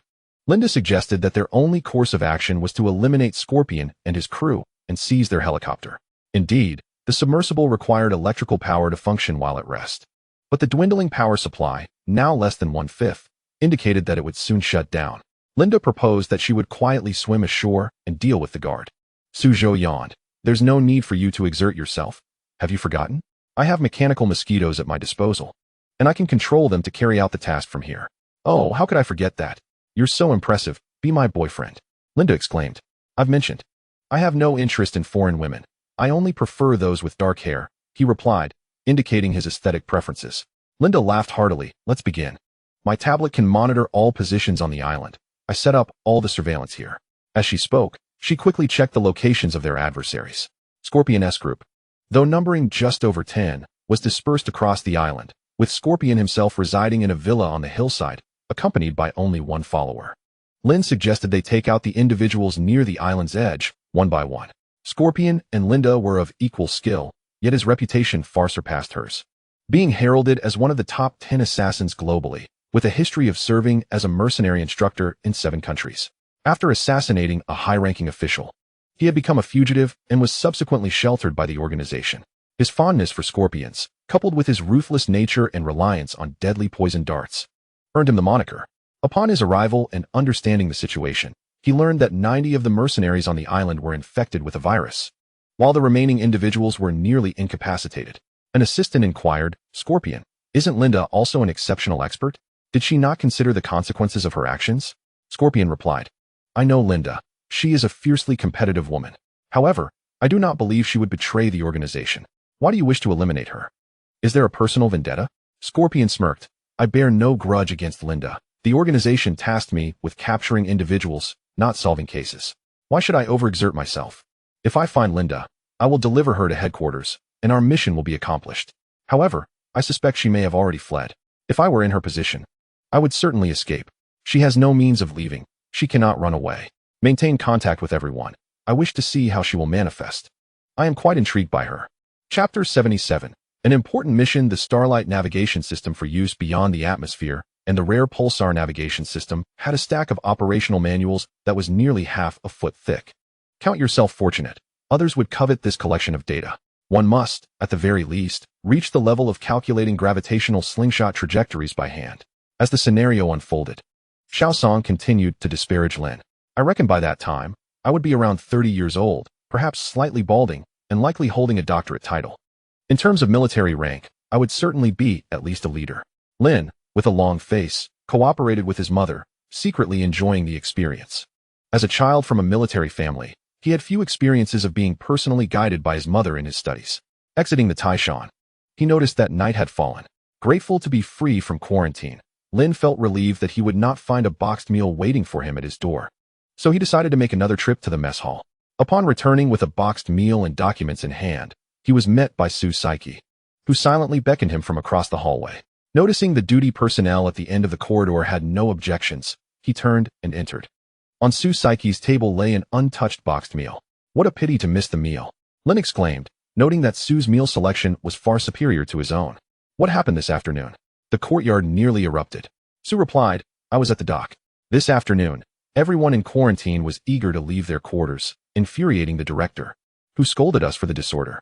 He claimed that since the onset of the pandemic, no quarantine site had exhibited such chaos, especially within the military. It was utterly devoid of organization and discipline. Lin could hardly suppress his laughter. That accusation is rather exaggerated. It's simply a scramble for another opportunity to venture to Salt Star, he mused, suspecting that someone had seen him wandering outside, as those involved in technology were inherently logical. Upon reflection, it was evident that confining individuals who were scheduled to depart within a few days was counterproductive and would only hinder efficiency. As long as they operated within a designated area and ensured that all interactions were adequately safeguarded, they would be fine. Did you hear? This afternoon, our mother did not intervene. Only Academician Wang emerged to shout for everyone to return to their rooms, awaiting further orders. No explicit orders were given, so no one was permitted to leave. Lin continued, this afternoon, my mother and I were occupied with the newly installed navigation equipment aboard the Taishan. The helmsman only received preliminary instructions to prepare for a rescue operation. We are still in the process of assembling a team and calculating the tonnage of supplies for transportation. As for the researchers on my mother's team, they are of no use now. We need to make space for the medical personnel. What preliminary instructions? What do they entail? Zhou pressed. The most crucial point is that those allowed to leave are certainly going, while you, I've heard, are set to relinquish your title as an aviation advisor to old Xie. Who? Xiaoning. I suspect you will find it impossible to compete with him. This is a diplomatic necessity ordained directly by the higher-ups. So I have no chance. Our mother asked me to assist you in reviewing the orders. Lin wiped his hands and retrieved a photocopy of the preliminary orders, leaning in to review it with Zhou. The first section detailed the necessity of the rescue operation. They read halfway through before losing interest. The second section emphasized the need to ensure the safety of the rescue mission. They grimly persevered to the end, concluding that it would require approximately 12 special forces, along with an upgrade to the Taishan's light weaponry. Ensuring that each member of the medical team was armed, more than that would be impractical. The third section was brief, merely stating the need to further strive for the capability of independent interstellar navigation. What independence do we lack? Crafting a spacecraft core is still far off. And this cannot be our task, can it? Zhou expressed his confusion. Lin suddenly perceived a crucial insight. Now, we must obtain Suzhou's consent for any course of action. While our mother has managed to charm him, it certainly does not equate to independence. What options do we have to shake Suzhou off? Zhou still appeared bewildered. It seems you are rather reluctant to part with him. Just then, the microwave beeped, indicating that the meal was ready. Lin felt a sense of accomplishment as he realized he had completed yet another significant task. Whether or not to part ways with her is a different matter altogether. However, as long as you assume the identity of a knight, we can operate together as brothers, thus achieving independence. As for how to acquire this identity, I trust you will decipher it yourself. I believe you currently possess a distinct advantage. With that, Lin Yu opened the microwave, took his boxed meal, and departed. How to express our stance to our mother and academician Wang, and how to secure this task, is now solely your responsibility. Regardless of the expression on Su Saiki's face, Lin Yu pulled the door open and exited, only to catch sight of a shadow fleeting past at the end of the corridor. Yet, there was nothing suspicious. A duty officer stood nearby, merely shrugging silently when Lin Yu looked up. Did you see that? Lin Yu asked, tilting his chin towards the shadow as Su Saiki followed him out. What? Stop pretending. The two were engaged in playful banter when another guard in a protective suit appeared at the corridor's end, a slim figure with a pistol at her waist, scanning the area before being directed by the duty officer to pursue the shadow. You saw that, right? Lin Yu chuckled, darting into his room before Su Saiki could express his indignation, slamming the door shut. Academician Wang promptly issued a notification to transfer all containers to the submarine base, preparing to load all supplies onto a barge there, which would then be towed back in one go. The idea of using a barge was indeed a brilliant suggestion from Lin Yu. However, the specifics required Wang's personal attention. Since the chief engineer intended to utilize the barge's ballast tanks for cooling water, he would also need to summon the chief engineer to select a suitable option. Another pressing issue was regarding the armament aboard the Taishan. After resolving the logistics of material transport, academician Wang felt this matter could no longer wait. Unlike navigation and communication issues, which were largely dictated by Xiao Song, the requirements for military equipment could not be overlooked. During the return journey, academician Wang, along with the others aboard, particularly Director Li from the sanatorium's security department, had extensively discussed and devised plans concerning armament. Yet, despite the plans, the source of these materials remained uncertain, as the ability to procure them before landing was entirely unpredictable. It appeared that the issue would have to be addressed through the naval submarine base. Exploring alternative avenues was fraught with uncertainty regarding timelines. And a new requirement had emerged. The Special Forces personnel dispatched from headquarters were notably discreet, carrying only their personal light weapons, with all other equipment needing to be requisitioned locally. Wang also needed to devise a solution for the ammunition required for prolonged operational tasks. These operations were not Wang's forte. Thus, he would need to enlist Director Li, now referred to as Staff Officer Li. This one-armed former Special Forces soldier had been integrated into the medical team, serving as a liaison between the medical personnel and the Special Forces responsible for security on the Taishan. Lin Yu had not even contemplated the logistics of traveling to the submarine base via the main entrance. The military had made commitments that personnel in quarantine would not leave the premises. Moreover, those requiring protective gear for work due to their quarantine status would attract unwanted attention if they ventured outside. The underground shelter leading directly to the submarine base was also off limits, as it had been sealed during the pandemic. given the expansion of operations. Both maritime and terrestrial traffic had resumed under careful scrutiny. Consequently, Lin Yu and his companions had only one viable path, donning protective suits and heading to the makeshift dock at the end of the pier where the Taishan was anchored to board the transport boat. This was, in fact, the most direct route. Despite the landing craft's slow pace, it took only about 10 minutes to reach the submarine base's entrance. There were no delays for inspections. They simply sounded the horn and hoisted the signal flag upon entering the port. With only a patrol boat assigned to escort them to the dock, as Lin Yu and the chief engineer disembarked, they greeted each other enthusiastically, then began to stretch. Startling Staff Officer Li, who accompanied them. At first, he was puzzled by their actions, but upon following their gaze, he discovered a brand new, albeit slightly aged, Type 039 conventional submarine docked on the opposite side, its freshly painted number on the conning tower particularly striking. "Taishan!" exclaimed Lin Yu, realizing the situation had become quite serious. As they stood there, an aura of intimidation enveloped them, their protective suits enhancing this effect, causing the sailors on watch at the submarine's conning tower to regard them with unease. "Are we here?" "Yes, we are." The arrival of the team leader was timely, otherwise, the watch personnel might have been at a loss. "Now that you're here, don't just stand there scaring people. Lin Yu, you know the rules. I can't say what number this boat uses. It's been reassigned from another unit. The higher-ups have specified that it is to take the Taishan's hull number. Don't cause any trouble here. Besides, you two have changed hull numbers before." The team leader appeared somewhat apprehensive, considering that the old Taishan was manned entirely by retired personnel, including Lin Yu. Thankfully, the chief engineer beside him was not. Being one of the most fearless individuals in the unit, Lin Yu reflected on the past when, to mislead foreign intelligence agencies, submarines had intentionally swapped hull numbers, while the actual call signs used for communication remained unchanged. This time, however, a vessel had been directly transferred from an external unit and docked here. "Are you implying we want to be returning?" Lin Yu felt a surge of irritation. Calm down, calm down." The team leader produced a pack of cigarettes from somewhere, offering two to Lin Yu and the chief engineer. They momentarily forgot that, despite the presence of a few old smokers on other submarines, the Taishan had never housed a single smoker, especially not now when they were clad in protective suits with 2 layers of masks and goggles. "Lin Yu, you've been with submarines long enough. You've experienced the arrival of a vessel after a memorial service firsthand when we were both in the same training squad. And this boat arrived 2 days earlier than you. Where have you all been?" The base and the team had no idea. Once this boat arrived, honestly, I had to start preparing, but I didn't know who to approach for a definite answer. You submarine personnel have even more dramatic tales than we special forces. Indeed, such stories are never in short supply. Staff Officer Lee interjected eagerly. At this point, Lin Yu reflected on the past and recognized that it was futile to hold on to anger. "What call sign will I use now?" "I'm in the midst of upgrading communication equipment." Yes. The latest orders just arrived. The team leader promptly handed over a document. "Your new call sign will no longer be Expedition 51, but Galaxy 51. Sounds impressive, doesn't it?" Lin Yu scanned the document quickly. "Why doesn't it mention the hull number?" "The order is rather brief. It doesn't specify the hull number. Should I paint 551 instead? The 5th team? That's inauspicious." "True, there's no such tradition. When will the banners, flags, and plaques for the South Pacific Vanguard be delivered to my crew?" "No need. Just keep them for now." The captain of the brigade thought to himself, having finally turned the page. How could he dare to ask that of you? He instructed them to use replicas for the time being. After all, the essence of tradition must be preserved. Lin Yuxin agreed, stating that from today onward, the Taishan would be regarded as a phantom submarine that no longer existed.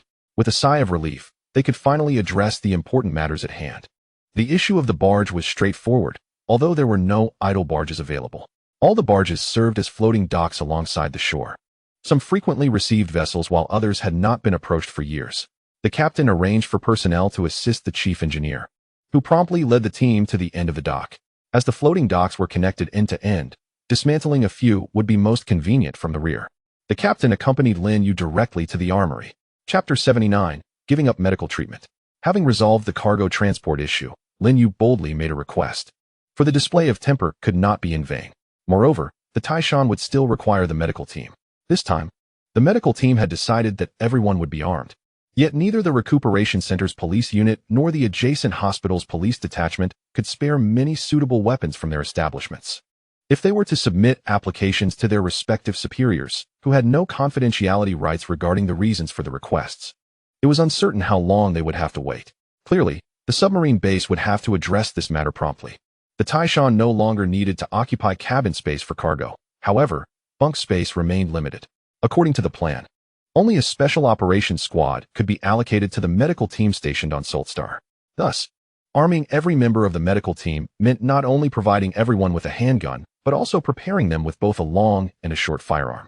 Following the original plan set forth by Lin Yu and Li, they decided to equip everyone with weapons, ensuring compatibility with the handguns for the medical staff at the hospital and recuperation center. Shooting training was indeed limited. According to Li's recollection, everyone was proficient with handguns, but the prevalence of rifles was not as high. The few 85-type weapons in the two units' armories were often utilized by medical personnel as substitutes for rifles during routine shooting training, likely due to the abundance of ammunition supplied to the hospital. However, the situation was pressing. Upon entering the armory, Lin Yu specifically requested the latest 58 caliber handguns and weapons. The handguns were readily available, as the naval submarine units had no shortage of them, but the new Model 05 58mm weapons were in limited supply. It was understandable, as these were equipped with silencers for special forces ambushes, and with the widespread use of bulletproof vests. The original 85 lightweight assault rifle's significance had not been inherited by the 05 model. Li suggested simply using the 85 model, but the stock was still insufficient. After all, being a naval unit, even the base's garrison troops did not require such lightweight infantry gear. The combination of the two types of weapons would suffice. Yet Lin Yu was not inclined to proceed this way. He harbored concerns about having too many types of supplies, fearing that the Taishan might transform into a specialized transport vessel. Ultimately, the medical team's long firearms were chosen to be the 95 model, with an emphasis on distributing the 95 short assault rifles, as the ammunition for rifles was certainly needed by the special forces and on the Taishan. As for training, there would be ample time along the way, which would alleviate boredom. Next came the armament of the Taishan itself. The plan for the light weapons arsenal aboard the Taishan was to replace everything, exchanging all rifles for the 95 model, equipping half with grenade launchers, while Lin Yu originally intended to procure the 58 model machine guns. However, Li's keen eye spotted something valuable in the storage room, a row of nearly new 80-type general-purpose machine guns, reportedly left behind by the Marines after transitioning to new equipment. After confirming the ammunition was sufficient, Li decided to take them all, as they would undoubtedly be of use to the special forces, the medical team, and the Taishan itself. Nonetheless, Lin Yu still requested several 95 squad machine guns. Not everything in the light weapons arsenal would be exchanged. 240 rocket launchers were spared, with Li even requesting 2 additional units. The variety of backup ammunition left Lin Yu feeling quite overwhelmed. However, Li stated that these were intended for the special forces that needed to disembark for combat. Similarly, there were 2 PP-93 60mm mortars and 2 PF-98 A 120mm rocket launchers. Given the lightweight control station itself, Li requested a total of 4 sets of the Red Arrow 73 anti-tank missile systems, asserting that these would not only be suitable for special forces deployment, but also serve as the primary artillery for the Taishan. All of these provisions would evidently be sufficient to confront known adversaries, yet Lin Yu remained apprehensive, harboring concerns about an opponent the Taishan had yet to face directly, the Armored Knight. Lin Yu's worry was not about the existing weaponry's firepower, honestly speaking. If the 120 heavy rocket launchers could not suffice, then there was little hope left. The sole question remained, how to ensure accurate hits. Lin Yu felt that he needed a weapon capable of delivering substantial firepower while maintaining rapid-fire capability, yet such options were elusive. After perusing the storage room a few times, Lin Yu added several 145mm heavy machine guns and 35mm automatic grenade launchers to the list as a modest gesture of his intentions. He was somewhat concerned whether the former would possess sufficient power to penetrate armor, while for the latter, he worried about the initial velocity and rate of fire to ensure direct hits on targets. Lin Yu's choices prompted Li to add 2 87-type twin 25mm anti-aircraft guns to the list, eventually deciding to increase the count to 4. Clearly intending to reserve 2 for the medical team. If these weapons could not strike the Armored Knights, then they would have to rely on artillery coverage, implying that for the Taishan, the only remaining option would be to abandon treatment altogether. In the end, at the captain's prompting, the two added a few shoulder-mounted anti-aircraft missiles to the list. The utility of such items was uncertain, just as they nearly overlooked this. The list was further extended with a plethora of various disposable 93mm rocket launchers. This could perhaps be their last hope against armored foes, as without a dedicated launch platform, One could quickly gather 10 or 8 personnel for a volley, potentially achieving effective artillery coverage. With an array of powerful armaments assembled, Lin Yu exhaled in relief. The remaining items were trivial and somewhat obscure, which would require Li's attention, ranging from barbed wire for the medical team's encampment to patrol vehicles and small items like night vision goggles, cameras, sniper rifles, and even landmines, thus lengthening the list by nearly a full page. It must be said that the captain was indeed generous. In addition to his contributions, he did not forget to suggest the inclusion of 2 forklifts for unloading. After all, with so many items packed into containers, the numbers were significant, and it was likely that the containers would need to be stacked in 2 layers. The next morning, as the wake-up call sounded, Lin Yu sleepily stepped outside.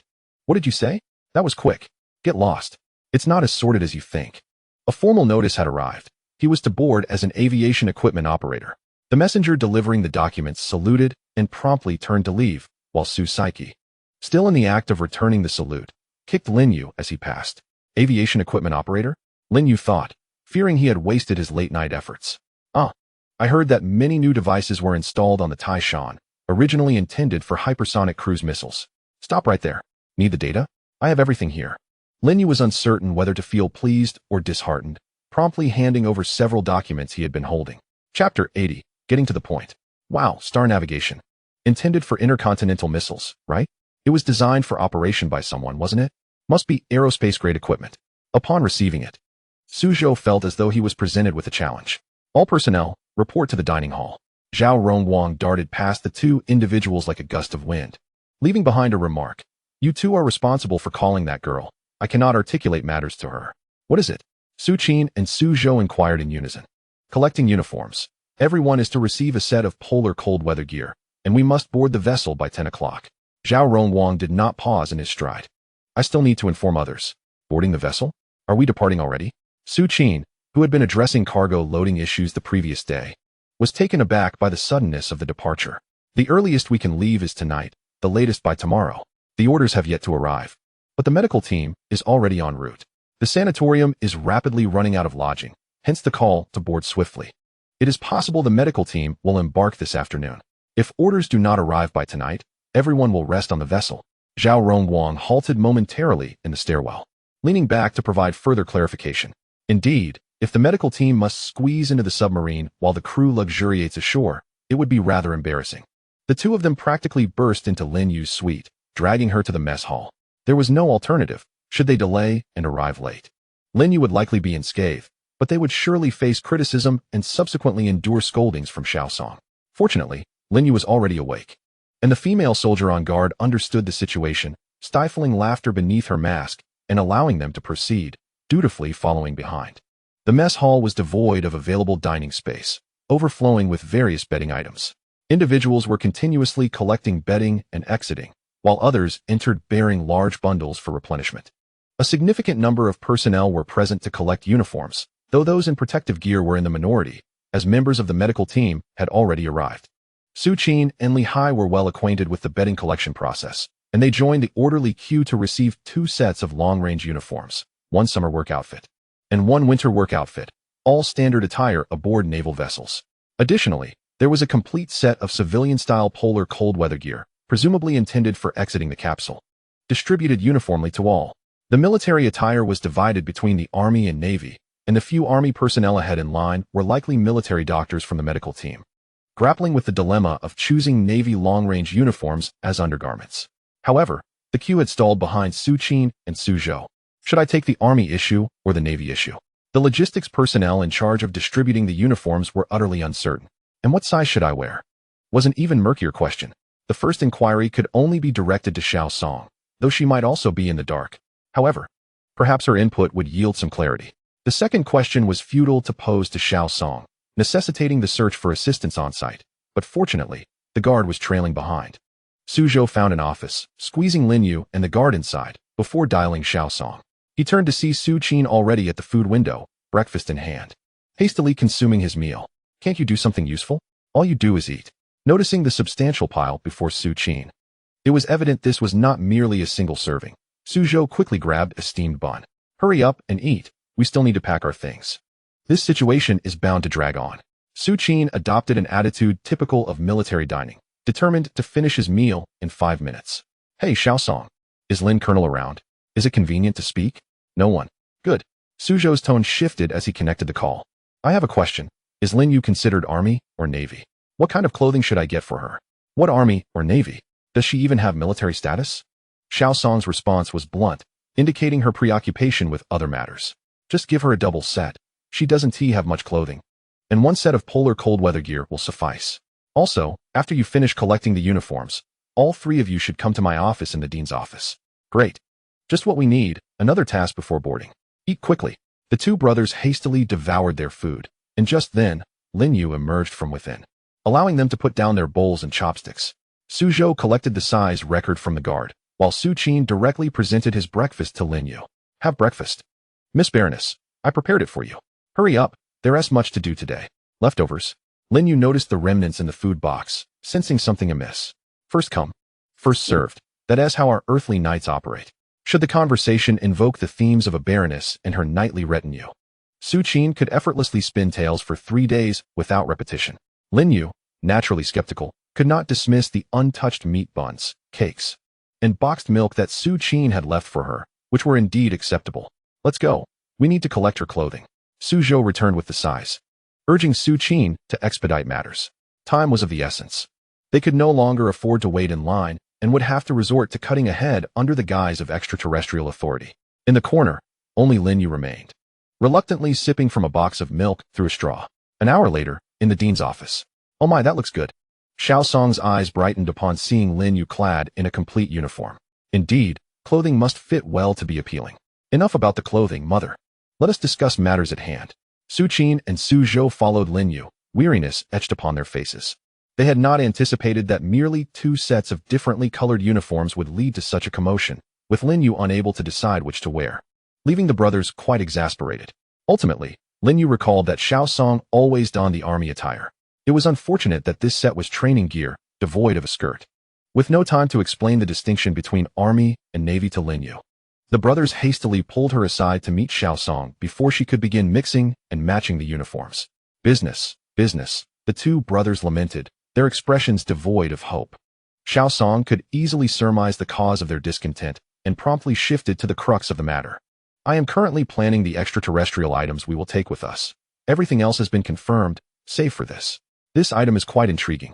As she held up the small spaceship core, Lin Yu's face lit up with delight.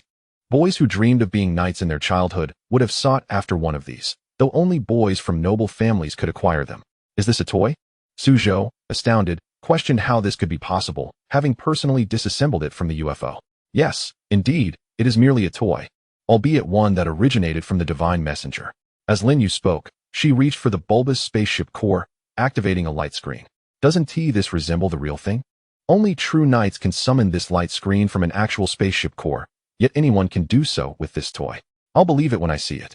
The light screen had already been extensively analyzed by the group, and the reason they approached Lin Yu was initially due to uncertainty about the significance of this item and whether it would provoke Lin Yu should she discover they had retrieved it from Salt Star. Now, they needed to ascertain whether this item should indeed be returned, and if so, whether it should be done discreetly or openly. Comparing the light screen on the spaceship core, the display on this toy indicated, you do not have the authority to operate this propulsion device. However, Su Qin expressed his discontent with relying on the increasingly voluminous dictionary compiled by experts. He too could not decipher the light screen, which evidently transcended the intuitive translation function. And Lin Yu's proficiency in the actual application of this language was nearly non-existent, not exceeding Su Qin's capabilities. Regardless, it was unexpected that Lin Yu perceived this object merely as a toy, a gift from the divine messenger to children. This was utterly absurd. In a moment of silence, no one knew what to say. It certainly wasn't the time to reveal the truth to Lin Yu, to inform her that this, too, was a genuine core of a spacecraft. The implications of such an action seemed vast and profound, far beyond immediate comprehension. If clarity eluded them, perhaps it was best to abandon the thought. Academician Wang remained merely an academic on the Taishan, unconcerned with the affairs of the base. The troops transferred to the sanatorium now fell under the purview of the director. If he couldn't manage, there was always the squad leader. The entire sanatorium was dedicated to serving the Taishan submarine, allowing Wang to indulge his whims or ignore trivial matters altogether. However, the individual leading the way, clad in protective gear, was indeed advancing towards the direction of the gunfire. Turning a corner, they came upon an independent shooting range. And the person Wang sought was indeed present. The sound of gunfire erupted once more, and the shooter, seemingly frustrated with the shooting platform, flipped over and stood in the middle of the range, adopting a classic bow stance with one leg forward and the other braced back, preparing to unleash a barrage from a heavy Type 80 general-purpose weapon. Amidst the chaos of shooting, he shouted something that, at first, Wang couldn't discern. But the moment he turned the corner, one phrase pierced through: "Watch me shoot you for 3 minutes." What on earth was happening? At the far end of the range stood not a target, but a living person clad in armor, almost certainly Su Qin, as Lin Yu was at this end, clapping for the shooter. As for the individual Wang was searching for, he had already vaulted over the shooting platform, rushing towards the shooter. "You've lost your mind. That's your brother," Xiao Song exclaimed, delivering a heavy smack to Su Zhou's nape, without considering the potential repercussions of striking someone in the midst of shooting. The gunfire abruptly ceased, leaving only the frantic shouts of Su Qin and Su Zhou. Xiao Song turned to see academician Wang, and suddenly felt a pang of embarrassment for having just struck Su Zhou. "Well, he's also my son," he stammered, feeling somewhat sheepish. I know. Academician Wang could only concede that his timing was indeed unfortunate. Xiao Song had never formally conveyed that Su Zhou and Su Qin were brothers. Yet, having coexisted on the Taishan for so long, no one bothered to keep such a thing secret. How could they not be aware? Your stance is quite commendable. Would you be interested in transferring to the army as a special forces operative? A lieutenant, tasked with guarding important cargo, observed Su Zhou, who was clad in deep navy blue naval attire. Su Zhou, upon turning around after securing his weapon, found himself at a loss for words. Leader, he managed. Though the lieutenant, undeterred, thought little of it. They were merely two soldiers from different branches crossing paths during a mission. Once the task was completed, who would remember whom? Su Zhou, having disregarded the earlier compliment, realized he had been slacking off. 2 boxes of 500-round belts lay at his feet. His stance, while appearing proper, was merely a facade. In genuine combat, it would be quite different. Xiao Song, the formal orders have been issued, and it's about time. Per our agreement, we should first transport the equipment onto the vessel. As academician Wang spoke, he gazed towards Su Qin at the end of the range, who was now approaching step by step, holding a transparent shield that, at first glance, appeared foggy. When Wang focused again, the shield had seemingly vanished from Su Qin's grasp. Formal orders issued? When do we depart then? Xiao Song quickly unfolded the document handed to him by academician Wang. We can set the departure time ourselves. Since everything is ready, I suggest we leave tonight. The daylight is too conspicuous, and a few hours' wait is manageable. Are you conducting impact resistance tests on the armor? Indeed. But the final results are still pending. Haven't 2 diplomats been dispatched from above? Xiao Song lamented the awkwardness of diplomatic negotiations during their last visit to Solti. Such a hassle. With convoluted processes. They were both granted the title of diplomatic envoys, but without any formal credentials, perhaps due to uncertainty from the Solti side. Neither a national document nor a seal or passport had been provided. Academician Wang had some reservations. Venturing beyond the solar system without proper backing felt precarious. Clearly, there has been little progress. Xiao Song quickly scanned the document. Its essence remained unchanged. Opportunities should not be squandered, yet caution was paramount. And one should strive for greater benefits. The efficiency of the diplomatic department was lamentably poor. Even simple communications were convoluted. Chapter 82. Brazen assertions before acquiring independent navigational capabilities. Embarking on such tests remained a risk. What prompted you to initiate this test? Academician Wang inquired, turning to the diligent Su Zhou. To what extent are the tests progressing? Long-term shooting with a 7.62 caliber is unfeasible, at least not before a barrel turns red. I was preparing to test a continuous firing method with a gap for changing barrels, Su Zhou replied earnestly. The lieutenant assisting with the collection of unused weapon tripods was taken aback. You are conducting such rigorous experiments? This is merely directed at that shield. Su Qin just learned from Lin Yu how to condense energy into a shield.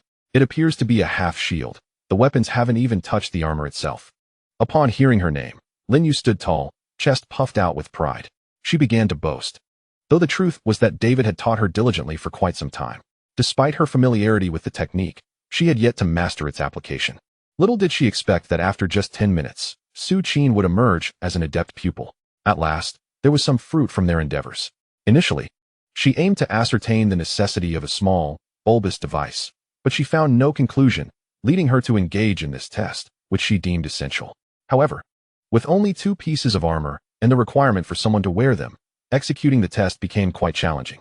Xiao Song explained the purpose and current status of the experiment. Let us conclude here. A result requiring thousands of rounds to penetrate holds little significance.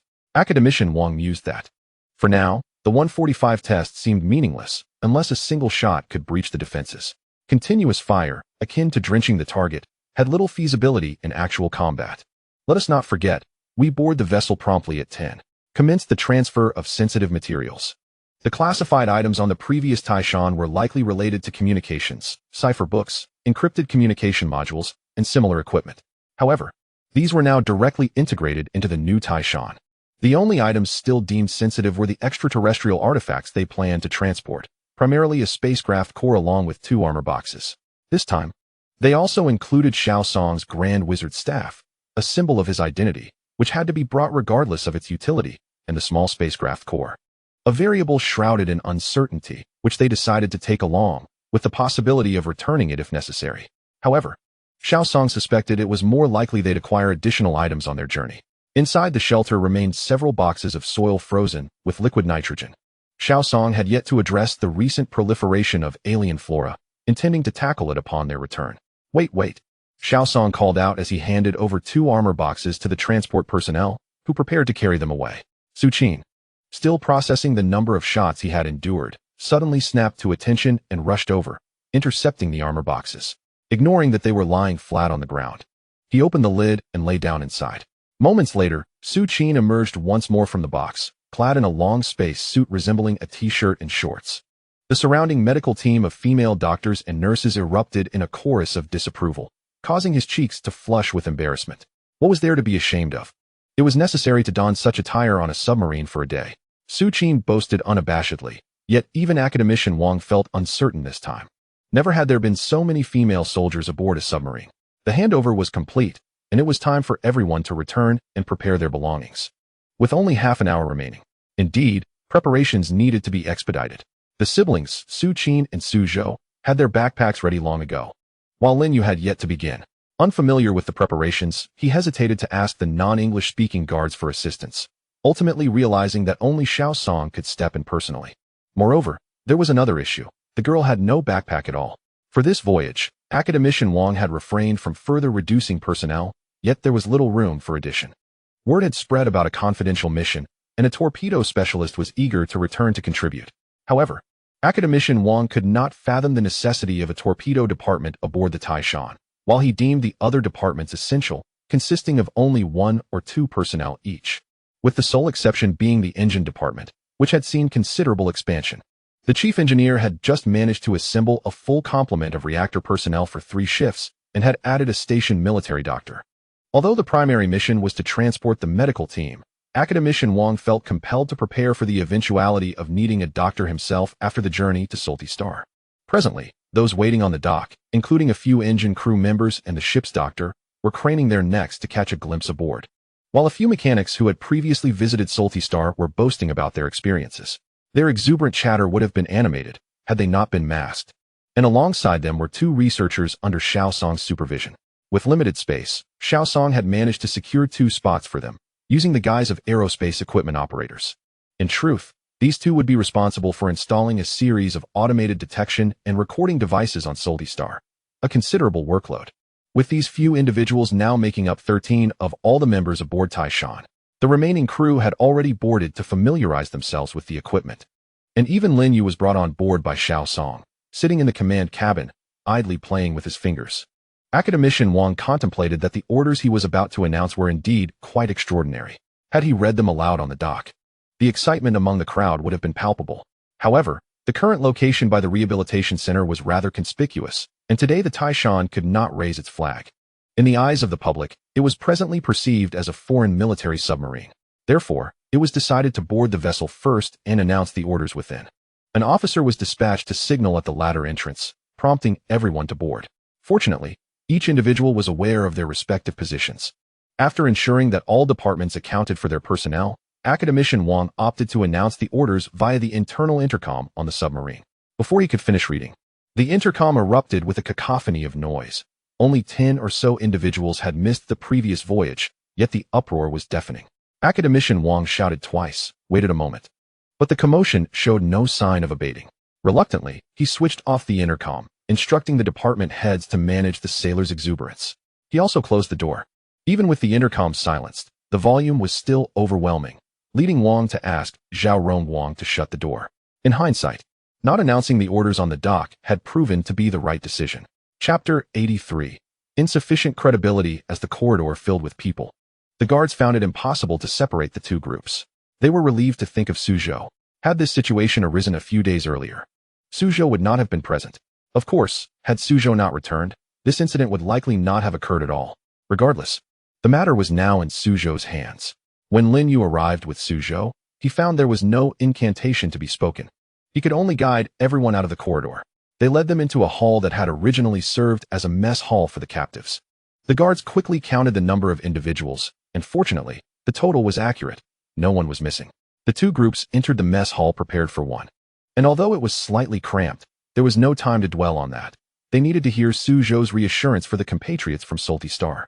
During the lengthy return journey on the Taishan, many issues had been considered beforehand, such as educating Zhou about pandemic isolation protocols and explaining the repatriation plan for the crew of the Emerald Waterbird.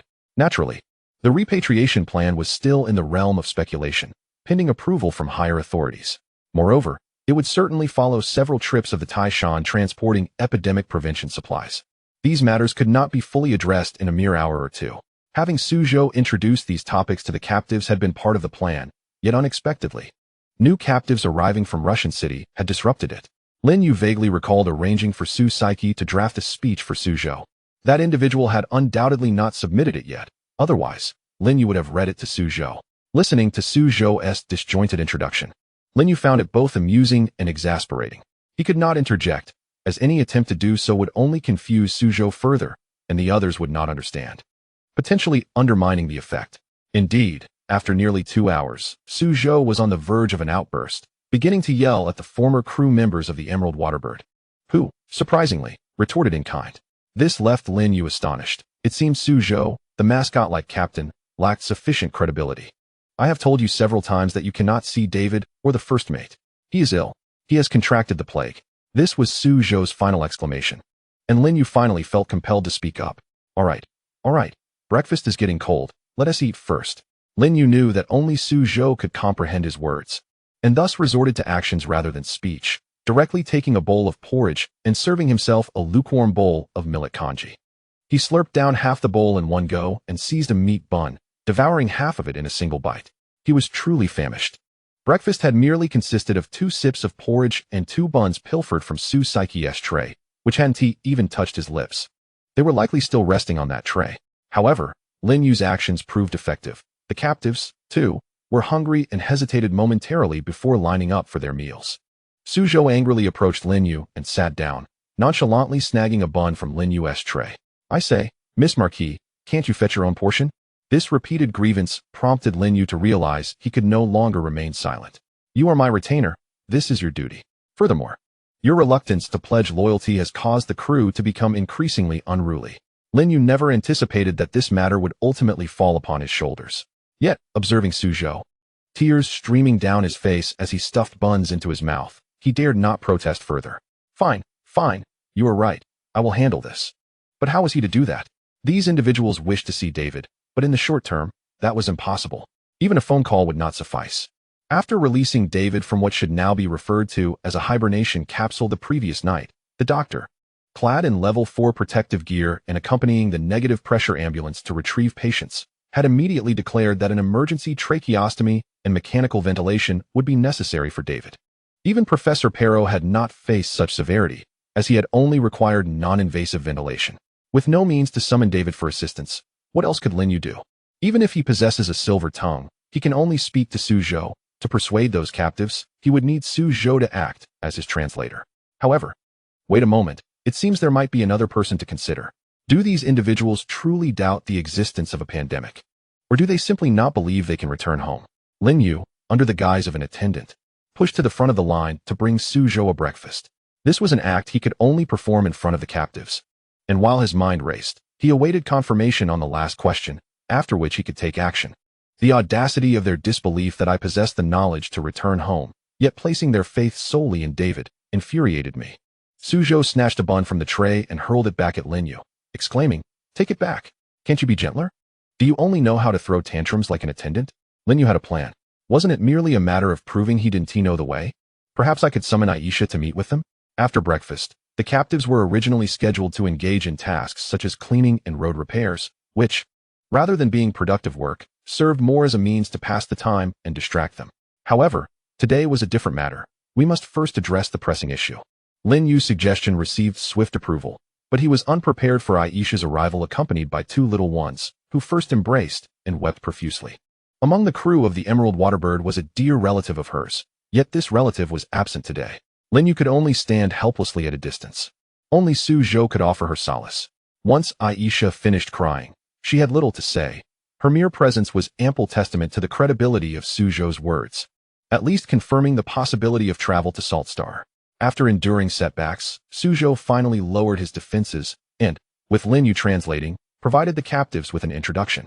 It was uncertain whether this evident display of a lady knight serving as a translator would have any psychological impact on the seasoned crew of the Emerald Waterbird. But after Lin Yu finished speaking, the captives remained silent for an extended period before one finally raised a hand to inquire, "Will beverages be provided at noon? Preferably starting in the morning." Not possible. After donning armor for several consecutive days aboard the Emerald Waterbird, she had witnessed various peculiarities resulting from the crew's drunken escapades. Chapter 84, Instructions. Of course, amongst these incidents were offenses directed at her, the captain. She could only be thankful for her armor and for David's intervention preventing her from resorting to violence. An intricate tale indeed. The captives now resembled the chaotic scene from when they had previously offended the captain while intoxicated, clamoring for Lin Yu's declarations while disregarding Zhou's remarks. Listen to the lady. Lin Yu, showing no leniency, asserted that their army has always treated captives with kindness. Though the provision of alcoholic beverages to captives was not unheard of, it was certainly not a common practice without a festive occasion. Large-scale distributions were simply out of the question. The captives, previously in disarray, split into two distinct factions upon the topic of beverages. Lin Yu observed and discerned that a group clad in outdated domestic camouflage, resembling laborers from remote areas, had been fished out of the South Pacific and sent here. Clamoring for vodka around Zhou, who wore Russian military attire, Lin Yu thought to himself, the chief truly knows how to handle matters. Not only were the captives dressed in new military uniforms, but they were also being provided with alcohol daily. In reality, Lin Yu's assumption was somewhat misguided. The Russians and Chinese had both undertaken the same action for different reasons. The citizens of the Russian city, well known as a fighting nation, naturally extended a degree of treatment to these alien captives, ensuring their clothing and food supply were nearly equivalent to that of ordinary Russian soldiers. However, the supply of beverages was something the soldiers of the Aerospace Army arranged privately. Conversely, the Chinese had long recognized that these captives were not soldiers in any true sense.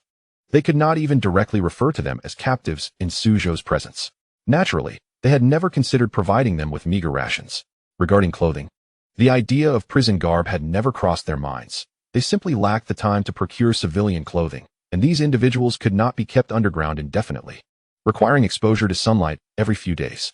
Considering the numerous eyes watching from the high-rise buildings surrounding the sanatorium, standardized civilian attire would be more glaring than uniforms.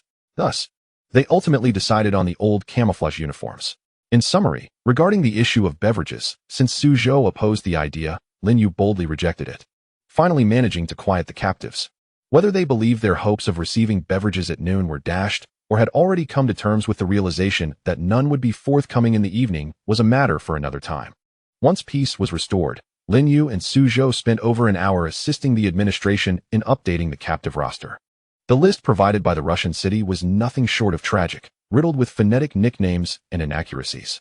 It was similarly challenging to document the names of these Salt Star individuals in Chinese or Pinyin. Lin Yu cobbled together a few names that bore some resemblance to Chinese characters before conceding defeat and requesting the use of recording equipment. Nevertheless, their efforts were undoubtedly superior to those of the Russian city. At least with Zhou present, the captives understood they needed to repeatedly articulate their names, avoiding the issues present in the Russian list. In that list, two individuals had names that were purely surnames, while another was solely a first name, and yet another merely a middle name. Despite the registrant's meticulous alterations to the spelling, presumably to convey variations in tone, It was evidently a case of linguistic miscommunication. Once this tedious task concluded, it was nearly time for lunch. Without hesitation, Lin Yu seized Zhou and made a swift exit. Who knew what further complications could arise if they lingered, possibly forcing them to remain for the next meal as well. Upon emerging from the shelter and onto the surface, Zhou dashed ahead like a wild stallion. Hurry, hurry! Zhou chattered excitedly, and Lin Yu struggled to keep up. Today, we have ribs, braised. It seems Zhou had spotted the food delivery upon their exit. Lin Yu chuckled to himself as he followed, realizing too late that they were still under quarantine. If you want ribs, we should return to our quarters to eat. What are you doing rushing to the cafeteria? By the time Lin Yu reached the cafeteria, Zhou was already seated at a table with Xiao Song, commencing his meal. What is the meaning of this? You're out too? Are we still in quarantine? Lin Yu shot a series of questions at him. We're no longer in quarantine. A response from the higher-ups has arrived. Although it's not the final directive. The decision to return to Salt Star for a rescue mission has been confirmed. You should go get your food. We'll eat together. Xiao Song answered promptly. All right. Lin Yu had been awaiting this moment. It was simply perfect. However, as he approached the serving area, he noticed something rather peculiar. Excuse me, Chief Steward. Are you not wearing protective gear? The cook at the window was an old acquaintance, but now wore only standard cooking attire, accompanied by a mask, which appeared somewhat conspicuous. We're not wearing that. How can you work in those? The chief steward replied cheerfully, thumping his chest. I tell you, we're going on a rescue mission, right? The composition of the rescue team is uncertain, but we have no choice regarding the logistics personnel. It's just us in this room. Confirmed? Ling Yu observed the chief steward's exuberance, while the gazes of several cooks, unadorned in protective gear, conveyed a palpable excitement that seemed genuine. It was indeed confirmed that the entire medical team was sourced from our sanatorium and the neighboring hospital, a plan that had long been in place, merely awaiting adjustments in personnel according to the scale of need. As those of us in logistics were already at minimum capacity, there was little chance for our numbers to be increased. Ling Yu pondered for a long while, unable to fathom why a trip to Solter Star warranted the removal of protective clothing. Yet, noticing his own lack of attire, he dismissed the thought. Approaching the table where Xiao Song and Zhou sat, he had scarcely taken a seat when, predictably, Zhou's chopsticks reached over to snatch a rib. Fortunately, he had taken an extra plate. Ling Yu rolled his eyes in disdain while also reveling in his foresight, though Xiao Song and Zhou paid him no heed. Who were those newcomers? Zhou, still learning to handle chopsticks, rudely pointed across the room while simultaneously shoving a piece of rib into his mouth. The curiosity in his gaze was quite peculiar. Chapter 85. No conclusion. Are we uncertain? Should we continue our investigation? Ling Yu inquired. We should press on, Zhou replied. Very well, Ling Yu responded. Recognizing the lack of further leads here, they decided to return. Upon their return, they briefed the leaders at the National Security Bureau on their findings. What have you discovered? We found some peculiarities, Zhou replied. What sort of peculiarities? Well, their computers contained fraudulent financial statements. Is that so? Did you manage to obtain that false document? Not quite. When we attempted to copy it, the computer crashed. It appears to have been specially encrypted. What might we do to decrypt it? I'll send a technician with you. He assumed it was merely a matter of lacking technical assistance. Yet, little did he know that it was not a technical issue. Their personnel had exerted every effort, yet could not crack the encryption. Our team couldn't decipher it, Zhou admitted, a hint of disappointment in his voice. Is it truly so? The director found the situation intriguing. Indeed. If you don't believe me, you may inquire elsewhere. The director trusted Zhou and believed it might indeed be true. However, it left him feeling somewhat embarrassed. Do you really have no solutions? The director asked, gazing at them, unable to imagine their utter helplessness. I seem to have nurtured a group of inept individuals, the director fumed before departing. Ling Yu and Zhou exchanged glances, both overwhelmed by a sense of failure. Were they truly so inept? Should we not make another effort? Ling Yu suggested. I believe so, Zhou concurred. Thus, they set off once more to Alatai Company. Upon arrival, they encountered Cavins, who looked at them with curiosity, wondering why they had returned. Why are you back? Didn't you just conduct an inspection? He appeared less than pleased. Apologies, but we must conduct further checks, such as determining if there are any other issues, Ling Yu stated. What more is there to check? You were quite thorough last time. If there were any issues, we wouldn't be as calm as we are now. Ling Yu found himself at a loss for words. Please cooperate with us. If it's too much trouble, feel free to consult Lin Yi, Zhou interjected. This is quite bothersome, Cavins thought, finding it irritating that he had to request assistance. He may not necessarily agree. I'll ask, he replied, making a phone call before returning to say, you may enter. Thank you. Zhou and Ling Yu entered the premises. Given that it was working hours, The office was bustling with employees, and their presence caused a stir among the staff. Everyone, do not be alarmed. We are here for routine business. Please step aside while we examine your computers, Zhou announced. Whispers erupted among the employees. Who are they? Why are they checking our computers? We are from the National Security Bureau, Zhou clarified, overhearing their conversation, which immediately silenced them. This is the Lighthouse Nation. Surely they shouldn't be involved with the National Security Bureau. Is something amiss with the company? One woman remarked. Understood, Zhou replied. He and Ling Yu began searching through the files on the computers, only to find nothing, not even the fraudulent documents. Did you find anything? Zhou inquired. Nothing at all. We can't even locate the false documents, Su Wenming reported. Is that so? Zhou felt perplexed. Indeed. Zhou's expression grew increasingly complex. It seemed they had taken action. Had they deleted the files afterward? Have you found anything? Ling Yu asked. Nothing, Zhou said, utterly disheartened. What should we do now? Cavens approached them. Have you found anything? Or are you still empty-handed? Your actions are severely disrupting our company's operations. Apologies, Zhou immediately responded, leading Ling Yu away. Cavens glared at their departing figures, visibly angered. He promptly relayed the situation to Lin Yi. Let them inspect. They won't uncover anything, Lin Yi replied confidently, having already prepared for such scrutiny. Still, this could disrupt normal operations, Cavens protested. I couldn't care less, Lin Yi retorted. Cavens hung up the phone, realizing that if his superior was indifferent, why should he concern himself? Zhou and Ling Yu returned to the bureau, where Zhou felt utterly fatigued and soon fell asleep. Upon awakening the next day, he felt significantly better and headed to the bureau, where he found Ling Yu already present. Did you sleep well last night? Quite well, Ling Yu replied. Oh, me too. It seems this case is at a standstill, and I am uncertain how to proceed. Zhou expressed his frustration. Do not lose heart. We must not give up until the very last moment, Ling Yu reassured him. Agreed. Shall we meet with Lin Yi? Very well, let's go, Ling Yu replied. The two set off for Lin Yi's company. They were promptly ushered inside, where Lin Yi had prepared tea and regarded them. Please have some tea. We prefer to speak plainly rather than sip tea, Ling Yu responded. Very well. Feel free to speak your mind. Your company possesses a fraudulent document concerning financial matters, involving a substantial sum. What explanation do you have for this? I am unaware of any such thing. How could this be? Lin Yi appeared genuinely surprised, as if completely uninformed. Are you truly oblivious? Or are you attempting to deceive us? How could that be?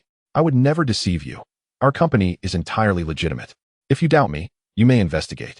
We are indeed investigating, Zhou interjected. Lin Yi's demeanor shifted to one of seriousness as he raised his teacup to take a sip. Would you be so kind as to provide us with a copy of your company's financial statements? Certainly, Lin Yi replied without a moment's hesitation, which puzzled Zhou. He retrieved a USB drive and placed it on the coffee table before them. Here you go. It contains the statements from the past 2 years. Zhou accepted the USB drive. If earlier records are needed, we can provide those as well. That's unnecessary. We will suffice with the last 2 years. Chapter 86. Good friend Zhou stood up and said, Thank you for your cooperation. He and Ling Yu then departed. Upon returning to the National Security Bureau, Ling Yu connected the USB drive to the computer. Zhou sat by the window, sipping tea, seemingly indifferent to the content within. No problem, Ling Yu remarked after perusing the material. Zhou was not surprised by this outcome. He had anticipated it. If it were otherwise, why would he have so readily surrendered the USB drive? This only further indicated that there was nothing amiss with it. Is that it then? Ling Yu sighed, lamenting the loss of yet another lead. Had their efforts been in vain? He is indeed a cunning wolf, Zhou sighed. Yes, a sly fox, Ling Yu replied. Huh. Your metaphors are rather amusing, Su Wenming chuckled. Never mind. Since there is no issue, let us wait. Perhaps the fox will eventually reveal its tail, Su Wenming consoled them, noting their despondent expressions. Is that so? Will the fox ever show its tail? Zhou inquired. Su Wenming began searching on his phone. There's a nice bar nearby. Shall we check it out? He suggested. The two remained silent, appearing disinterested. Come on, it's quite dull for me alone. Your company will alleviate my boredom, he encouraged, leading Zhou and Lin Yu to accompany him. The bar was lively, with a kaleidoscope of people swaying on the dance floor. Are you interested in dancing? Zhou asked Lin Yu. Sure, she replied, following him to the dance floor, where they began to move. Su Wenming clapped in encouragement. Zhou and Lin Yu pulled him onto the dance floor, momentarily casting aside their troubles. They danced the night away, resulting in a collective tardiness the following day. Upon awakening, Zhou hastened to the National Security Bureau, arriving early enough to find that Lin Yu and Su Wenming had yet to arrive. Where are they? The director inquired, visibly irked. They must have gone to buy breakfast. Zhou attempted to cover for them. The director fell silent and departed. Zhou gazed at their empty seats, anxious about the potential unraveling of his fabricated excuse. Soon after, Lin Yu and Su Wenming arrived, asking, "Did the boss inquire about us?" "No. Do you think that's possible?" Zhou replied. "Really? Has he already come by? Then he must have asked about me." Lin Yu said, "Yes, he did ask about you. I told him you went to get breakfast, and he hasn't returned since," Zhou explained. Lin Yu expressed her gratitude. "Thank you so much. You are truly a good person." "It's nothing. I believe I'm quite decent myself," Zhou replied, blushing slightly. Su Wenming, "Hurry and place today's documents on my desk," Lin Yu instructed. "Wait, boss, I just got here and haven't even turned on my computer." Su Wenming responded as he booted up his device. "Honestly, you dawdle too much. At this rate, you'll be fired sooner or later," Lin Yu chided. "Is that so? All right. Su Wenming chose to remain silent, acknowledging Lin Yu as his superior. He opened his computer and promptly emailed Lin Yu the day's tasks. Lin Yu stared at her screen, growing increasingly fatigued. She needed a cup of coffee, otherwise, she would surely doze off. She headed to the break room and brewed herself a cup. Returning to her desk, she began her day's work. Zhou observed the enticing aroma wafting from her cup and asked, "What are you drinking?" "Coffee. Would you like me to make you a cup?" Lin Yu offered. "All right. Then please make one for me as well," Zhou replied. Lin Yu nodded and went to the break room, with Zhou following her. Watching Lin Yu prepare the coffee, he noted her skillfulness. "I think drinking too much of this isn't good. It's best to consume it sparingly," Zhou remarked. "Then why are you drinking it?" Lin Yu countered. "I noticed you all enjoying it, so I wanted to try," Zhou explained. "Oh, really? Do you want sugar or cream?" Lin Yu asked. "What is the difference?" Zhou inquired curiously. "It makes a significant difference. Have you never had this before?" Lin Yu responded, her curiosity piqued. "I'm not sure. I just dislike bitter flavors, so perhaps you should add more sugar," Zhou suggested. Lin Yu nodded, adding plenty of sugar to his cup and stirring it before offering it to him. "Give it a try," she said. Zhou took a sip and was pleasantly surprised by the taste. "This is quite good. You have a knack for this," he exclaimed. "Thank you for the compliment." "I could make coffee for you every day," Lin Yu replied. Zhou felt a surge of gratitude. He appreciated such a thoughtful companion. Returning to his desk with coffee in hand, he piqued Su Wenming's curiosity. "Where did this come from?" Su Wenming asked. "She made it for me." "It's quite nice. You should try it too," Zhou suggested. "Really? I'd like to taste it," Su Wenming said, casting a flattering glance at Lin Yu. "Oh, fine. I'll make you a cup," Lin Yu relented, heading back to the break room. At that moment, the boss arrived and noticed Lin Yu's absence from her desk. "Where is she?" "Don't tell me she went to the restroom," the boss said. "No, she went to the break room," Zhou replied. The boss fell silent. Checking the time. "What time is it? And she is still in the break room." Upon her return, the boss instructed, "Have her come to my office." "All right." Zhou quickly responded, and the boss left with a grim expression. Lin Yu returned with coffee, noticing the two of them working quietly. "Here is your coffee. I wasn't sure if you liked it sweetened or creamy, so I added a bit of both," she said. "Thank you," Su Wenming replied, accepting the coffee from her. "The boss wants to see you in his office," Zhou informed her. "Really? Why?" Lin Yu felt an uneasy premonition. "I'm not sure. You should go in and find out," Zhou said. Lin Yu hurried to the boss's office. "Did you call for me?" she asked. Chapter 87. Cooperation. "Why were you late today?" the boss inquired. "I stayed up late last night," Lin Yu replied. "What caused you to stay up late? Was it work-related?" "Yes, I was busy with Zhou at that company, so I was occupied until late," Lin Yu explained. "Oh, is that so?" The boss expressed clear skepticism. "Really? You must trust me," Lin Yu insisted. "All right, I will verify that. Do you understand the consequences of deceiving me?" the boss asked seriously. "I assure you it won't happen again. You can rest easy," Lin Yu assured. The boss nodded and allowed her to leave. As Lin Yu exited, she quickly conferred with Zhou and Su Wenming. "If they ask what I was doing last night, make sure to tell them we were investigating, all right?" Lin Yu instructed. "Sure, no problem," Su Wenming replied. Zhou remained silent, and Lin Yu wondered if he was unwilling to assist her. "Zhou, you were with us at the bar last night. We also had a late night," Lin Yu reminded him. "Indeed. But that doesn't change the fact that lying is wrong," Zhou stated. "Don't be like that. Have I treated you poorly? Can't you do me this small favor?" Lin Yu appeared somewhat upset. "Fine, but I want you to treat me to a meal," Zhou countered. "No problem." Lin Yu agreed. "I'll choose the place." "No objections," he responded. Lin Yu gritted her teeth, realizing that she would have to pay a hefty price for this lie. The boss had indeed arrived. He glanced at Zhou and Su Wenming before instructing them to follow him into the office. They trailed behind him into the room. How did it go? You went to investigate yesterday. Which company was it? How late were you out? Did you make any progress? The boss inquired. Zhou replied. It was the same company as before. We were occupied until late, and our findings can be described as non-existent. The boss's expression grew somber. You conducted an investigation, but yielded no results. How is that of any significance to us? Zhou lowered his head, aware that their efforts were in vain. Since it bears no significance, refrain from doing so in the future, and do not let it impede your work the following day. I expect you both to be present at your posts. Zhou nodded, understood. Very well, you may leave, the boss said. Zhou and Su Wenming exited the office. Did you manage to keep my name out of it? Lin Yu hurriedly asked as they emerged. No, rest assured, we would never betray a good friend. Zhou assured her. That's wonderful. I knew I could count on you, Lin Yu smiled. As they began working, Lin Yu glanced at the documents on her computer and soon felt the day was passing swiftly. Let us go for lunch, Zhou suggested. All right, Lin Yu replied, standing up to check the time. Indeed, it was already time to leave. Perhaps arriving late made the hours feel as though they had flown by. When will you fulfill your promise? Zhou asked. Anytime you wish. I'm flexible, Lin Yu responded. Don't you have any plans? No boyfriend yet? Zhou inquired.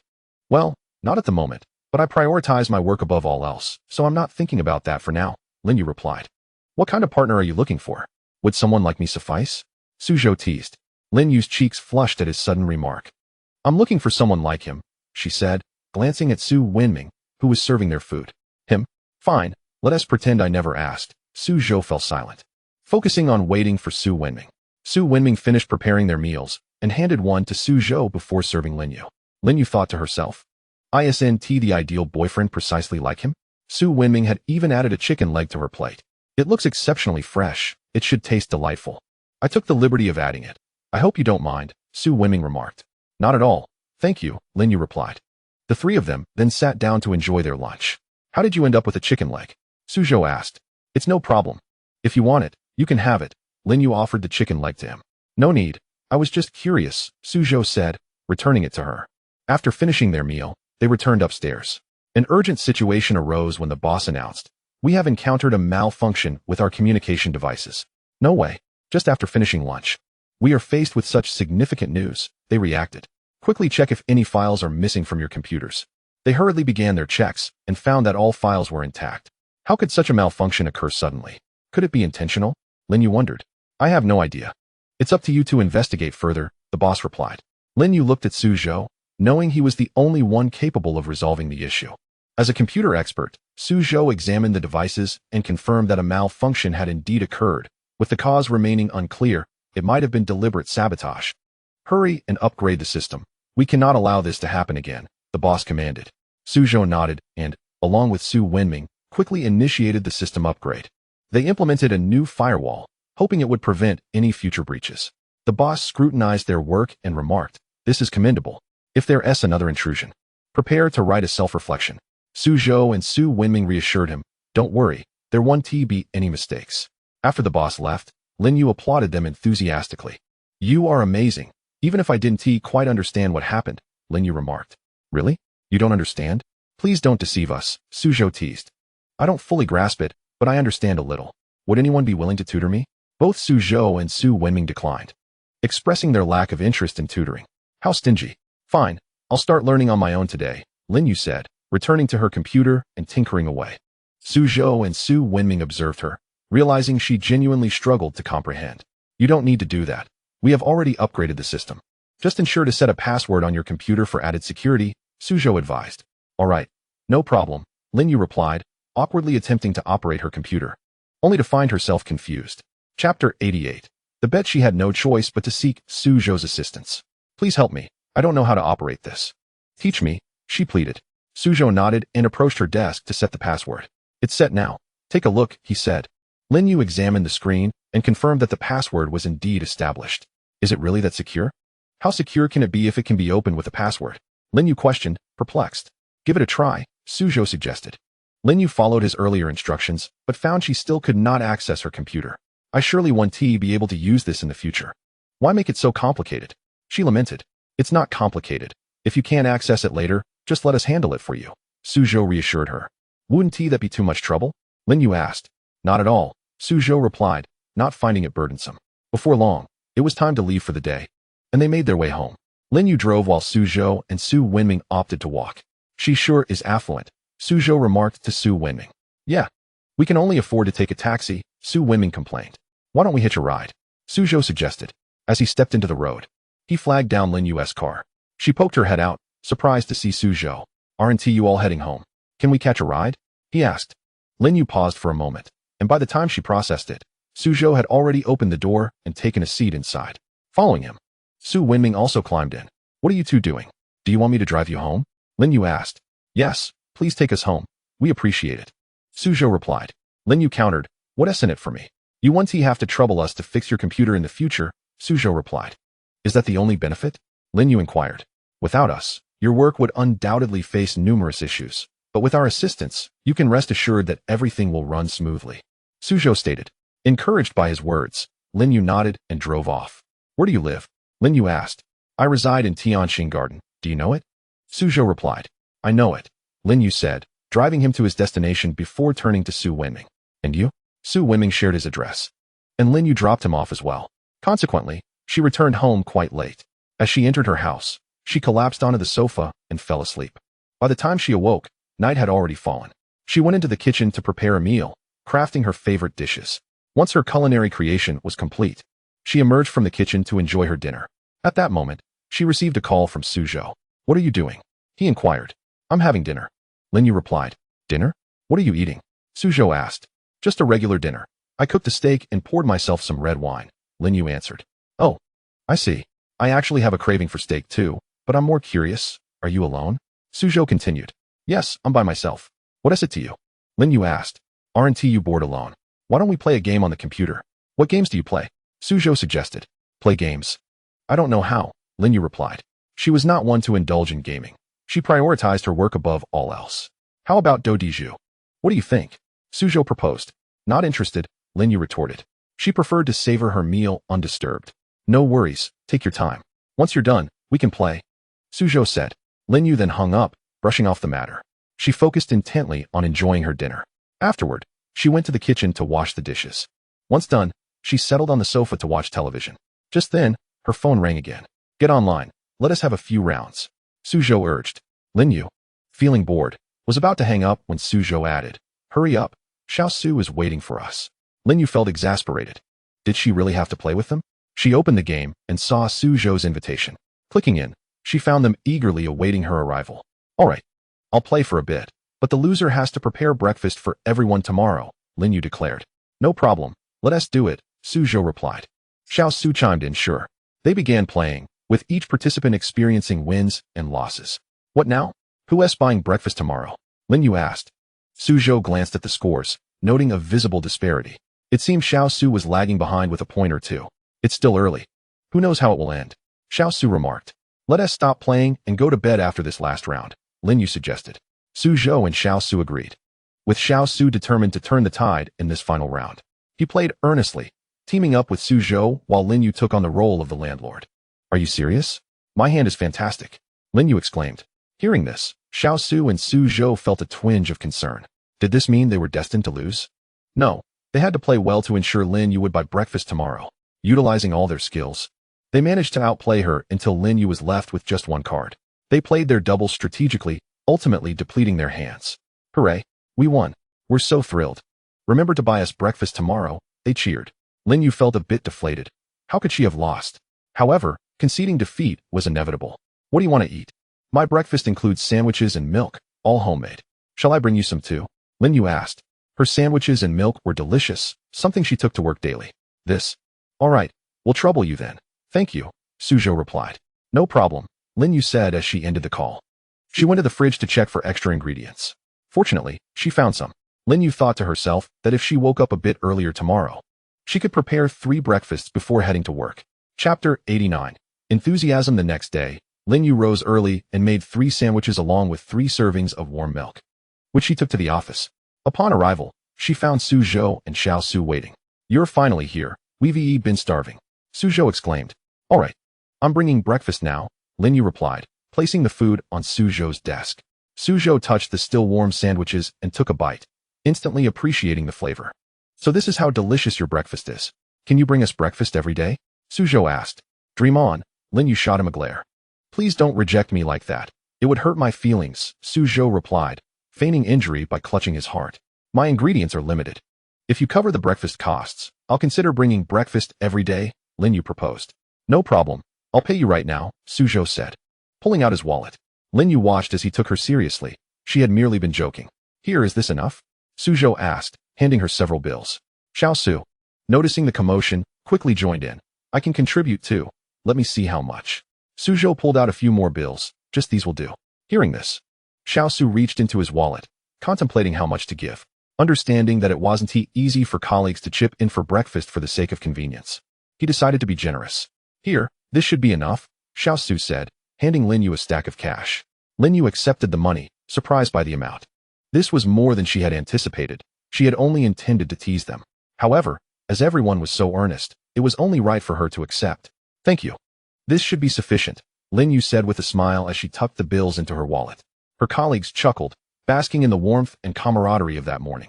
From that day forth, Lin Yu began bringing homemade breakfast to the office every morning to share with her colleagues. Sometimes it was her own baked treats. Other times it was freshly purchased buns. Each morning was filled with the comforting aroma of home. Her colleagues adored the breakfasts, not just for their taste, but for the care and thoughtfulness they represented. They felt the power of unity and friendship, as the ordinary breakfast became a bridge of warmth. Through their collective efforts, the workplace became more harmonious and vibrant, fostering a positive atmosphere. This small gesture tightened their bonds, creating a nurturing and united work environment. Thus, the morning ritual became a cherished routine, with colleagues gathering each day to relish the warmth Lin Yu offered. This friendship endured for years and long after. Colleagues would reminisce about that time, still touched by the emotions and joy it evoked. The manager, noticing everyone enjoying breakfast, became curious about its source. Can you tell me who provided this breakfast? The manager inquired. It's Lin Yu who brings it for everyone. She has been doing it for a long time. And it's always different. She is truly wonderful, colleague A replied, teary-eyed with gratitude. Really? Why hasn't anyone brought me a portion? The manager wondered, confused. Colleague A fell silent, realizing there was no breakfast prepared for the manager. No wonder the manager seemed displeased. The manager returned to the office. And this colleague quickly informed Lin Yu of the situation. What? Is that really the case? After listening to the conversation, Lin Yu felt a sense of impropriety. It seemed she needed to prepare a breakfast for her boss the next day. On the following day, Lin Yu made an extra portion, bringing the total to 11 people in the company, including her boss. She arrived at the office with the breakfast and deliberately entered her boss's office, placing the meal on his desk.